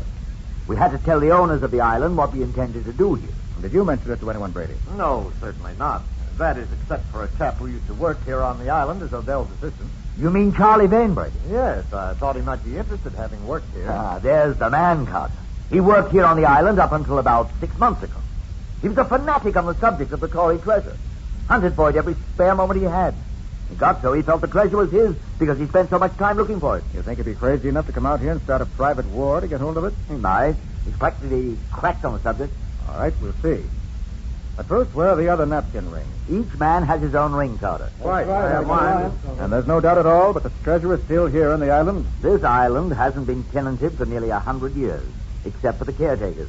It's used as a tie-up and stopover for the boats working for the fishing company who owns it.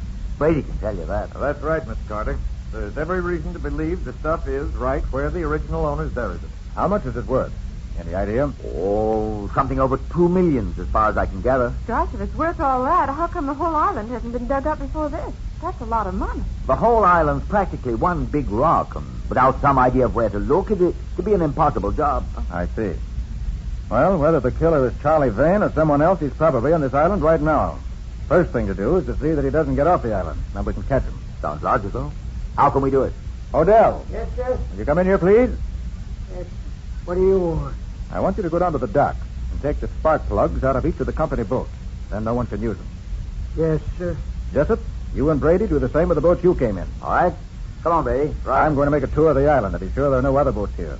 And we can sit tight until morning and catch whoever's behind us. I'll go with you, Nick. It's a nasty night outside, Patsy. It's very dangerous. I don't care. I'll feel safer where you are than I would anywhere else. So let's go. And no argument.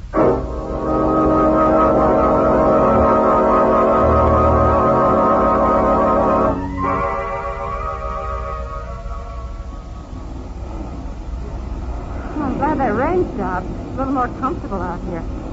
Well, there's the house, Patsy, right up there. Uh-huh. We've been almost round the island, and we haven't found a trace of another boat. Maybe... Wait. Aha! Look here, Patsy. On this rock. So there's been a boat drawn up here recently. Right. That's the only possible explanation of those scrape marks and the barnacles there. But since there's no boat here now, the killer may have left the island already. I certainly hope so. I've had enough for one night. If he got drowned in the... No!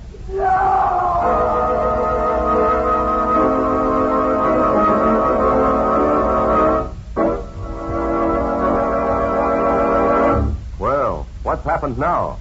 A killer loose on the island on a black, stormy night promised more trouble, and that scream sounded as if the promise has been fulfilled. How is Nick going to find the murderer of one and possibly two men before he does any more killing? And what's the riddle of the old Tory's treasure? We'll see in just a moment.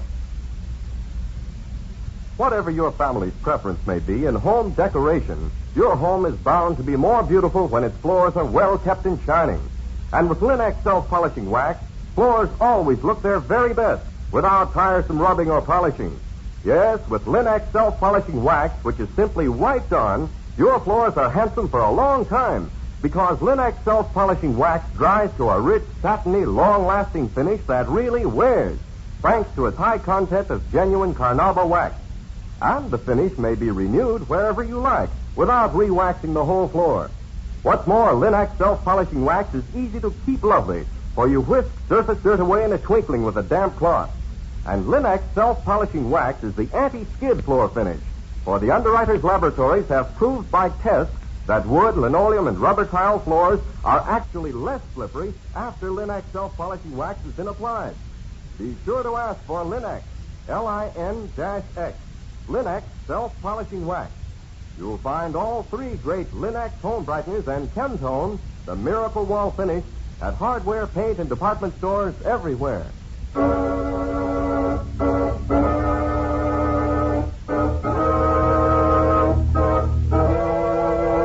And now back to our story. We left Nick and Patsy on the beach near the house hunting for the mysterious killer. Suddenly... No! No! Come on. That came from the house. That you, Carter? Yes. You hear that scream, Jessup? Yes, I was just leaving my boat and Here, help. He fell off the roof. Coming, Grady. Yes. He landed on his head. Yes, he's dead, all right. By Sturtevant. Sturtevant dead, too. What's going on here? Quiet, everybody. How can we find out what happened when you all try to talk at once? Quiet, please. Now, Brady, what do you know about this? I was just coming back from my boat when I heard a scream. I looked up and silhouetted against the sky were two men on the roof. One of them pushed the other over the edge and screamed again as he fell. It was awful. You see anything else? I was looking at the body when I heard the back door slam. Then it sounded as if somebody ran off through the brush. Well, why didn't you go after him? I chased after a murderer in the dark, unarmed. Do you think I'm crazy? I don't know. Whittemore, what do you know about Sturtevant's death? Why, Sturtevant, Ullman, and I were waiting in the living room for you and Jessup and Brady to come back. Sturtevant got the bright idea that he'd go up to the roof and see if he could see anything. A little later, we heard him yell, and we started up the stairs to see what was wrong. You hear anything after he was killed? Why, we thought we heard someone dash down the back stairs and out the back door. Well, you better get Sturtevant's body inside. I'm going to have a look at the roof, see what I can find there. Come on, Patsy. Right with you, Nick.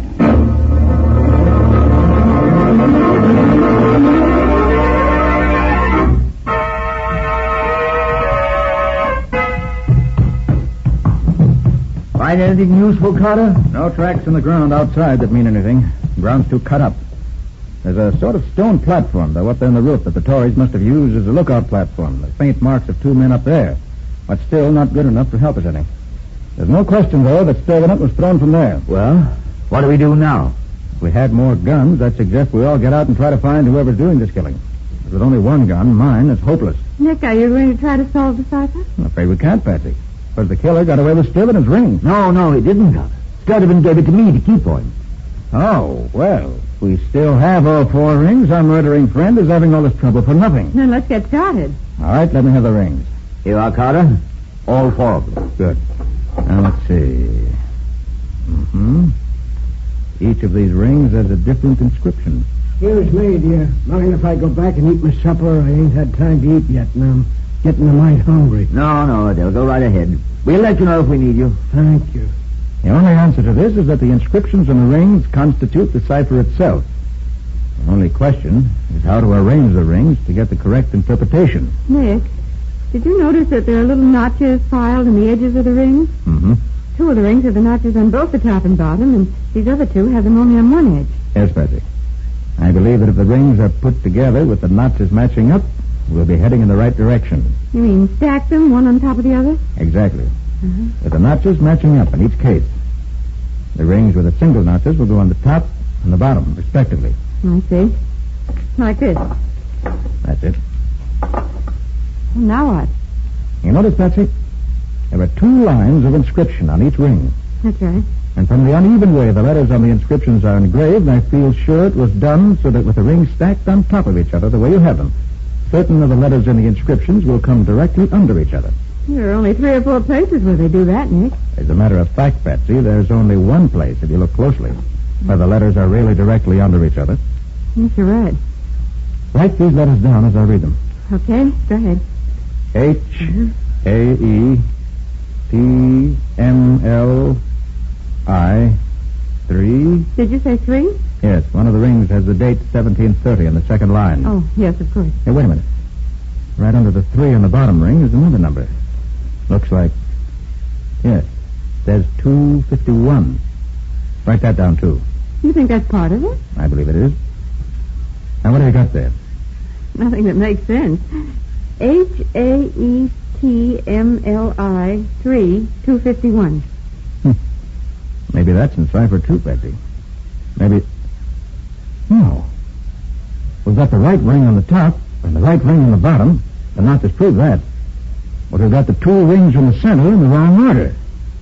We just transpose them, Why, of course. You're way ahead of me, Nick. Refers to a book. A book just as well known to those old Tories as it is to us. Now, where can I find a copy of it here? Ah, Matt Odell. He has quite a collection of books in his shack. He must have a copy there. Oh, but Nick, do you think... I'll be back in a minute, Patsy. Just long enough to get the book.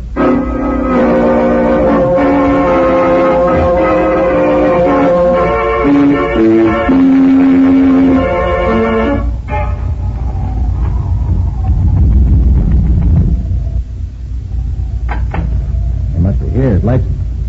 Odell! Poison. I know those symptoms. Strychnine. Odell.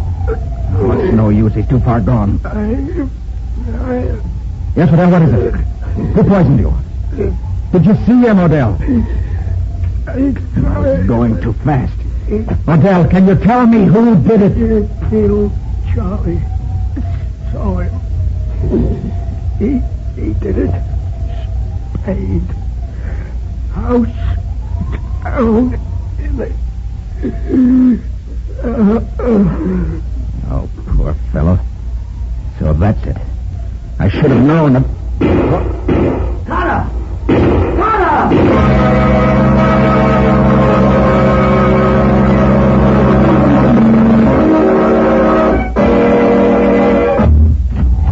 Jessup, what's happened? Why'd you call me? Upstairs! Carter, wait! He went out this way. Through the window. Who did? What happened? The killer. Alderman and I surprised him. He came up here. We followed him. Must have waited for us in here. Shot Alderman. As I'll say he did. Must have killed him instantly. Go on. And he shot me through the arm. Went out the window. Climbed down that big tree outside and ran off into the woods. Carter! Come here, hurry! More trouble? I just found it, Pop. In the room where the rings were. The rings were? Oh, Patsy, are you hurt? Oh, Patsy. my head. Oh. What happened, Patsy? Well, I was sitting here waiting for you when suddenly the ceiling fell in on me. Somebody hit you? I guess so. I didn't see anybody or hear them. Oh, Nick, the rings. They're gone. But it makes no difference. I have the notes we made. I took them with me to be sure. I guess whoever hit me wanted the rings for himself. Did I hear some shooting? Yes, you did. Baldwin is dead. And Brady shot through the arm. Oh, did you get back in time to catch the murderer? No. Brady says he went out the window and down a tree. I'm going outside to see if I can find anything that might be a clue.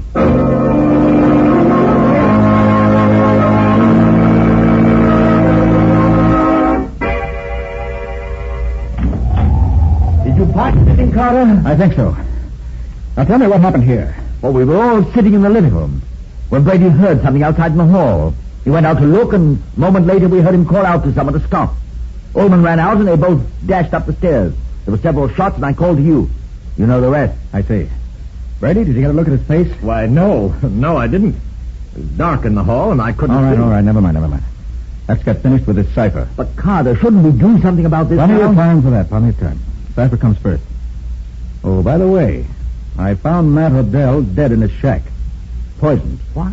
Somebody put strychnine in his food. Odell's dead? But why would anyone want to kill him? Matt didn't have any of the rings. Right. Odell was killed for an entirely different reason. Well, now let's get this cipher finished. I found this book in Odell's shack, and it gave me the answer. That copy of Hamlet told you where the treasure was buried? It did. You remember, Patsy, we had the letters HAETMLI 3251? That's right. Well, if you transpose the two rings in the middle of the stack we made, you get these letters. HAMLET 1 3 251. That's wonderful, Nick. Hamlet, Act 1, Scene 3, line 251. Is that it? Exactly, Patsy. I looked it up, and the clue gives us this line.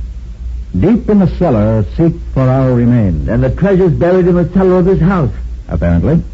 So let's see what we can find down there.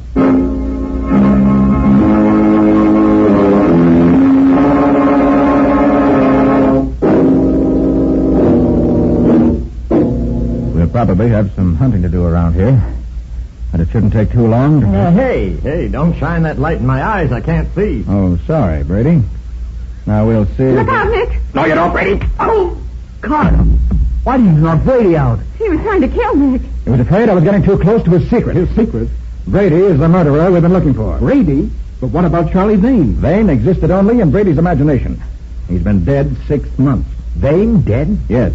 And you'll find him buried in that corner over there, where Brady buried him after he killed him. How do you know where he's buried, Nick?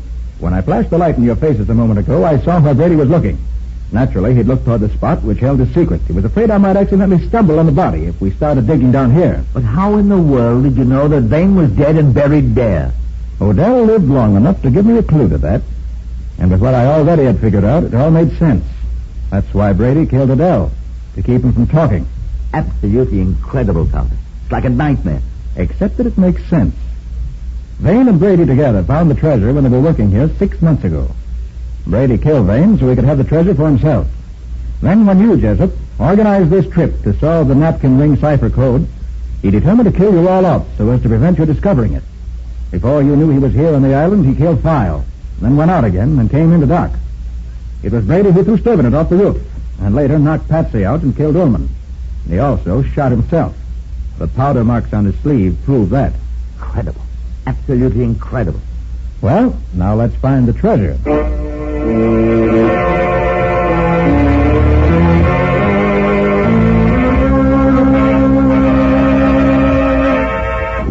But if the treasure's buried in the cellar, Nick, what are we looking up here on the roof for? Oh, didn't I tell you, Patsy?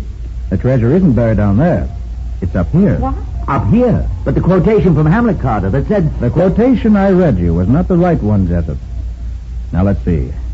You see those large flat stones forming the platform on that side? Yes, what about them? Count off the first 11 and lift the next one up. Lift it up? Wait, cemented down, Nick. I doubt that.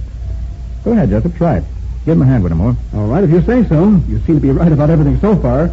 Even to finding Vane's body where you said it was. Now, wait a minute. Lift. Oh, Nick, you're right. The stone is coming up. Well, will you look at that? The old Tory's treasure. Nick, look at those gorgeous rings and necklaces and gold coins. Yes, Patsy. If Jessup is right, you're looking at about $2 million worth of gold and jewels. But how did you know it was here, under this particular stone, Carter? Because the quotation from Hamlet, the correct quotation, not the one I made up to fool Brady, reads like this. Upon the platform, fixed 11 and 12. And there was no other solution possible.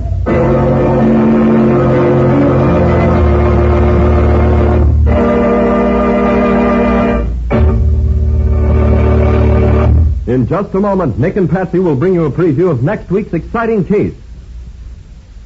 But first, let's face the facts. Everybody's days are busy. We've all filled our daily schedules full to overflowing. doing our home front jobs and helping with the all-out effort toward victory in every way we know how. So we appreciate more than ever before what it means to relax and how much easier it is to relax when a home is pleasant and inviting. American homemakers are learning how much easier it is to keep a home that way with the 3 great Linex home brighteners.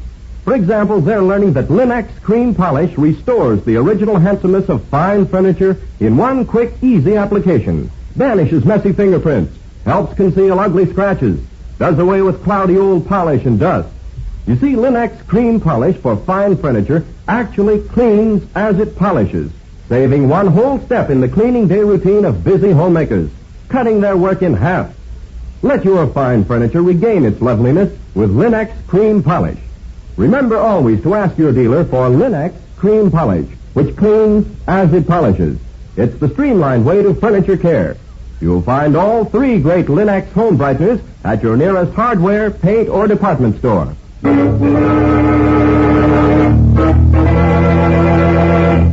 And now let's hear from Nick Carter himself. Well, Nick, what's on the program for next week? Well, next week, Ken, I want to tell you about a man who was killed by an unknown poison, and apparently without opportunity or motive. 4 people were gathered for a discussion on Hindu philosophy, and suddenly one of them fell over dead. None of the others had any idea what had happened. Sounds pretty blind to me. How did it work out? Well, what clues there were uncovered accidentally and unexpectedly. And it wasn't until the second murder that things became clear. And even then, nobody but Nick could figure out what anything meant. But he got the right answer, and the murderer. What's the name of the story, Nick? I call it Poison with a Past. Oh, the mystery of the Vedanta killings. And that's all about that for now. So long. So long, everybody. And so long to you both, Nick and Patsy. We'll be looking forward to seeing you again next week.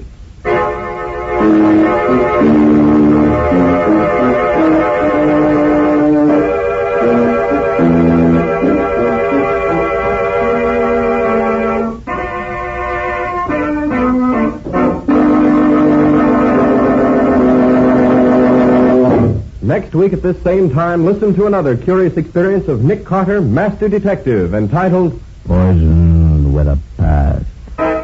Or Nick Carter and the Mystery of the Vedanta Killing.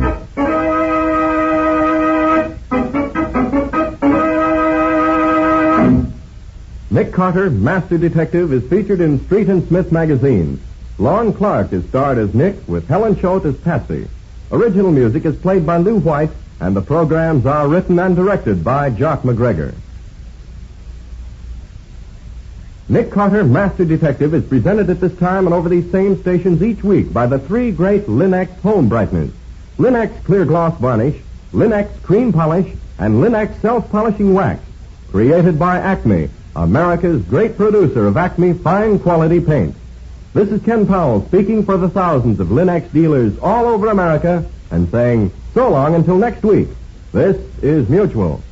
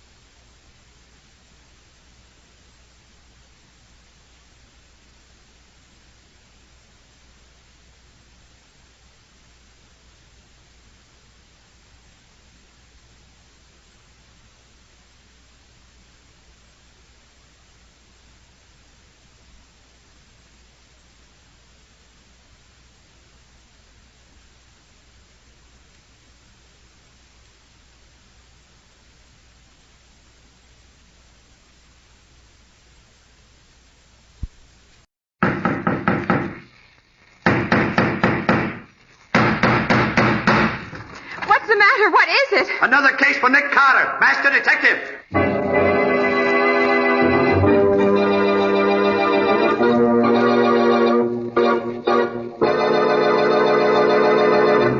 Yes, it's another case for that most famous of all manhunters, the detective whose ability at solving crime is unequaled in the history of detective fiction, Nick Carter, Master Detective.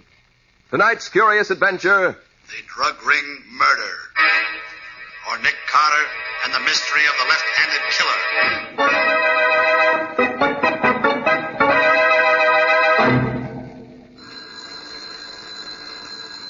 Well, Mr. Nicholas Carter, are you going to answer your telephone, or are you going to take me out to lunch as you promised? There's no reason why I can't do both, Patsy.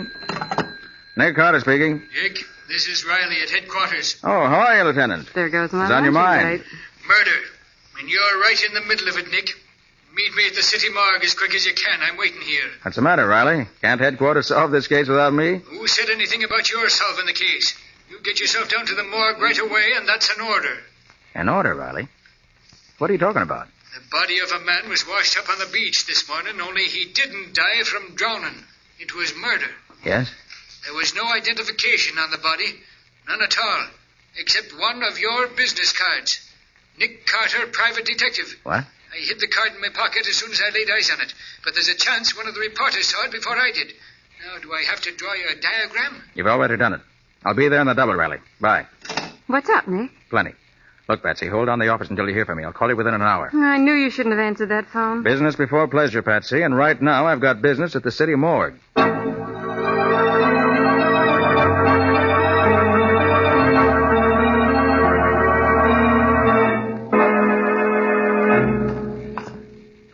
Where have you got him, Riley?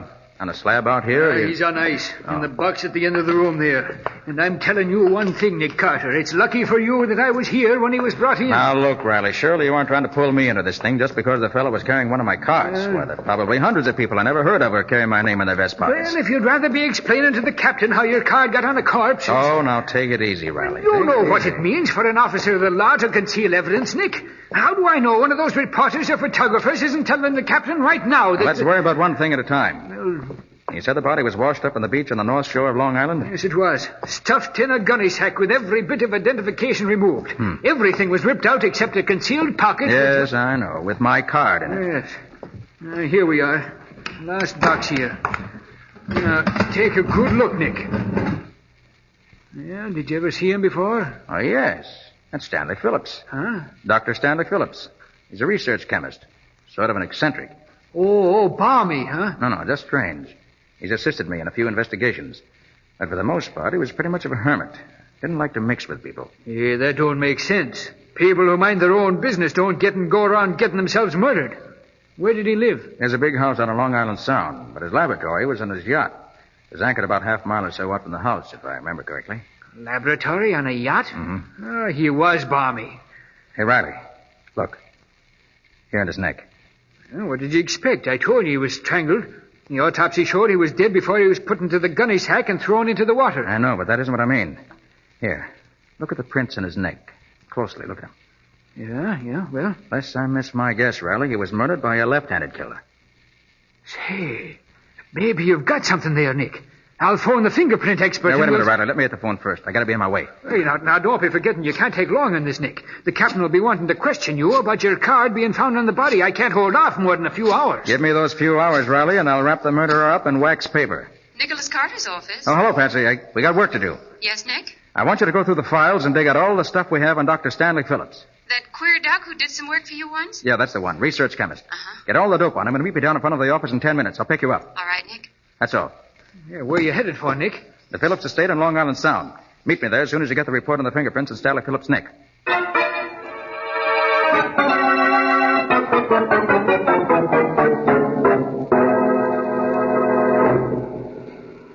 And apparently neither he nor his sister ever married.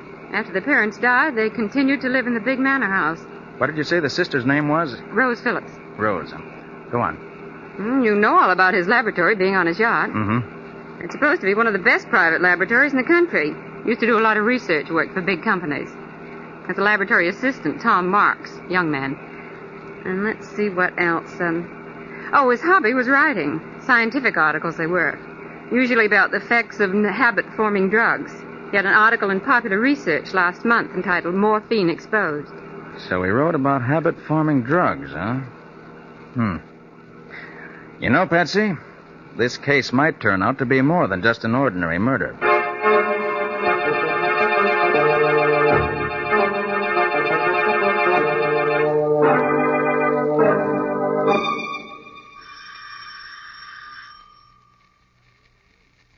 I guess nobody's home, Nick. You're wrong about that, Patsy. Saw the curtains at the window move.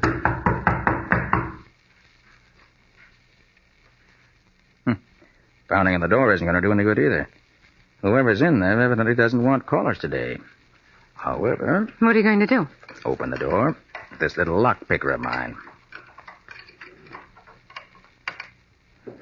There it is. All right, come on, Patsy. We're going in. I don't see anybody. Stay behind me. Put your hands up. Over your head. She's got a gun, Nick. You're Rose Phillips, I take it, miss? Keep your hands up. I'm asking the questions. Who are you? I'm Nick Carter, and this Nick Carter? Yes. And this is my assistant, Patsy Boone.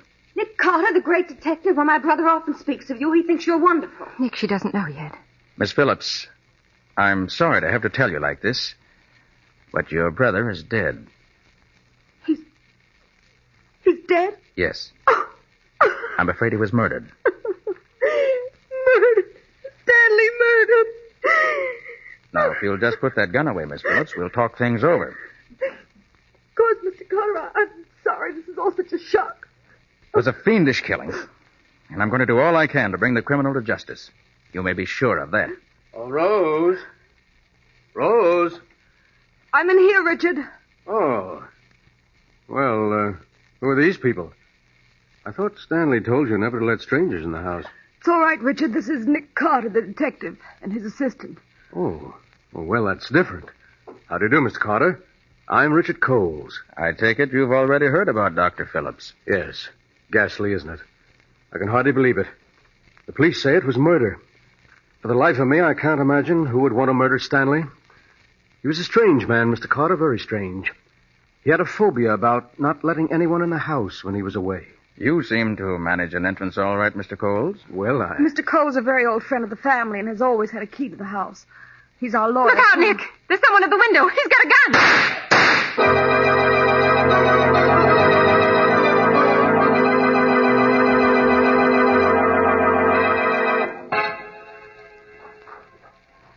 I can't get over it, Nick. You don't seem to be surprised that you were shot at back there in the house. I'm not, Patsy. That's why I was standing beside that suit of armor. That protected me by deflecting the bullets. Nick, your presence on the Phillips case is most annoying to someone. Too bad that window was frosted glass. Couldn't get a look at the gunman. That tiny crack the window was open.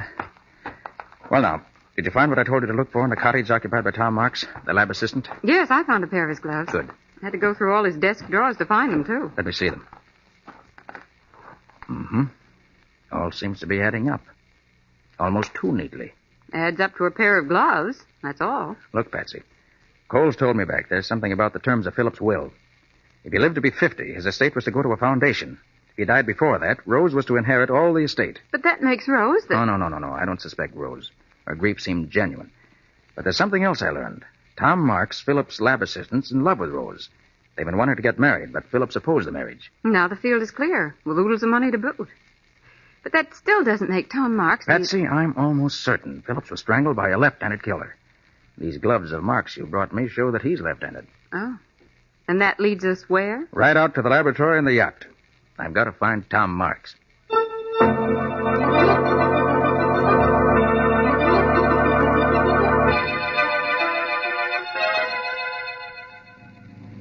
Nick, why in the world do you suppose Dr. Phillips had his laboratory way out here in the middle of the Sound? There's no mystery to that one, Patsy. Told me why once. Well, why? So people couldn't bother him. I'd have used his technical knowledge a lot more often on cases myself if it'd been more accessible. Well, here we are. This is the Phillips yacht. I'll tie up here.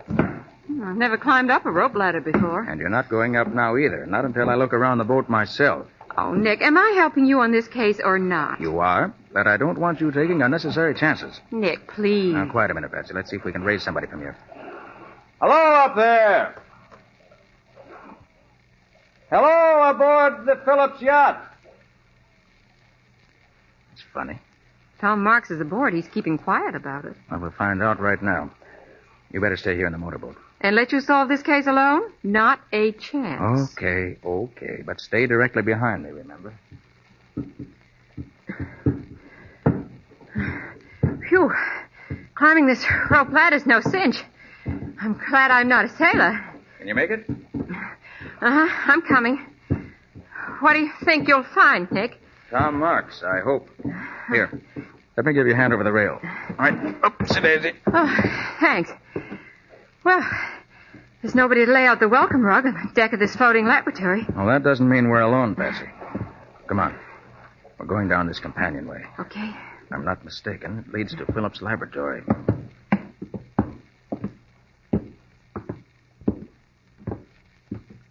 Mm-hmm. This is the laboratory. All right, Patsy, stay behind me. I'm going to open the door. Hey, Marks. Tom Marks, you in there? All right, Patsy. We can go in. Tom Marks seems to have vanished, but he's certainly left a mess behind him. Yes. Overturned retorts. Bunsen burner knocked over. Look here on the floor. Broken bottle. Sulfuric acid spilled and eating into the floor. Yes, this is where Dr. Stanley Phillips met his death, all right. And when the killer came at him, he was sitting at this desk writing. Well, how do you figure that? That bottle of ink tipped over. Wonder if he has any papers here that'll tell us what we want to know.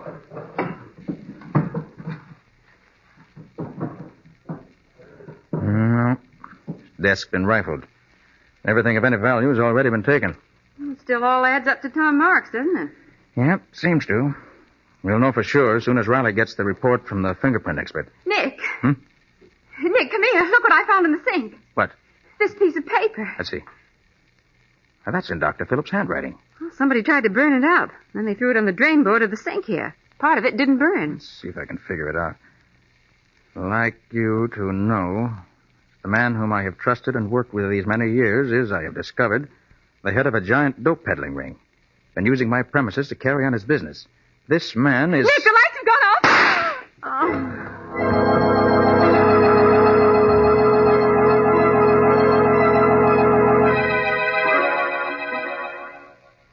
Patsy. Patsy, where are you? Patsy. Nick. You all right, Patsy? My head. Somebody hit me. Stay where you are till I find the switch. Do you have your flashlight? Yeah, I'll find the switch in just a second. Oh, the lights won't work. They must have been turned off at the master switch in the engine room. And that means there's more than one person on this boat besides us. One of them turned off the lights, and the other one shot at us in here. You were right when you said you felt everything wasn't okay on this yacht. You able to get up, Patsy? Oh, sure. I'm all right now. Just a big hen's egg on my head, that's all. Okay. Come on. Nick, did they take the note? It's just what I want to find out. Let's see. Flash a light down in the sink. Yeah, it's gone. Yeah, but wait. What are you going to do? Clean up the sink a little. Ashes don't look well scattered around in a white sink. Carefully now. A little bit. There we are.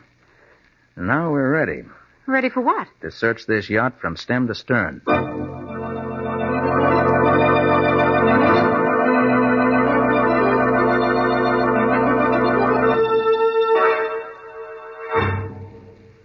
What in blazes has been keeping you, Nick? I've been cooling my heels on this dock for the past half hour here. I hoped you'd be here, Riley. Hello, Lieutenant. Hello, Patsy. Well, say, you look as if you'd seen a ghost on that yacht. I did. Somebody took a shot at us in the dock. What? Patsy got knocked down the fracas and got a nasty bump in her head. Say, who did it, Nick? Whoever it was made a neat getaway. Patsy and I searched the ship afterwards from end to end, but didn't find a soul. Did you see anybody coming in from the yacht, Lieutenant? Nary a soul's come in off that boat since I've been here. In fact, the only two people who've been near here was two fishermen. Are you sure they were fishermen? Am I sure? Now, look, Nick, don't be giving me that. It was bona fide fishermen, all right. They pulled their little rowboat to shore a ways down the beach, and I saw them bring in their catch. And a nice string of fish it was. Okay, Riley.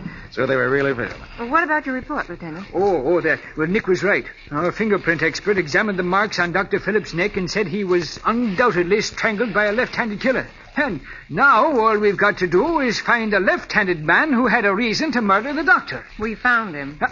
What's that? Dr. Phillips' laboratory assistant, Tom Marks, is left-handed. Say, you sure worked fast, Nick. And it's a good thing, too. The captain found out about your card being found on the body. Hey, what kind of a scoundrel is this Tom Marks? I don't know. Haven't seen him yet. Wasn't at his cottage, and he wasn't in the lab on the yacht. Now, let's make tracks, Mr. Private Detective, and search the grounds here. Wait a minute, Riley, wait a minute. There's one thing more you ought to know. Huh? Whoever killed Dr. Stanley Phillips is the head of a giant dope ring. Phillips was killed because he was about to expose the man. Hey, that would be the laboratory assistant. He'd have access to drugs. Mr. Carter! Mr. Carter! Who in tarnation is that? Richard Coles, close friend of the Phillips and also the lawyer. Oh. O'Reilly, Yeah? put this envelope in your pocket. Careful of it. It's a piece of evidence I picked up in the boat. Okay, Nick. Mr. Carter, I've been hunting everywhere for you. Oh, Mr. Coles, this is Lieutenant Riley from headquarters. Oh, I'm glad you're here, Lieutenant. We're up against a dangerous criminal. Don't worry, Mr. Coles. The law always gets its man. What'd you want to see me about, Mr. Coles? Rose Phillips.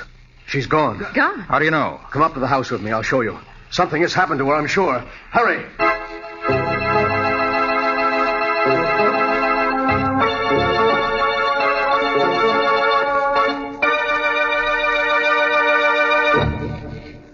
Here. This is Rose's bedroom, Lieutenant. Well, somebody was making a fast getaway, all right. Yes. Just look at the room. Clothes strewn all over. One of her suitcases is gone, and this suitcase, half packed, was left behind.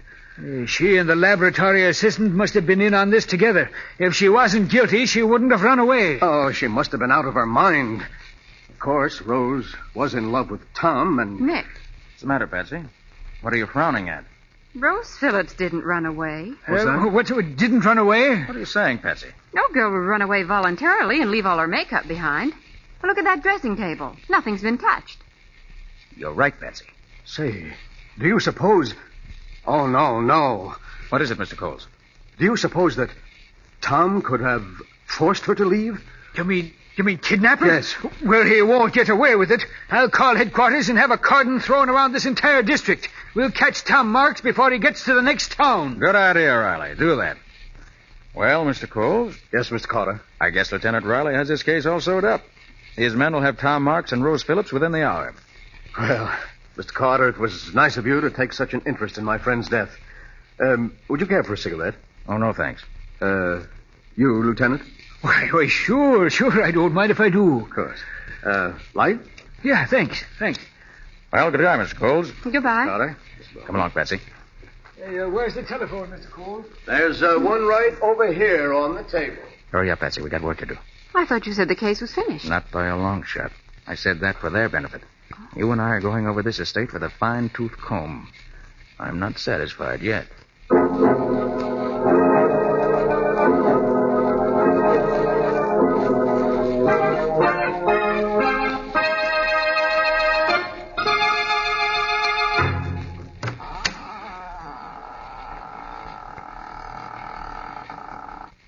You see anything, Nick?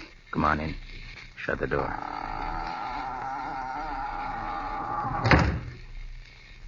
Do you think anyone saw us headed for this boathouse? I hope not. Oh, be careful here. Don't step off in the water. Nick, there's a small speedboat in the water. Wouldn't you think they'd put it in dry dock so late in the season? Depends, Patsy. Look up there, mounted in the bow. A machine gun? Mm-hmm. This boat was used for business. Gee, who'd ever think a quiet little chemist like Dr. Phillips kept a mounted machine gun on a speedboat? I believe this setup down here was news to Dr. Phillips, too. Hold on to my arm. We'll look around. Oh, Nick, don't step on the fish. String of fish, huh? Oh, dear. Nick, those fishermen Riley saw must have come in here. Patsy, this catch isn't fresh. What? Those men used this string of dead fish just to fool Riley. And those were the men who made trouble for us on the yacht. Yeah, they must have been. Well, plenty of life preservers stacked up in here. Yeah, that's strange. Here, Patsy, take the flashlight and play it on this one. Okay. Well, what are you doing, taking it to pieces? No, just examining it. Aha! There we have it. What? A small waterproof pocket's been sewn in here. Yes, and it extends all the way around inside this life preserver. Pretty clever. Look, Patsy. What is it? These secret compartments are filled with dope. I bet every one of these life preservers is filled with drugs. Nobody would ever think of looking in a life preserver for evidence. I think Dr. Phillips did. And that's why he was murdered.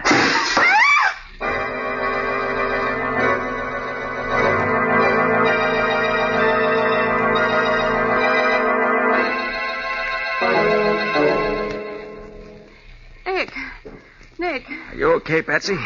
Yes, but I can't stop crying. Well, that's not surprising. Somebody threw a tear gas bomb through the window. Oh. That's right, friends. It was tear gas. Who's there? Pretty clever of me using the tools of my trade that way, isn't it, Mr. Carter? But Tom Marks is always clever. So you're Tom Marks, huh? I've been waiting to set my eyes on you. It's too bad your eyes are filled with tear gas, because now you'll never have that pleasure.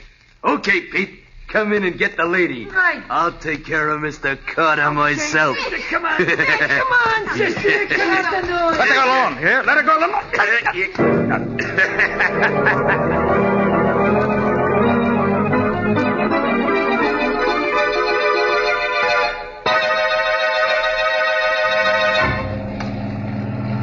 You got those iron weights in the bag, Pete? Sure, both of them. This guy'll never be washed up on the beach like the doc was.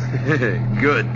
See you tied a bag good and tight. You know, I think he's passed out. He ain't moving none. I did a job on him before we put him in the bag.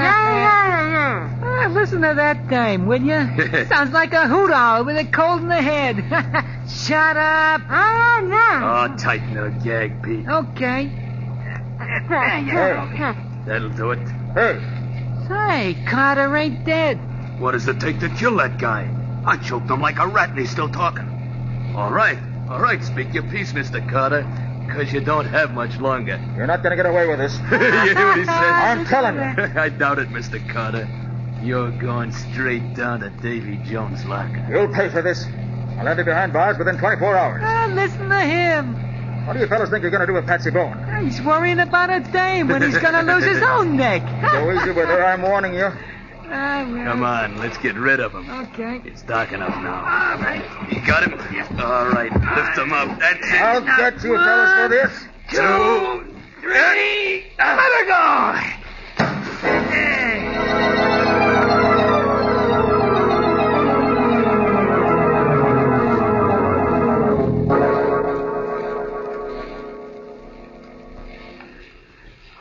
I came as soon as I got your flashlight signal from the shore, Nick. You think the criminals are aboard the yacht here now? You'll see in a minute. The laboratory's right down this companionway. Hey, you're dripping wet from head to foot, Nick. What happened? They tried to pull the same trick on Nick that they pulled on Dr. Phillips. Only it didn't work, because Nick can expand his neck and wrist muscles. Yes, I had my hands free before I hit the water. There was no trick at all to cut my way out of the sack. And then I clung to the back of their motorboat until it reached the yacht here. I waited for the would-be killers to get aboard, untied Patsy, and here we are. You're lucky, Nick. He's smart, that's all. Quiet. This is the door. Keep your gun ready. Right. Good evening, Mr. Coles. What? Oh, Nick Carter. Well, come in, Mr. Carter. These two friends of mine and myself were just discussing whether you had found the criminals. I think we have, Mr. Coles. Good. There's just one thing more I need to make sure I have the criminals. Riley. Yeah? Give me that envelope I asked you to keep for me. Oh, sure, Nick. Here you are. Thanks. Now, I'll just take the piece of burned paper out of this envelope. Are those the pieces you gathered from the drain board? Yes, Patsy. They were from the note Stanley Phillips wrote just before he was murdered. Now, I'll just use some of these chemicals in the burned paper. Oh. You see, gentlemen, even though this piece of paper's been burned, it is possible by using the correct chemical solution to bring out the writing that was on the paper before it was burned. In this case, I expect the writing will give the name of the man Phillips designated as head of the giant drug ring. And his killer. Ridiculous. Absolutely ridiculous. Yes, here it comes. The chemicals are beginning to act. The writing is beginning to show up. Good. The name is... Nick, look out! Oh, you got me, boy! Get out of there! And I got these two thugs, Nick. Knocked them out cold. Sorry I had to plug in the shoulder, Coles, but I had to put you out of action. Now, Riley, there's your murderer. So it was Coles who did it. You're right, Carter. I killed him. The powers be praised, Nick. I thought Tom Marks was the killer. Coles had me fooled too, Riley, until this afternoon when he came running down from the house. And then I noticed his feet were wet, as if he'd been in waiting. Then he was one of the men on the yacht. One of the fishermen Riley saw. Right, Patsy. And another thing. The man who strangled me in the boathouse claimed to be Tom Marks. But Tom Marks is left-handed. The man who tried to strangle me used his right hand. And you knew Phillips was murdered by a left-handed man. That's right. I knew I was after a left-handed murderer. O'Reilly. Huh? Did you notice that when Coles lighted your cigarette for you this afternoon in Rose's room, he used his left hand? Gee, By golly, he did. Then he's left-handed, too. Right. When I saw him do that, I knew he was the killer. But I had to make him prove it. Oh, you did that all right. That business about making the writing stand out on a piece of paper after it's burned is a new one to me, Nick. Nick, can you actually do that? Well, it can be done under ideal conditions, but this time I was just putting on an act for Mr. Coles' benefit. You mean you didn't actually make any writing appear on the burned paper? Not a word, Mr. Coles. And I fell for it like a sap. Nick. What's that? Well, I'm not sure, Patsy, but I have a hunch. It's locked, Nick. Oh, Patsy, since when did a locked door ever stop Nick Carter? Quite right, Riley. When did it? This is no time for it to start. So, this one ought to do the trick. There we are. Nick Carter. Oh, thank heaven. Rose. This man with you is Tom Marks, Miss Phillips? Yes, I am. They were going to kill us, Mr. Carter. They tied us up and threw us in here. We heard them planning to throw us overboard. Have you been imprisoned in here all this time, Mr. Marks? No, not quite. I got a telephone call last night summoning me into the city to pick up some chemicals Dr. Phillips and I needed in an experiment.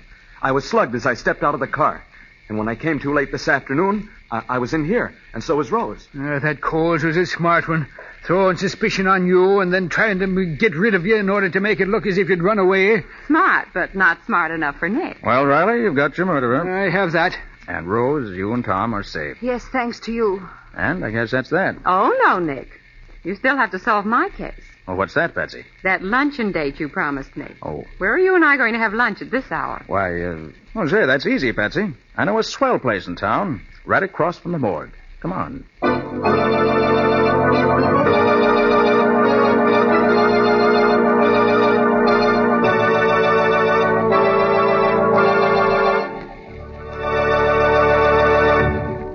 This was another strange experience of Nick Carter, Master Detective, called The Drug Ring Murder, or Nick Carter and the Mystery of the Left-Handed Killer. Another of the curious adventures of Nick Carter, which are brought to you regularly at this same time by WOR Mutual.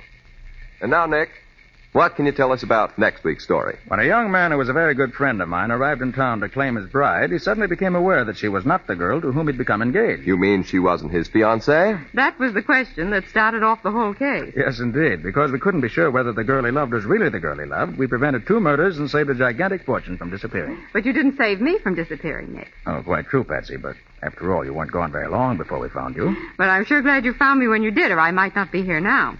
So long, folks. Get the rest of the story next week. Right. So long. And so long to you, Nick and Patsy. In the strange adventure you have just heard, Nick Carter was impersonated by Lon Clark, Patsy by Helen Choate. The story was written for Nick Carter by Barth Conry. Original music was played by Lou White.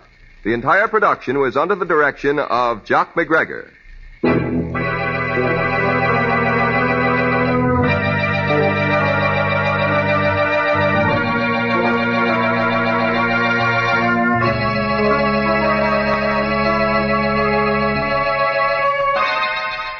Next week at the same time, listen to another curious experience of Nick Carter entitled The Substitute Bride, or Nick Carter and the Mystery of the Night Ferry.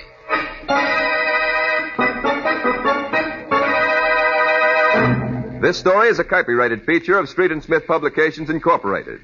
The Return of Nick Carter is produced in the studios of WOR and is broadcast over most of these stations every Wednesday evening at 8:30 Eastern War Time. This is Mutual.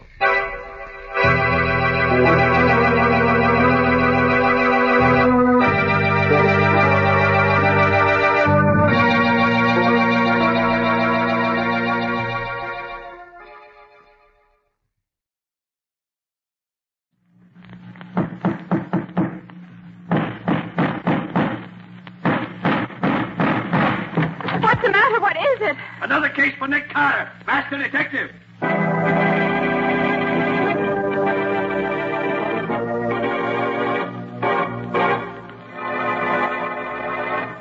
Yes, it's another case for that most famous of all manhunters, the detective whose ability at solving crime is unequaled in the history of detective fiction, Nick Carter, Master Detective. Tonight's curious adventure, The Substitute Bride, or Nick Carter and the Mystery of the Night Ferry.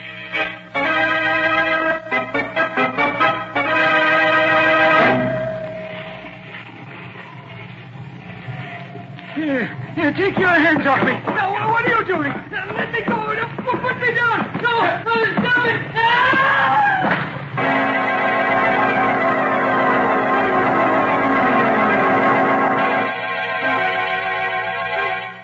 Nick, there's a young man here to see you. Says he's no friend of yours. Well, hello, Nick. Helen Marvin. Well, Helen, it's good to see you again. And what brings you to this part of the country? I came east to get married, Nick. Well, congratulations. Now, wait a minute. I'm afraid your congratulations are a little premature. What's the matter? I don't know. I can't find her. Can't find her? Well, what on earth do you mean by that? Well, look, it's like this, Nick. Alice Evans and I have been engaged for about 4 years. But for the past 3 years, she's been living in South America with friends of her family. She was due back in this country yesterday on the Gallia, so I came on from Chicago to meet her. Her boat got in ahead of schedule, and my train was late, so we missed connections. I'd already told her I was coming, but in spite of that, she was gone by the time I got to the dock last night. Didn't she leave any message for you? No, not a word. That's odd. And she has no friends in this part of the country that she could stay with. Well, didn't anyone at the boat know where she went? Well, apparently not, Nick. The stewardess says a boy brought her a note, and as soon as she read it, she got dressed and went ashore. There was a taxi waiting for her, and she went off in it. An hour later, an expressman called for her trunks. Perhaps she went to a hotel. Hotel? But why should she do that when I told her that I'd meet her at the boat? No, Nick. Something has happened to her, I'm sure of it. Nick, the morning paper says that there's a Miss Alice Evans registered at the Hamilton Park Hotel. What's that? Would that be the same girl? Here, let me see that, will you? Quick. Right here. Well, then she did go to a hotel. Oh, gee, what a fool I was for worrying you, Nick. I'll think nothing of it, Alan. Glad you found her. Well, if you don't mind, Nick, I think I'll... Sure, go right ahead. I know how anxious you are to see her. Hey, look, Nick, why don't you come with me? I'd like very much to have you meet her. Well, Alan, this seems hardly the time to... Oh, come on. No, Nick, come on. I want you to meet her. You'll like her. Well, all right, if you insist. But I've heard it said that 3 is usually a crowd, especially after 2 of them been separated for 3 years.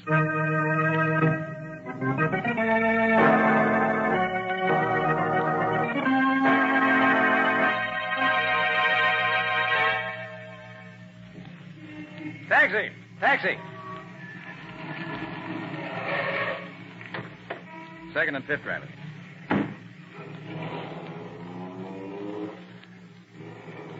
Well, Ellen, I gather that you feel that our visit to the young lady was not a complete success. Nick, something's wrong. I don't know what. So I noticed. That's why I stayed until you left. I tell you, she's changed. I can't put my finger on it, but she's different somehow. Well, 3 years is a long time, Alan. Some change would be quite natural. Oh, but it isn't that kind of change, Nick. Doesn't she look the same? She does, and she doesn't. You mean you don't think she is Alice Evans? She must be. And yet... Then you're not sure. I wish her father were here. He'd know immediately whether she's his daughter or not. Where is he? Chicago? I don't know. He told me he was meeting the boat, but as far as I know, he hasn't shown up. She said she hadn't seen him. Well, he probably was delayed in getting away. Look, you don't suppose anything could have happened to him, do you? You know, like so many rich men, he always carried several $100s with him. Well, it's possible, of course, Ellen. Was there anything distinctive about his appearance? Well, he was a shortish man, stout, white hair. Oh, yeah, he wore old-fashioned side whiskers. Well, those should make him easy to identify. I'll have Lieutenant Riley get in touch with the Chicago police and see if they know anything about him. Oh, good. Then I'll have Patsy make the round of the hospitals here in town. I'll send Penny to the terminal and the ferries to see if he can pick up any information about him there. Mm-hmm. Well, we ought to find out something that way. And I think my next step will be to visit the Gallia or dock. See what I can learn there.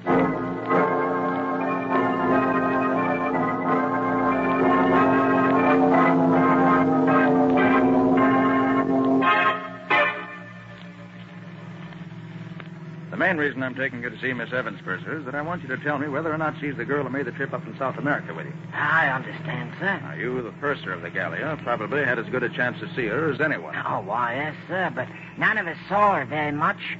She took ill right after we sailed and stayed in her room almost the entire trip. But you say you'd be able to identify her positively. Oh, yes, sir. I have an excellent memory for faces, and she was a real looker, she was. Here's her hotel. Come on. Righto, sir.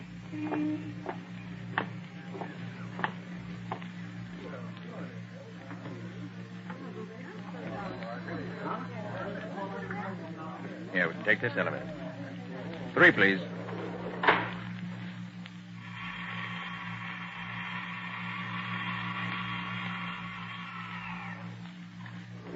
This is your floor. Her room's right across the corridor here.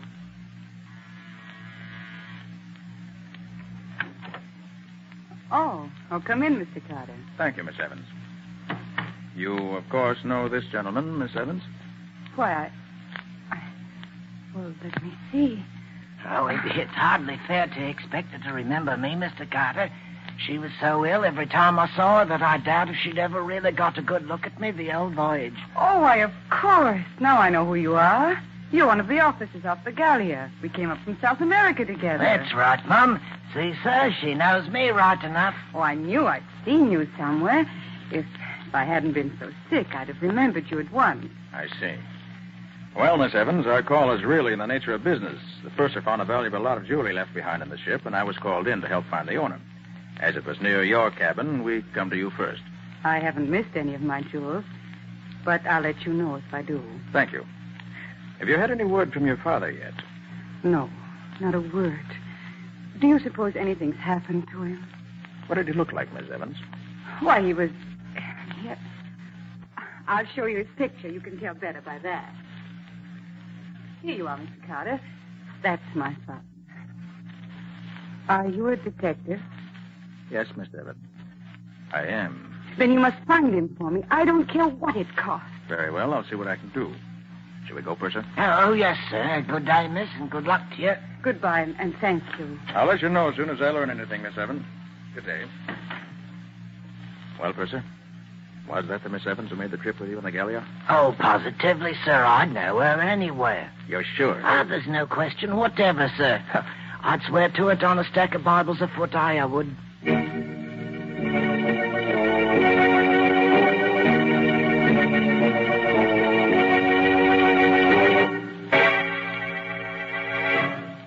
I couldn't find a thing, Nick. There's nobody in the hospital who answers to the description of Mr. Evans. I hardly expected you'd find anything, Patsy. But we had to be sure. Well, did the Chicago police know anything about him? Riley said they had no report of anything having happened to him there. What did Penny find? Well, Penny hasn't come in yet. Oh, hey, Nick, I couldn't find any traces of the old boy at the terminal, but I did find something at the ferry. What'd you find? Oh, that'll keep, Nick. Right now, I got a taxi waiting outside, and the driver of the taxi's the fellow who took Alice Evans from the boat to the hotel last night, and he knows something. How'd you find him? Oh, the stewardess on the Gallia pointed him out to me. I'm afraid if I try to bring him in here, I'll scare him. I already asked him a lot of questions. I'll go outside and talk to him myself.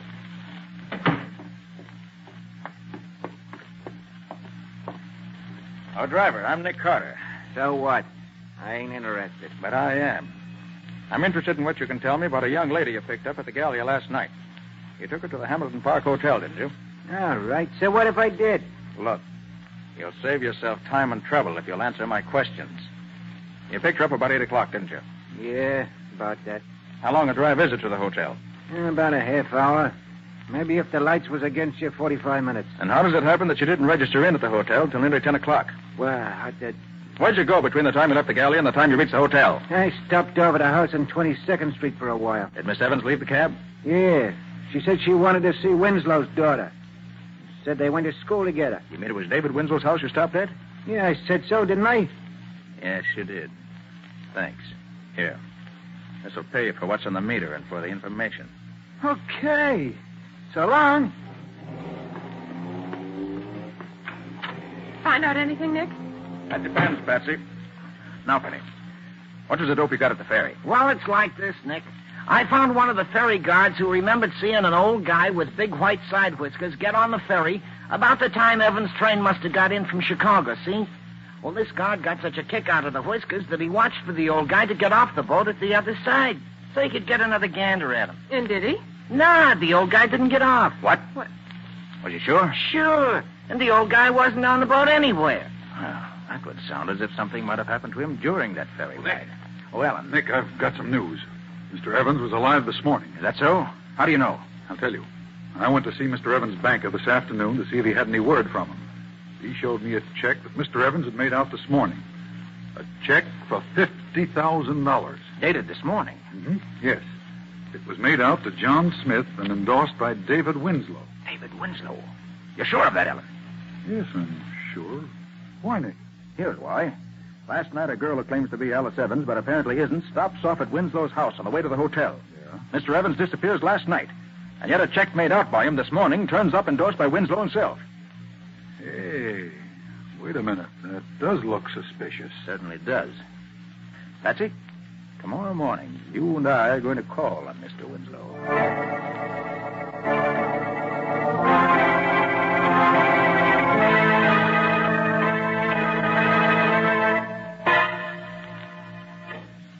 Very good of you to see me, Mr. Winslow. I'm Nick Carter, the detective. Yes, I've heard of you, Mr. Carter. Miss Bowen, my assistant. How do you do, Good Miss morning, Bowen? Mr. Winslow. What can I do for you, Mr. Carter? Mr. Winslow, do you know James Evans? Only very slightly. Are you acquainted with his daughter, Alice? No, Mr. Carter, I'm not. I see. Did a check of Mr. Evans recently pass through your hands? Why, yes, it did. I cashed one of his checks yesterday. Did you know that Mr. Evans disappeared the day before the date on that check? Well, he did. You don't say. Would you be in a position to know if the signature on the check were a forgery? Oh, the signature was genuine, all right. When Mr. Smith presented for payment a check in the amount of $50,000, I naturally sent the check to Mr. Evans' bank for verification. They said it was good, so I paid Smith the money. I see. You said a few moments ago that you didn't know Alice Evans. Yes, I did. But didn't she call here night before last? Why, yes, she did. She called to see my daughter.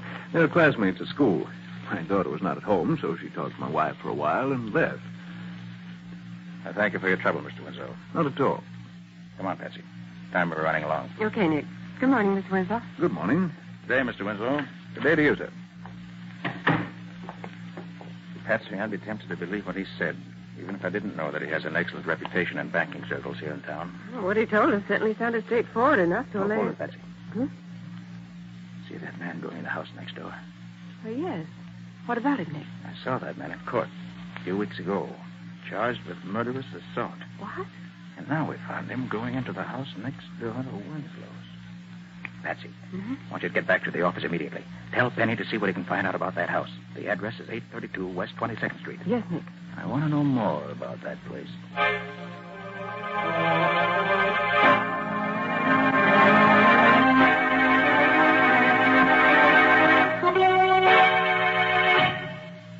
Talk plainer, Nick. What did you say that address was?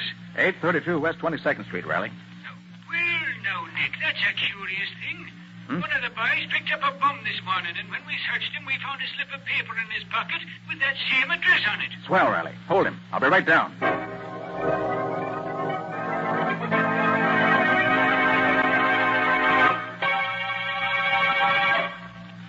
I don't know, I tell you. How many times I got to keep on saying that? You don't know who pushed the man off the ferry, who kidnapped his daughter, where she is now, or anything about it? No, I tell you, no. Who's the girl who's staying at the Hamilton Park Hotel under the name of Evans? Where's the Hamilton Park Hotel? All right, Baker, all right. Guess I must have you all wrong. I'll say you have. You live at 832 West 22nd Street? Well, I don't exactly... No. Who does live there? Oh, how should I know? Where does David Winslow live? Right next... Who's David Winslow? Riley. Yeah, Nick? I'm through with Baker. Not the fellow I thought he was. All right, Baker. The guard's waiting for you just outside the door. He'll take you back to your cell. Okay. I hope you're getting what you're looking for, Carter. Well, Nick, what did you find? Riley, Baker thought he told me nothing. But his answers weren't as clever as he thought they were. Yeah? Actually, he told me that Evans was thrown off the ferry into the river and that he was picked up in a rowboat that was waiting for him. Well... I also discovered that he knows David Winslow and that he knows what goes on at 832 West 22nd Street. Hey. All of which, while not conclusive evidence, tells me I'm on the right track. Nice going, Nick. Well, what's next? Riley, I want you to release this man Baker at once. What? Release him, Nick. But why? I want to be sure the rest of the gang knows I'm on their trail. The first thing Baker will do when he gets out of here will be to tell them. They'll undoubtedly make some move to try and stop me. And that may bring him out in the open.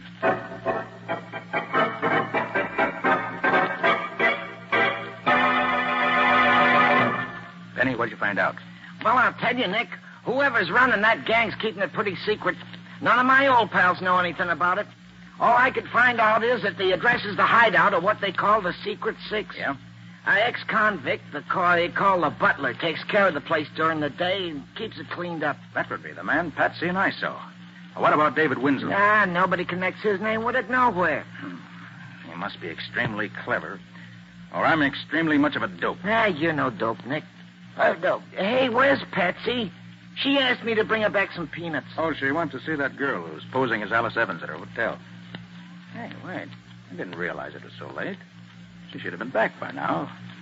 Found this note at her desk when I came in about lunchtime. Yeah. Again, Nick. Girl who calls herself Alice Evans just called to say she had information on her father's disappearance. When I told her you weren't here, she asked me to go over and she'd give it to me and I could get it to you. We'll take a run over to the hotel and see what she wants. See you at the office when I get back, Patsy. And that was almost 5 hours ago. Say, look. Should we go over there and have a look-see? Well, first I'll phone Miss Evans. Hamilton Park Hotel. That's, Shermore, 32423. Gee, if that bunch of crooks has tried anything on Patsy... Hamilton What? Park Hotel. Good afternoon. Miss Alice Evans, please. Miss Evans, I'll connect you. Thank you. You know, I ain't known Patsy long, but she's a pretty swell kind of dame for... I'm sorry, Miss Evans does not answer. Thanks. Nobody home? No, Penny. And I don't like it. I think I better get going and... Wait a minute. Nicholas Carter's office. Nick Carter, Yeah? Who's this? if you want to see your girlfriend Patsy again, Carter, keep out of the Evans case. What do you mean? If you make another move to try and find out what happened to old man Evans or his daughter, you can kiss your girlfriend goodbye. It'll be curtains for her.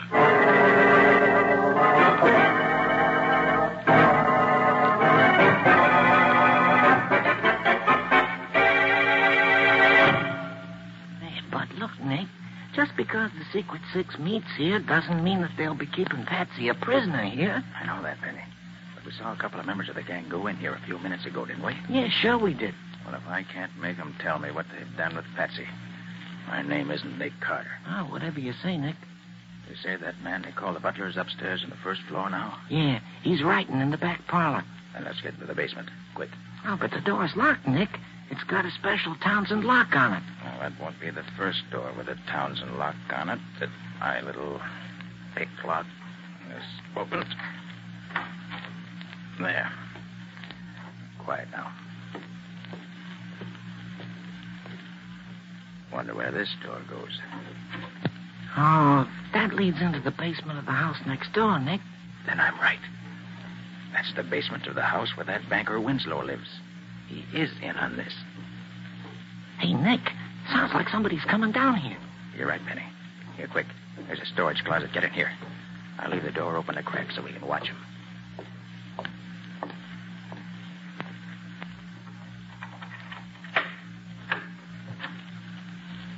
It's that butler, Penny. You're not going to gag me again, are you? That must be old man Evans. What's that stuff you have there? Now, if you call that food, you can take it away. Penny, if one of us stands on each side of that door, we can grab the butler when he comes out.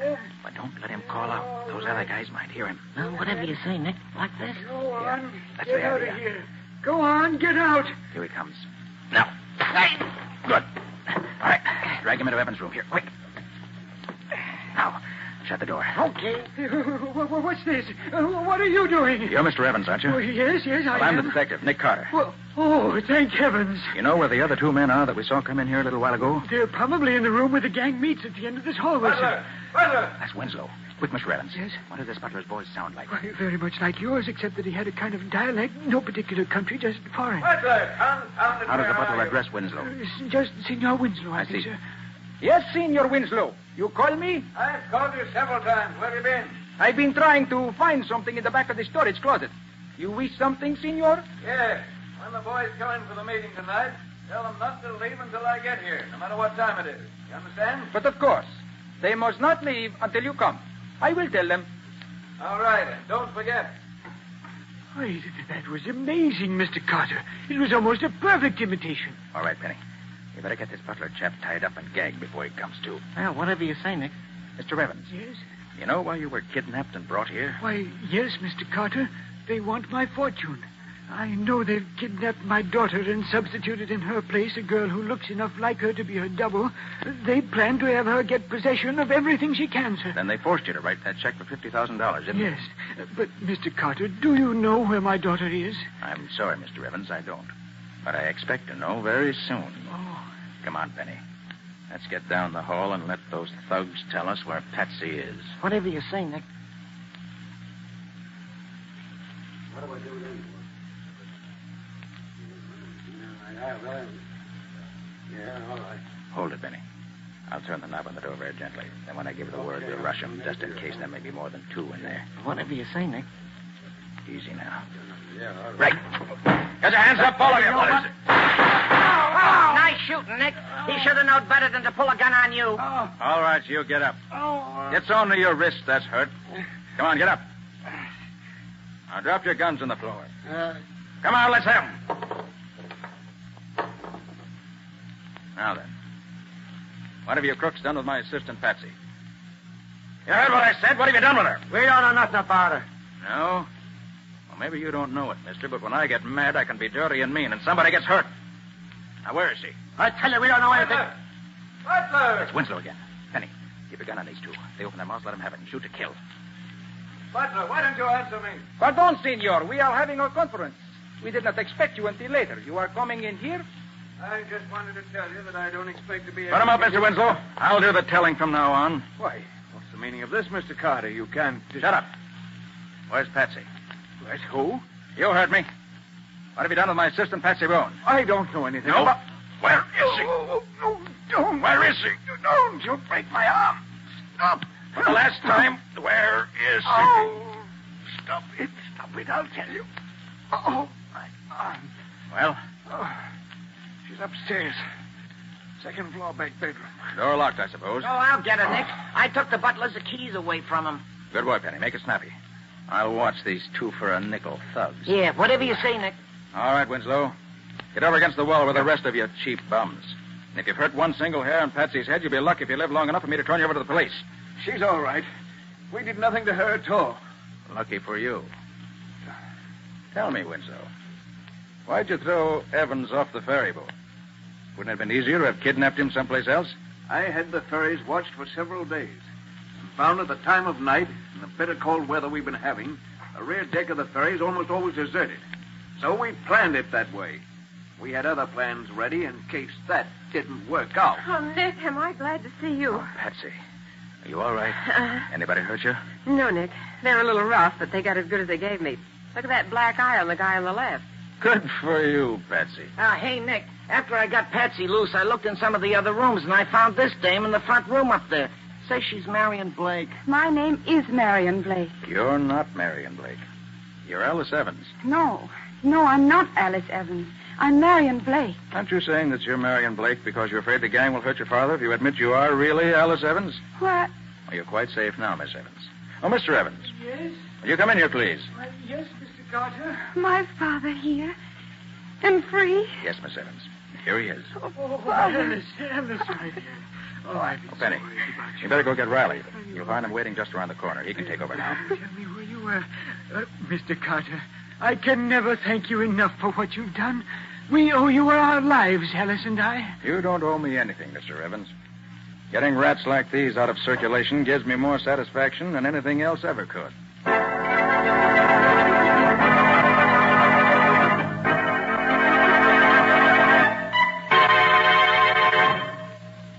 This is your room. You two wait here till I call you. Come in. Good morning, Miss Evans. Oh, good morning, Mr. Carter. Have you discovered anything about my father? I was about to ask you the same question. Have you heard from him? No, Mr. Carter. Nothing. Well, let me be the first to bring you the good news. Good news? Yes. Your father's been found. He's been found? Yes. He was kidnapped and imprisoned by some crooks who were trying to steal his fortune. Oh, my poor father.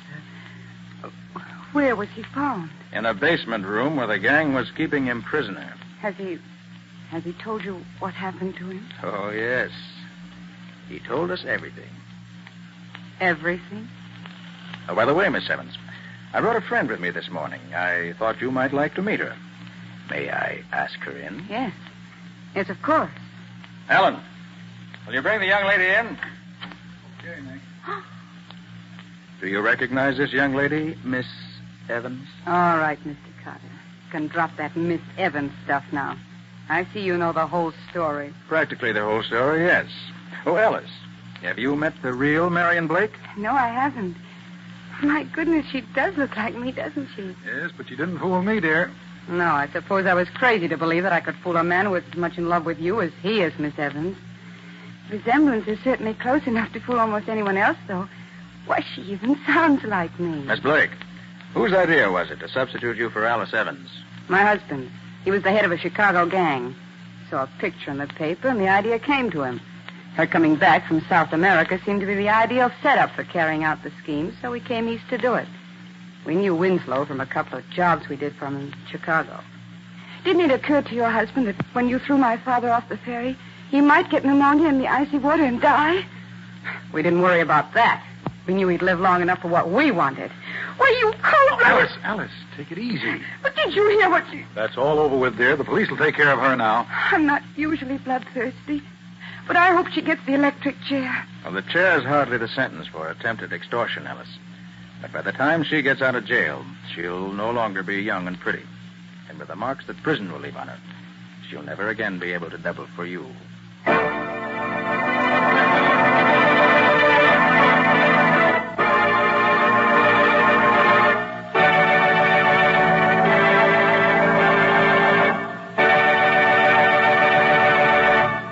This was another strange experience of Nick Carter, Master Detective, called The Substitute Bride, or Nick Carter and the Mystery of the Night Ferry.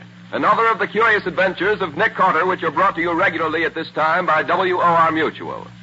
And now, Nick, what strange adventure are you and Patsy going to tell us about next week? Next week, I want to tell you about a case that never seemed to be twice the same. What do you mean by that, Nick? Well, what Nick means is this. The case started out as a suicide, turned into a murder, and then disappeared entirely. And I disappeared with it. Well, all this sounds very screwy to me. Are you sure you're talking about next week's story? Nothing else but. But I'm afraid that if you want any more details, you'll have to listen to the story itself. And if you're wise, you won't miss it. It's one of our best. That it is. But for now, so long, folks. So long. And so long to you both until next week. In the strange adventure you have just heard, Nick Carter was impersonated by Lon Clark, Patsy by Helen Choate. Original music was played by Lou White. The entire production was written and directed by Jock McGregor.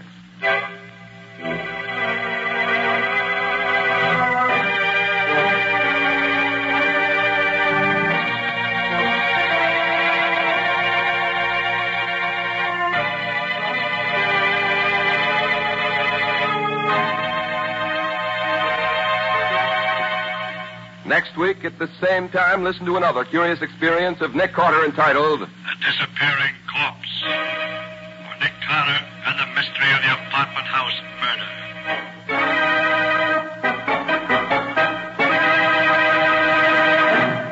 This story is a copyrighted feature of Street & Smith Publications, Incorporated. The Return of Nick Carter is produced in the studios of WOR and is broadcast over most of these stations every Wednesday evening at 8:30 Eastern War Time. This is Mutual.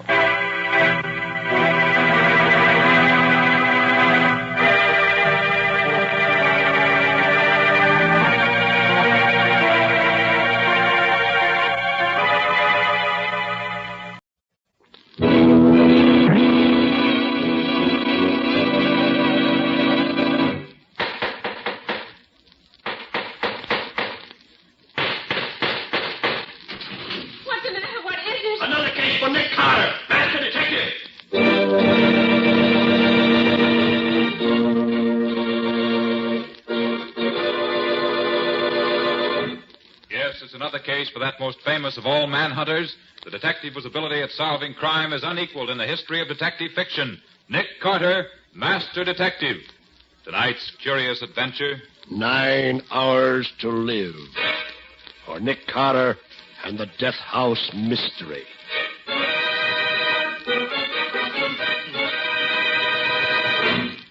And now, a late news bulletin. 9 hours from now, at the stroke of midnight, Johnny Waldron, the blonde-faced killer convicted of the murder of Mrs. Cornelius Fielding, will go to the chair. Just 30 minutes ago, the condemned man made a last request. But Johnny Waldron did not ask for a sumptuous last meal in the tradition of the condemned. Nor did he ask to see his nearest and dearest relative, his wife, Laura. No, Johnny Waldron's request was for something much more dramatic. He has to see the great detective, Nick Carter. Now, just what this last-minute conference means is anybody's guess. Perhaps a reprieve for Waldron. Perhaps a clue as to what happened to the Fielding jewels, which up to now have not even been found. At any rate, the master detective, Nick Carter, has consented to talk with Waldron and is probably at this very moment entering Death House Row. Keep tuned to this station for further dramatic developments. Where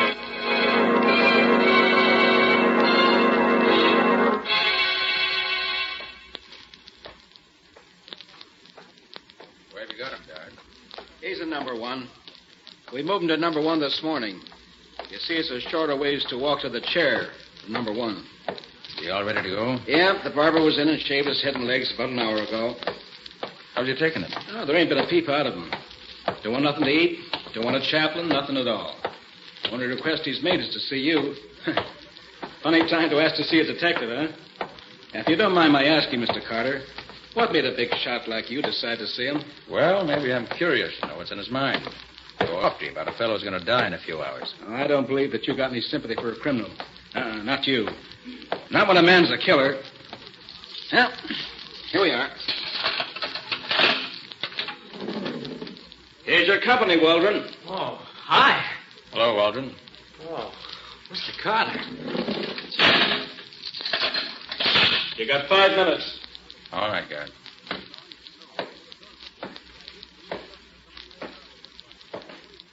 Well, Johnny? Oh, so you did come. Gosh, I was afraid you wouldn't.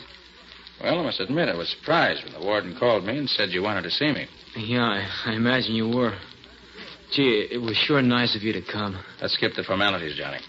Time's too short for chit-chat. Come to the point. What's on your mind? Mr. Carter, you think I'm guilty, don't you?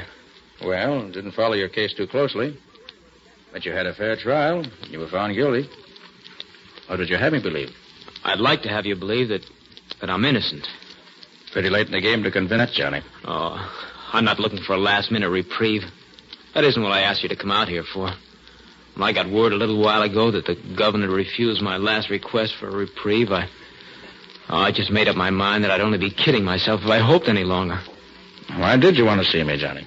Mr. Carter, I know I haven't got a chance. I'm going to be gone in just a few hours now. But I could go a lot easier if I thought that maybe someday the world would know the truth. They'd know that Johnny Waldron was innocent. Johnny, if I thought you were innocent, I'd start the wheels turning right now to get you a reprieve. Oh, wait. Let me finish, Mr. Carter. I know you don't believe me. Nobody does. I guess I couldn't expect you to believe me after the way things went at the trial. But sitting here in death row, waiting, the idea came to me that maybe Nick Carter would show him someday. Of course, I'd be gone, but, well, you see, there's Laura, my wife. She's going to keep on living, and it'll be hard for her. I suppose she believes you're innocent. Oh, she stuck by me swell. She's a wonderful woman, and I don't want the world to look on her as the widow of a murderer. Mr. Carter, all I'm asking is that after I'm gone, in your spare time, will you try to prove that they executed the wrong man? Just for my wife's sake. Johnny, if you're innocent, who do you think did rob the Fielding safe and kill Mrs. Fielding? I don't know, Mr. Carter. What? There's nobody you even suspect? Well, the only one that... No, I'm not going to accuse somebody I'm not sure of. I've only got a few more hours to live, and I don't... If you don't want me to do anything for you, Johnny, you better tell me everything you can about this. No. You'll find them for yourself once you start looking. Well, I've got to have some kind of evidence to go on. I don't have any. Cards were stacked so well against me, but go see Laura. She's never stopped working for me.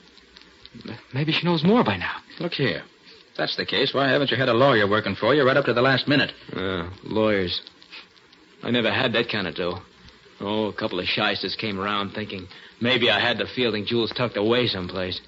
When they found out they weren't going to get a cut, they faded pretty fast. Even if you decided to do anything for me, Mr. Carter, I wouldn't be able to pay you for your trouble. You'd have to do it just as a favor to a dying man. You don't know where the jewels are? Why, no, Mr. Carter. How could I know?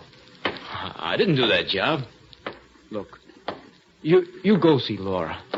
She'll tell you whatever she can. All right. Time's up, Mr. Carter. All right, Garrett. Well, Johnny, I'll look into your case. I don't suppose you believe me. I bet he's been telling you an innocent man is being sent to the chair, huh? He tells that to everybody. Did it ever occur to you, guard, that he might be telling the truth? Why? So long. Good luck. Oh, thanks for coming, Mr. Carter. And thanks for whatever you can do for me, sir. I'd very much like to know what happened to those Fielding jewels. Huh? Oh, yes. Well, maybe they'll turn up while you're investigating. Think so? I wonder. Say, guard, how long is it until 8 hours, Johnny. Just 8 hours more.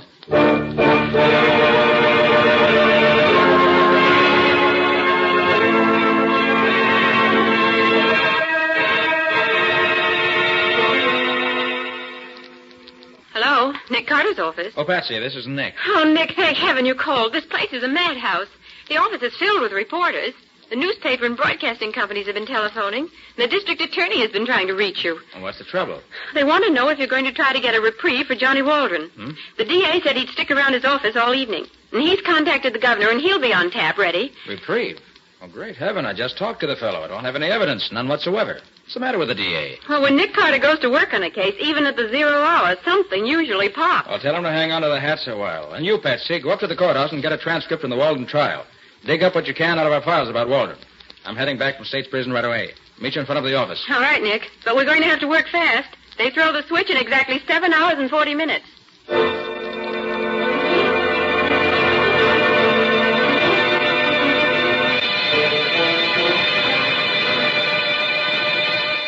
Waldron was really hired as a chauffeur.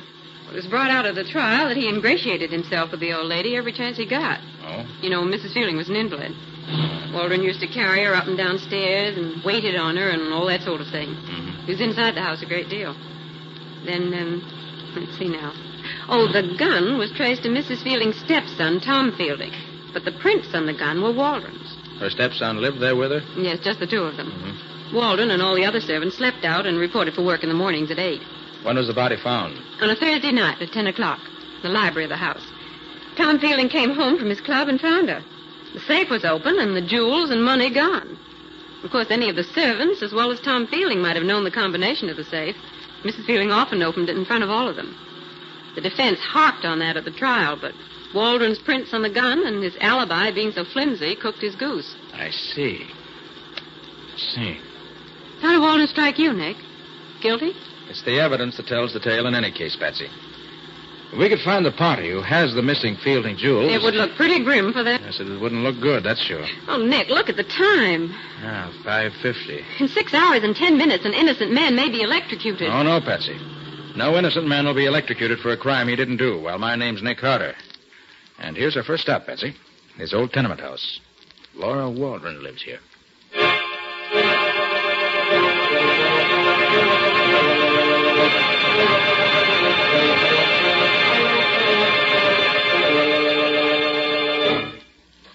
You're very nice to come to see me, especially today. Mrs. Waldron, this is my assistant, Patsy Boone. How do you do, Miss Boone? Hello, Mrs. Waldron. Won't you two sit down? Here, let me dust the chair. Oh, no, don't. It's perfectly all right. Since Johnny's been away, I haven't been as good a housekeeper as I used to be. I've no heart for it anymore. Mrs. Waldron, I came to see you because... I know you went to see my husband. I heard on the radio. Yes, that's right. But it's too late to get Johnny off, isn't it? Besides, we don't have any money to pay a famous detective. Mrs. Waldron, the only fee Nick Carter ever asks is that justice be done. Now, Mrs. Waldron, tell me about Johnny. His habits, what he likes, what he doesn't like. Johnny's good, Mr. Carter. You see, I know he's innocent. But have you proof, Mrs. Waldron? Proof? No. Just my heart tells me he wouldn't kill anybody. But more than that, I know because he was with me at the time the police say she was killed. The prosecution tore his alibi to shreds. Yes, a wife's testimony doesn't count for much in court. Oh, yet how thankful I am that he was with me that night, that I know he's innocent. You understand what I mean, don't you, Miss Bourne? You understand when I say the world can stand against your man, but if you know he's right and good and true, you... Mrs. Waldron, isn't there any way at all it can be proved that your husband was home with you that night? No. No. You don't think of providing alibis for staying in your own home. It isn't much, I know, but it's ours. Tom Fielding has offered to help me. Now Johnny's going to be... Tom Fielding? You mean the stepson of the woman your husband's convicted of murdering? Yes. In what way has he offered to help you? Money. He knows Johnny isn't a murderer. His testimony in court didn't follow that line, Mrs. Waldron. Of course not. Mr. Fielding had himself to protect. That's right, Nick. Fielding was under suspicion. Just this afternoon he called me again.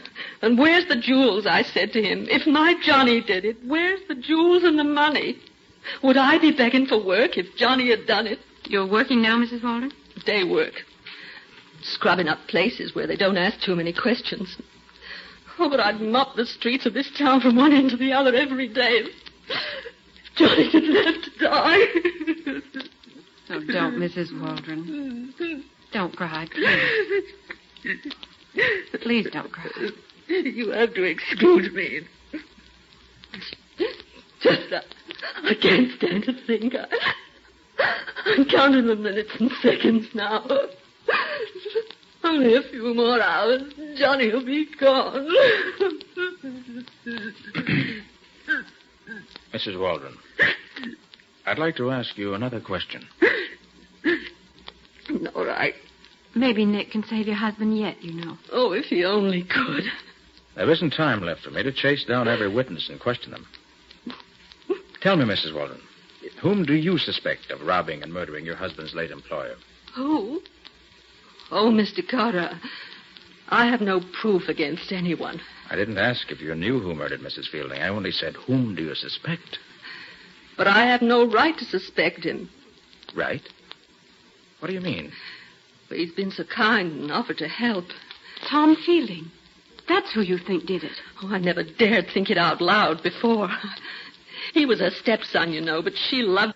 Oh, they had their quarrels. Oh, they were just money spats. I'm not saying he did it, only... Only what?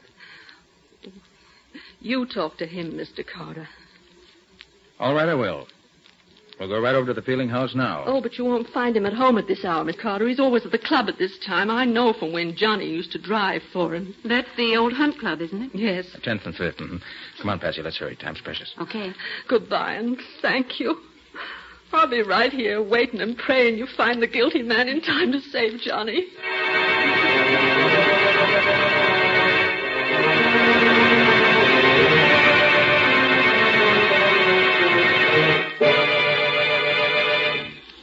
Nick, there's something puzzling you. What is it? Didn't you think Mrs. Waldron's story made sense? Well, it did, and it didn't. But, Nick, doesn't it seem a bit odd for Tom Fielding to offer her money? Yes, if that's true. Well, then her story does make sense. Patsy, it's not what Mrs. Waldron said that's bothering me. Something else. Something else? Well, what is it, Nick? I wish I knew. But there's something about her that puzzles me. Something that doesn't fit into the picture. It's in the back of my mind somewhere, but I can't quite get the key to it. If you ask me, Tom Fielding is the one who could straighten out a lot of things. And he's the man we're going to tackle right now. Well, this hunt club's pretty swanky, isn't it? Good evening, sir. Can I park your car for you? Fancy place. Still has doorman and porter. Oh, I beg your pardon, miss. Ladies are permitted in the old hunt club. I'm sorry. Well, that lets you out, Patsy. I guess it does. You better wait for me here. Yes, I guess I'll have to. Oh, Nick. It's 8:15. Only 3 hours and 45 minutes to go until midnight.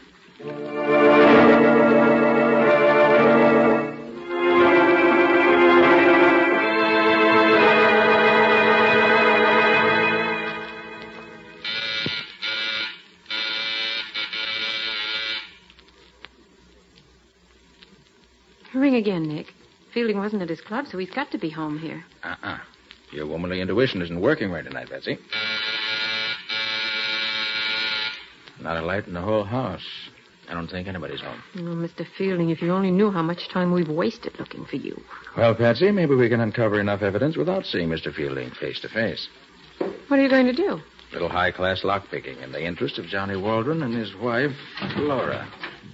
There we are. All right, come on in. Stay behind me. Gee, it's dark in here. Shut the door and I'll use my flash.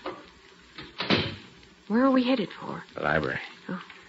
That's the room Mrs. Fielding was killed in, wasn't it? Mm-hmm. Let's see. These old houses, the library is usually back this way, off the center hall. Come on. All right. You think there's anybody beside us in the house? I hope not. Here we are. This is the door. This must be it. Mm-hmm. Yeah. This is the library. What are we looking for? Well, right now, I'm looking for Mrs. Fielding's safe. Safe? Mm-hmm. Safe. Oh, it's behind that portrait of her. That was in the testimony. Yeah, you're right. Thanks, Betsy. Oh, turn on that small lamp, will you? Take a glance at the papers on the desk while I open this safe. Say, Mrs. Fielding held her son and heir down while she was living. He's certainly making up for it now. Look at that wine cabinet. It's filled to the hilt with pre-war stuff. Oh, and look at this black market stuff. Have a gold-tipped cigarette, Miss Bowen. Yes, thank you. I will. Patsy, shame on you. How'd you feel if Tom Fielding walked in here right now and caught you swiping his expensive cigarettes? Only one, Nick. And for that matter, how would you feel if Mr. Fielding saw you about to open his safe? Oh, Nick! Patsy. You okay? Yes, I guess so. They shot through that window there. The bullet went right in the side of the desk here. Oh, we better get out of here, Nick. Now, 1 minute, Patsy. Got to see what's in this safe. It's almost open now. Well, who do you think shot at us, Mr. Fielding? Oh, Patsy, will you pick that bullet out of the desk? It'll be a handy piece of evidence. All right. Say, you're taking this attempt to murder us awful lightly, Nick. I don't think it was murder, Patsy. Not murder? No. You were standing by the wine cabinet, not 4 feet from the window. And I was a perfect target standing here. No, Patsy, I think you'll find somebody was just trying to scare us away. Oh. Well, I got the bullet out. Looks like a .32. There we are. Patsy. Yes? Look here. The missing jewels. Oh, Nick. Yes, right here in the safe. Oh, Nick, that's wonderful. Hey, Patsy, what are you doing? Oh, I'm getting the DA on the phone for you. You've got the evidence for Johnny Waldron's reprieve. Now, wait a minute, I know he wasn't guilty, Nick. Mrs. Waldron was telling the truth. Patsy, put down that phone. Yes, Nick. Now, get me police headquarters first. I want a general alarm sent out for Tom Fielding. But Johnny Waldron. I still have 2 hours, Patsy. If Waldron's innocent, I'll prove it in time to save him from the chair.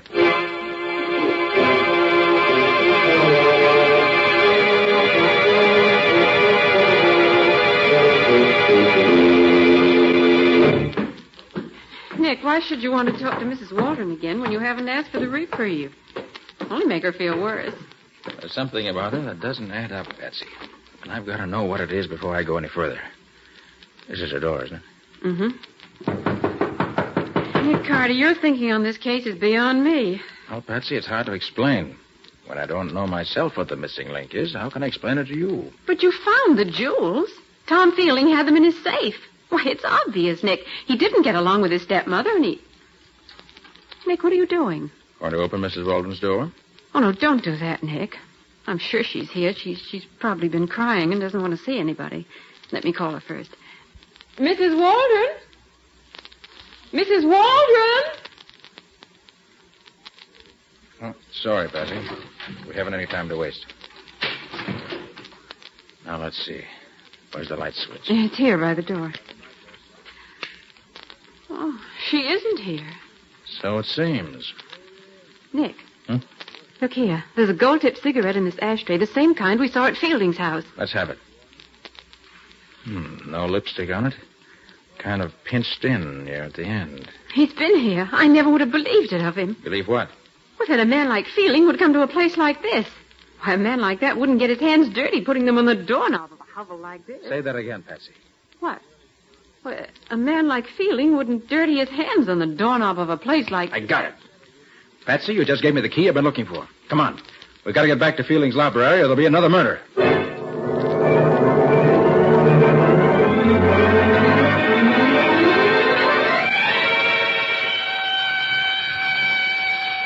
know, Patsy, there are times when having a siren in this car comes in handy. And tonight's one of them. Hope we're in time. Do you think the police have picked Fielding up yet, or do you think he'll be at his home? He's at home. I'll bet my bottom dollar on that. Nick, do you know what time it is? Stop worrying about the time and come on. I'm right with you. The place is still dark. There's a little light shining in the hallway. He's here, all right. Watch your step, Patsy. Don't worry about me. I slipped the latch on the front door when we left. Let's see if it's been bolted. No, still open. All right, come on. Where do you think he is? The library, probably. Oh, I hear someone, Nick. Yeah, they're both here. Oh, that's Mrs. Waldron's voice. Open the door, Nick. No, it's locked. I'll try to pick it. Oh, Nick, hurry. I am hurrying. Stay away from me! Help! Oh, he's killed her. There. Oh, Mrs. Waldron. Oh, thank heaven you came. He was just going to shoot me. I got the gun away from him and... Oh, You shot him. Yes, Mr. Carter. But it was self-defense. Anyone can see that. Oh, I'm so sorry for you, Mrs. Waldron. It was worth it. It was worth it. Now Johnny will be safe. He won't have to die in the chair. Nick, you've only got 7 minutes to call it. 7 minutes to 12. Hurry, Mr. Carter. Just a minute. Calm yourself, Mrs. Waldron. Here, have a cigarette. A cigarette? All right. May I light it for you? Thanks. Wait a minute till I get my cigarette holder out of my bag. So, you do use a cigarette holder. I thought so. Nick, the time is getting awfully short for your call to the DA. I'm not going to make that call. Why, Nick, not going to make it. No, Mrs. Waldron. It was a nice frame-up you and your husband tried against Tom Fielding, but it didn't work. Frame up? Yes, frame-up. You and Johnny staged this whole thing to get him a last-minute reprieve. It was pretty clever, but you made a couple of mistakes. For example, this gold-tipped cigarette butt I found in your apartment tonight. What about it? When I found this butt in your apartment, all pinched in at the end from having been smoked in a holder, I knew you had lied about not having seen Tom Fielding. These particular cigarettes are made to order for him. I didn't leave it there. I couldn't be sure of that until I found that you used a cigarette holder. Then I knew I was right. You did leave it here. Go on, prove it. Another thing. Patsy, take a look at Mrs. Waldron's hands. My hands? Why, they're beautiful. Beautifully manicured. Exactly. Mrs. Waldron, with hands like yours, you don't scrubs for a living. That dingy apartment of yours is merely a front. Look out, Nick. Gun. Huh? Yes, and I know how to use this gun, too, and I'm going to. Oh! So sorry to hate you, Mrs. Waldron. Patsy. Yes? Take a look at Tom Fielding. See if he's still alive. Right, Nick. You haven't got anything on me. You can't get He's me still for breathing, anything. Nick. Good. Phone for an ambulance, quick. Okay. Oh, but Nick, can you prove this charge against Mrs. Waldron? Can you be positive she and her husband framed Fielding? Not yet, Patsy, but I'm so sure I'm right that I'll risk my reputation on it. But, Nick, as long as there's the slightest doubt about it, shouldn't you call the DA and give Johnny Waldron the benefit of the doubt? No, Patsy. As far as I'm concerned, there's no doubt whatsoever. I'm so sure I'll even risk Johnny's life on it.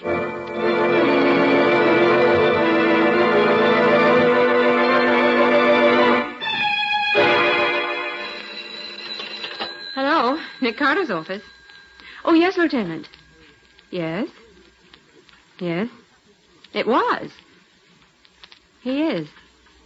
Oh, I see. Well, thank you, Lieutenant. Yes, I'll tell Nick. Goodbye. Was that the report from police headquarters, Patsy? Yes, it was Lieutenant Riley. And you were right, Nick. That gun you took from Mrs. Waldron was registered in Johnny's name. And she lied about taking the gun away from Fielding and shooting him in self-defense.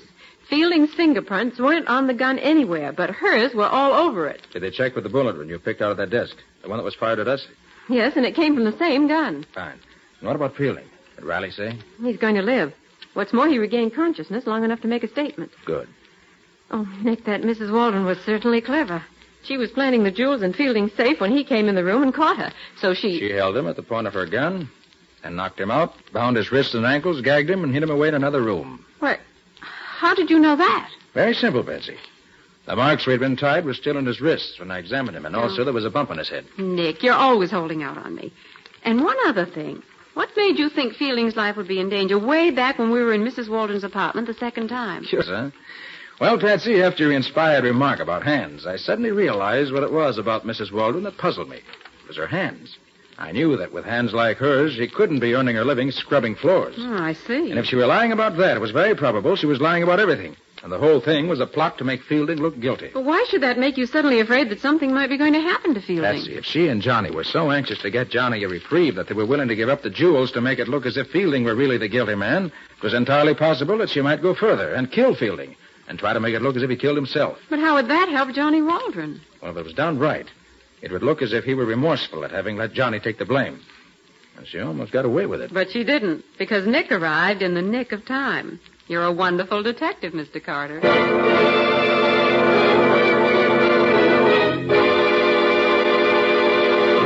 And so, ladies and gentlemen, at midnight last night, Johnny Waldron went to the electric chair to pay for the crime of having murdered Mrs. Cornelius Fielding. His dramatic last-minute attempt to get a reprieve failed, thanks to the quick action of that master detective, Nick Carter. In those few short hours that Carter was actually on the case, he found the missing jewels, uncovered a well-laid plot between Johnny and his wife to pin the murder on Tom Fielding and save Fielding's life.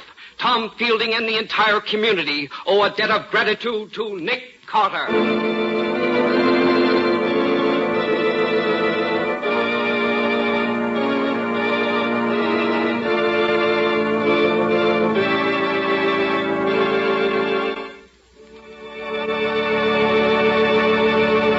This has been another of the strange adventures of Nick Carter, Master Detective, which are brought to you regularly at this time by WOR Mutual.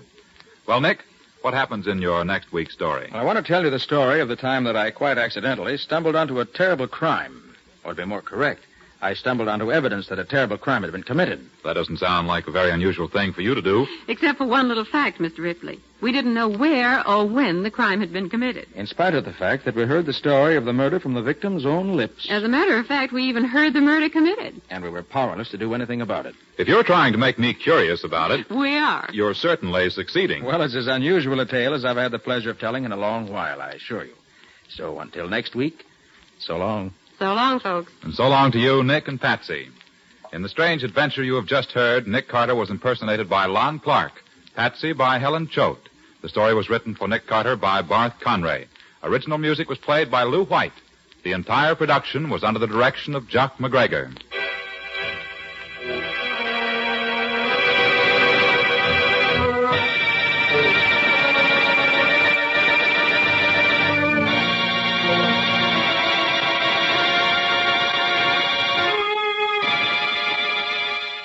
Next week, at this same time, listen to another curious experience of Nick Carter entitled Records of Death, or Nick Carter and the Mystery of the Unclaimed Box.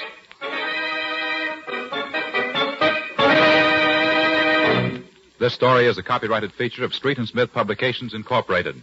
The Return of Nick Carter is produced in the studios of WOR and is broadcast over most of these stations every Saturday evening at 7 o'clock Eastern Wartime. And don't forget that the adventures of Nick's adopted son, Chick Carter, are broadcast over most of these stations Mondays through Fridays at 5:30 p.m. Eastern Wartime. This is Mutual.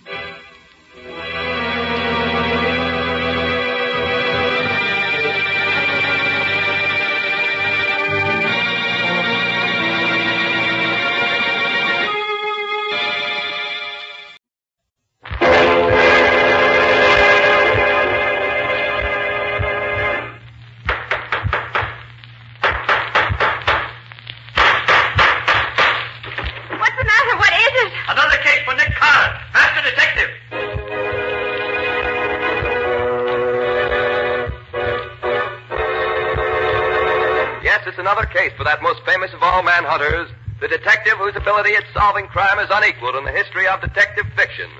Nick Carter, Master Detective.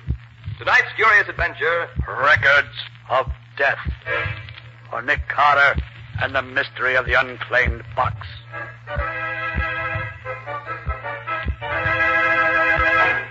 The fact of the matter is, Mr. Carter, that I've quite accidentally stumbled on a terrible crime. Or, to be more correct, I've stumbled on evidence that a terrible crime has been committed. But even so, Mr. Field, why do you come to me with it? That sort of thing should be reported to the police. Mr. Carter, what police would I report it to? Where was the murder committed? I don't know. Well, how can you know that a murder's been done if you don't know where it was done? Well, that's what makes this particular crime different from any other. Somewhere, sometime, a murder's been committed. Yet I don't know when or where. As a matter of fact, I doubt if anyone in the world knows of it, except those who did it, and me. And how do you happen to know all this? Because the victim, a young and beautiful girl, has told me so in her own words. I have the knowledge from her own lips. Oh, and you've seen and talked to her? Well, here's the story, Mr. Carter. About a month ago, I attended one of the sales of unclaimed packages that the express company holds twice a year. Among other things, I bought was a box about 1/3 the size of a steamer trunk. It contains some miscellaneous articles of clothing and 10 phonograph records. Phonograph records, huh? Regular professional records? No, Mr. Carter. They were small record blanks you buy when you make home recordings for yourself. I immediately played the records, and since then I've played them so often I almost know them by heart. And you learned about this crime from those records? Yes. Mr. Field, you wanted to arouse my curiosity. You certainly succeeded. When can I hear these records? Immediately, Mr. Carter. I have them in my room. If you'll go there with me, we can listen to them at once. Splendid. You mind if I take my assistant, Patsy Bowen, with me? Of course not. Then as soon as she's ready, we'll go. Patsy, Yes, Nick? get your hat. We're leaving at once to listen to a murder.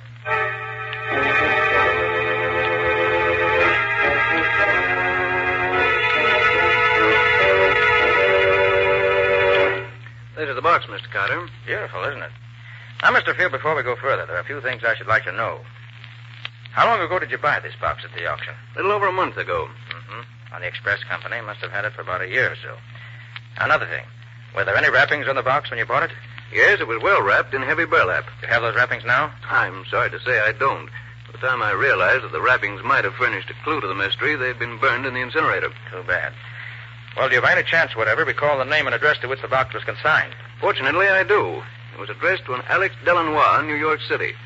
But I've searched every city directory, every telephone book, every place where names are listed, and I can find no such name anywhere. There was no street address, and the rest of the label, as I remember it, was practically obliterated. I see. All right, Mr. Field, let's listen to the records. And gladly. I'm very anxious to get your opinion of them. Are they in any kind of order? After hearing them over and over as I've done, I believe that I've finally arranged them in their proper order. I see. They're so peculiar, I can hardly wait to see if you can tell me the answer. Here's the first one. I have a terrible story to tell. But even while I try to tell it, I'm afraid that you, who may listen to this, will not believe me. But I beg you, if justice means anything to you, believe me and avenge me. I shall rest easier in my grave if I know that those who hope to profit by my death have been deprived of the fortune they plan to get by killing me. I am very rich, but I am not rich enough to avoid the fate that is in store for me. She sounds as if she meant it, doesn't she? I thought he was coming in, but he went away. I've tried several times to escape, but I've failed each time. I wish I could tell you where I am, but I can't, because I was drugged when they brought me here. Oh, I forgot to say, my name is Nancy Deering, and I'm 22 years old. You who listen to this will recognize the name at once, of course. I only hope they don't murder me until I can... Is that the end of it? Not quite.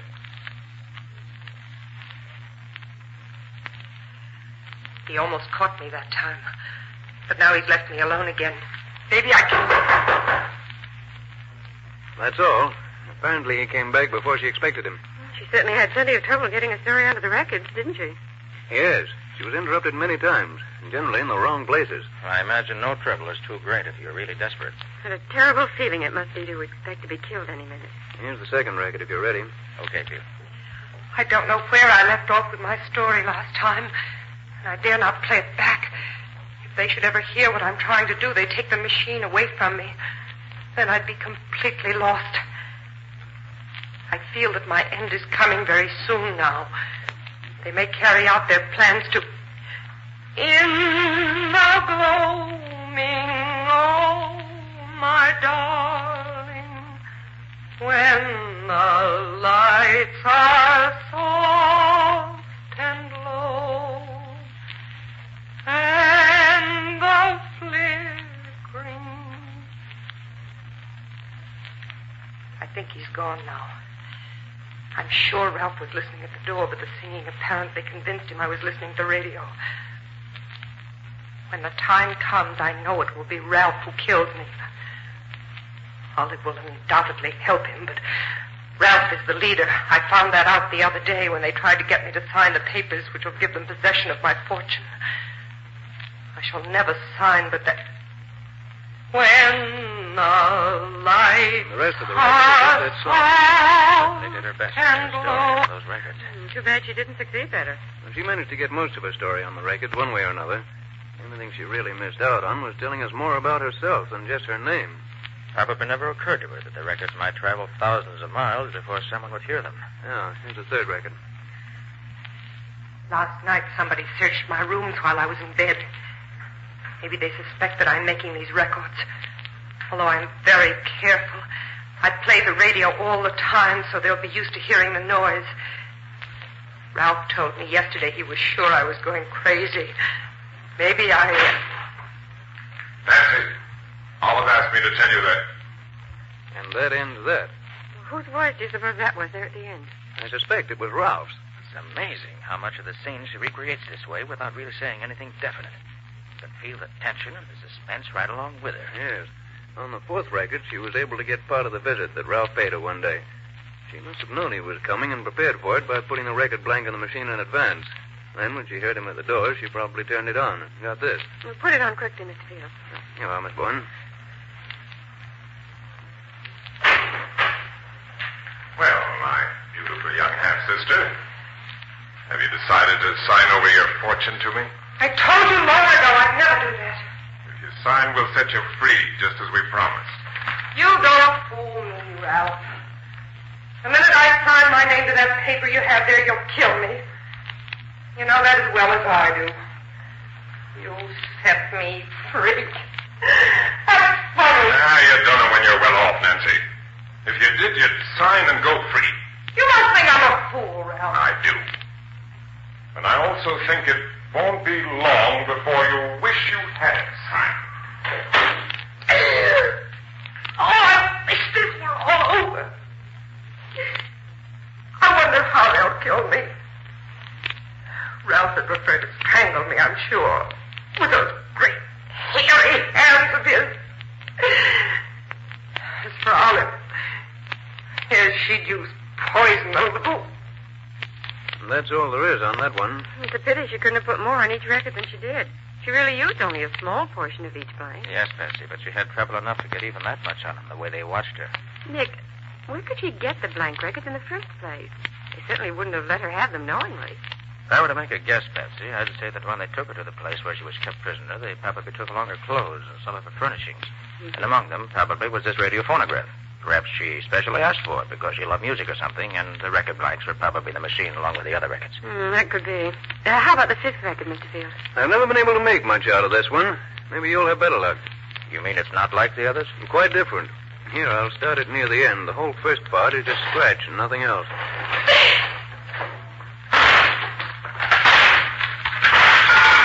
What's the idea of locking her so?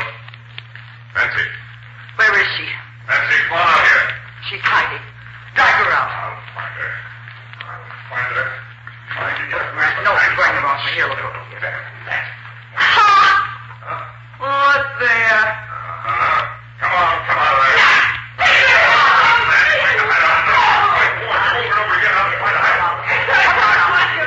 Come on, jackal.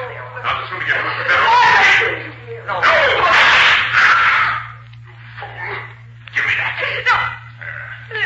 Nearly got me that time, didn't you?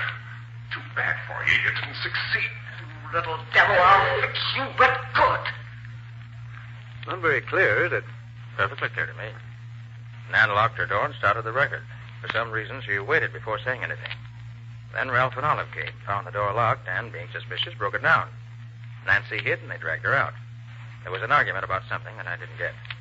Nancy grabbed Ralph's pistol and took a quick shot at him, but she missed. Before she could pull the trigger again, he took the gun away from her. Good grief, Mr. Carter. It's clear enough when you tell it. Well, here's the sixth one. I must hurry. The time is very short. I may be interrupted any minute. I'm seldom left alone anymore. They seem to be afraid of what I'll do if I'm left alone. I wondered that they hadn't killed me before this. I wonder if they... There's nothing but scratch for quite a bit here, but she starts again.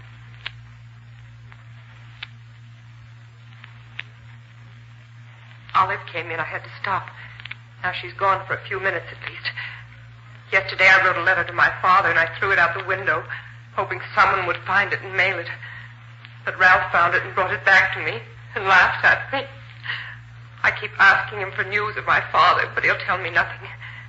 If Father only knew where I am, he'd rescue me. Maybe if I can just... And that's the end of that. Well, we didn't get much out of it. I wonder where Father comes into this.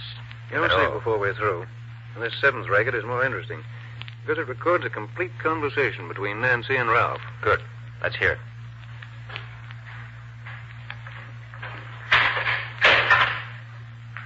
Well, my dear Nancy, how are you today? If you had your way, I'd be dead. Why don't you kill yourself and save us the trouble? You mean save you from having a murder on your conscience? You have such a thing? Murder is a very ugly word, Nancy. You're murdering me inch by inch every day that I stay here. Well, I don't object to doing it that way if I can. You little cat! If you ever throw anything at me like that again, I'll tie you up so you won't be able to move out of your chair. Ralph, if you really want me to sign those papers for you, just let me go to my father. If you do, I'll sign anything you ask. That's out of the question, Anne. But if you sign, we'll see that your father finds you soon enough. And it's only because I'm your half-brother that I offer you this. You sneaking liar! I'll show you. No! Please! Next time I'll kill you. If you weren't my half-sister, I'd do it right now. And I'd enjoy doing it. So don't tempt me too far. I might forget that your mother and mine were the same. Please. Ralph. Will you get me a glass of water? Oh. Please, Aunt. Please. Well, all right. But no tricks or I'll lose. Oh, gosh, I wish we could have had more of that. Yes. We might have learned something really important. You will. Nancy knew the record was near the end, and that glass of water was merely an excuse to get Ralph out of the room while she put on a new one. Good for her. She's a clever girl. Oh, what a terrible ordeal she went through. Never knowing from one day to the next whether it was her last. Quiet, Betsy, please. Thank you. You were gone quite a long time. I met Olive in the hall. She reminded me to tell you we've decided that unless you do as we want you to, you have just one more day to live. Just one. Do you think that frightens me? I'll almost welcome death, because I know it's the only way I'll ever get away from you two. And I'm firmly convinced you'll never succeed in getting possession of my fortune. Of course we'll get it. No doubt about that. I don't think you will. No? No. That is, you won't get it unless you're planning on murdering my father, too. After you forged a new will for him to leave behind him. Smart, aren't you? Guessed it the first time. No. No, you wouldn't. You couldn't. No, why not? He's not my father, and we want his fortune for ourselves. I can't believe such inhuman creatures as you two really exist. Our mother bore a strange lot of children, didn't she? On one hand, we have you, my saintly Nancy. And on the other hand, we have the twins, Olivet and me, who are anything but saintly. Yes, life is very strange sometimes. Get out! Get out! Leave me alone! I gotta die to be with you! That's an excellent idea, Nancy. I'll be gone for about 15 minutes. If you're wise, you won't be alive when I return. Goodbye. I hope forever.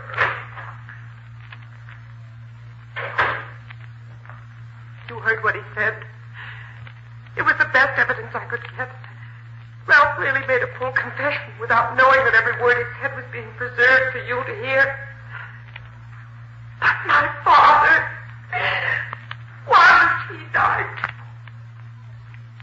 Oh, I beg you, whoever you are, hears these words.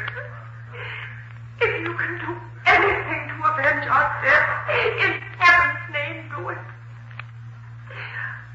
I go to my death believing that through you I shall have my revenge at last. Oh, please don't fail me. I see the record's coming to an end. Good night. Pray for me. Good night. If If you didn't know she was in deadly earnest, you'd almost think she was putting on an act. I still feel terribly moved when I hear that record. She never had a chance, really. Well, let's hear the next one. That's the 9th, isn't it? Yeah, number 9 is almost a blank. But here it is. They almost caught me that time. They mustn't do that because they might find the records I've already made and destroy them. They're both coming back in a few minutes, but maybe I can... Is that all there is on that one? That's all. That's the end of the record. There's one more, isn't there? Yes. Number 10. The first 2/3 of it's blank. It starts here. Stand back, both of you. No, you see I'm armed. You know I can shoot straight. I'll kill the first one of you to move. Confound your ass, that's my gun. Where did you get it? Olive gave it to me so I could defend myself. That's a lie, you know it. What is it?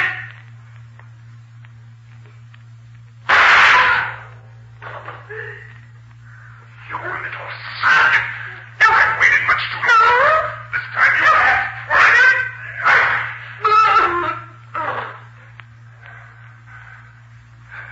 Well, that takes care of you. Olive. Yes. Yeah. What happened? The bullet just grazed your temple. Must have stunned you momentarily. Oh. Is Nancy dead? Yes. She's dead. What'll we do with the body? The old man will be here in a couple of hours. We don't want to be caught. And that's the end of the last record. Poor Nancy. She certainly got a tough break. I truly believe that's the most remarkably told tragedy in history. Oh, Mr. Carter, have you got any ideas? I have, but I'm not ready to talk about them yet. Well, what's the next step now, Nick? Well, first of all, Patsy, I want to examine the other contents of the box thoroughly. I can look them over more intelligently now that I've heard the records. Then I want to play those records over and over till I know them by heart. And then? Then I expect to be able to give you the answer to the problem.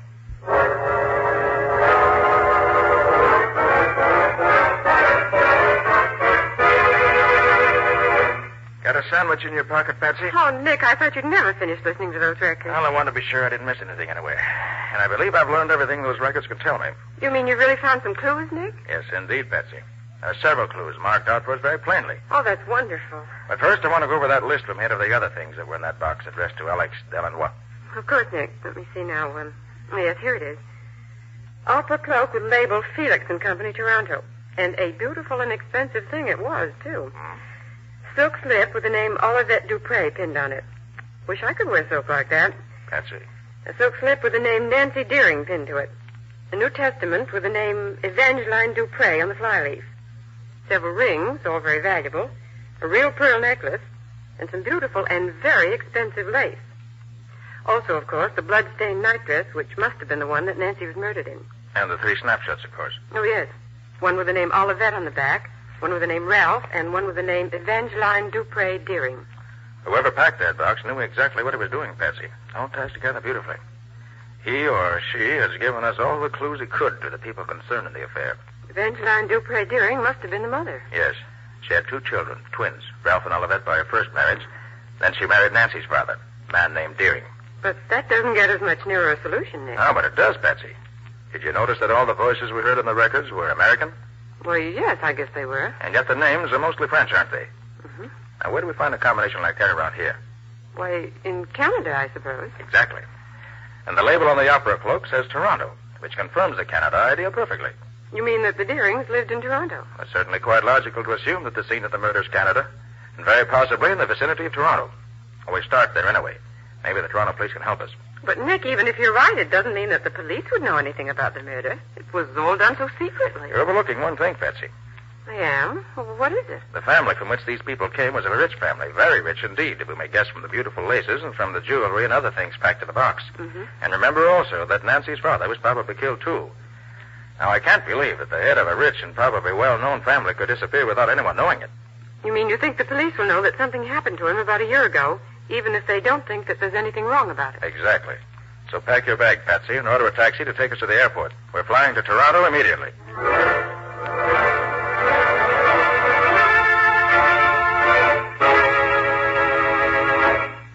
I'm I'm very happy to welcome you back to Toronto, Mr. Carter. It's been many years since you've been up here to see us. Well, thanks very much, Chief. Now, you mind if I ask you a few questions? No, of course not. Go right ahead. Did you get a letter about a year ago telling that a murder had been done, and that if you wanted proof, you should claim an express box sent to New York City in the name of Alex Delanois? Wait a minute. By George Carter, we did get just such a letter. But we thought it was the work of a crank and destroyed it. You mean it was true? I have every reason to believe it was. Now, another question. Would you know anything about a girl named Nancy Deering, or about her father? For heaven's sake, Carter, what do you know about the Deering family? You answer my question first, I'll answer yours. Now, what about the Deering? The father, Charles Deering, was the younger son of an English nobleman. Mm-hmm. He was immensely rich, had a house here in town, a country place called Deering Hall. He married a woman with 2 children, twins, I believe, and she died when his daughter Nancy was born. He was always prominent in local affairs up to about a year ago, when he's said to have disappeared. Hasn't been seen since. I understand he started for Deering Hall, but never arrived there, according to his 2 stepchildren. What about his daughter, Nancy? Nancy was brought up by relatives in Montreal. Few people here know her at all. But as I remember it, she was supposed to have disappeared just before her father did. Although I now understand that she was at Deering Hall with her half-brother and sister all the time. You say Nancy didn't disappear after all? I know. As a matter of fact, she was here in Toronto this past week. She believes her father is dead, so she's applied for letters of administration for the estate. I thought so. You did? What do you know about it? Enough to know that this girl who calls herself Nancy Deering isn't Nancy Deering at all. She's an imposter whom the stepchildren have brought in to impersonate her. Chief, we got to get out to Deering Hall at once.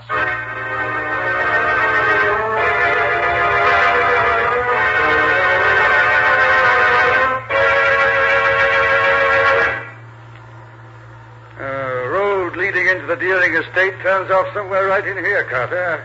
I'm not quite sure. Well, look, Chief. There's a man standing in the road up ahead. Oh, so there is. And he's motioning to us to stop. He looks almost like a dwarf, doesn't he? He's certainly a queer-looking individual. Perhaps you are going to the hall. Yes, we are. Why? Could you take me back there? I have walked so far, I am tired out. Oh, of course. Climb in. What? You are a policeman, no? Yes, I am. Oh, then you can help me. And I need help so very much. What seems to be the trouble? My name is Alex Delanois. I am the... Alex Delanois? But yes, you know me. You once had a box packed with records and other things to New York City addressed to yourself? Oh, but yes, you have seen it. Yes, that's why we're here. Tell me, how did you ever happen to... Yes, I will tell you everything. I was the caretaker at the hall. Miss Deering let me stay in one of the old tower rooms because I am, as you see, a cripple. Sometimes I do not get out of bed for days at a time. About a year ago, the 2 stepchildren of those so very wicked devils came to the hall. They brought a girl who was kept a prisoner in one of the bedrooms. Alex, isn't that the hall road to the hall just ahead there? No, but yes. The hall is about a half a mile in off this road. Go on with your story, Alex. Yeah. The girl was so carefully guarded by those 2. I could not get to her room. I could not help her. I am a cripple. No, you did what you could, Alex. You being there helped her, I know. How did you manage to get the things packed in the box? After they killed Nancy, they did not guard their room so carefully. I got in, I took the records and the other things and packed them in the box. A fisherman I know up by the lake sent the box by express for me. I wrote to the police in Toronto and in New York and told them what had happened and asked them to claim this box. But I am afraid they did not do it. No, we didn't. We thought the letter was just a hoax. And what about Nancy's father? The day after Nancy was killed, he came here and they tried to kill him too. Tried to? You mean they didn't succeed? No, not quite. They hit him on the head with a pistol and threw him into the lake from the high cliff. But I saw them do it and I rescued him. I took him to my room and nursed him myself until he could get a doctor. How is he now? He's about well now, I think. There's the house right ahead, Nick. Drive right up to the door, Chief. I'll go ahead. You keep in the background in case they know you. Okay, Carter. But I'll be right behind you. Alex, you and Patsy stay here in the car. Oh, but of course. Sure, Nick.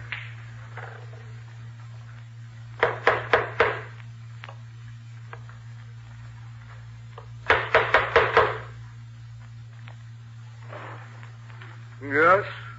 What is it, please? Please tell Miss Deering that we've come to take some affidavits concerning her application as administratrix for the estate. Yes, sir. Come in, please. I'll announce you. It's your turn now, Chief. I'll stand here one side of the door, just in case. I can handle them, Carter. Maybe, but they're going to be quiet. Here they come. Well, gentlemen, what can we Now, do? Dupre, I arrest you and your sister Olivette for the murder. I'll take that gun to trade with me. Oh, no, you don't, lady. This pair of handcuffs will take care of you. Need any help, Carter? No, I can take care of him. Nice work, Carter. Pair of handcuffs on him. They'll both keep safely till we can put them behind the bars. And we can now restore Deering Hall to its rightful owner once more. Even though it's almost a year later, the box at Alex Ellenwell Pact has fulfilled its destiny.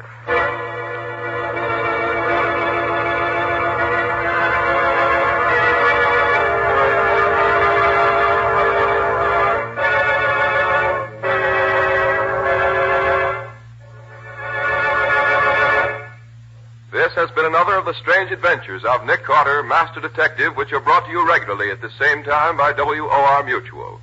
What's your story going to be about next week, Nick? Well, next week I'm going to tell you the tale of the thief and murderer who had to be caught twice before he was really caught at all. And when Nick caught him the second time, it was because he was able to guess in advance exactly what the criminal was going to do, as well as exactly what he was going to think. And what did you say the crime was? Merely a matter of murder and robbery. There was nothing unusual in the crime itself. The excitement came in the way Nick chased him, outsmarted him, and finally caught him. It's a very special example of the criminal who was just a little too clever for his own good. He overrated himself and underrated Nick. That's always dangerous where Nick Carter is concerned. Thanks for the compliment.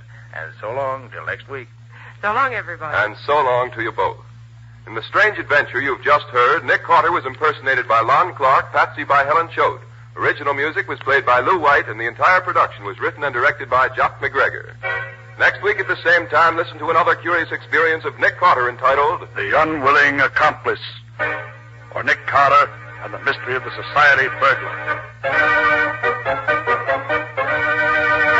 This story is a copyrighted feature of Street and Smith Publications, Incorporated. This is Mutual.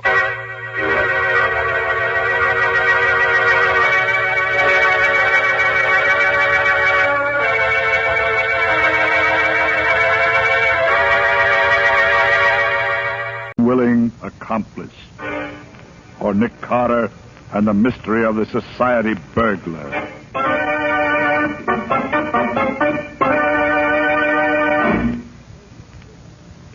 Hello, Lieutenant. What's new and interesting? Well, if it ain't my old friend Nicholas Carter, him that used to be a detective. Yeah, what do you mean, used to be? Sure, my boy, tell me, how does it feel to be old and retired? Oh, come now, Riley, I get it. You're a little peeved because I've turned down those few cases you've offered me lately. It's not a few separate cases, Nick. It's all been the same gang, I'm sure of it. They're the slickest bunch this department's ever been up against. We need your help, Nick. Look at this. Came over the wire only this morning. Another society robbery.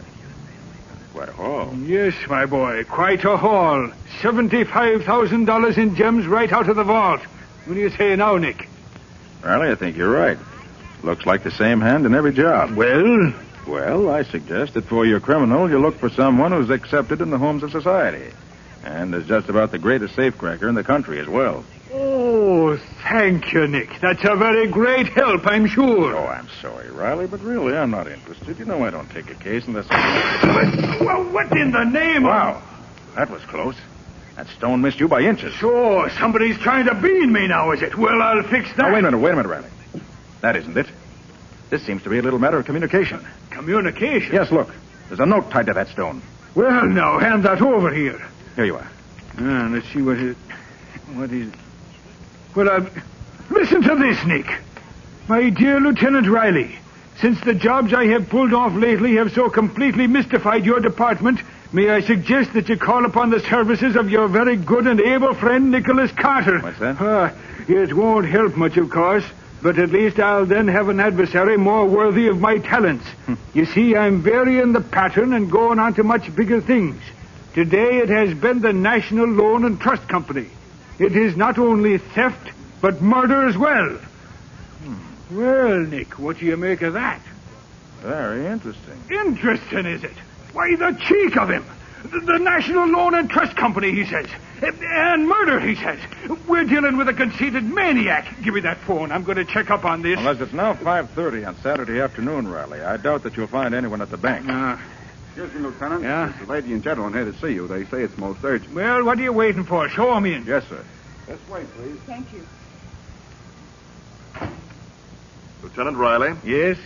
Permit me to introduce myself. I'm Butler Pierce, and this is Miss Olive Belden, my fiancée. I'm pleased to make your acquaintance. Now, what can I be doing for you? You can help us find Miss Belden's father.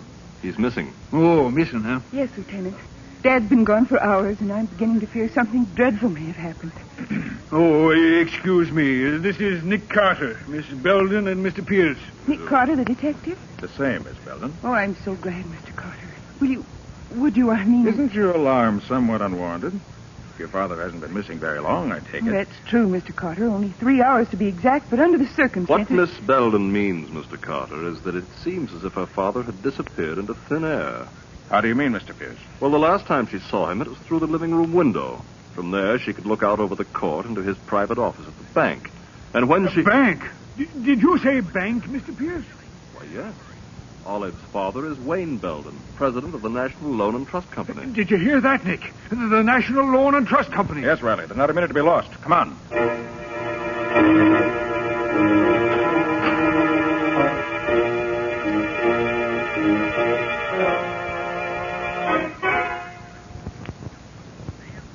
Now, let me get this straight, Miss Belden. You say your father came into his private office here through that special passageway that leads from the house to the bank. That's right, Mr. Carter. Father often spent Saturday afternoons here writing letters. I see. And there was no one else in the bank at that time? No. This is Saturday, you know, and it was after banking hours, of course. When was the last time you saw your father? About 1 o'clock, Mr. Carter. He was sitting at his desk here writing a letter. But when I looked through the window again a few hours later, he wasn't there. You're sure he hadn't returned to the house? Positive. I'd have seen him. The passageway opens right into the living room where I was reading. Well, what happened when you looked for him and he wasn't there? Well, just about then, Mr. Pierce called on me.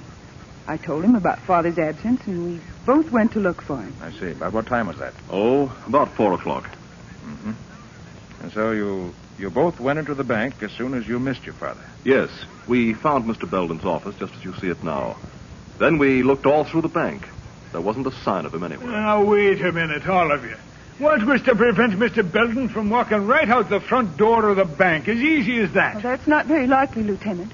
He was wearing his house slippers at the time, and he had no coat or hat. Oh. And not only that, Riley. Do you see this letter here on Belden's desk? Huh? He was writing it when something interrupted him. You notice anything peculiar about it? Well, no, except that he broke off in the middle of a sentence. More important than that, Riley. He stopped in the middle of a word. Belden was interrupted very abruptly. Oh, that must be the cashier now. Hello, Mr. Cook. Come in. Hello, Miss Belden. I got here just as soon as I could. This is Mr. Carter and Lieutenant Riley. Good afternoon, gentlemen. Now, what's all this I hear about Mr. Belden disappearing? That's right, Mr. Cook. But I've an idea he'll soon be found. What do you mean by that, Mr. Carter? I've asked Mr. Cook to come down here because as the cashier of the bank, he's the only one beside Mr. Belden who knows the combination to the large vault. And I want that vault opened. Immediately. But that's impossible, Mr. Carter. The large vault operates on a time lock. It can't be opened until 9 o'clock Monday morning. We can't wait that long. It must be open now. I'm sorry, Mr. Carter. That's impossible. Then I'll do it myself. But it's impossible, I tell you. Give me 1 hour and we'll see how impossible it is.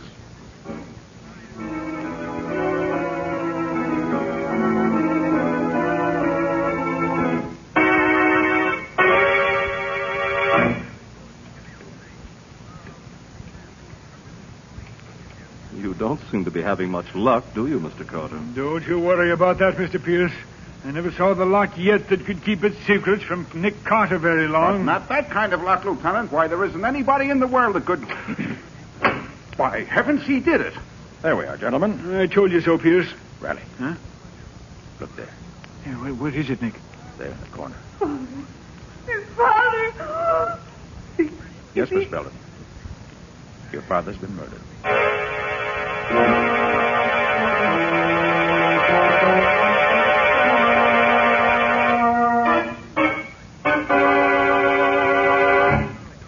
How's Miss Belden, Riley? Oh, she's all right now, Nick. Mr. Pierce took her back to the house. Good.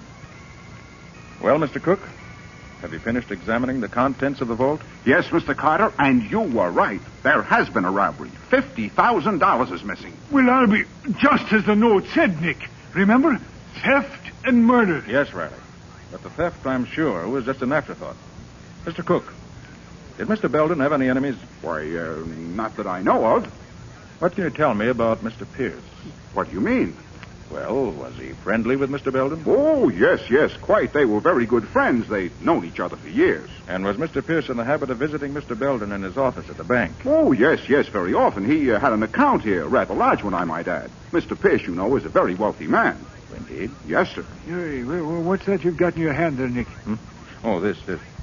It's part of a cufflink, Riley, with a very interesting stain on it. A fresh blood stain. Where'd you find it, Nick? In the dead man's hand. But there was no blood on the body. He was done in by a crack on the skull. There was no bleeding. Exactly, Riley. It's undoubtedly the murderer's own blood. Probably tore his hand on the broken edge of the cufflink in the scuffle. Do you want me for anything else, Mr. Carter? Oh, no, thank you, Mr. Cook. That'll be all. Well, good day. Good day, sir. Oh, Mr. Cook, one more thing. Yes? Tell me, is Mr. Pierce in the habit of wearing his gloves indoors? His gloves? Why, no, never. But, wait. Come to think of it, he was wearing them just now. Wasn't he? Yes, he was. Well, thank you, Mr. Cook. Thank you very much.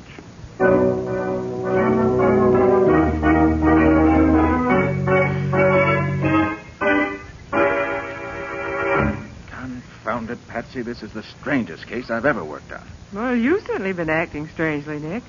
Pacing up and down, muttering to yourself. There just isn't a shred of evidence anywhere, Patsy. As far as I can see, no motive whatsoever.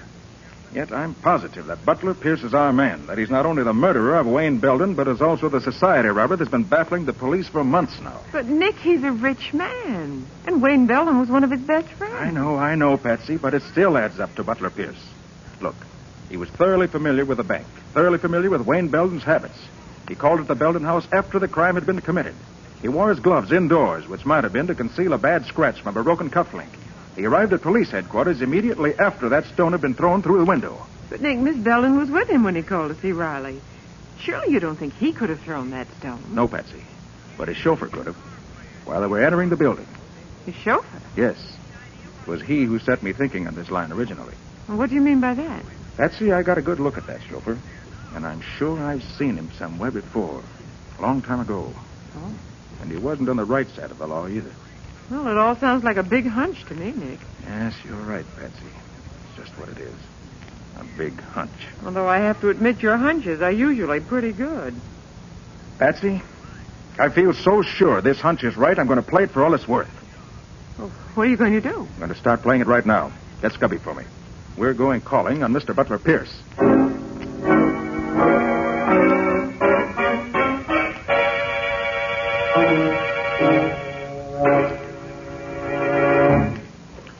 You're taking a long time opening that safe, Nick. Well, it's a tough baby, Scubby. But I've almost got it now. Well, I sure hope so, Nick. I don't think Mr. Pierce would like to come home and find us here in his library. Well, at this stage, I grant you, that would be a trifle embarrassing. But when I get through...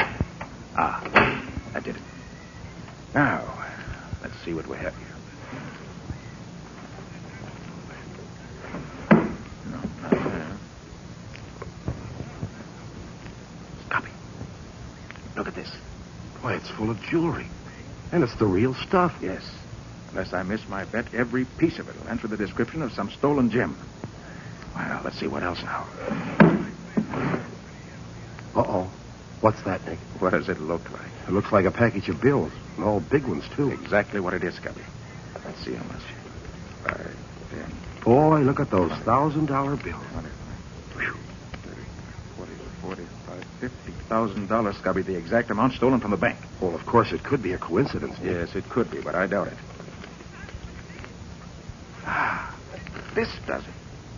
Scubby, we don't have to speculate any further. No? This letter I found on the drawer here clears up everything. Listen to this. Yeah. Dear Butler, this is a warning to you to permit you to escape if you care to do so. I have definite proof that you're a thief, and on Monday morning I shall place that proof before the proper authorities. You have until that time to escape. Signed, Wayne Belden. Gosh, Nick. Yes, Scubby, gosh. And there we have the motive for Wayne Belden's murder. So your hunch was right after all, Nick. The rich Mr. Pierce is nothing but a thief. And a murderer, Scubby. Oh, well, look, Nick, you better get out of here. Scubby, it just came to me. What? Butler Pierce's chauffeur is really Jim Martin. I knew I'd seen him before. Jim Martin? I never heard of him, Nick. No, that was before your time. Oh. I tangled with him many years ago on the West Coast. One of the cleverest cracksmen in the business. He could open almost any safe I could. Oh, so that's it. He and Pierce have been working together. Yes. Pierce with the front and real brains, while Martin supplied the technical skills, so to speak. Oh, I see. Well, what now, Nick? Scubby? Yeah.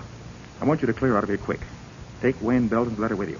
Get it to Lieutenant Riley immediately and tell him to pick up Jim Martin. Oh, well, what about Butler Pierce? Don't you worry about him, Scubby. I'm staying right here. I want to tackle Butler Pierce myself.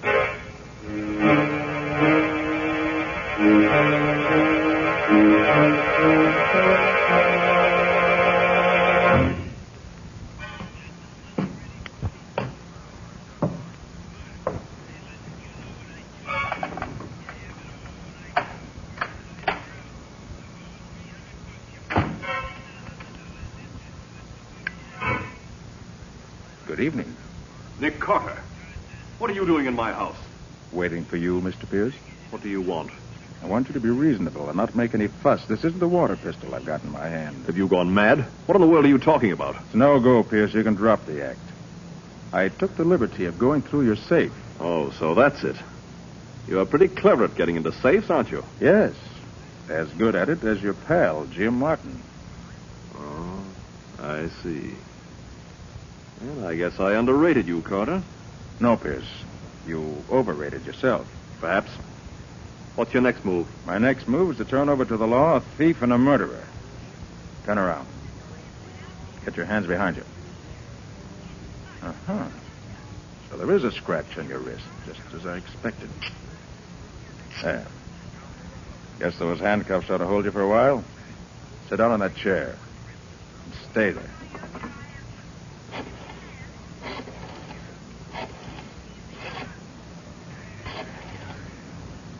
Police headquarters.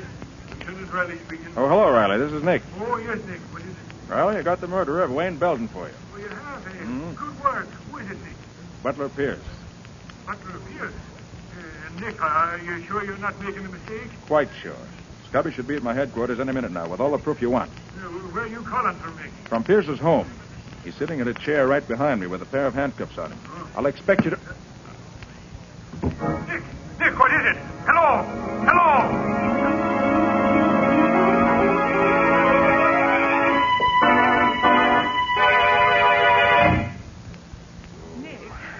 Oh, Nick, are you all right? He's coming to now, Patsy. How do you feel, Nick? Oh, I'm all right, I guess. Oh, brother, my head. Yeah, that was a nasty bump you got, my boy. Come on, take it easy, Nick. Here, give me your hand. I'll help you. Up you go, Nick. Yeah, easy. All right, now. Okay, can you stand up all right, boy? Yeah, I guess I'm okay now. What happened? Your guess is as good as mine, Patsy. All I know is that I had Butler Pierce in my hands, and now he's gone. No, that's too bad, Nick. Hey, look at the safe. It's empty. Well, naturally it would be. You couldn't leave all that evidence lying around. Yeah, it's a good thing we got that letter at least. Yes, but the important thing is to find Pierce. He must be pretty clever, Nick, getting away from you like that. Yes, Patsy. He's all of that and more. He got away this time, but I'll bring him to justice if it's the last thing I ever do.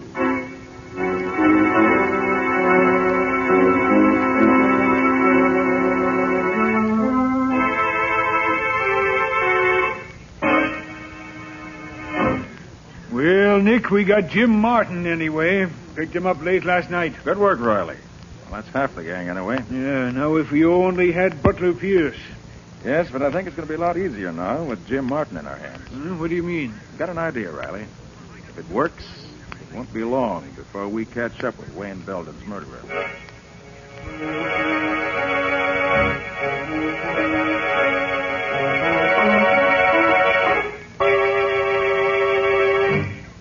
Well, Martin, we meet again. Yeah. Been a long time, ain't it, Carter? Yes. But I never forget a face, Martin, no matter how much has been changed. I must say, though, that the doctor did a pretty good job on you. But it just isn't quite good enough. Yeah, you're a smart egg, all right. I guess the boss knows that by now. He's a pretty keen one himself, Martin. I had him, but he got away. Did, huh? Mm-hmm. Boy, he sure is a slick one. Well, I thought when I had the cuffs on him... Say, you didn't make the mistake of trying to hold him with a pair of handcuffs, did you? Yes. Why? There ain't a pair made that could hold Butler Pierce. He's a regular whiz. Maybe so. Martin, you're in a pretty tough spot. Murder's serious business. Murder? Oh, no. You're barking up the wrong tree, Carter. I didn't have nothing to do with that. But you did open the vault at the bank. Sure. Like I done all the jobs for Pierce after he paved the way. But murder, that ain't my racket. Maybe not. But it'll go a lot easier with you, Martin, if you play ball. Meaning? You know where Pierce's hideout is. Sure. What about it? We want you to help us put the finger on him. Now, you ought to know me better than that, Carter. That's what I thought you'd say. I have a proposition for you, Martin. You help us track him down, we'll set you free. The answer is still the same. I'm no stool pigeon. Well, Martin, we're going to let you walk out of here anyway. What do you say to that? I say it won't work, Carter. What do you mean? Listen, I'm onto your game. You're going to set me loose so you can tail me. Ain't that it? Exactly. With a think coming. Because that's the last thing I'd ever do. And I'm telling you that right now. And yet, Martin, that's exactly what you're going to do. Lead us right to Butler Pierce. You must be off your nut. I wouldn't even try to go near him. In fact, I'd do everything I could to throw you off. I know that, Martin. And yet, in spite of yourself, you're going to help us catch Butler Pierce.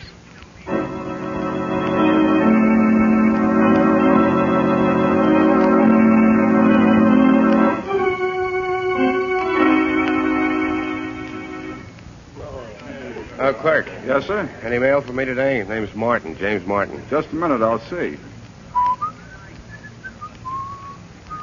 No, nothing, Mr. Martin. Thanks. Hello, Martin. You expecting a letter from someone? Who are you? I'll give you one guess. That ought to be enough. Oh, you must be the guy that's following me. One of the guys, Martin. I'm Scubby Wilson. I work with Nick Carter. Glad to see you. You know, I've been getting sort of anxious the last few days to know what you guys look like. Yes, I can understand that. Must have been quite a strain on you, knowing that you were being watched every minute of the day and not knowing who was doing the watching. Yeah, it was sort of getting me down a little.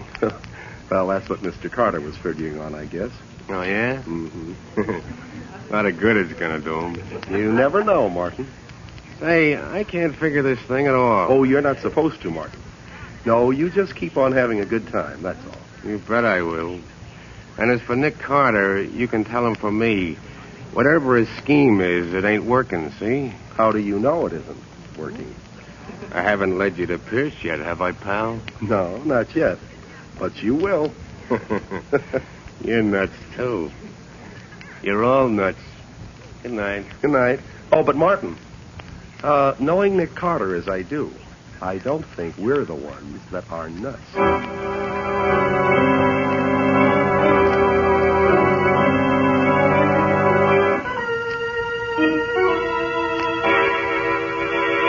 Doing is the one sure way of getting on Pierce's trail. It sure don't seem very positive to me. You've got plainclothes men and detectives out looking for him, haven't you? Well, sure. We set out a general alarm just as soon as Pierce got... No. See what I mean? My way is slow, Riley, but it's sure. Well, Nick, all I can say is I wish I was as sure of that as you are. If we don't get Pierce this way, they're going to laugh me right out of the department. Using up valuable men and time, just keeping an eye on his counter that should be behind bars this very second. He will be, Riley. Just as soon as we get Pierce, too, to keep him company. Police headquarters, Lieutenant Riley speaking. Yeah, he's here. For you, Nick. Yeah. Thanks, Riley. Oh? Oh, yes, Scubby. Yeah? Oh, you did it. Okay, that's fine, Scubby. Good work. So long, Scubby. Riley. It looks like this is it. Yeah? What happened? Did Martin finally get in touch with Pierce? No, Riley. It happened as I expected. The mountain came to Mohammed. Huh? Who did what? Unless I'm very much mistaken, Pierce has finally got in touch with Martin.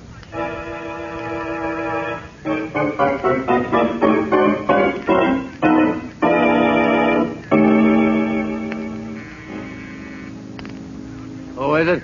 It's me, Jim. Oh? Don't you recognize my voice? Hello, Jimmy. Wow. Who are you? May I come in? Look, lady, I'm afraid there's some mistake. You got the wrong party. There's no mistake, Martin. Holy Mac, it's you, Pierce. Yes, it's me. Gosh, boss, I've seen most of your disguises, but this beats them all. You really look like a woman. Thanks. Hey, you shouldn't have come here, though, boss. It's dangerous. Yes, Martin, very dangerous. For you? What do you mean, boss? I don't like a squealer, Martin. A squealer? Me? Hey, you got this all wrong. Have I? I never ratted on anyone, boss. I wouldn't start now. Not even to save your own neck? You were in this thing as deep as I, you know. Sure, I know that, but whatever gave you the idea I'd rat on you? What gave me the idea? Oh, I get it. You mean, why am I out of jail? Well, honest, boss, this wasn't my idea. Carter let me go. You see, That's enough, Martin. Think I'm a fool? Let you go, huh? Just like that. Well, I won't be so generous, stool pigeon. Hey, what are you doing, boss? No, you ain't gonna use that gat on me. Guess again, squealer. You're making a mistake, boss. Please, you gotta listen to me. Let me tell you how it happened. No, Martin, you listen to me and I'll tell you. Carter didn't have a thing on me. Not a thing, do you understand? Yeah, sure. Then he spotted your ugly mug and put two and two together. I didn't think anybody'd recognize that pan of yours anymore, but somehow Carter did. So he had you picked up. And what he got out of you must have been plenty. I swear to you. Shut up. Why else would Carter have let you go? I don't know. I'll tell you why. Because you spilled the works, Martin. Spilled the works and got your freedom for it. No, that ain't why they let me go. It was all a scheme they had. What are you talking about? Sure, boss. They told me they'd let me go if I steered them to the hideout. But I wouldn't do it. Not me. No, so they let you out anyway. Yeah, that's it. Okay, squealer, I've heard enough. No, boss, no. Great shooting, Nick. You knocked the gun right out of his hand. Nick Carter. Yes, Mr. Butler Pierce. We meet again. You all right, Martin? Yeah, I guess so, but you didn't get here any too soon. Oh, so I was right, you rat. You were expecting me. Relax, Pierce, relax. Martin wasn't expecting anyone. He played square with you right along. Yes? Then what was he doing on the loose? Just a temporary arrangement, Pierce. It was a trap we set for you. And you obliged us by walking right into it. Very clever of you, Carter. Not at all. You see, Mr. Pierce, I based my plan on the belief that at bottom you were not so clever. Really? And how do you mean that? Because instead of doing the really clever thing, getting as far away from here as you possibly could, I felt sure that your personal vanity would lead you to expose yourself to almost any risk in order to get the man you thought had betrayed you. All gangsters react that way. You can hardly consider me a gangster, Mr. Carter. At heart, that's exactly what you are. And that's what I counted on. So you had it all figured out? Yes. I also counted on your pal Martin doing exactly as he did. After we let him go, he laid low for a while. He was afraid of what we were going to do. But after a few days of that, he got bored doing nothing, just as I figured he would. Bottoms you two did together, and now he wanted to spend some of it. So he stepped out, visited the high spots, stayed at a fine hotel. So I heard. Yes, I knew you would. Matter of fact, I counted on him. You figured we'd let him loose and had paid him well for squealing on you. Well, Pierce, you put two and two together all right, but you got the wrong answer. And the wrong answer you got is going to send you to the electric chair. It's the end of the road for you, Mr. Pierce. Mr. Carter, I gotta take my hat off to you. Really, Martin? And to what am I indebted for this great honor? Well, you said I'd lead you to Pierce, and I said I wouldn't. And you made me do it. And you even knew what I was thinking all the time I did it. Yes, Carter. You're cleverer than I thought you were. Thank you, gentlemen. I'm very happy I can't say the same for you two.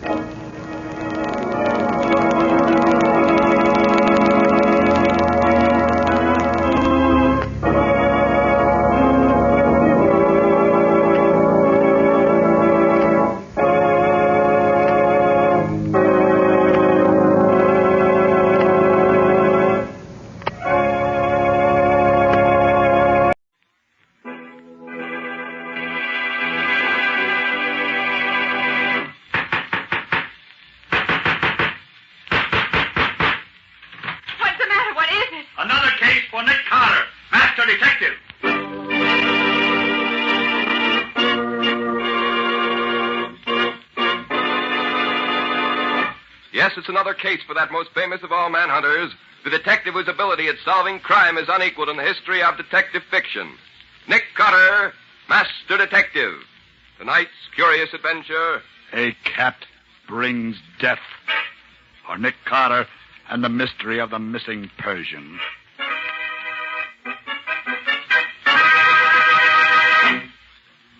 The confounded doggone things to have Riley, happened you to don't a man. seem very happy to see me this morning. I ain't. Something I've done, or just things in general? Things in particular. Here's your glass of water, Lieutenant. All right. What you get it so cold for? Lieutenant, it ain't... All right. Get out. Now, where'd I put them pills? Take your vitamins regularly, I see. Excellent idea for anyone inclined to be nervous. Vitamins, nothing. Them's aspirin tablets for headaches. Lieutenant Riley, do you mind if I sit down this lovely morning? Sit down, but don't bother me. I've got too many troubles of my own to be bothered with yours. But I have no troubles, Lieutenant. I feel free as a bird. You would. Care to tell old Uncle Nick what the trouble is? In case you're interested, Mr. Nicholas Carter, I am. Shut up if you want to hear this. Oh, sorry. Please forgive In case you're interested, I just had to release Cully Greer from his temporary residence in my jail. Oh. I couldn't get enough on him to hold him for a jury in spite of the fact that every cop in town knows he's guilty. And we've been trailing his sidekick Sabin for more than a week steady without a sign of results. The same with that blonde, what do you call her, Reba Dawes. We're right back where we started. 3 smooth jobs pulled this month without a smell of a clue. 3 big jewel robberies, and my little Boy Scouts are still out chasing rainbows. You know, Riley, I haven't been following this case very closely, but I have a hunch. Hunch? You can't hold a crook on a hunch. There's been enough high-class sparklers lifted around here in the last 30 days to stock a pawn shop, and we can't put a finger on nobody. Now, you got a hunch. You can't I hold know, a... Riley, I know. You can't hold a crook on a hunch. You got to pin something on him and make it stick.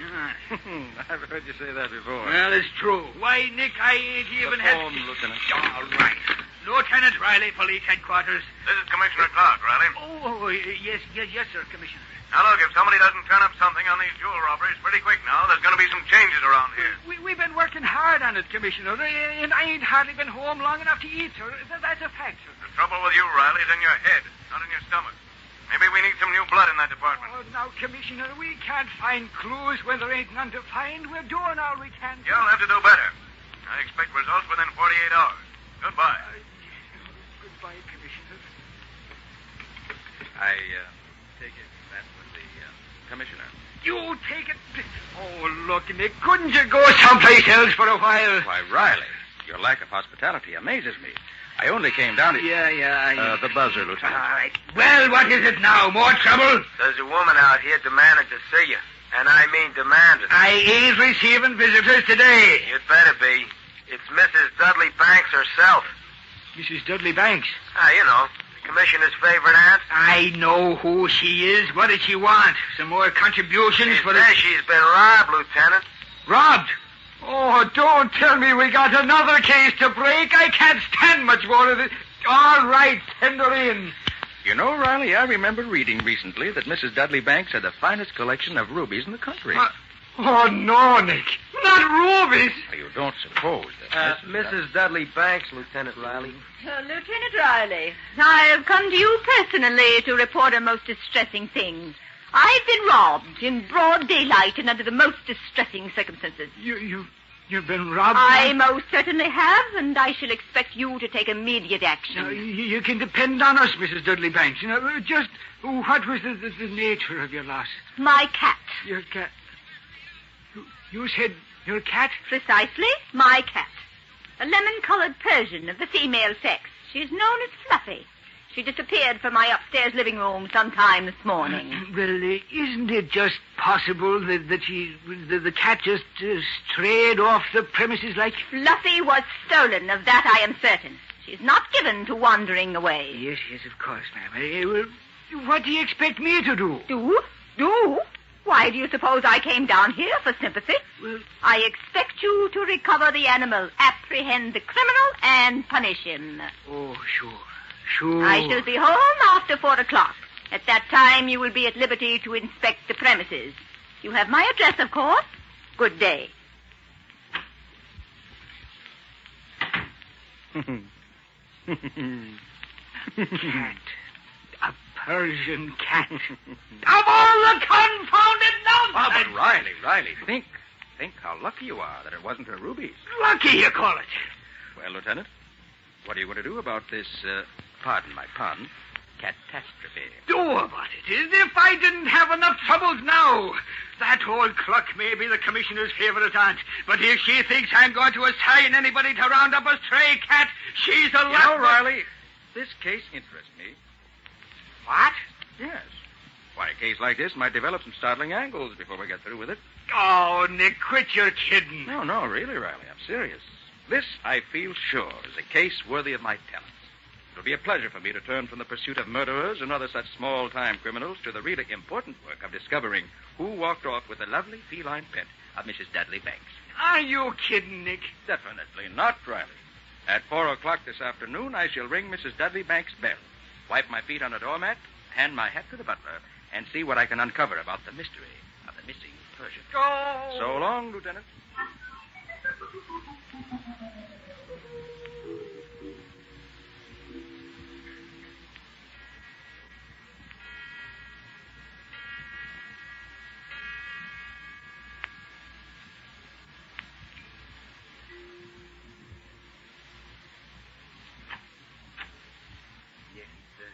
I'm from police headquarters. Lieutenant Riley sent me to investigate the loss of Mrs. Dudley Banks' cat. Oh, yes, sir. Mrs. Dudley Banks is expecting you. Come in, please. Thank you. This way, please. Mrs. Dudley Banks is in her sitting room. Thank you. A police person, madam. A police person? Yes, madam. About the cat, madam. Oh, yes, of course. Come in. That will be all, Carrington. My name is Carter, Mrs. Dudley Banks. Lieutenant Riley sent me here to see if I can find your cat. To see if you can find her, you must find her. That's what I mean, madam. Now, will you please tell me what you know about her disappearance? There's very little to tell. I was obliged to be absent from the house this morning for about 2 hours. I left my poor Fluffy right here in her own little basket. It's that one there with the pink ribbons on it. Yes. Now, who was here in the house while you were gone? My butler and my maid were both here, but neither of them paid the slightest attention to poor Fluffy. It was not until I myself returned at noon that she was missing. She was a lemon-yellow-colored Persian, I believe. Yes, a beautiful little creature. Here, let me show you her picture. Oh, I don't think that'll be necessary. Not necessary? That's absurd. Surely you can find her more easily when you know what she looks like. Very well, madam. If you insist. Oh, of course I insist. Here. Now, this one was taken about 2 months ago. It's not a very good picture because the stupid photographer sent his assistant instead of coming himself. I see. Well, a very pretty cat, isn't it? She? She is. That picture doesn't do her justice. Now, what happened when you discovered she was missing? I was broken-hearted. No, I mean, did you look for her? What a silly question. Of course we looked for her. We searched the whole house thoroughly, but Fluffy was gone. Has she ever run away before? I should say not. She is gone. I see. Madam, this is a very baffling case. There are a number of angles. Are you sure nothing else is missing besides the cat? Nothing. We checked everything.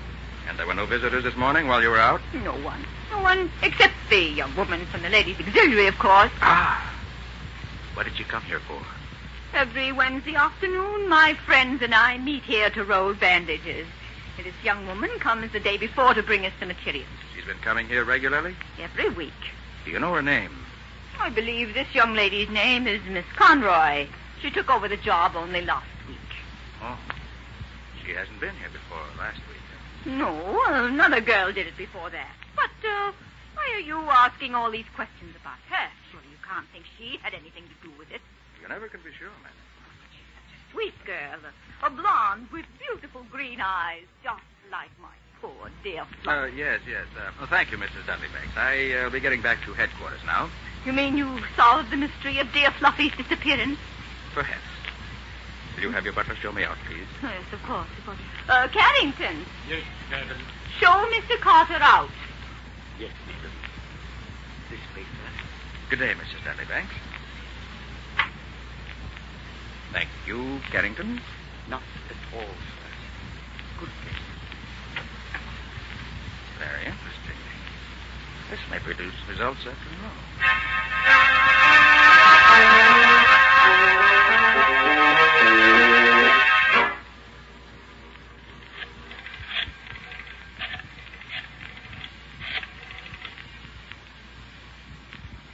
This is the headquarters of the Ladies' Auxiliary.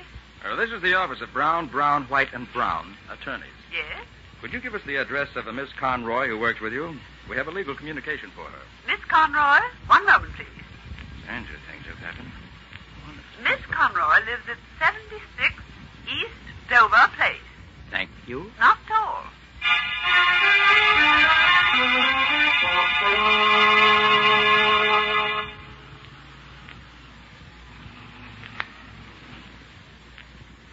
Driver, why are you stopping here? Well, this is the address you give me, mister. This is 76 East Dover Place? Well, it's as near as I can get to it. But this is an empty lot. I can't help that, mister. It's 76 East Dover Place just the same. Oh. Okay. Take me to the Mayflower Restaurant at 56th and 34th. Right.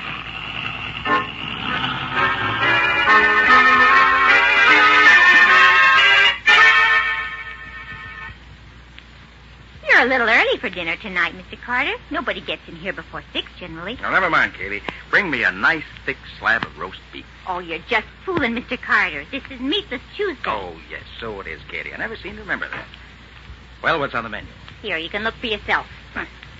If you had to buy meat for a family the way I do, you'd remember. It's a job getting things these days. Yeah, I suppose it is. Why, just this afternoon, before I come to work, I went to the butcher shop to get some liver. My husband calls it cat food, but he eats it just the same. Well, I got some, and a nice piece it was, too, but I had to fight for it. Fight for it? Yeah, blonde little chit tried to get it away from me. Last piece there was, but I got it. I slapped her face, too, I did. And she didn't want it for herself at all. Wanted it for a cat, imagine. Her cat? What kind of cat? What's the difference what kind of a cat it was? The idea of hard-working folks having to go without so some cat can eat the best there is. This blonde, she wouldn't be young and pretty, would he? Lives in the neighborhood, maybe? Oh, she's pretty to look at, but the language she used, it'll make your hair curl. Yeah, she lives around here. I seen her going in and out of the Mecca apartments across the park. She's a movie actress, maybe. Mecca apartments, huh? Mm-hmm. Well, I wonder if she's home now. Here, don't you want any dinner? I thought you'd come in here to eat. Oh, sorry, Katie. I'll be back later. Right now I have to follow a hunch and see a girl about a cat. So long.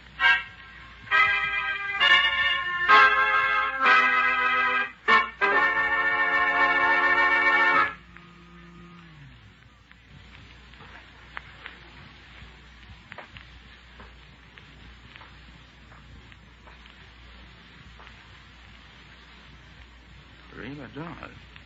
Name on the door as big as life.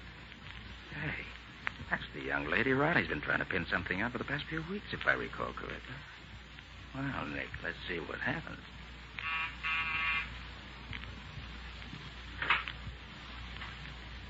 Well? Very well, thanks. Here, what's the idea of pushing into my apartment like that? Well, just dropped in to say hello. What do you want here? Kitty was right. You are good looking. Listen, fella, if you don't clear out of here, I'll... Pretty cat you got there, too. Persian, isn't it? Never mind the cat. What's the game? Come on, talk up or get out. All right, here it is. You call yourself Conroy, you get to be a worker for the Ladies' Auxiliary, you get chummy with Mrs. Dudley Banks, and then walk off with her pet Persian under your raincoat. What's the answer? Oh, a dick, are you? Could be. I think Lieutenant Riley would like to have a chat with you down at headquarters.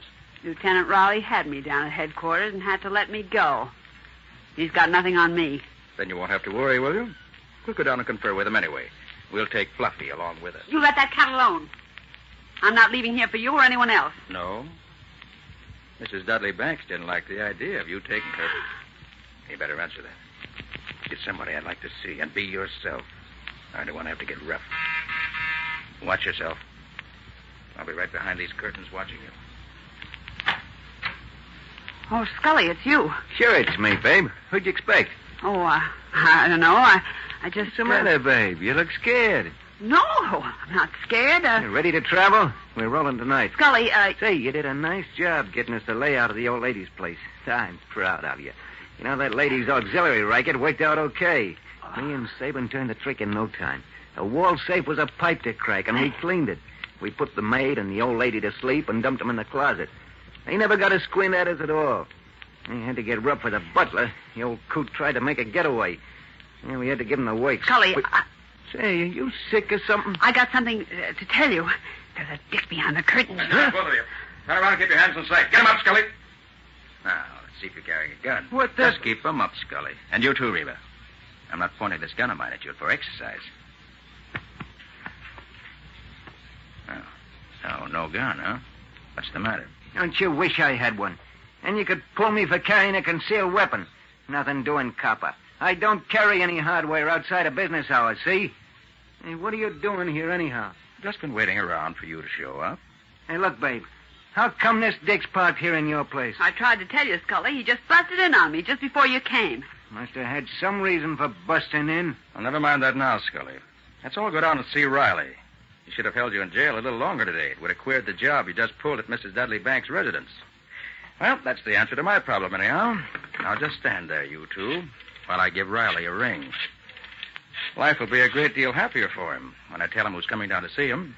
Police headquarters, Lieutenant Riley speaking. Oh, Riley, I have a surprise for you. I already got one, Nick. You know what was pulled off not half an hour ago? I do. You found Mrs. Dudley Banks and her maid bundled up in a closet, and the butler shot to death. Probably the wall safe had been cleaned out, and Mrs. Dudley Banks' prize collection of rubies is missing. Nick, where did you, how Very come you... simple, Riley. Katie had liver for supper tonight, see? And, hey, put on those lights again. Don't try anything. Hey, Nick. Okay, Reba. Turn the lights on. What's going on there? There's a gun. Hey, Now, what's all that Papa, noise? you stay put, right where you are. Okay, Scully, just as you say. Good work, babe. You turned these lights on just at the right time. You better pick up the table and put that phone back. Okay. Light switch was just behind me. I figured we'd have a better chance in the dark. You're awful quick, Scully. You're too quick for that copper. He didn't get a chance to spill anything to Riley. We ain't in the picture at all, and we won't be either. I was pretty scared for a minute. Hey, where's Sabin? We're meeting. I had Jake bring me here to get you. Oh. He's waiting for us downstairs. Now, you ready to travel? Sure, I've been ready for the past hour. Thought it was you at the door when this dick knocked. That's why I opened it so quick. Yeah, let's get going. Hey, ain't you going to take care of that flatfoot before we leave? Not here. Don't want any dead dicks found with the bulls. Just they might happen to tie you up with it and maybe hook me in, too. Just take him along with us for a while. And keep Riley guessing, too. Oh, mighty nice of you to take me along to meet Sabin, Scully. Then I'll have all three of you together in one place where it'll be easier to take you in. You know, Riley'd hate to see you leave town now. Cut the comedy, copper. You're going along, but not far. So pick up your hat, big boy, and march yourself downstairs. And don't forget, I'll be right behind you, all the way. Okay, Scully. You're the boss, now that you've got my gun. Oh, don't forget your cat, Reba. Gosh, that's right. I almost did. Come on, Fluffy. Hey, where'd that thing come from? It's mine. Isn't she a dear? Picked her up today. Just couldn't resist her. You gonna drag that along with you? Sure, I can't leave her behind. She won't be any trouble. Okay, let's get going. I don't want to keep Jake waiting.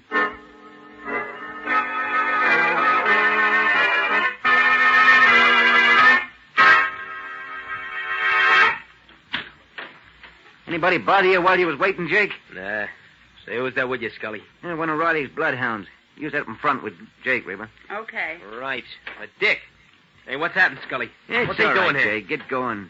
Yeah, we're behind schedule now on account of this guy. Okay, but I don't like it. Gotta get rid of him. We will, when the time comes. Hey, look, Gumshoes. How come you happened to drop in on Reba tonight? Just a hunch. Yeah? Yeah. Funny how things break, isn't it? You see, it all started when Katie had liver for supper. You said that before. What about it? So here we are, the three of us. Funny, isn't it? Yeah, I can't stop laughing. What's so funny, Scully? Ask that Dick. He knows the answers. I'll tell you when the time comes. But first, let's find Sabin.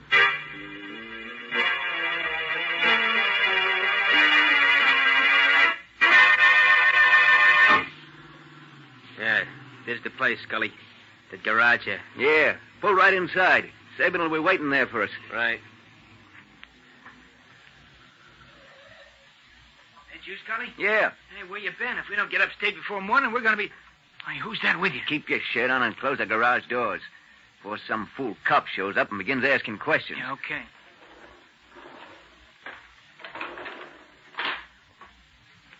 Come over here, Sabin. Yeah?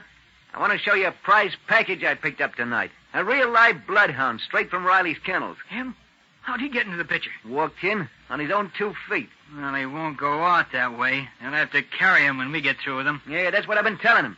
But it don't seem to worry him none. What's the use of worrying? You can't do anything about it yet. Not yet or ever, copper. You're a dead duck.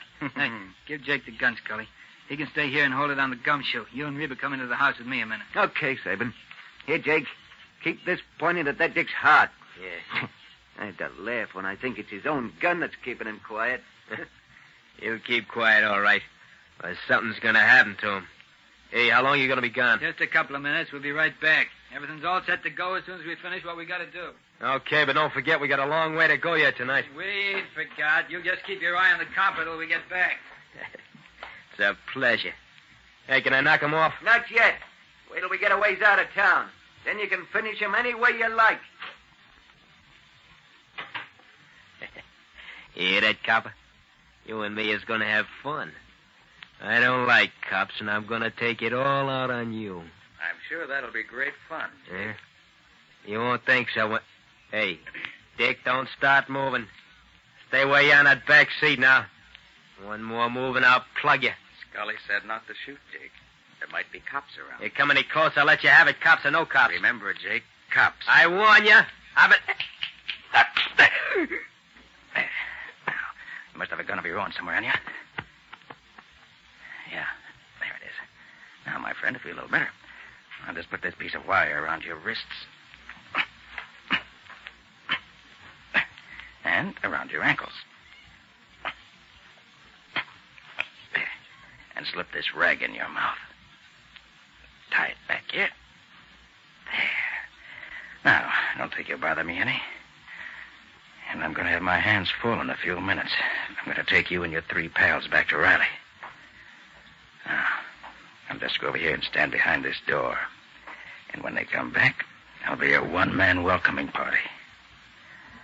Okay. Come on, you lugs. I'm waiting. Well, Mr. Copper, you're about to take your last ride. I hope you...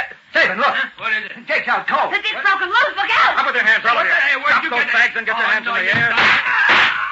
Maybe fast, Sabin, but not that fast. Hey, don't shoot, don't shoot. You know I ain't got no gun. Let's have another look to make sure. Now, you're clean. I'll just take Sabin's gun. I'll make sure he doesn't have another one on him anyway. He's clean, too. I'll keep those hands where I can see them, Reba. Just want to get a handkerchief out of my handbag. All right, but no tricks. Can't a girl use her own handkerchief when she has to blow? Sorry to have to sock you in the jaw, lady. Suppose I might have known you'd have a gun in your handbag. All right, you two. Pick her up and put her in the back of the car, and then get in yourself. Scully, you drive. Sabin, you sit in back with Reba and me. Just push Jake over, Scully. He won't bother you. All right, get going. Okay. Then we'll all drive down and surprise Lieutenant Riley. Won't that be fun?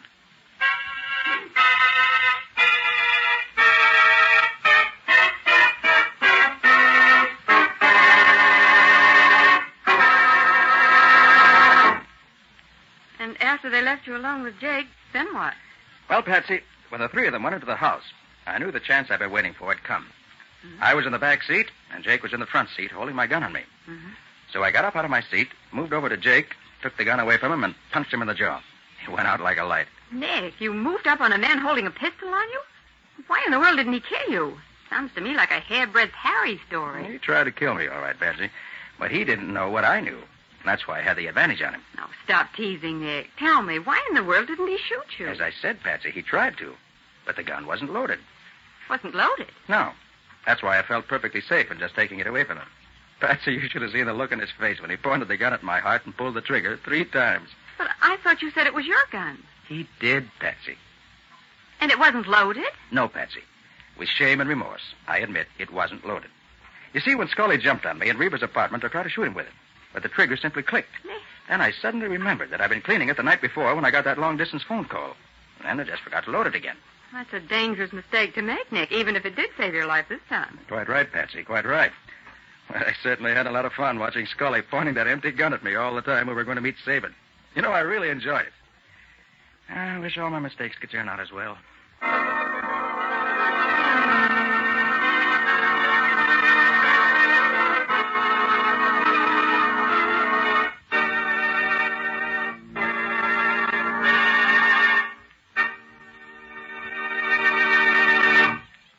This has been another of the strange adventures of Nick Carter, Master Detective, which are brought to you regularly by WOR Mutual. Well, Nick, what's next week's story going to be about? Before I tell you that, John, there's something else I want to say. Something very special. And this is addressed to you, our audience. We've been with you every week for the past year now, bringing you the strange and exciting adventures of Nick Carter. And now I'm very happy to be able to announce that beginning next Monday, April 17th, we're going to have the pleasure of being with you 5 times a week. 5 quarter hours a week, Mondays through Fridays at 9:15 p.m. Eastern Wartime, over most of these stations. And I assure you that we're looking forward to these meetings with you very eagerly. So remember, we won't be back Saturday nights anymore. But we will be here every evening, Monday through Friday, at 9:15 Eastern Wartime, beginning this coming Monday, April 17th. And we hope you'll be with us as regularly in the future as you have been in the past. Gee, Nick, that's swell, isn't it? 5 times a week. And do we have a lot of exciting stories to tell? Oh, you bet we do, Patsy. A lot of really exciting cases. And I think we'll start next Monday with a story which I call Kidnapped for Sale. Or the mystery of the missing babies. Have you heard of the latest racket? Stealing young babies from their parents, not for ransom, but to sell them to people who want the baby for their own? Well, it's one of the dirtiest and lowest forms of kidnapping found in the underworld today. And when a young mother who'd lost her baby came to Nick for help, he was glad of the chance to break up the kidnap ring and catch the fiends who stole innocent and helpless children and then sold them to the highest bidders. So if you want to be in on the beginning of one of the most exciting chases I've ever had, listen next Monday evening at 9:15 Eastern Wartime to the story Kidnapped for Sale. So long, everybody. So long. And so long to both of you, Nick and Patsy. In the strange adventure you have just heard, Nick Carter was impersonated by Lon Clark, Patsy by Helen Choate, Lieutenant Riley by Humphrey Davis.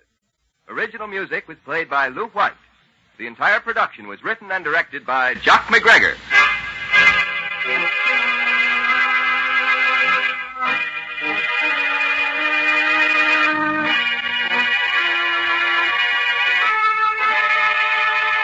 Next Monday evening at 9:15 Eastern Wartime, listen to the beginning of another curious experience of Nick Carter entitled Kidnapped for Sale, or Nick Carter and the Mystery of the Missing Babies.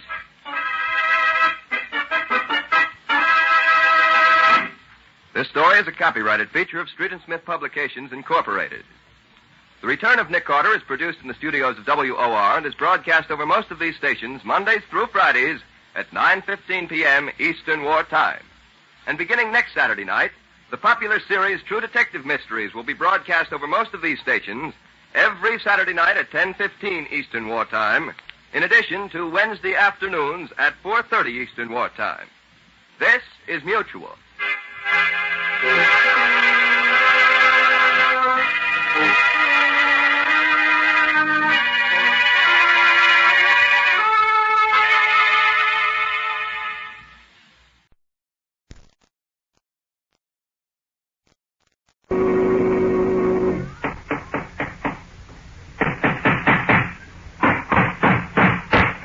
What's the matter? What is it? It's another case for Nick Carter, Master Detective.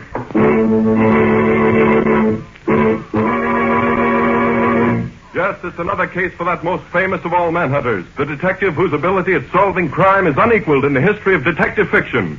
Nick Carter, Master Detective, presented by the 3 great home brighteners, Linex Clear Gloss, Linex Cream Polish, and Linex Self-Polishing Wax.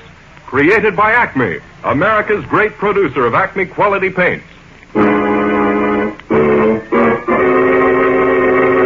Today's curious adventure, Murder on Mad Mountain, or Nick Carter and the Mystery of the Opera Singer's Dog.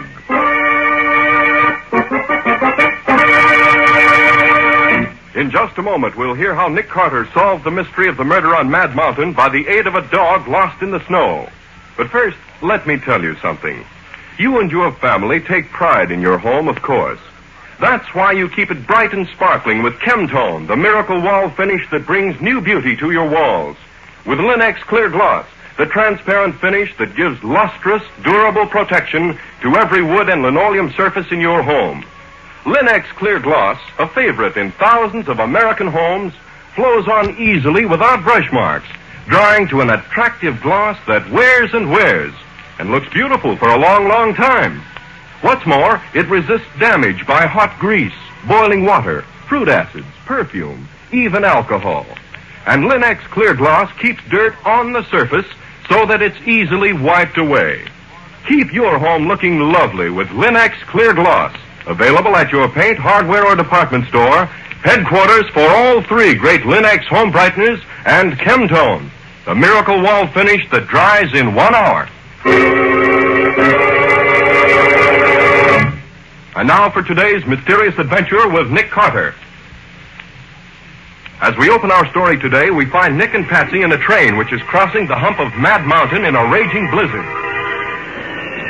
This is a pretty thrilling experience, Nick, riding over the mountain in a blizzard like this. We're just as snug and cozy inside the train here as if we were in our own homes. It may be thrilling, Patsy, but it's pretty dangerous, too. Dangerous? What's dangerous about it? Well, up here on Mad Mountain, there's always the danger of a snowslide sweeping down on us and pushing the whole train down into the canyon. Or we could run into extra heavy drifts and get stalled. In fact, that's where Mad Mountain got its name, from the trouble it's always caused the railroad. Well, I don't care. I'm enjoying it just the same. Wonder how much behind schedule we are. Here comes the conductor. I'll ask him. Oh, conductor? How late are we going to be? Well, I can't tell you, miss. Depends on how long this storm keeps up. Say, conductor, didn't you used to be on the New York to Miami run in the Pennsy about 10 years ago? Why, yes, I did. Left there 11 years ago next March. I thought so. I used to ride with you often in those days. Is your name Bonner? Robert Bonner? Gosh, what a memory. Sure, I'm Robert Bonner, but I don't remember you. Takes a detective's trained mind to remember names and faces, Mr. Bonner. Nick's a great one for that. Nick? You don't mean you're Nick Carter? Guilty in the first degree. Well, don't that beat all? After 11 years. I would say, Mr. Carter, I'm sort of glad you're riding with us this trip. You want me to help you find the tracks again if the train runs off them? It ain't the blizzard I was thinking of, bad as it is. That opera star we got hitched on the rear of the train. You mean that private car we saw at the terminal belongs to a real opera star? Who is she? Her name's Pauline Hall, and she's a stuck-up, highfalutin queen of them all. Well, why are you worried about her? Well, after we hitched her car on, I went back to see if everything was okay. Orders, you know. Sure, I know. Well, out she comes, wearing more jewels than the Russian royal family. She waves her hand at me and she says, "Conductor, please see that no one is permitted to enter my car at all. I'm not to be disturbed before we get to Sacramento in the morning." That fuzzy little chow dog of hers stands there blinking at me. Collar around his neck studded with diamonds. Well, a chow is a high-class dog, Mr. Bonner. And then, as if there ain't enough trouble for me trying to keep everything straight around here with a blizzard blowing down my neck, I get this telegram from the chief. Says I gotta take care of the dame and her sparklers as if they were my own. Says the stuff she's carrying is worth about 100,000 cash. That's a lot of jewels to be lying around loose. Maybe she won't be disturbed in Sacramento in the morning either if that dumb engineer of ours don't use more sand. We was an hour behind crawling up the other side. Now we ain't even crawling. Why, Nick, we've stopped. We aren't moving at all now. Sounds as if we're in trouble. Yes, sir. We are in trouble. Engineer's whistling for a flagman. Got to get him out fast. Won't he like that on a night like this? What do you need a flagman for up here in the mountains? Well, the second section of this train's right behind us. And this snow she could plow right into us before she knew we were here. Hey, Carney, wake up, you. What's the matter now, Bob? Get your flag and get going. We're stuck. Oh, look, on a night like this... There's no time to argue, Carney. Now, you get ready and start on your way back. And you'll be sure to get back a full half mile, too, before you set up your flares. Be watching, so shake it up. I suppose I gotta climb out and wade around that opera star's car. She won't let me go through. You bet she won't. When you go by her car, don't cuss so loud you wake her up either. I don't want to be hauled on the carpet for disturbing her nibs. Snow must be up to my waist by this time. Yes, and watch out you don't fall over into the canyon. There ain't much room to spare between the track and the edge of that cliff, you know. Of all the doggone dirty jobs on a railroad, this being a flagman. He doesn't look very happy. No, and I ain't very happy either. That doddering old throttle pusher up there in the cab was a real He-Man. We wouldn't be stopping for a little snow. Well, ain't nothing to do now but wait. Hope the second section don't jam into us.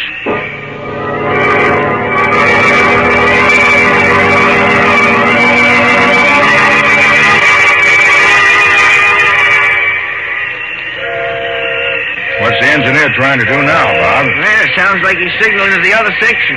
That dumb flag man of mine set the flares going like I told him to. They ought to stop the rest of this drag. Then there wouldn't be no need for all that tooting and whistling. Well, why don't you look and see if you can see the flares, Mr. Bonner? They'd certainly show up across the snow, now that it stops snowing. Well, that's just what I'm going to do. You want to come, Mr. Carter? Wait till I get my coat on and I'll be right with you. You ready, Mr. Carter? Take a look out the platform. They have the car here. Now watch out. We'll open up here. There we are. Hey, it's mighty cold out here. Must be near zero. Yeah, very near. Hey, that's the other section, Mr. Carter. They got the signal. Well, that takes care of that. Hey, wait a minute. What's that? Good gosh, it sounds like... It is. That's an avalanche. Look out.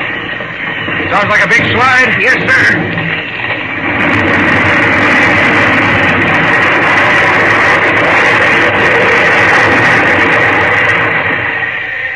Hey, that was awful close.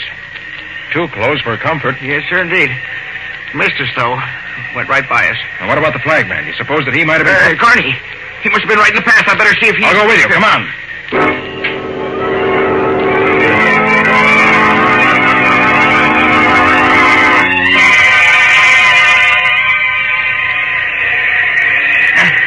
Now, once you step along this edge of the canyon, Mr. Carter, 1,000 feet drop to the state highway at the bottom. Don't worry. I'm watching. And look at the Queen's car here. Not a light in it. Not a peep out of the old girl. I'd have thought the noise of that slide would have woken the dead. Didn't you say she had a maid and a porter with her, too? Funny they're not awake. Yeah. Probably she's got them both so scared. Don't dare make a sound while she's asleep. The dog, too. Didn't hear a peep out of him either. Hey, Bob, look ahead there. Yeah? That slide cleared off a place about a quarter-mile wide. Yes, sir. Only missed us by about 100 yards. Wait a minute. I've got my flashlight here. Let me see if we can see anything of Carney anywhere. Thanks, Mr. Carter. There ain't no use looking for him. Not after that. Here, listen. I don't hear nothing. There it is again. And it's down there over the edge of the canyon. Here, flash your light down there. See if we... I can't see a thing. Must have... Hey, Bob, look there. The flagman. Carney. Yes. Caught on that little tree down there. Must be 50 feet down the side of the slope. What's he doing down there? He must have slipped and fallen over the edge on his way back. Yeah, but that's not Carney making that noise. No, it isn't, but I can't see anything else down there that's making it. No wonder they named this Mad Mountain. Well, go get a couple of porters and some rope. All right. We'll have to get Carney out of there quick if he's still alive.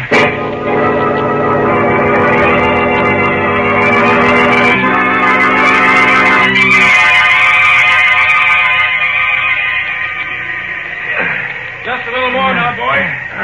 Take it easy. Oh, pull, can you? Pull. Here, let me help you.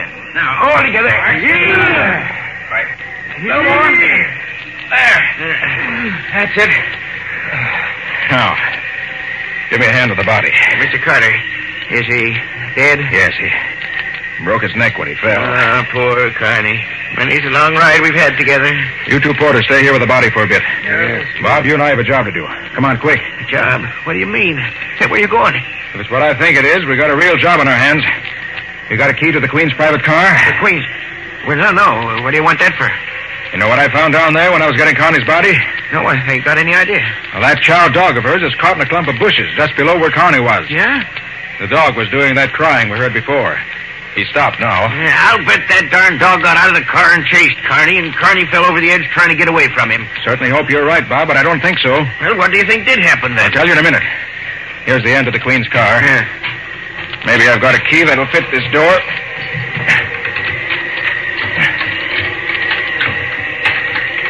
Now, they have a special lock on it. I can't wait to take it now. Watch out. Hey, we can't go busting into private cars like that. We can this time. Now I can unlock it from the inside. Well, what do you think you're going to find in here? Come on in. Shut the door. All right. I don't see... Look here, Bob. Look. Hey, what are those stains on the rug there? That ain't... Hey, what's that? I came from in here. Oh, that's her porter all tied up. Yes. And he's been drugged, too. But I don't understand. I thought so. See there? Oh, look at all that blood. Yes. The Queen put up quite a struggle for her life, but she lost. Oh, I'll say there was a fight here. Look at this room, everything upside down. Yes. And everything valuable gone. Nothing left but some toilet articles. Where's the maid's compartment? It's over here. Oh, gosh almighty. She's dead, too. Strangled to death, looks like. Those purple marks around her neck couldn't mean anything else. Oh, what a smell. What is it, Mr. Carter? It smells like perfume. Yeah, see there? Broken perfume bottle. Got smashed in the struggle. Whew. The smell is so strong, it's sickening. Oh, I'm going to catch it for this. What's in the other compartment? I wouldn't know. I just hope it ain't more bodies. Well, we'll see. Aha, just as I suspected. See those cigarette burns on the dresser and the empty bottles? 2 men hid in here, waited until the time was right, then killed the Queen and her maid and stole the jewels. How do you know there was 2 men? 2 different brands of cigarettes here. Oh, yeah. Hey, where do you suppose they got aboard? Probably hid in here before the car left the junction. Well, do you suppose they're still on the train? See if the front door of the car is unlocked. Oh, sure. Yes, Mr. Carter, it's not locked. Well, they probably went out that way and are somewhere on the train now. Bob, they must have figured that nobody would enter this car before it reached Sacramento. Uh-huh. They were all set to drop off at one of the way stations before that. But undoubtedly, the snowslide interfered with their plans. And in this deep snow, there's no place they could go without being in danger of their lives. Oh. Yes, I feel sure they're still on the train. Well, can you find any clues to tell us who they are? Well, I hope so. Well, could you take some fingerprints, maybe? It would take too long to fingerprint everybody in the train. No, we've got to find some other way to do it. Yes, but how? I don't know yet. Oh, but I think I have an idea. Well, what do we do now? Bring Carney's body in here. Let the passengers think he was killed in the slide, but don't let them know he was murdered. Murdered? You say Carney was murdered, too? I thought you said his neck was broken. It was. But the back of his head was crushed in, too. And that was no accident. Oh, poor That's Carney. what led me to believe that there might have been trouble here in the Queen's car. Bob, as I see it, the Chow made trouble for the killers when they started their work. So they took it outside to get rid of it, but they ran into Carney. Uh-huh. They killed him and threw him and the dog into the canyon. And so long as the killers think that Carney and the dog are both dead, we'll let them keep on thinking so. At least until I can rescue that Chow. Are you crazy, Mr. Carter? That mud ain't worth risking your neck for. No. I have an idea. Maybe he can tell us who the killers are. Oh, what the heck? Chows can't talk. I have an idea. Maybe this one can. At least I'm going to find out anyway.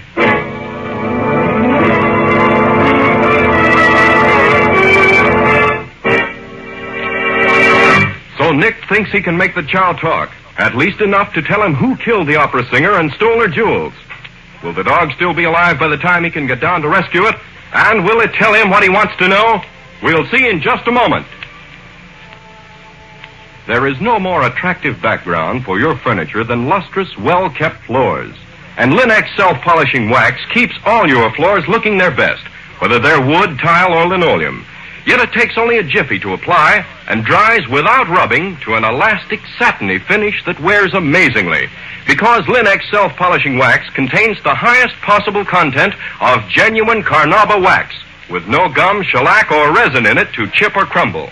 When the most used parts of your floor show wear, you needn't re-wax the whole floor either. And Linex self-polishing wax is so resistant to dirt and water that it keeps the soil on the surface, where it's easily wiped away with a damp cloth or mild suds. In addition, Linex self-polishing wax is the non-skid floor finish, resisting slip even when water is spilled on it. The Underwriters Laboratories, whose seal is on each bottle, have proved this fact. So get it now. Linex, L-I-N-X. Linex self-polishing wax. You'll find all 3 great Linex home brighteners and Chemtone, the miracle wall finish, at paint, hardware, and department stores everywhere. And now back to our story. We left Nick planning to rescue the dead opera singer's dog, which is caught on a bush on the side of the canyon, in the hopes that it might some way reveal the identity of the murderers of his mistress. But where did Nick go, Mr. Bonner? He wouldn't tell me, Miss Bowen. He just told me to come to the baggage car, get all the extra rope we have, and wait till he got back. I wish you wouldn't try to rescue that dog tonight. It's too dangerous in the dark. On a freezing night like this. I tried to tell him that, but he wouldn't listen to me. Just said that the dog was going to help him find the killers. Crazy talk. I'm glad it isn't so crazy, Mr. Bonner. Nick has a way of knowing what he's talking about, but I wish You he got would... that rope for me, Bob? Look, Mr. Carter, now why don't you let me take the baggage and mail crews and search the train for these killers? Well, that'll be useless, Bob. Those crooks are only 2 out of several hundred people on this train. How could you tell them from the others? Well, Furthermore, once you let the passengers know there have been 2 murders on this train, you'll see what happens. Oh, gosh, Nick, you're right. We might have a panic on our hands. I guess you're right, but I don't like it just the same, risking your neck for a fool dog. I like dogs, and this one's hurt and probably freezing by now. Nick, what were you doing in the train just now? I thought you said you weren't going to try to spot the killers. I wasn't, Patsy. Not exactly. Well, then what were you doing? Looking for something. Well, did you find it? Maybe. We'll see later. Now, if you'd like to have that rope... Sure you don't want me to come with you? No, you stay here. I don't want any of the train crew or passengers to know what's going on. Well, okay, whatever you say. If Mr. Bonner's not going with you, I am. Well, now that the storm's over, I guess it's safe enough. But you better dress warmly, Patsy. It's mighty cold out. Well, look, Nick, there's an extra trainman's outfit here. That's heavy enough. Could I use that, Mr. Bonner? Sure, if you can get into it. I can get into it all right with plenty left over. Patsy, I want to get that dog while he's still alive. Hurry up, will you? Let's get going.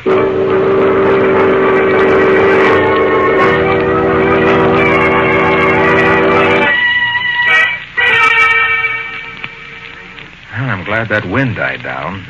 Not quite so cold now. That's right. Is this where you found the brakeman? Oh, yes, I can see the marks in the snow.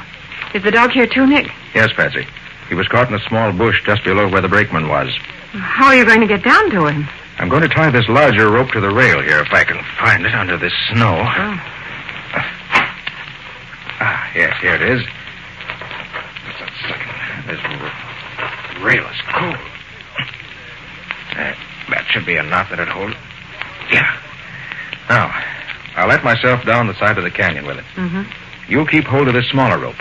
When I've tied the dog to it, you pull it up. Okay. I can climb back up the other rope myself. It's a good thing we have the headlight from the locomotive on the second section to help us. Gosh, it's bright. Yes, even though it's at least a half mile down the track, it's light enough for us to see by. All right, are you ready? Well, gee, Nick, suppose your hands get so cold you can't pull yourself back up. Don't worry, they won't, Patsy. I'll be getting enough exercise, so I'll keep warm. It's you I'm worried about. Are you warm enough? Oh, sure, this outfit I've got on keeps all the cold out. I'm okay. All right, then, I'm off. I'll let you know as soon as I'm ready to have the dog pulled up. I'll be waiting. Take care of yourself, Nick. I'm all right.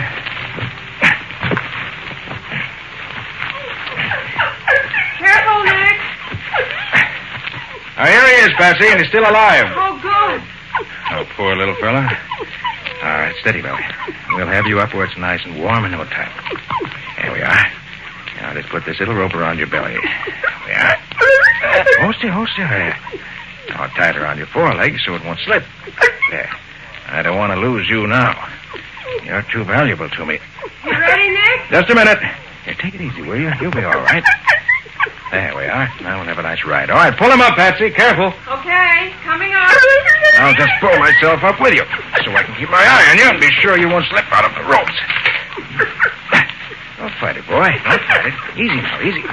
You okay, Nick? Yes, we're both coming along all right. Oh, the poor little fellow. He must be frozen. It probably is. There. I'm not too warm myself. All right, boy. You untie him, will you, while I get this rope off the track? Okay. Here, take it easy, pup. Yeah, now, just I don't blame you for being mad. I'm mad, too. You're all right now. You're all right. There you are. Can you stand up? Oh, Nick, do you suppose any of his bones are broken? I hope not. You let me see. No, I think he's just suffering from exposure. He's hardly more than a pup. Oh, I'll carry him back to the dining car. We'll get the chef to fix him something hot. Some good hot milk with a little brandy in it ought to make him feel like a new dog. And something hot wouldn't hurt us either. Come on.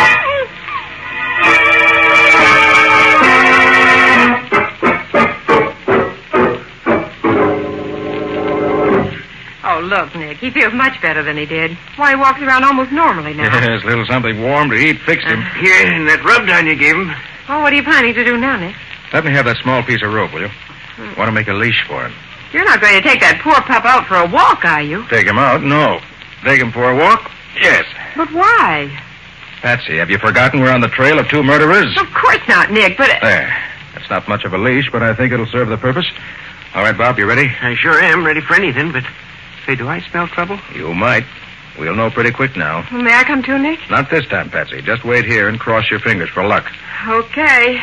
Where are you going? To the smoking compartment of the first car. I want to show the dog something.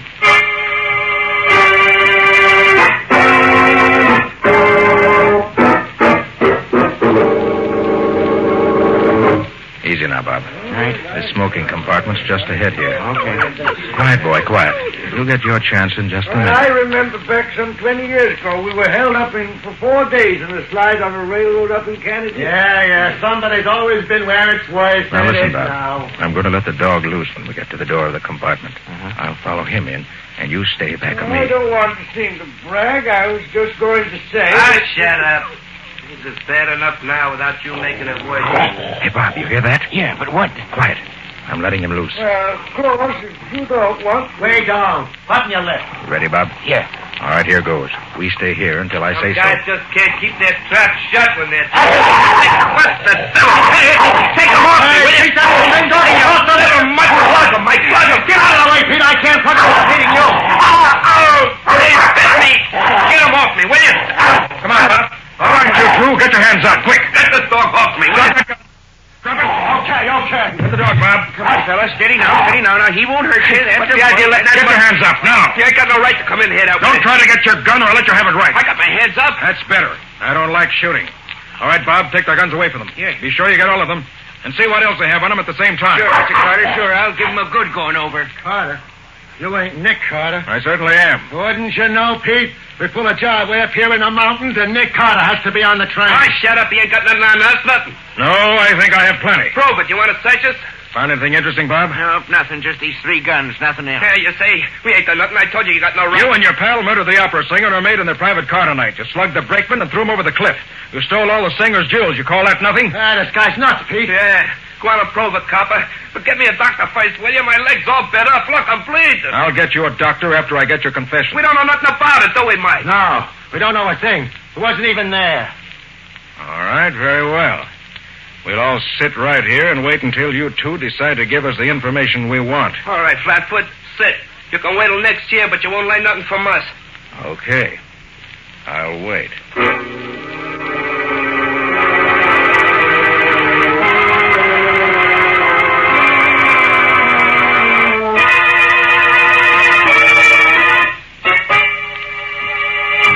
Oh, look, copper, I gotta get a doctor. Hey, Bob. Huh?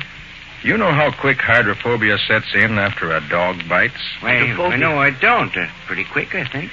Let's see. If I remember correctly, there's no cure for it after it does set in, is there? No, sir. I don't believe there is. No cure. Oh. How long would you say it is since the dog bit Pete here? That must be about 10 minutes now, I'd say. 10 minutes, huh? And it only takes hydrophobia about 5 minutes. Yeah, all right. I'll tell. Only give me a doctor. You'll get a doctor when I get your confession. Okay. We killed him, Mike and me. We hid in the old dame's car before it left the yard. Where are the jewels? We made a bundle out of them and threw them clear off the cliff. They're down near the state road at the bottom. Get me a doctor, will you? I'm dying. You're not dying. Not yet. Yeah, I am. I got hydrophobia, sure. Get a doc, will you? You're a fool. You can't get hydrophobia from a dog bite unless the dog has hydrophobia before he bites you. And this dog is as clean and healthy as a dog could be. You're no more danger from those bites than I am. You mean I ain't gonna get sick from the bites? Not in the slightest. He tricked us. That dirty double-crossing rat out of... You ought to keep quiet. Bob. Yeah. See if you can find a doctor. Then take the dog back to Patsy. He's done a good night's work. And bring some rope to tie up these cheap thugs. Sure, Mr. Carter. Come on, Pooch. Come on, fella. Come on. I beg your pardon, Mr. Carter, is it? Why, yes. Hey, where are you? I'm here under this seat. Is it safe to come out now? Yes, indeed. Come on out and join the party. Thank you. It's much more comfortable out here. Yes. Mr. Carter, may I ask you a question? Why, certainly. Go right ahead. How did you know these were the men who killed somebody? Oh, very simple. When I walked through the train a while ago, I noticed that the tobacco smoke in this compartment was scented heavily with perfume. Perfume these thugs got spilled on them when a bottle of perfume broke in the opera singer's car during the fight. Oh, that is wonderful, Mr. Carter. Wonderful. Well, I couldn't be absolutely positive just from the perfume. And I couldn't know which of the 6 men in the compartment were the ones I wanted. And knowing that the men were armed, I had to be sure. Yes, of course. So I brought the dog in here, knowing that a chow would never stop hating the men who killed his mistress. And he supplied me with the additional evidence I needed. Then it was a very simple matter, as you heard, to get their confessions. And the jewels, will you get those too? I shall notify the state police as soon as I can contact them. The snow slide and the marks I made going down the side of the cliff after the dog will mark the place closely enough. That's wonderful. That dog's a smart dog, isn't he? Well, a lot smarter than these 2 crooks. He'll never go to the electric chair. That's more than I can say for them.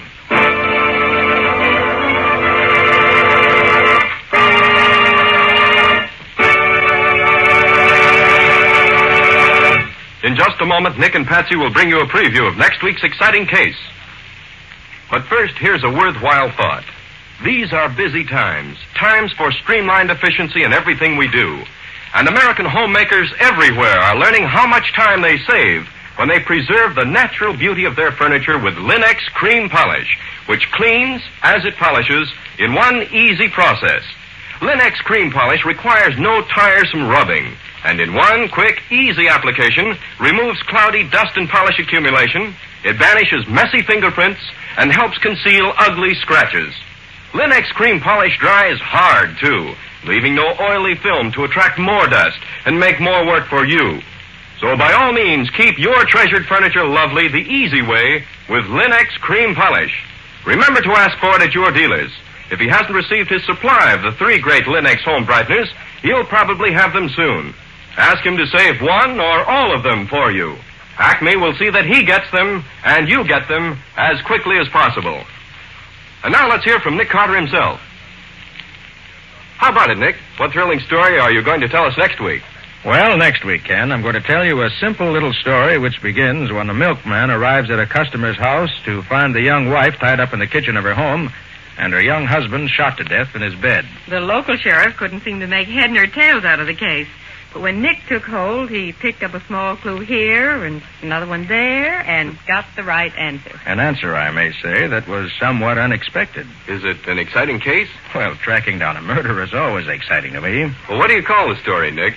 I call it the 2-pillow murder. For the mystery of the milkman's discovery. And that's all for now. So long, everybody. So long. And so long to you both, Nick and Patsy. We'll be looking forward to seeing you again next week.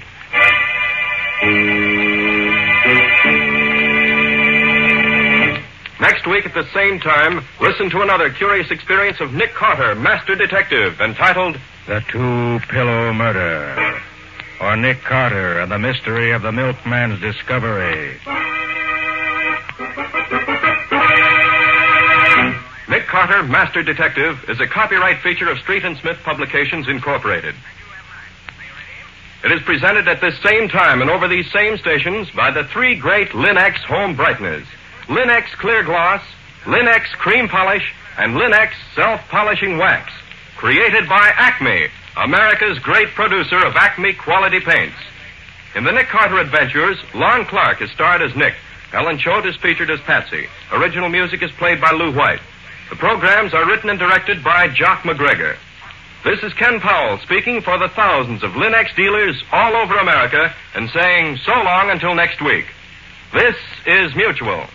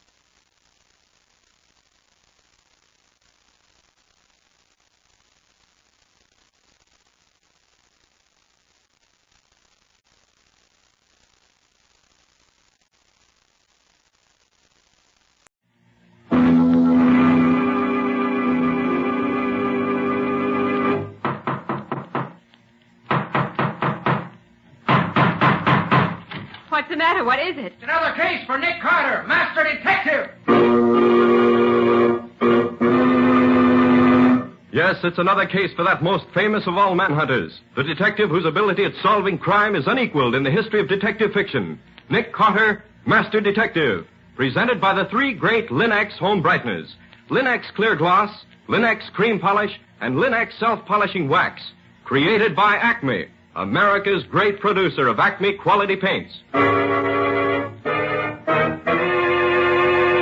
Today's curious adventure, Death Plays the Lead, or Nick Carter and the Mystery of the Accidental Clue. In just a moment, we'll hear how Nick used an accidental clue to solve a murder at a U.S. Army camp and break up a spy ring. But first, ask yourself this. Do folks have fun when they visit you? Make your home a more enjoyable place to be, with modern shortcuts to household loveliness. Probably you've already found how Chemtone, the miracle wall finish, brings new beauty to your walls. And for floors, woodwork, and furniture, the three great Linex home brighteners do an equally fine job. Linex Self-Polishing Wax, which beautifies your floors with a satiny yet tough non-skid finish that resists wear, water, and dirt. Linex Cream Polish, which cleans as it polishes, leaving no oily film on your furniture. And Linex Clear Gloss Varnish, the durable super varnish that dries to an elastic, transparent surface which protects all wood and linoleum in your home. You'll find the three great Linex home brighteners at your hardware, paint, or department store. Your headquarters also for Chemtone, the miracle wall finish. Now for today's mysterious adventure with Nick Carter. Somewhere in these United States is an Army training camp. And somewhere in that camp is the USO Theater, which, on account of the rain pouring down outside, is unusually well filled. As our story opens, Nick Carter with his two assistants, Patsy and Scubby, are hurrying backstage in the theater in the company of their host, Major Wayne. Right through here, Nick. Gosh, what a mob. Look, Scubby, there are more soldiers backstage here than acting. Yeah. Quiet. Quiet, please. Quiet. Where's Mr. Dexter? Right here, Major. I'm glad you could get here so soon. This is bad business, Mr. Dexter. Very bad business. Who was it was killed? My leading lady, Margot Craven. She was shot in her dressing room, right in here. Mr. Dexter, this is Nick Carter. He just happened to be here visiting me today, but I'm going to ask him to take over the investigation for me. We're lucky to have such a great detective here when we need him. Thank you, Dexter. Now, suppose you tell me what you know about this right from the beginning. Of course. It really started right after the first act. I was in my office when Ross Craven, Margot's husband, came in. Well, Dexter, you've done it again. It's a hit. You really like the show, Craven? I certainly do. But say, what's the matter with my wife? Why, what do you mean? Is anything the matter with Margot? I just stopped in her dressing room and she was crying. And she swears she won't go on for the second act. She will, if I have to drag her on.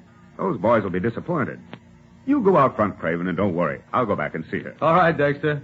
You know, sometimes I think she should have married you instead of me. You certainly can handle her better than I can.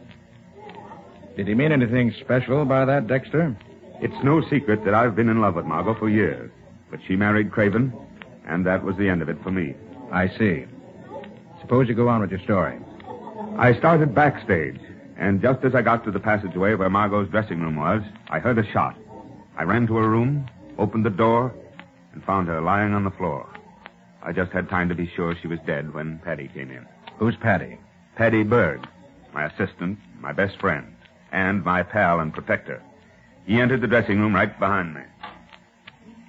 Is she dead? Yes. Yes, she's dead, Patty. Well, did she kill herself? I don't know. That must be the gun on the floor there. A pearl-handled .32. And I think I have seen her have it before now. Yeah. Oh, hey, she left the window open. It's raining in. I better close it. Oh, it's lucky you weren't in here with her when it happened. I saw you crossing backstage as the shot was fired, but I wish someone else had seen you. Meaning what? Meaning that lots of people knew you was in love with her. That it nearly broke you up when she married Craven, that's all. They might think you killed her because you was jealous. That's absurd. 5 minutes, Mrs. Craven. 5 minutes. Well, Patty, there's one call she'll never answer. Never again. Gosh, Mr. Dexter, that's tough. I've been examining the gun, Nick. There are no prints on it at all. I see. Dexter, do you have any idea why Mrs. Craven refused to go on for the second act tonight? Why, she... I can tell you why. Yes? And who are you? That is Carl Shaw, our star. Mr. Shaw, what did you mean by saying you could tell why? Margot Craven was in love with Dexter. She was eating her heart out for him. Said if she couldn't have him, she'd wreck the show. That's why she wouldn't go on for the second act. And I'll bet he went in to argue with her, maybe threatened her. And she grabbed the gun for protection. They struggled for it, and it went off, killing her. Do you know that happened? No, but I know Margot, and I know Dexter. Look here, Shaw. If Dex won't defend himself, I'll do it for him. Why don't you tell Mr. Carter the truth? That you were in love with Margot yourself, that you've been threatening to kill her ever since she married Craven. Sometimes she teased you till you got so mad you almost went crazy. Are you insinuating that I killed her? Yes, I am, and right to your face. What's the matter here? What's Margot. Margot. That's her husband, Mr. Carter. Your wife's dead, Mr. Craven. Dead? You didn't kill her, did you, Dexter? We don't know who killed her yet. We aren't even certain she didn't kill herself. I was afraid Dexter might have done it. He has such a rotten temper. And it would have been my fault because I asked him to come back here and argue with her. Mr. Craven, do you know anyone who might have had reason to kill her? Yes. Carl Shaw. What? He had a filthy temper, and Margot was always teasing him. You lie. Maybe you killed Margot yourself. Why do you say that, Mr. Shaw? Craven didn't love his wife. He wanted to be rid of her. You told me that's a lie, and you know it. Mr. Craven, where have you been since you talked to Dexter before? You certainly didn't get as soaked as you are now, sitting in a theater. Well, no, I went out and walked around to cool off. Then I saw the soldiers leaving the theater, so I came back to find out what happened. Nick, don't move too suddenly. But as soon as you can, look at the window. The window, what do you... Oh, a face. What was that, Nick? No, it's gone now. There was a face at the window, staring in at us, Major. There's nothing but rain there now. Scubby. Yeah, Nick? Take a look outside. See if you can find any footprints. The mud's so thick out there, you ought to be able to find some good ones. Sure thing, Nick. I'll be right back. Well, Major, I'm afraid we'll have to ask the whole company to stay here in town tonight. Accommodations may not be too good, but they'll have to do until the case is cleared up. Looks to me as if any one of several people might all equally well be guilty. We'll see that they're all taken care of, Nick. There are tracks, all right, Nick, but there's nobody there now. I'll put a guard out there for tonight, Nick. We can take a better look at the prints in the morning. That's all, folks, but don't go anywhere until I say so.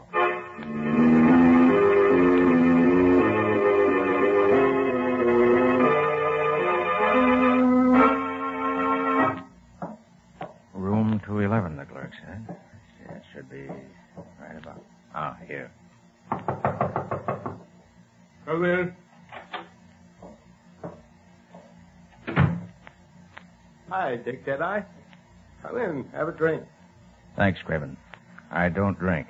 I don't ever want to be sober again. When I'm sober, I remember all the rotten little things I did to Margot. She should have married Dexter.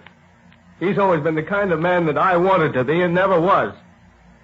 But I beat him just once. When I married Margot.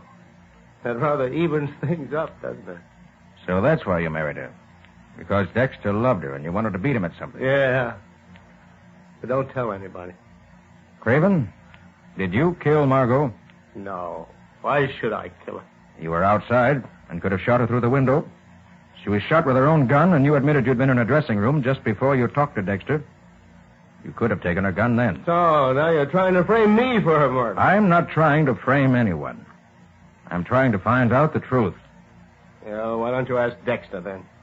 He was the first one in her room. He found her. Or ask Carl Shaw. He hated her. And loved her. I guess they're the same thing sometimes.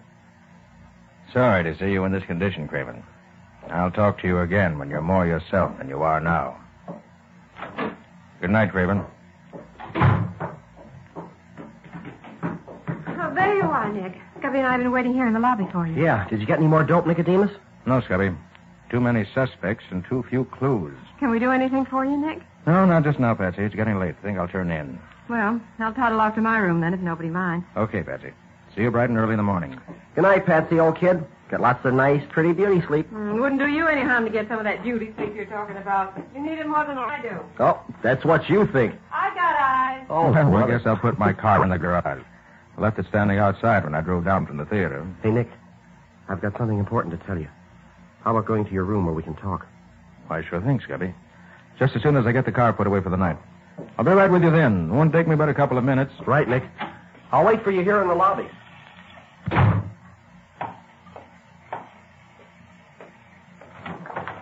Good evening, Mr. Carter. What the...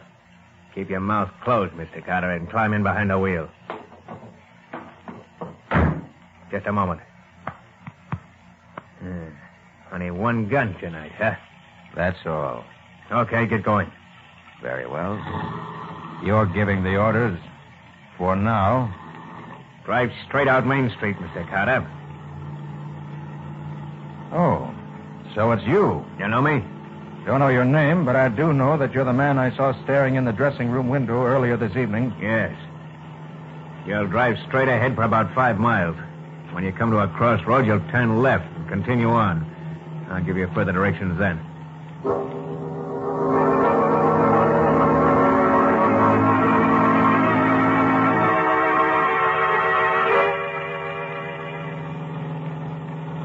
Pull up behind that car just ahead on the left.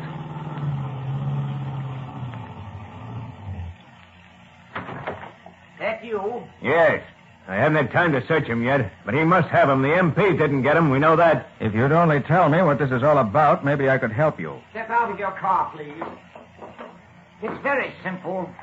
Margot Craven got some papers which didn't belong to her. Got them by accident. They belong to us, and we want them. Papers? What papers? Oh, nothing that concerns you.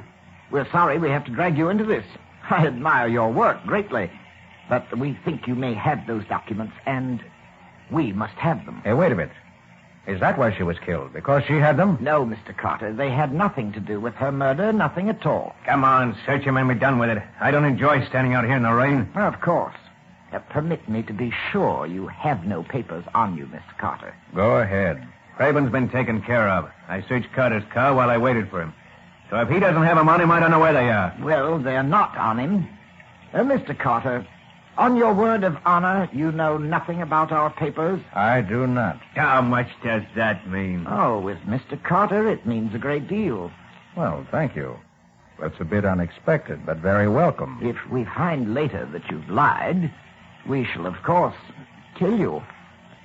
Now, you may get back in your car. Watch out. We're still covering you with our guns. That's better. Now what? Now I take over. We're going to drive away and leave you here. I'm sure you won't try to follow us. And why not? Because you're going to sleep right now.